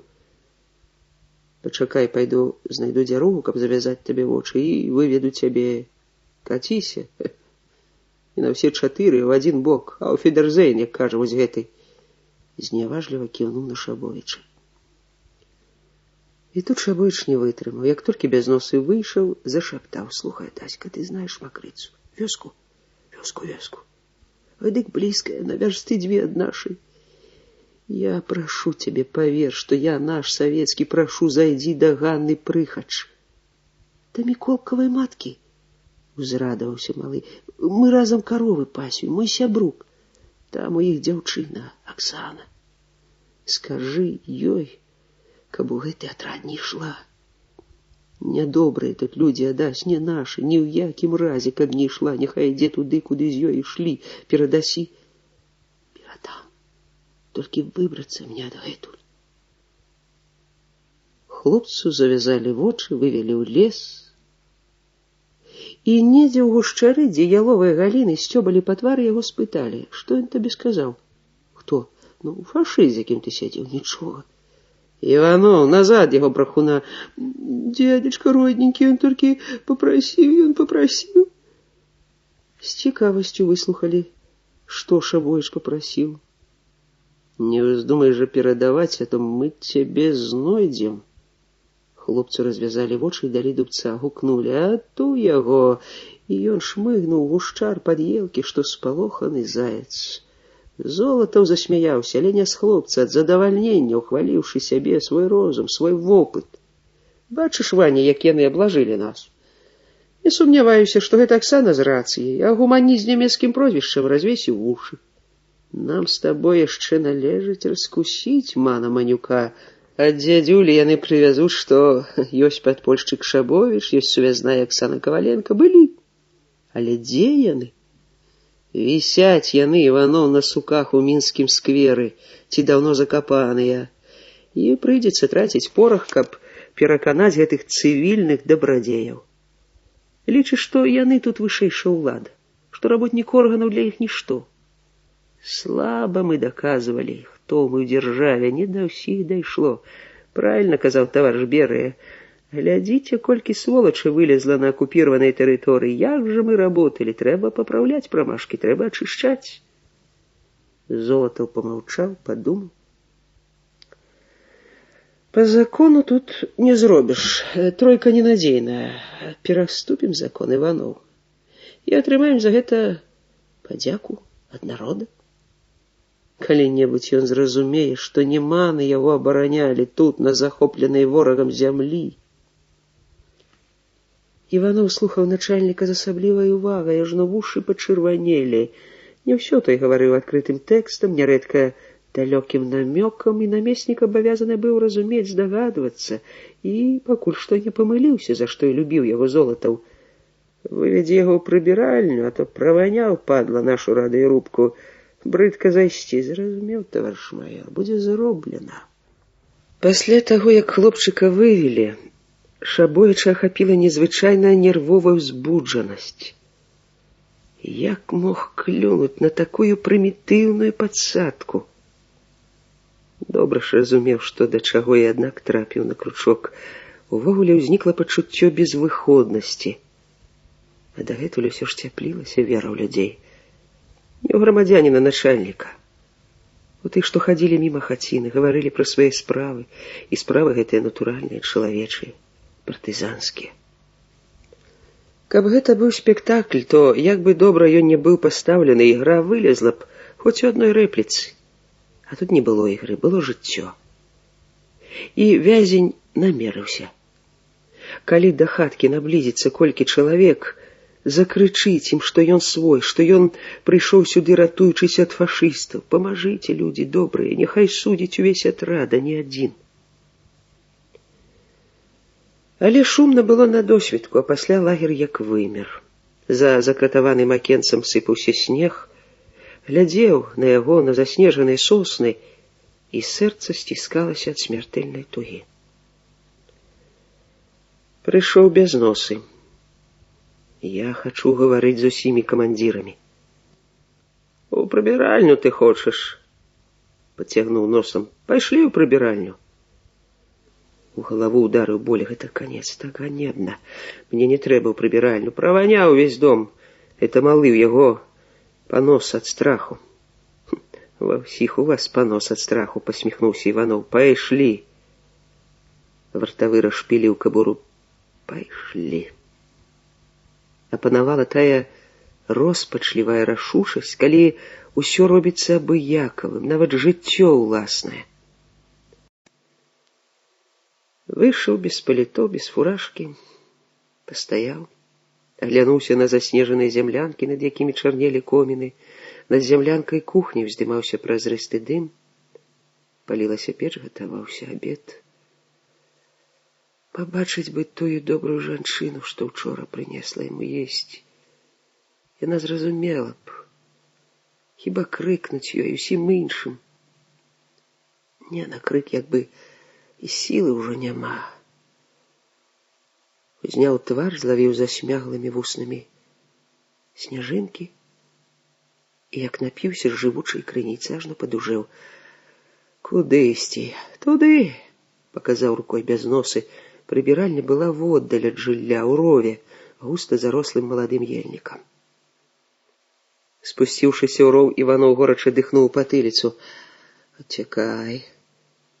Стась спыніўся, не паверыўшы вушам, застыў, напружыўшыся, гатовы сапраўды кінуцца пад елкі. Уцякай, калі хочаш жыць. Не паверыў, павярнуўся. Ты хочаш стрэліць не ў спіну. Не хачу, страляй у грудзі, ў сэрца страляй. Але ведай, партызана страляеш, камсамольца. Іваноў, разгублены ад нечаканага павароту, узвёў пісталет, ды ў гэты міг наперадзе з-за елкі выйшаў Золатаў і выстраліў Стасю ў патыліцу. Іваноў адскочыў убок, баючыся, што начальнік будзе страляць яшчэ. Не, маёр не прамахнуўся. Ён на міг спыніўся над забітым, пачакаў, пакуль цела білася ў канвульсіях, а на снег выплыў яркі струменьчык крыві, задыміўся, стываючы. Падышоў да намесніка, рвануў яго ватоўку так, што пасыпаліся гузікі. Мала, схапіў за каўнер, разадраў. Мала, драпнуў ногцямі сплюснуты нос, раздзёр да крыві. Ён напаў на цябе. Так точно, таварыш маёр, ён напаў на мяне. Капітан Брагінскі адчуваў сябе вельмі блага, з нечаканымі падскокамі тэмпературы, з болем, які раздзіраў цела, ён звыкся. Але ў той дзень балелі не толькі раны, балела сэрца, білася рытмічна. Ён задыхаўся, не хапала паветра. Здавалася несцерпна душна, зямлянка гняла, што труна. У прысутнасці людзей, таварышаў, ён мужна пераносіў гэтыя пакуты, умеў прагнаць змрочныя думкі. Аднаму зрабілася страшна. Стане зусім кепска, нікога не даклічашся. Лагер апусцеў, а жыць хацелася, дажыць бы да перамогі. Падняўся з тапчана, трымаючыся за сцяну, дабраўся да дзвярэй, адчыніў іх, прагна ўдыхаў марознае паветра, жмурыўся ад снежнага святла. Пачуў недалёкі пісталетны стрэл. Але ў стральбе тут практыкуюцца часта. Спачатку стала лягчэй, а потым пачалося спаўзанне, як з гары ў тую страшную яму, якую ён ужо добра ведаў і якой баяўся, ці вылезеш назад. Ледзьве паспеў вярнуцца на тапчан. Лёг і панесла яго, як на арэлях, угору ўніз, тужыўся спыніць гэтае гушканне, ад якога заходзілася сэрца, горла сціскалі спазмы ташнаты. Паляцеў уніз у бездань і на нейкі момант застаўся там у непрытомнасці, дзе і боль адступіў, адпусціў са сваіх капцюроў мозг. Але праз нейкі час не ўзлётам на арэлях, а як бы плывучы, пачаў знімацца на паверхню, абліты халодным потам. Вярнуўся боль, але ён радаваў, бо адчуванне болю зварот да жыцця. Увайшоў Золатаў, занепакоіўся. Ты што дзверы адчыніў? Не хапала табе яшчэ запалення лёгкіх з тваім здароўем. Хтось стрэліў, ці мне здалося? Я зноў праваліваўся. Шпіён напаў на Іванова. Шабовіч. Адно гестапа ведае, як сапраўднае яго прозвішча. І што? Капітану варта ведаць, што бывае з тым, хто нападае на каравульнага. Вы забілі яго. Вы забілі яго без дазнання, без суда. Это забойство. Это забойство. Наум, я люблю тебе, як сына. Не трэба мне любоў забойцы, я патрабую суда над вами. Брагінскі закашляўся, на вустах выступіла чорная кроў. Золатаў аслупянеў ад гневу. Я да яго з любоўю, а ён суда патрабуе. Шчанюк. Але мацней за гнеў ударыў страх, да звону ў вушах, да памутнення ў вачах. Такі страх перажываў дагэтуль двойчы. За невялікую памылку крычаў на яго цанава, што выганіць з органаў, а ён добра знаў, чым канчаецца выгнанне з органаў. Другі раз, калі адчыніліся дзверы самалёта і трэба было сігануць у чорную пустэчу, ён не зрабіў гэтага сам. Яго піхнуў Іваноў і ўратаваў ад ганьбы і суда. Абпякла думка. Калі гэты дахадзяга, з якім ён, здавалася, меў поўнае паразуменне, патрабуе суда, то ман, які баіцца яго і ненавідзець, абавязкова ўчыніць такі суд. Ды і праведнік камісар будзе за суд. А чым можа кончыцца такі суд, ілюзій не было. Ведаў ён суды нізкія, высокія, і там не вельмі ўнікалі ў сутнасць, а тут, на вайне, пры партызанскай стыхіі, анархіі. Уявіў, як паставяць перад строем, і ніхто цябе не ўратуе. Ні Іваноў, ні рацыя, ні радыс, ні цанава, ні самберыя. І не пакараюць пасля нікога. Хто стане разбірацца? Вайна? Ды і што яму з таго пакарання? У храбрага маёра памлелі ногі. Навум паклікаў і не пачуў уласны голас.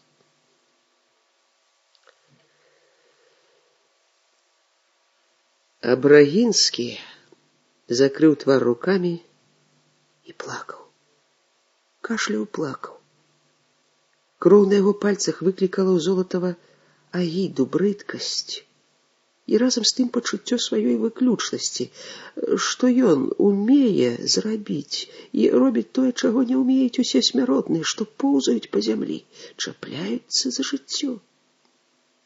І яшчэ адно пачуццё з'явілася — неабходнасць выканаць свой абавязак, частку якога ён ужо выканаў сёння, не дзеля ўласнага выратавання, дзеля перамогі.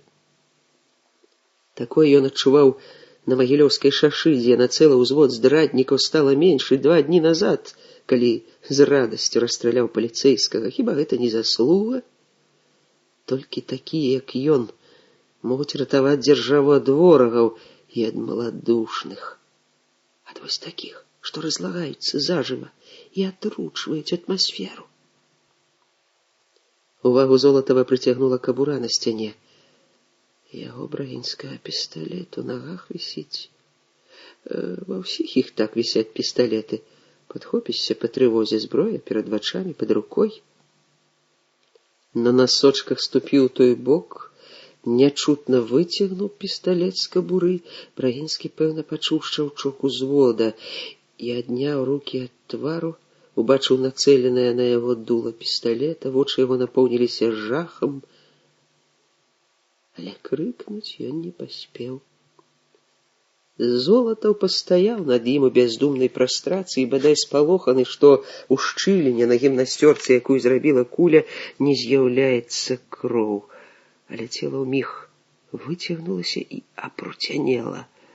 Бяскроўны ці што? Спалохана азірнуўся на дзверы, паклаў пісталет на падлогу, туды ж скінуў яшчэ гарачую руку капітана. Выскачыў з зямлянкі, закрычаў асіплым ад перажывання голасам: «Таварышы браткі! Брагінскі застрэліўся, Навум застрэліўся!» Першая прыбегла Матрона. Ускочыла ў зямлянку і тут жа падалася назад, перахрысцілася: «Адмучыўся нябога!» Падыходзілі партызаны гаспадарчага ўзвода, дзяды, якія бачылі нямала смерцяў. Матрона падышла да мёртвага, загаласіла, быццам асмялела пры сваіх: «А вочкі ж мае недаглядныя, якія ж яны прыгожыя ў цябе былі, што сліўкі ў ранішняй расе!» Націснула пальцамі на павекі, каб закрыць вочы. «Мужчынкі, пятачкоў ні ў кога няма. На патроны палажы, патроны грэх!» Скрыжавала рукі нябожчыку, на грудях яго, а пісталет апасліва і агідліва засунула ногой пад тапчан. Золатаў плакаў наўзрыд, шчыра плакаў. Толькі ў пачатку сваёй работы ў органах ён перажываў вось гэтак, калі учыніў несправядлівасць, прысудзіў да смерці невіноўнага, раскайваўся і плакаў над падзеннем сваім. Пасля, акрамя страху і лёгкіх пакут сумлення, такія стрэсавыя эмоцыі не ўзнікалі. Душа яго зачарствела.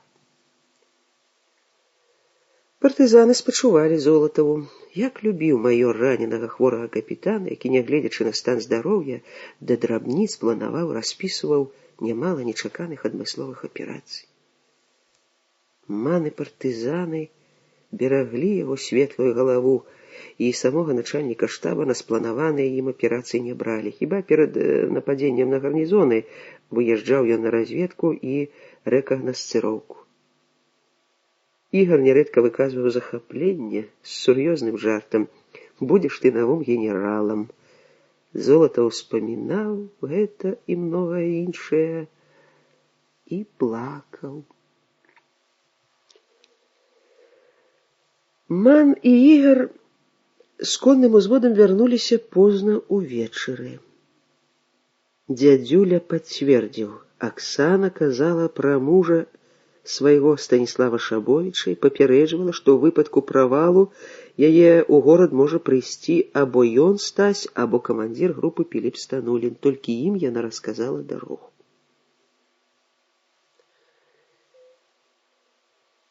Устрывожыўся Цімох Пятровіч, што сувязная, яго раненая, ляжыць непадалёку задвор'і. Тут жа накіраваў вёску разведчыкаў, таму і затрымаліся, што чакалі іх звароту. Аксану не знайшлі. Трохі бянтэжыць прозвішча гаспадыні, якое назваў ваш госць. Не Задворска. Але калі яна тут, паўраёна перавярну, Аксану знайду. На дзядзюлю можна спадзявацца, не падвядзе. Каго любіць жыцця, за таго не пашкадуе, а сувязную сваю, па ўсхваляванасці яго, відаць, любіць як дачку. Шабовіч нешта цямніць. Трэба не спадзявацца на Золатава, пагаварыць самім. У душу яго заглянуць, якія прыёмы асабіста ён, ман, ведае, на ўласнай скуры выпрабаваў. Трэба не допыт, размова чалавечая. Так яны гаварылі ў дарозе, гойдаючыся ў сёстрах, асудзілі сябе, што далікатную справу ўстанаўлення асобы падпольшчыка даручылі чалавеку з комплексам следчага. Што з таго, што ён начальнік асобага аддзела? Лічылі, што не трэба ім такая пасада, навошта? Без яго яны не абароняцца ад шпіёнаў, не выявяць здраднікаў, ці што? У іх цэлы атрад следчых і суд вышэйшы, партызанскі, народны. Падзеі ў атрадзе ашаламілі і камандзіра, і камісара. Алексей Іванович анямеў і аглух. Нічога не хацеў слухаць, ні пра што не выказваў сваё меркаванне. Толькі аддаваў кароткія каманды, катэгарычныя як ніколі, асякаючы кожнага, хто як раней спрабаваў паразважаць. А можа так лепш? Ігар у першыя хвіліны разбушаваўся. Я застрэлю гэтага бандзіта Іванова, крымінальная морда. Золатаў плакаў над целам Брагінскага. Золатаў не бурыўся на гэтыя словы, спакутаваным слабым голасам нагадаў: Іванов работнік органаў, мой намеснік. Ман выштурхнуў з зямлянкі, дзе пахла крывёй і прывялай елкай, свайго гарачага камісара пад соснамі, строга загадаў, каб я не чуў такіх слоў. А потым папрасіў: пры ім не гавары нічога падобнага, не давай волю сваім эмоцыям. Нікога ты не застрэліш, а цябе застрэляць, а табе трэба жыць. Нам з табой трэба жыць, Ігарок, чалавек ты мой дарагі. А вакол ворагі, вакол фашысты. І ў нас не ўсё так проста, як табе здаецца. Але раніцою Ігар зноў сутыкнуўся з Золатавым, прапанаваў пахаваць іх у адной магіле, Брагінскага і Шабовіча. Вот тут Золатаў злосна абурыўся. Крычаў, што гэта знявага камандзіра чырвонай арміі, камуніста, пагразіў, што выступіць перад партызанамі і давядзе, фактамі давядзе ў яго інтуіцыя, чуццё чэкіста, хто такі чалавек, які напаў на вартавога. Сапраўдны падпольшчык не стаў бы такім чынам уцякаць з атрада, пастараўся б даказаць, хто ён, з чым прыйшоў. Алексей Иванович панура маўчаў, сурова маўчаў, нават Золатаў не адважыўся аспрэчваць, калі камандзір загадаў атрадным цеслярам зрабіць 2 труны. Брагінскага пахавалі ў цэнтры лагера каля камандзірскай зямлянкі. Самую доўгую і прачулую прамову сказаў Золатаў, развітваючыся, цалаваў нябожчыку лоб, рукі. Грымеў салют. Труна з целам Шабовіча доўга стаяла за ровам на прасецы, на паваленых бярвеннях. Да яе показалі сляды, нават падыходзілі галодныя ваўкі, ды, відаць, блізкая страляніна спалохала іх. На пахаванні прысутнічалі Ігар, паслычыха ды 4 партызан, што капалі магілу і апускалі ў яе труну. Камісара атэіста да слёз расчуліла Матроніна малітва, але паказаць байцам свае слёзы ён не меў права, адварочваўся, глядзеў неба. Снег перастаў ісці, неба ачысцілася ад хмары, ззяла, што вымытае, мацнём мароз. Неба дало адчуванне няспыннасці, дало прагу жыцця. Хаваў ён сяброў раней, хаваў блізкіх, не плакаў. А гэтага хлопца ён упершыню убачыў 2 дні назад. Чаму ж вочы наліліся слязамі ад малітвы? Не раскісай, камісар, табе трэба ваяваць і жыць. Успомніліся словы камандзіра. Нам з вамі трэба жыць, дарагі Алексей Иванович, для людзей. Зрабілі памінальны абед па брагінскім. Строгі камандзір, былы цвярозы ўпраўляючы спіртрэста, дырэктар завода, які з ашчаднасцю скупога гаспадара ахоўваў недатыкальны запас гаручага для медыцынскіх патрэб, першы раз дазволіў партызанам выпіць. Золатаў напіўся, упершыню на людзях не тоючыся, і зноў плакаў. Гэта ўражвае, калі плача мужчына, яму спачувалі. На другі дзень у яго балела галава, ён пахмяляўся, пад вечар ужо, як бы успомніўшы, хоць у сапраўднасці гэта не выходзіла, і з п'янай галавы смерць Брагінскага перашкодзіла яму зрабіць гэта ў першы дзень у адсутнасць камандзіра і камісара. Золатаў сказаў ману: «Дай фурманку, камандзір, паеду забяру падпольшчыцу». Алексею Ивановичу, што над вухам стрэлілі, ён не адразу паверыў пачутаму. Каго? Яго напарніцу. А вы ведаеце, дзе яна? Я ўсё ведаю. Дзе? Недалёка, под боком у отрада. Работали синхронно, у Макрыцы, у Ганны Прыхач. Каго? І сцяўся ўвесь, што ж спружына, каб не выдаць свайго здзіўлення. Ганна Прыхач яго сувязная, яго асабіста, не атрада. Пра гэта ведалі толькі Ігар і Матрона.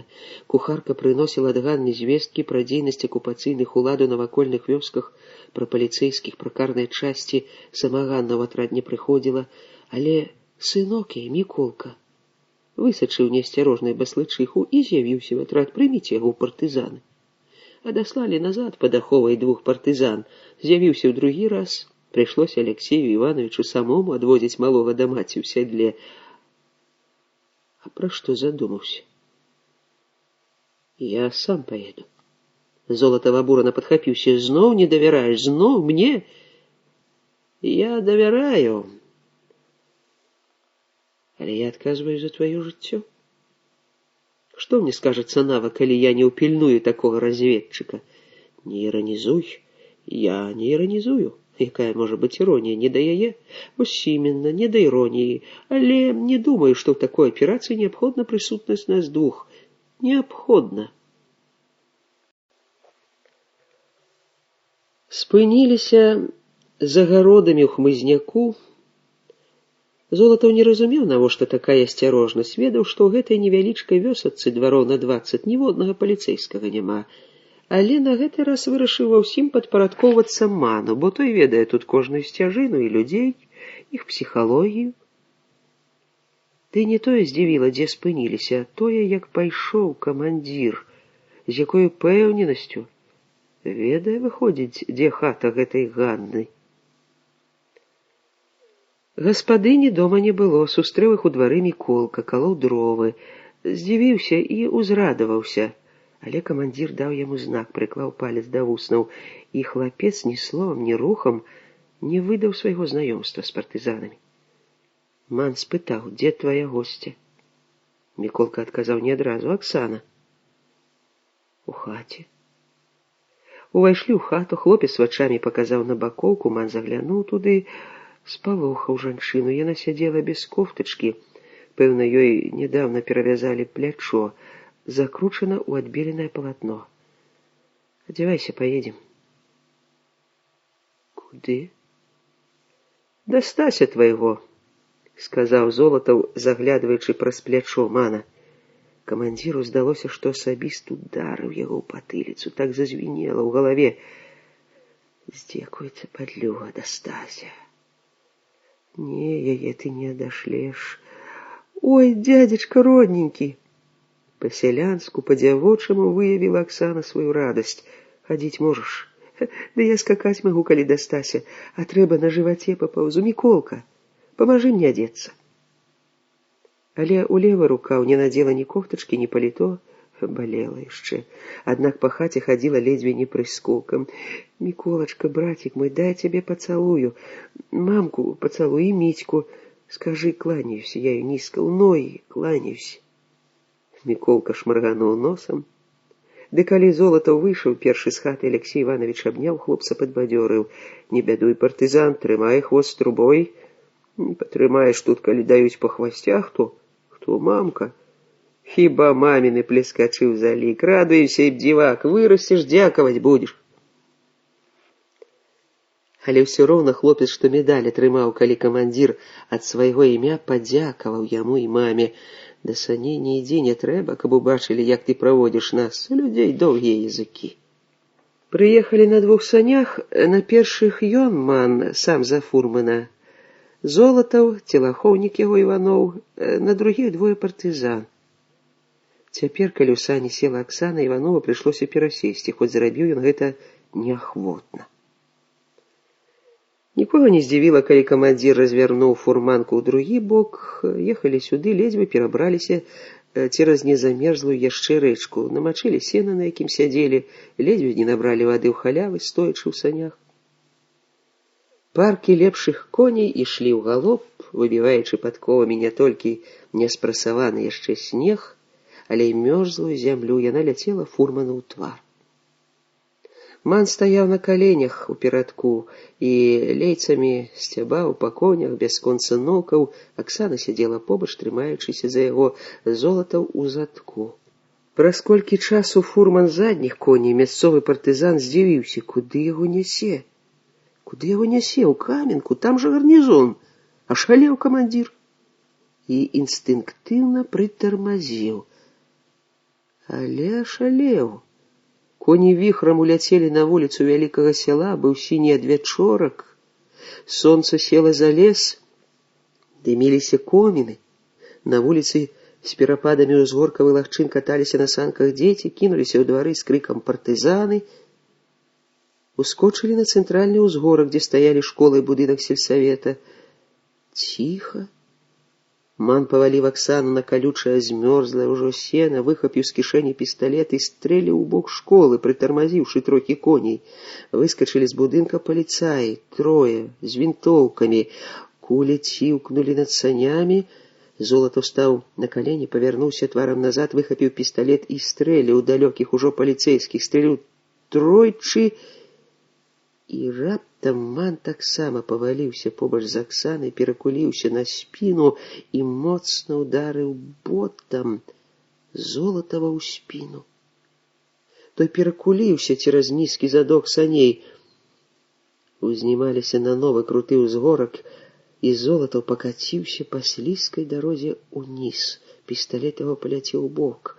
Аксана закрычала з жахам і абурэннем: «Вы што зрабілі? Вы спіхнулі чалавека! Вы спіхнулі чалавека! Спыніце коней!»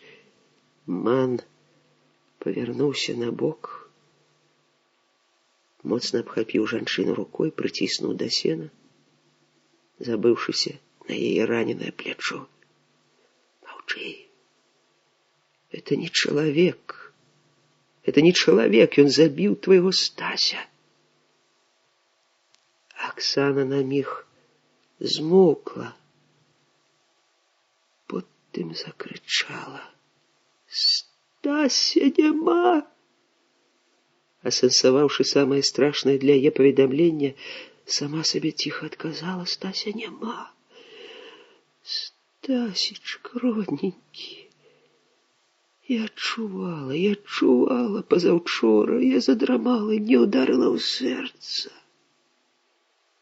Як балела маё сэрца!» Яна роспачліва заплакала. «Паплач, дачка, паплач!» Алексей Иванович подняўся на колени, лёгка тузануў лейцы, не стёбаў больш коней, сказаў ім ласкава, як дзецям: «Ну, родненькія, ну, вось так, Золата, вось так, а як ты хацеў усіх караць!» Услухаўся ў вячэрнюю цішыню, аўтаматныя стрэлы не прагучалі. Значыцца, задняя фурманка ў сяло не ўехала, разлікі яго апраўдаліся. «Паплач, Аксанка, паплач! Я свои слезы выплакал. Но, родненькие, но! Не подведите!» Эпилог. На аўтобуснай станцыі раённага цэнтра было бязлюдна. Паўза паміж прыбыццём і адыходам сталічных аўтобусаў. Нават касірша пакінула душнае памяшканне і ў скверыку вязала кофтачку. Тут жа на лаўцы спаў пасажыр, што забыўся, у які бок яму ехаць. І там жа ў скверы і на плошчы каля станцыі хадзіла пажылая жанчына. Гады яе выдавалі сівыя валасы, а постаць стройная, абцягнутая элегантнай сукенкай, цяжкаватай, не па пагодзе. Стаяў май, у скверыку расцвіла чаромха, але дзень быў па-летняму спякотны. Хоць сонца ўжо схілілася на вечар, вісела над затуманенымі дымкай квецені садамі. Па вуліцы паўз сквер зрэдку праходзілі грузавікі, узнімалі пыл. Касірша сказала жанчыне: «Ідзіце дадому, Аксана Паўловна. Што вам пыл каўтаць? У мяне служба. До наступнага рэйса без малога гадзіна. Прыедзе ваш Ігор Артёмович». Прыедзе, конечно. Але я пачакаю. Так неспакайней. Я люблю глядзець, як людзі прыязджаюць. У Мінску, калі я вучылася, я часта хадзіла на вакзал. Інстытут побач, сяброўкі смяяліся: «Каго ты чакаеш?» Нікога я не чакала. Ігор тут працаваў. Боже, як даўно гэта было. Прыйшлі дзве маладзіцы, ветліва павіталіся. «Дзень добры, Аксана Паўловна, дзень добры». Адышоўшы, жанчыны гаварылі між сабой. Доктарка мужа сустракае. Кожны раз, як з далёкай паездкі, а ён яе, як маладажоны. Але старамодная пара. У наш час такія рэдкасці. Вунь мой, зараза, сустрэне хіба. Чакай, пасівееш. Вочы чарнілам залье. Роднай жонкі не бачыць. Распусціліся мужыкі, ды і бабы не лепшыя. Калі памруць такія, як наш дырэктар, хто дзяцей дабру розуму навучыць? Аксана Паўловна, праводзячы жанчын позіркам і адчуваючы, што яны гавораць пра яе, стоена ўздыхнула, сказала касіршы: «Расце наш горад. Я многіх ужо не ведаю. У твар ведаю, а хто гэта, дзе працуе? Дзіва, што 12 000 народу». Доктор посміхнулася. Маладая жанчына сказала пра 12 000, так як быццам гэта была бог знае якая лічба, мільён. А яна ледзьве не асуджала сябе. Пражыла тут 35 гадоў, калі пачала працаваць урачом пасля інстытута. Праз год-два ведала ўсіх, старых і малых, як у роднай вёсцы. Цяпер жа з многімі страчаецца, як з незнаёмымі. Ды вы прысядьце хоць. У бальніцы ж таксама на нагах. На нагах, але я там не ставляюся. І я дома ставляюся. З унучкай? З унучкай? Не, Клава. Быць з унучкай радасць. Радасць то радасць, але некаторыя вас асуджаюць, што вы малых ад бацькоў забіраеце. Спачатку сынавых дваіх вырасцілі, а затым доччыны. Разумею, што гэта нядобра, але жыць без Стаські не магу. Халодным потам абліваюся, калі падумаю, што увосень яе забяруць. У школу яна будзе хадзіць там, у ваенным гарадку, у бацькоў. А хто ваш зяць? Лётчык? Лётчык. Назвыш гукавым? Ну, іншых цяпер няма. Ні завошта не пайшла б замуж за лётчыка, калаціся перад кожным палётам. Да ўсяго, Клавачка, прывыкае чалавек. А вось жа вы... А чаму вы так перажываеце? Хіба першы раз ваш Ігор Артёмович едзе ў Мінск? Калі загадчыкам райана быў, то штодня, можа, ездзіў. А цяпер ён хворы чалавек, Клавачка, у яго быў інфаркт. А вы не пускайце яго.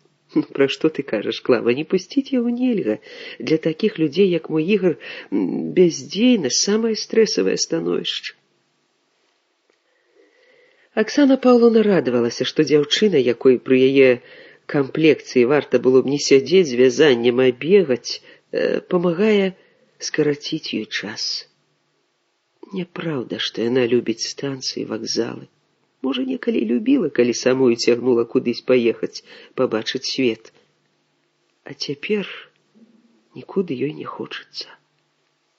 А чаканне блізкіх ператвараецца ў пакуты.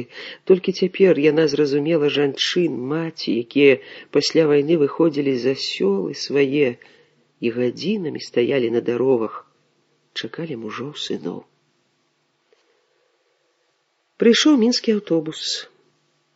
Аксана Паўловна прагна ўзіралася ў вокны, шукаючы Ігара, праводзіла вачамі кожнага мужчыну, быццам за дзень Ігар мог пераўтварыцца да непазнавальнасці. Выйшаў з аўтобуса высокі, лысы стары ў парусінавым касцюме, трымаючы ў руцэ кепку і пацёрты да дзірак партфель. Пільна агледзеў яе. Ажно неяк нядобра стала ад такой увагі, усё роўна, што прасвяціў рэнтгенам. Муж не прыехаў і гэтым аўтобусам. У вялікай усхваляванасці пайшла на пошту, пазваніла ў Мінск сыну. «Стась, бацька не заходзіў?» «А што, не прыехаў?» «Ды ну, загуляў, стары, загуляў, я так і ведаў.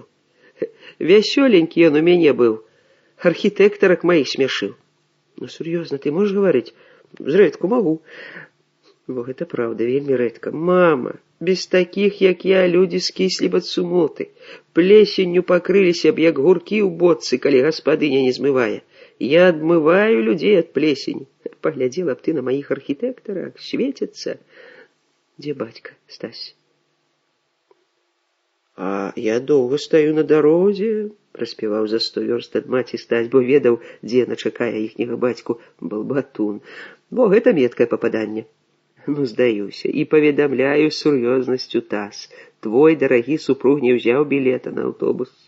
Баявы партызан, а штурмам нічога не ўмее браць. І зброю не выкарыстоўвае, якую мае, я з такімі дакументамі Волгу купіў бы. А карацей, ты можаш...» «Я пасадзіў заслужанага пенсіянера на падарожную гадзіну назад, так што не турбуйся, праз паўгадзінкі падкоціць татуля з вецярком. Толькі ты не вельмі раўнуй, калі ўбачыш, што за рулём, каралева». «Давядуць цябе твае каралевы?» «Давядуць», — уздыхнуў сын. «Перад павініся». «Вінюся штодня. Ды ў тваёй нявесткі твая натура». «Пацалуй яе ад мяне». «Пацалуеш яе. Малайчына яна ў цябе. Да і ўжо ж, Атэла ў спадніцы, стараверка. 35 гадоў бабе заводіцца, як новы жыгуль». Супакоена Аксана Паўловна засмяялася. «Цалую цябе, сын, цалую, мама». Можна ісці дадому. Не пайшла. Пастаяла, падумала і скіравалася на магістральную шашу.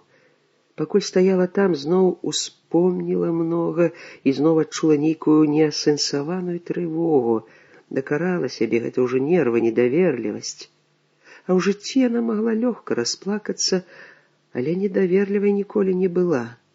Такім робіцца Ігар. Употай лічыць пульс колькі разоў бачыла, і гэта яе трывожыць. Ігар усе 3,5 дзесяткі гадоў, як яны разам, ніколі не думаў пра сваё здароўе, хоць двойчы ранены. Неуважлівасцю гэта не назавеш. Проста моц жыцця, тая сіла, калі чалавеку здаецца, што ён бессмяротны. Калі я затармазіў чырвоны, што велікодная яйка жыгулёнак. За рулём сапраўды каралева. Жанчына з моднай прычоскай, нафарбаваная. Ды Аксана Паўлаўна ведала гэтую красуню, намеснік дырэктара запаведніка, доктар навук. З задняга сядзення пастарэчы крэкчучы вылазіў Ігар Артёмавіч з паўнюткім партфелем і такім жа поўным цэлафанавым мяшком. «Дзякую вам, што давезлі майго пенсіянера. Я падвязу вас дадому. Не, дзякую, мы пройдзем», — запярэчыў Кіпень. «У мяне ногі цяклі, трэба размяць. Усяго добрага вам. Прыязджайце ў запаведнік. Прыедзем па ягады». Жыгулі весела фыркнулі. «Зноў стаяла, а?» — папракнуў Ігар Артёмавіч жонку. «Аднаго больш не пушчу. Хе, прыгразіла. Весялей будзе з табой». І нагрузіўся, як мяшочнік. Ды ў нас жа гэтага не купіш. Людзі спецыяльна ў сталіцу едуць. На аўтобуснай станцыі не прабіцца, натоўпы моладзі. І ты зноў пасароміўся выкарыстаць сваё пасведчанне. Інваліда? Пасароміўся. Яны паспрачаліся, каму што несці. Аксана Паўлаўна паважыла, што цяжэй, забрала ад мужа партфель. «У цябе няправільна метода лячэння пасля інфарктніка. Мне трэба трэніравацца». Натрэніраваўся за дзень, уяўляю. Знаеш, у чым бяда? Я не пасароміўся. Я пабаяўся. Гэта мяне апошні час проста гняце, Ксюта. Для мяне гэта ганебна. Я вучыў іх, выхоўваў. І цяпер я баюся іх, сваіх вучняў, можаш уявіць. Даўно яшчэ, гадоў 10 назад, убачыў, калі ось такі малады, інтэлігентны, як наш Стась, узяў старога за каўнер і вывеў з чаргі. Тады я абурыўся, умешаўся, але хутка забыўся. Я ўмеў дараваць маладым іх грахі. А цяпер, калі трэба сунуцца з пасведчаннем, уяўляю сябе на месцы старога, і мяне узнімаецца ціск. Каб, крый Бог, такое здарылася, гэта была б надзвычайная стрэсавая сітуацыя. А я баюся яе. Не за здароўе сваё баюся, за яго, за таго маладога, якога я вучыў. Здаецца, што адбылося б крушэнне ўсіх маіх ідэалаў, веры ў тое, што я 30 гадоў сеяў добрае, вечнае. А уяўляеш, чаго варта адна думка, што ты пражыў дарэмна. Гэта жах. Ну, нельга абавольняць гэтак. Сам казаў. Будь гатова, што ў любы дзень ты можаш сутыкнуцца не толькі з дурнем, хабнікам, які можа вывесці старога з чаргі, але і з больш подлым прадстаўніком рода чалавечых. Сказаў я за сваё жыццё многа высокіх і правільных слоў. Можа, ад таго я цяпер і бездапаможны, што жыў ідэалістам. Ды не, Ігар, не прыніжай сябе. Ну, які ты ідэаліст. Ты жыў з магаром і цяпер. Як ты з'ездзіў? За білетам лезці з пасведчаннем я пабаяўся таму, што перад гэтым мне такі стварылі стрэсавую сітуацыю у абкоме. Вучань мой, такі прыемны з выгляду, ветлівы, ружовенькі. І слухаў уважліва. Ну, нарэшце, думаю, знайшоўся чалавек, які разумее, і раптам ён кажа: «А хіба не ўсё роўна яму цяпер, адновяць яго ў партыі ці не адновяць? Алексей Иванович». Як ударыла кроў патыліцу, я спалохаўся, Ксюта, я спалохаўся. Гэта ганебна ў такі момант думаць пра сябе. Аксана Паўлаўна спынілася, паставіла партфель на зямлю. Адпачні. Яна ўявіла, што перажыў муж, і спалохалася за тую сітуацыю, яка шчасліва мінула. Ганебна, знаеш што? Што я не здолеў нават абурыцца. Не, я сказаў яму, мне не ўсё роўна, нам, сябрам яго, вучням і сям'і яго. І да яго такі дайшло. Ён павёў мяне да старшыні парткамісіі, новы, немалады, можа, і вайны захапіў. Зацікавіўся, здаецца, па-сапраўднаму. Здзівіўся і абурыўся. 20 гадоў, як чалавек рэабілітаваны, а ў партыі не аднаўляюць. Чаму? От сапраўды чаму? Ніхто не ўзяў на сябе адказнасці. Во ў чым наша няшчасце. Павёў мяне старшыня да першага. От я яшчэ раз паверыў партызанскае наша брацтва.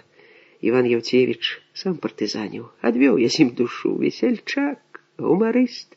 Расказваў, як яго Фёдараў, той славуты, хацеў расстраляць прадстаўніка ЦК камсамола.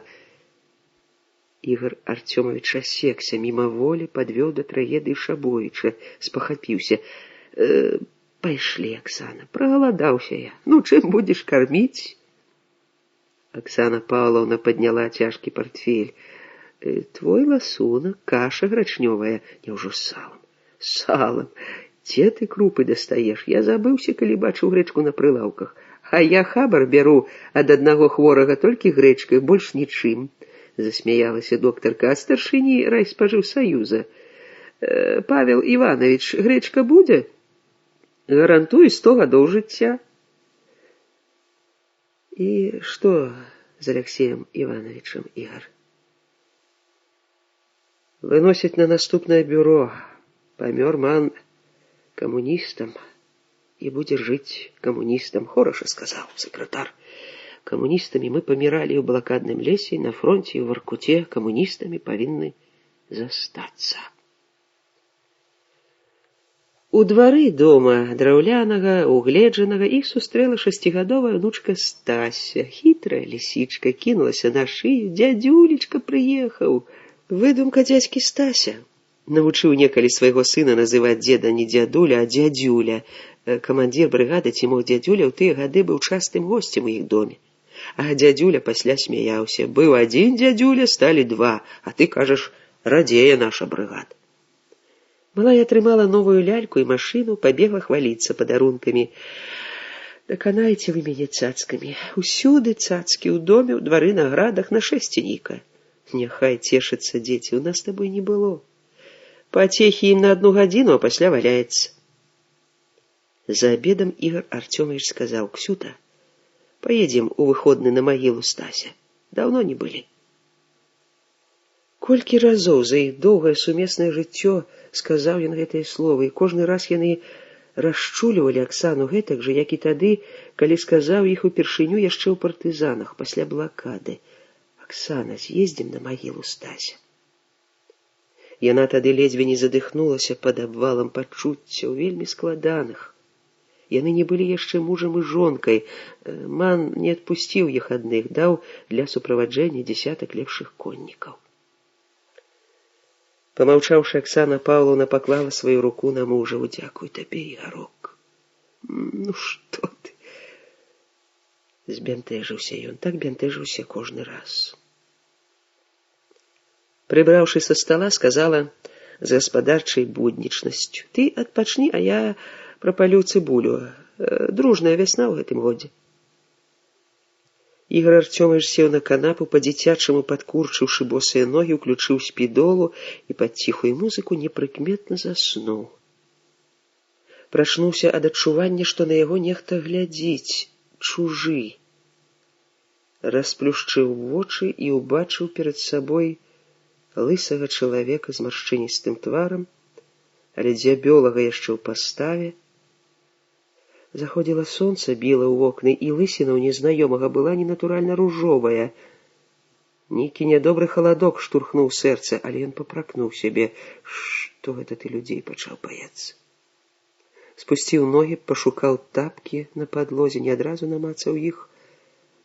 Здароў, камісар! Фамільярна гукнуў незнаёмы. Добрый день, вечер, але ўжо вечер, я заснул. Постарэў ты не познаешь? Не познаю.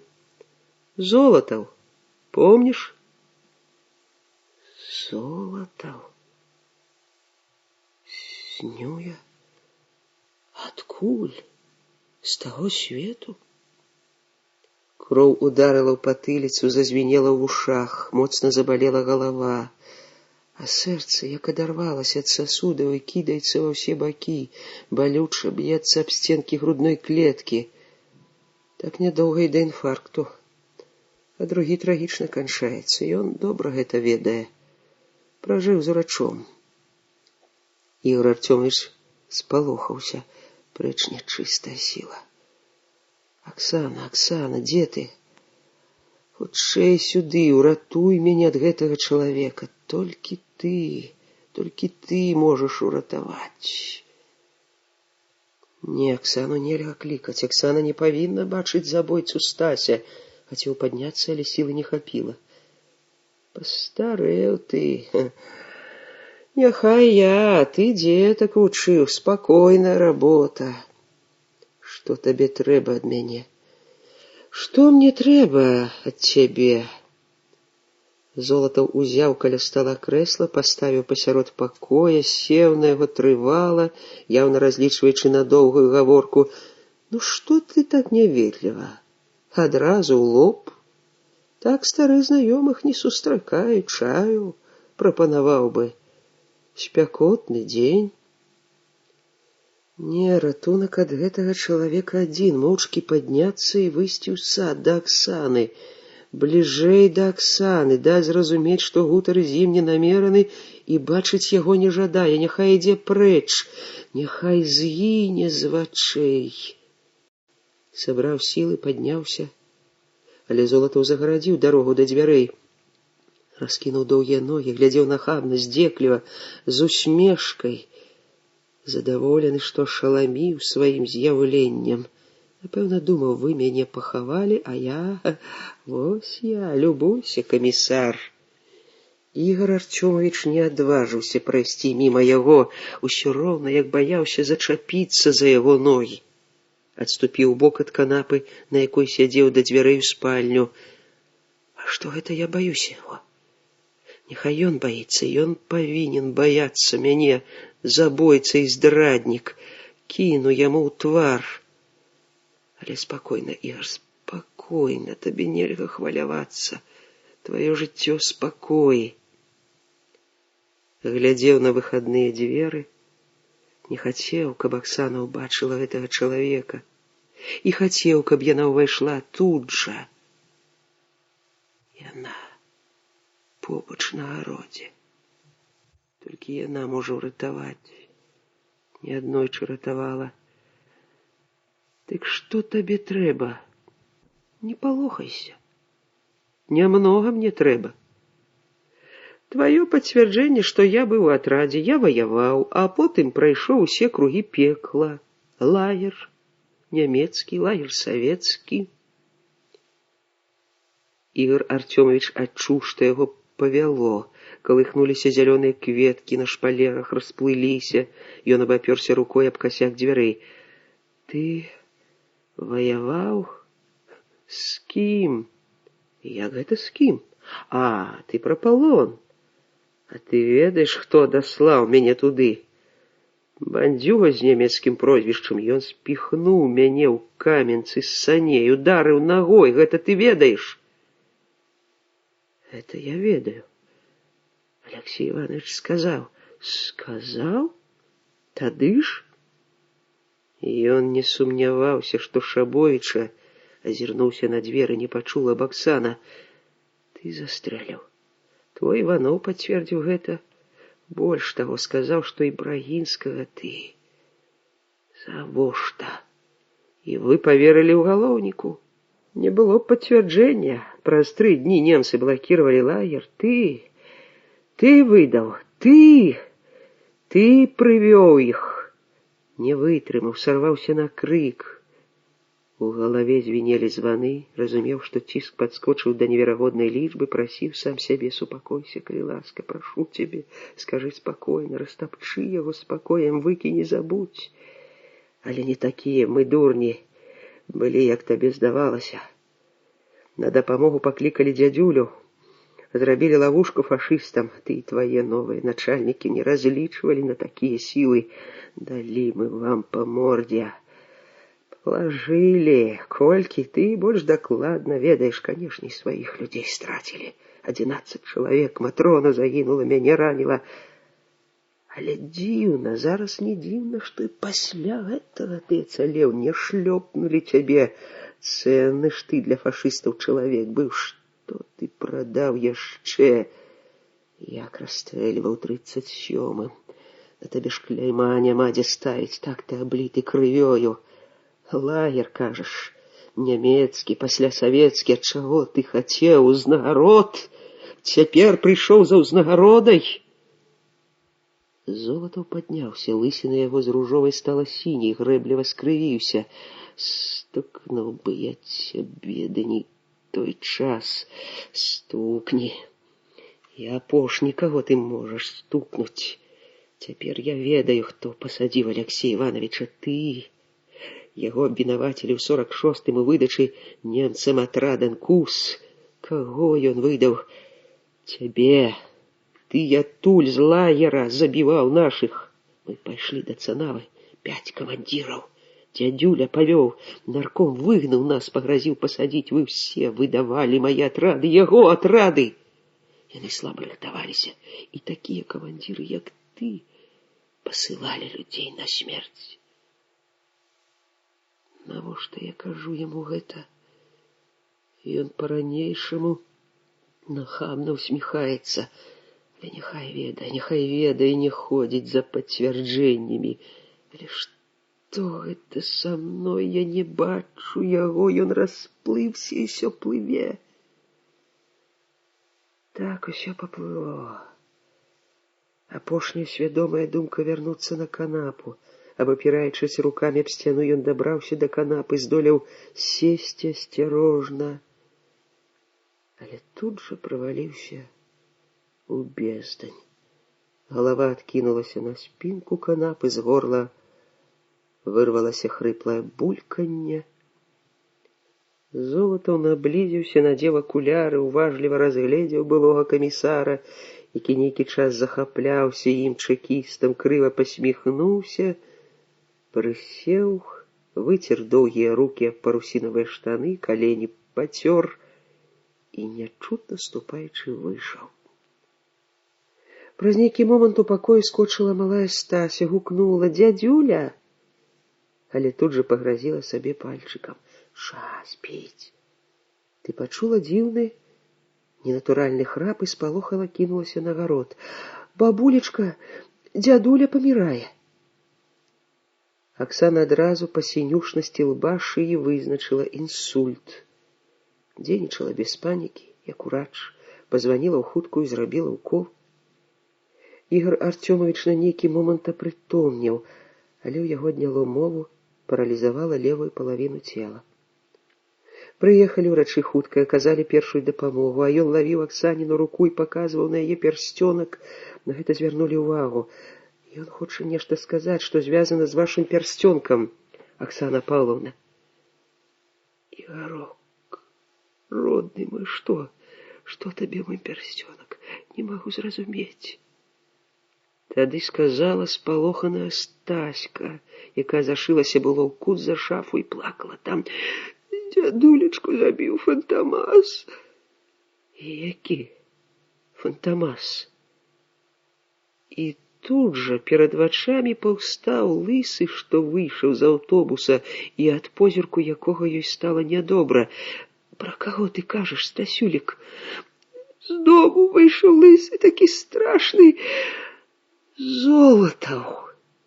Крыкнула Аксана Павловна, здзівіўшы кале. Золатаў! Яго забіў Золатаў!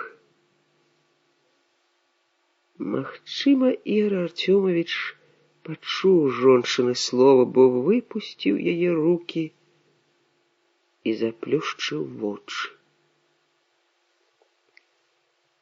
Праз 2 дні у абласной газеце з'явіўся некралог. Раптоўна памёр персанальны пенсіянер. І маладыя нават не чыталі скупыя радкі біяграфіі партызанскага камісара. І нікога не цікавіла прычына яго смерці. Все старыя паміраюць раптоўна. Вы слухали аповесць Івана Шамякіна «Ахвяры». Запіс зроблены ў рэспубліканскім доме гуказапісу Беларускага таварыства інвалідаў па зроку. Мінск, 1992 год.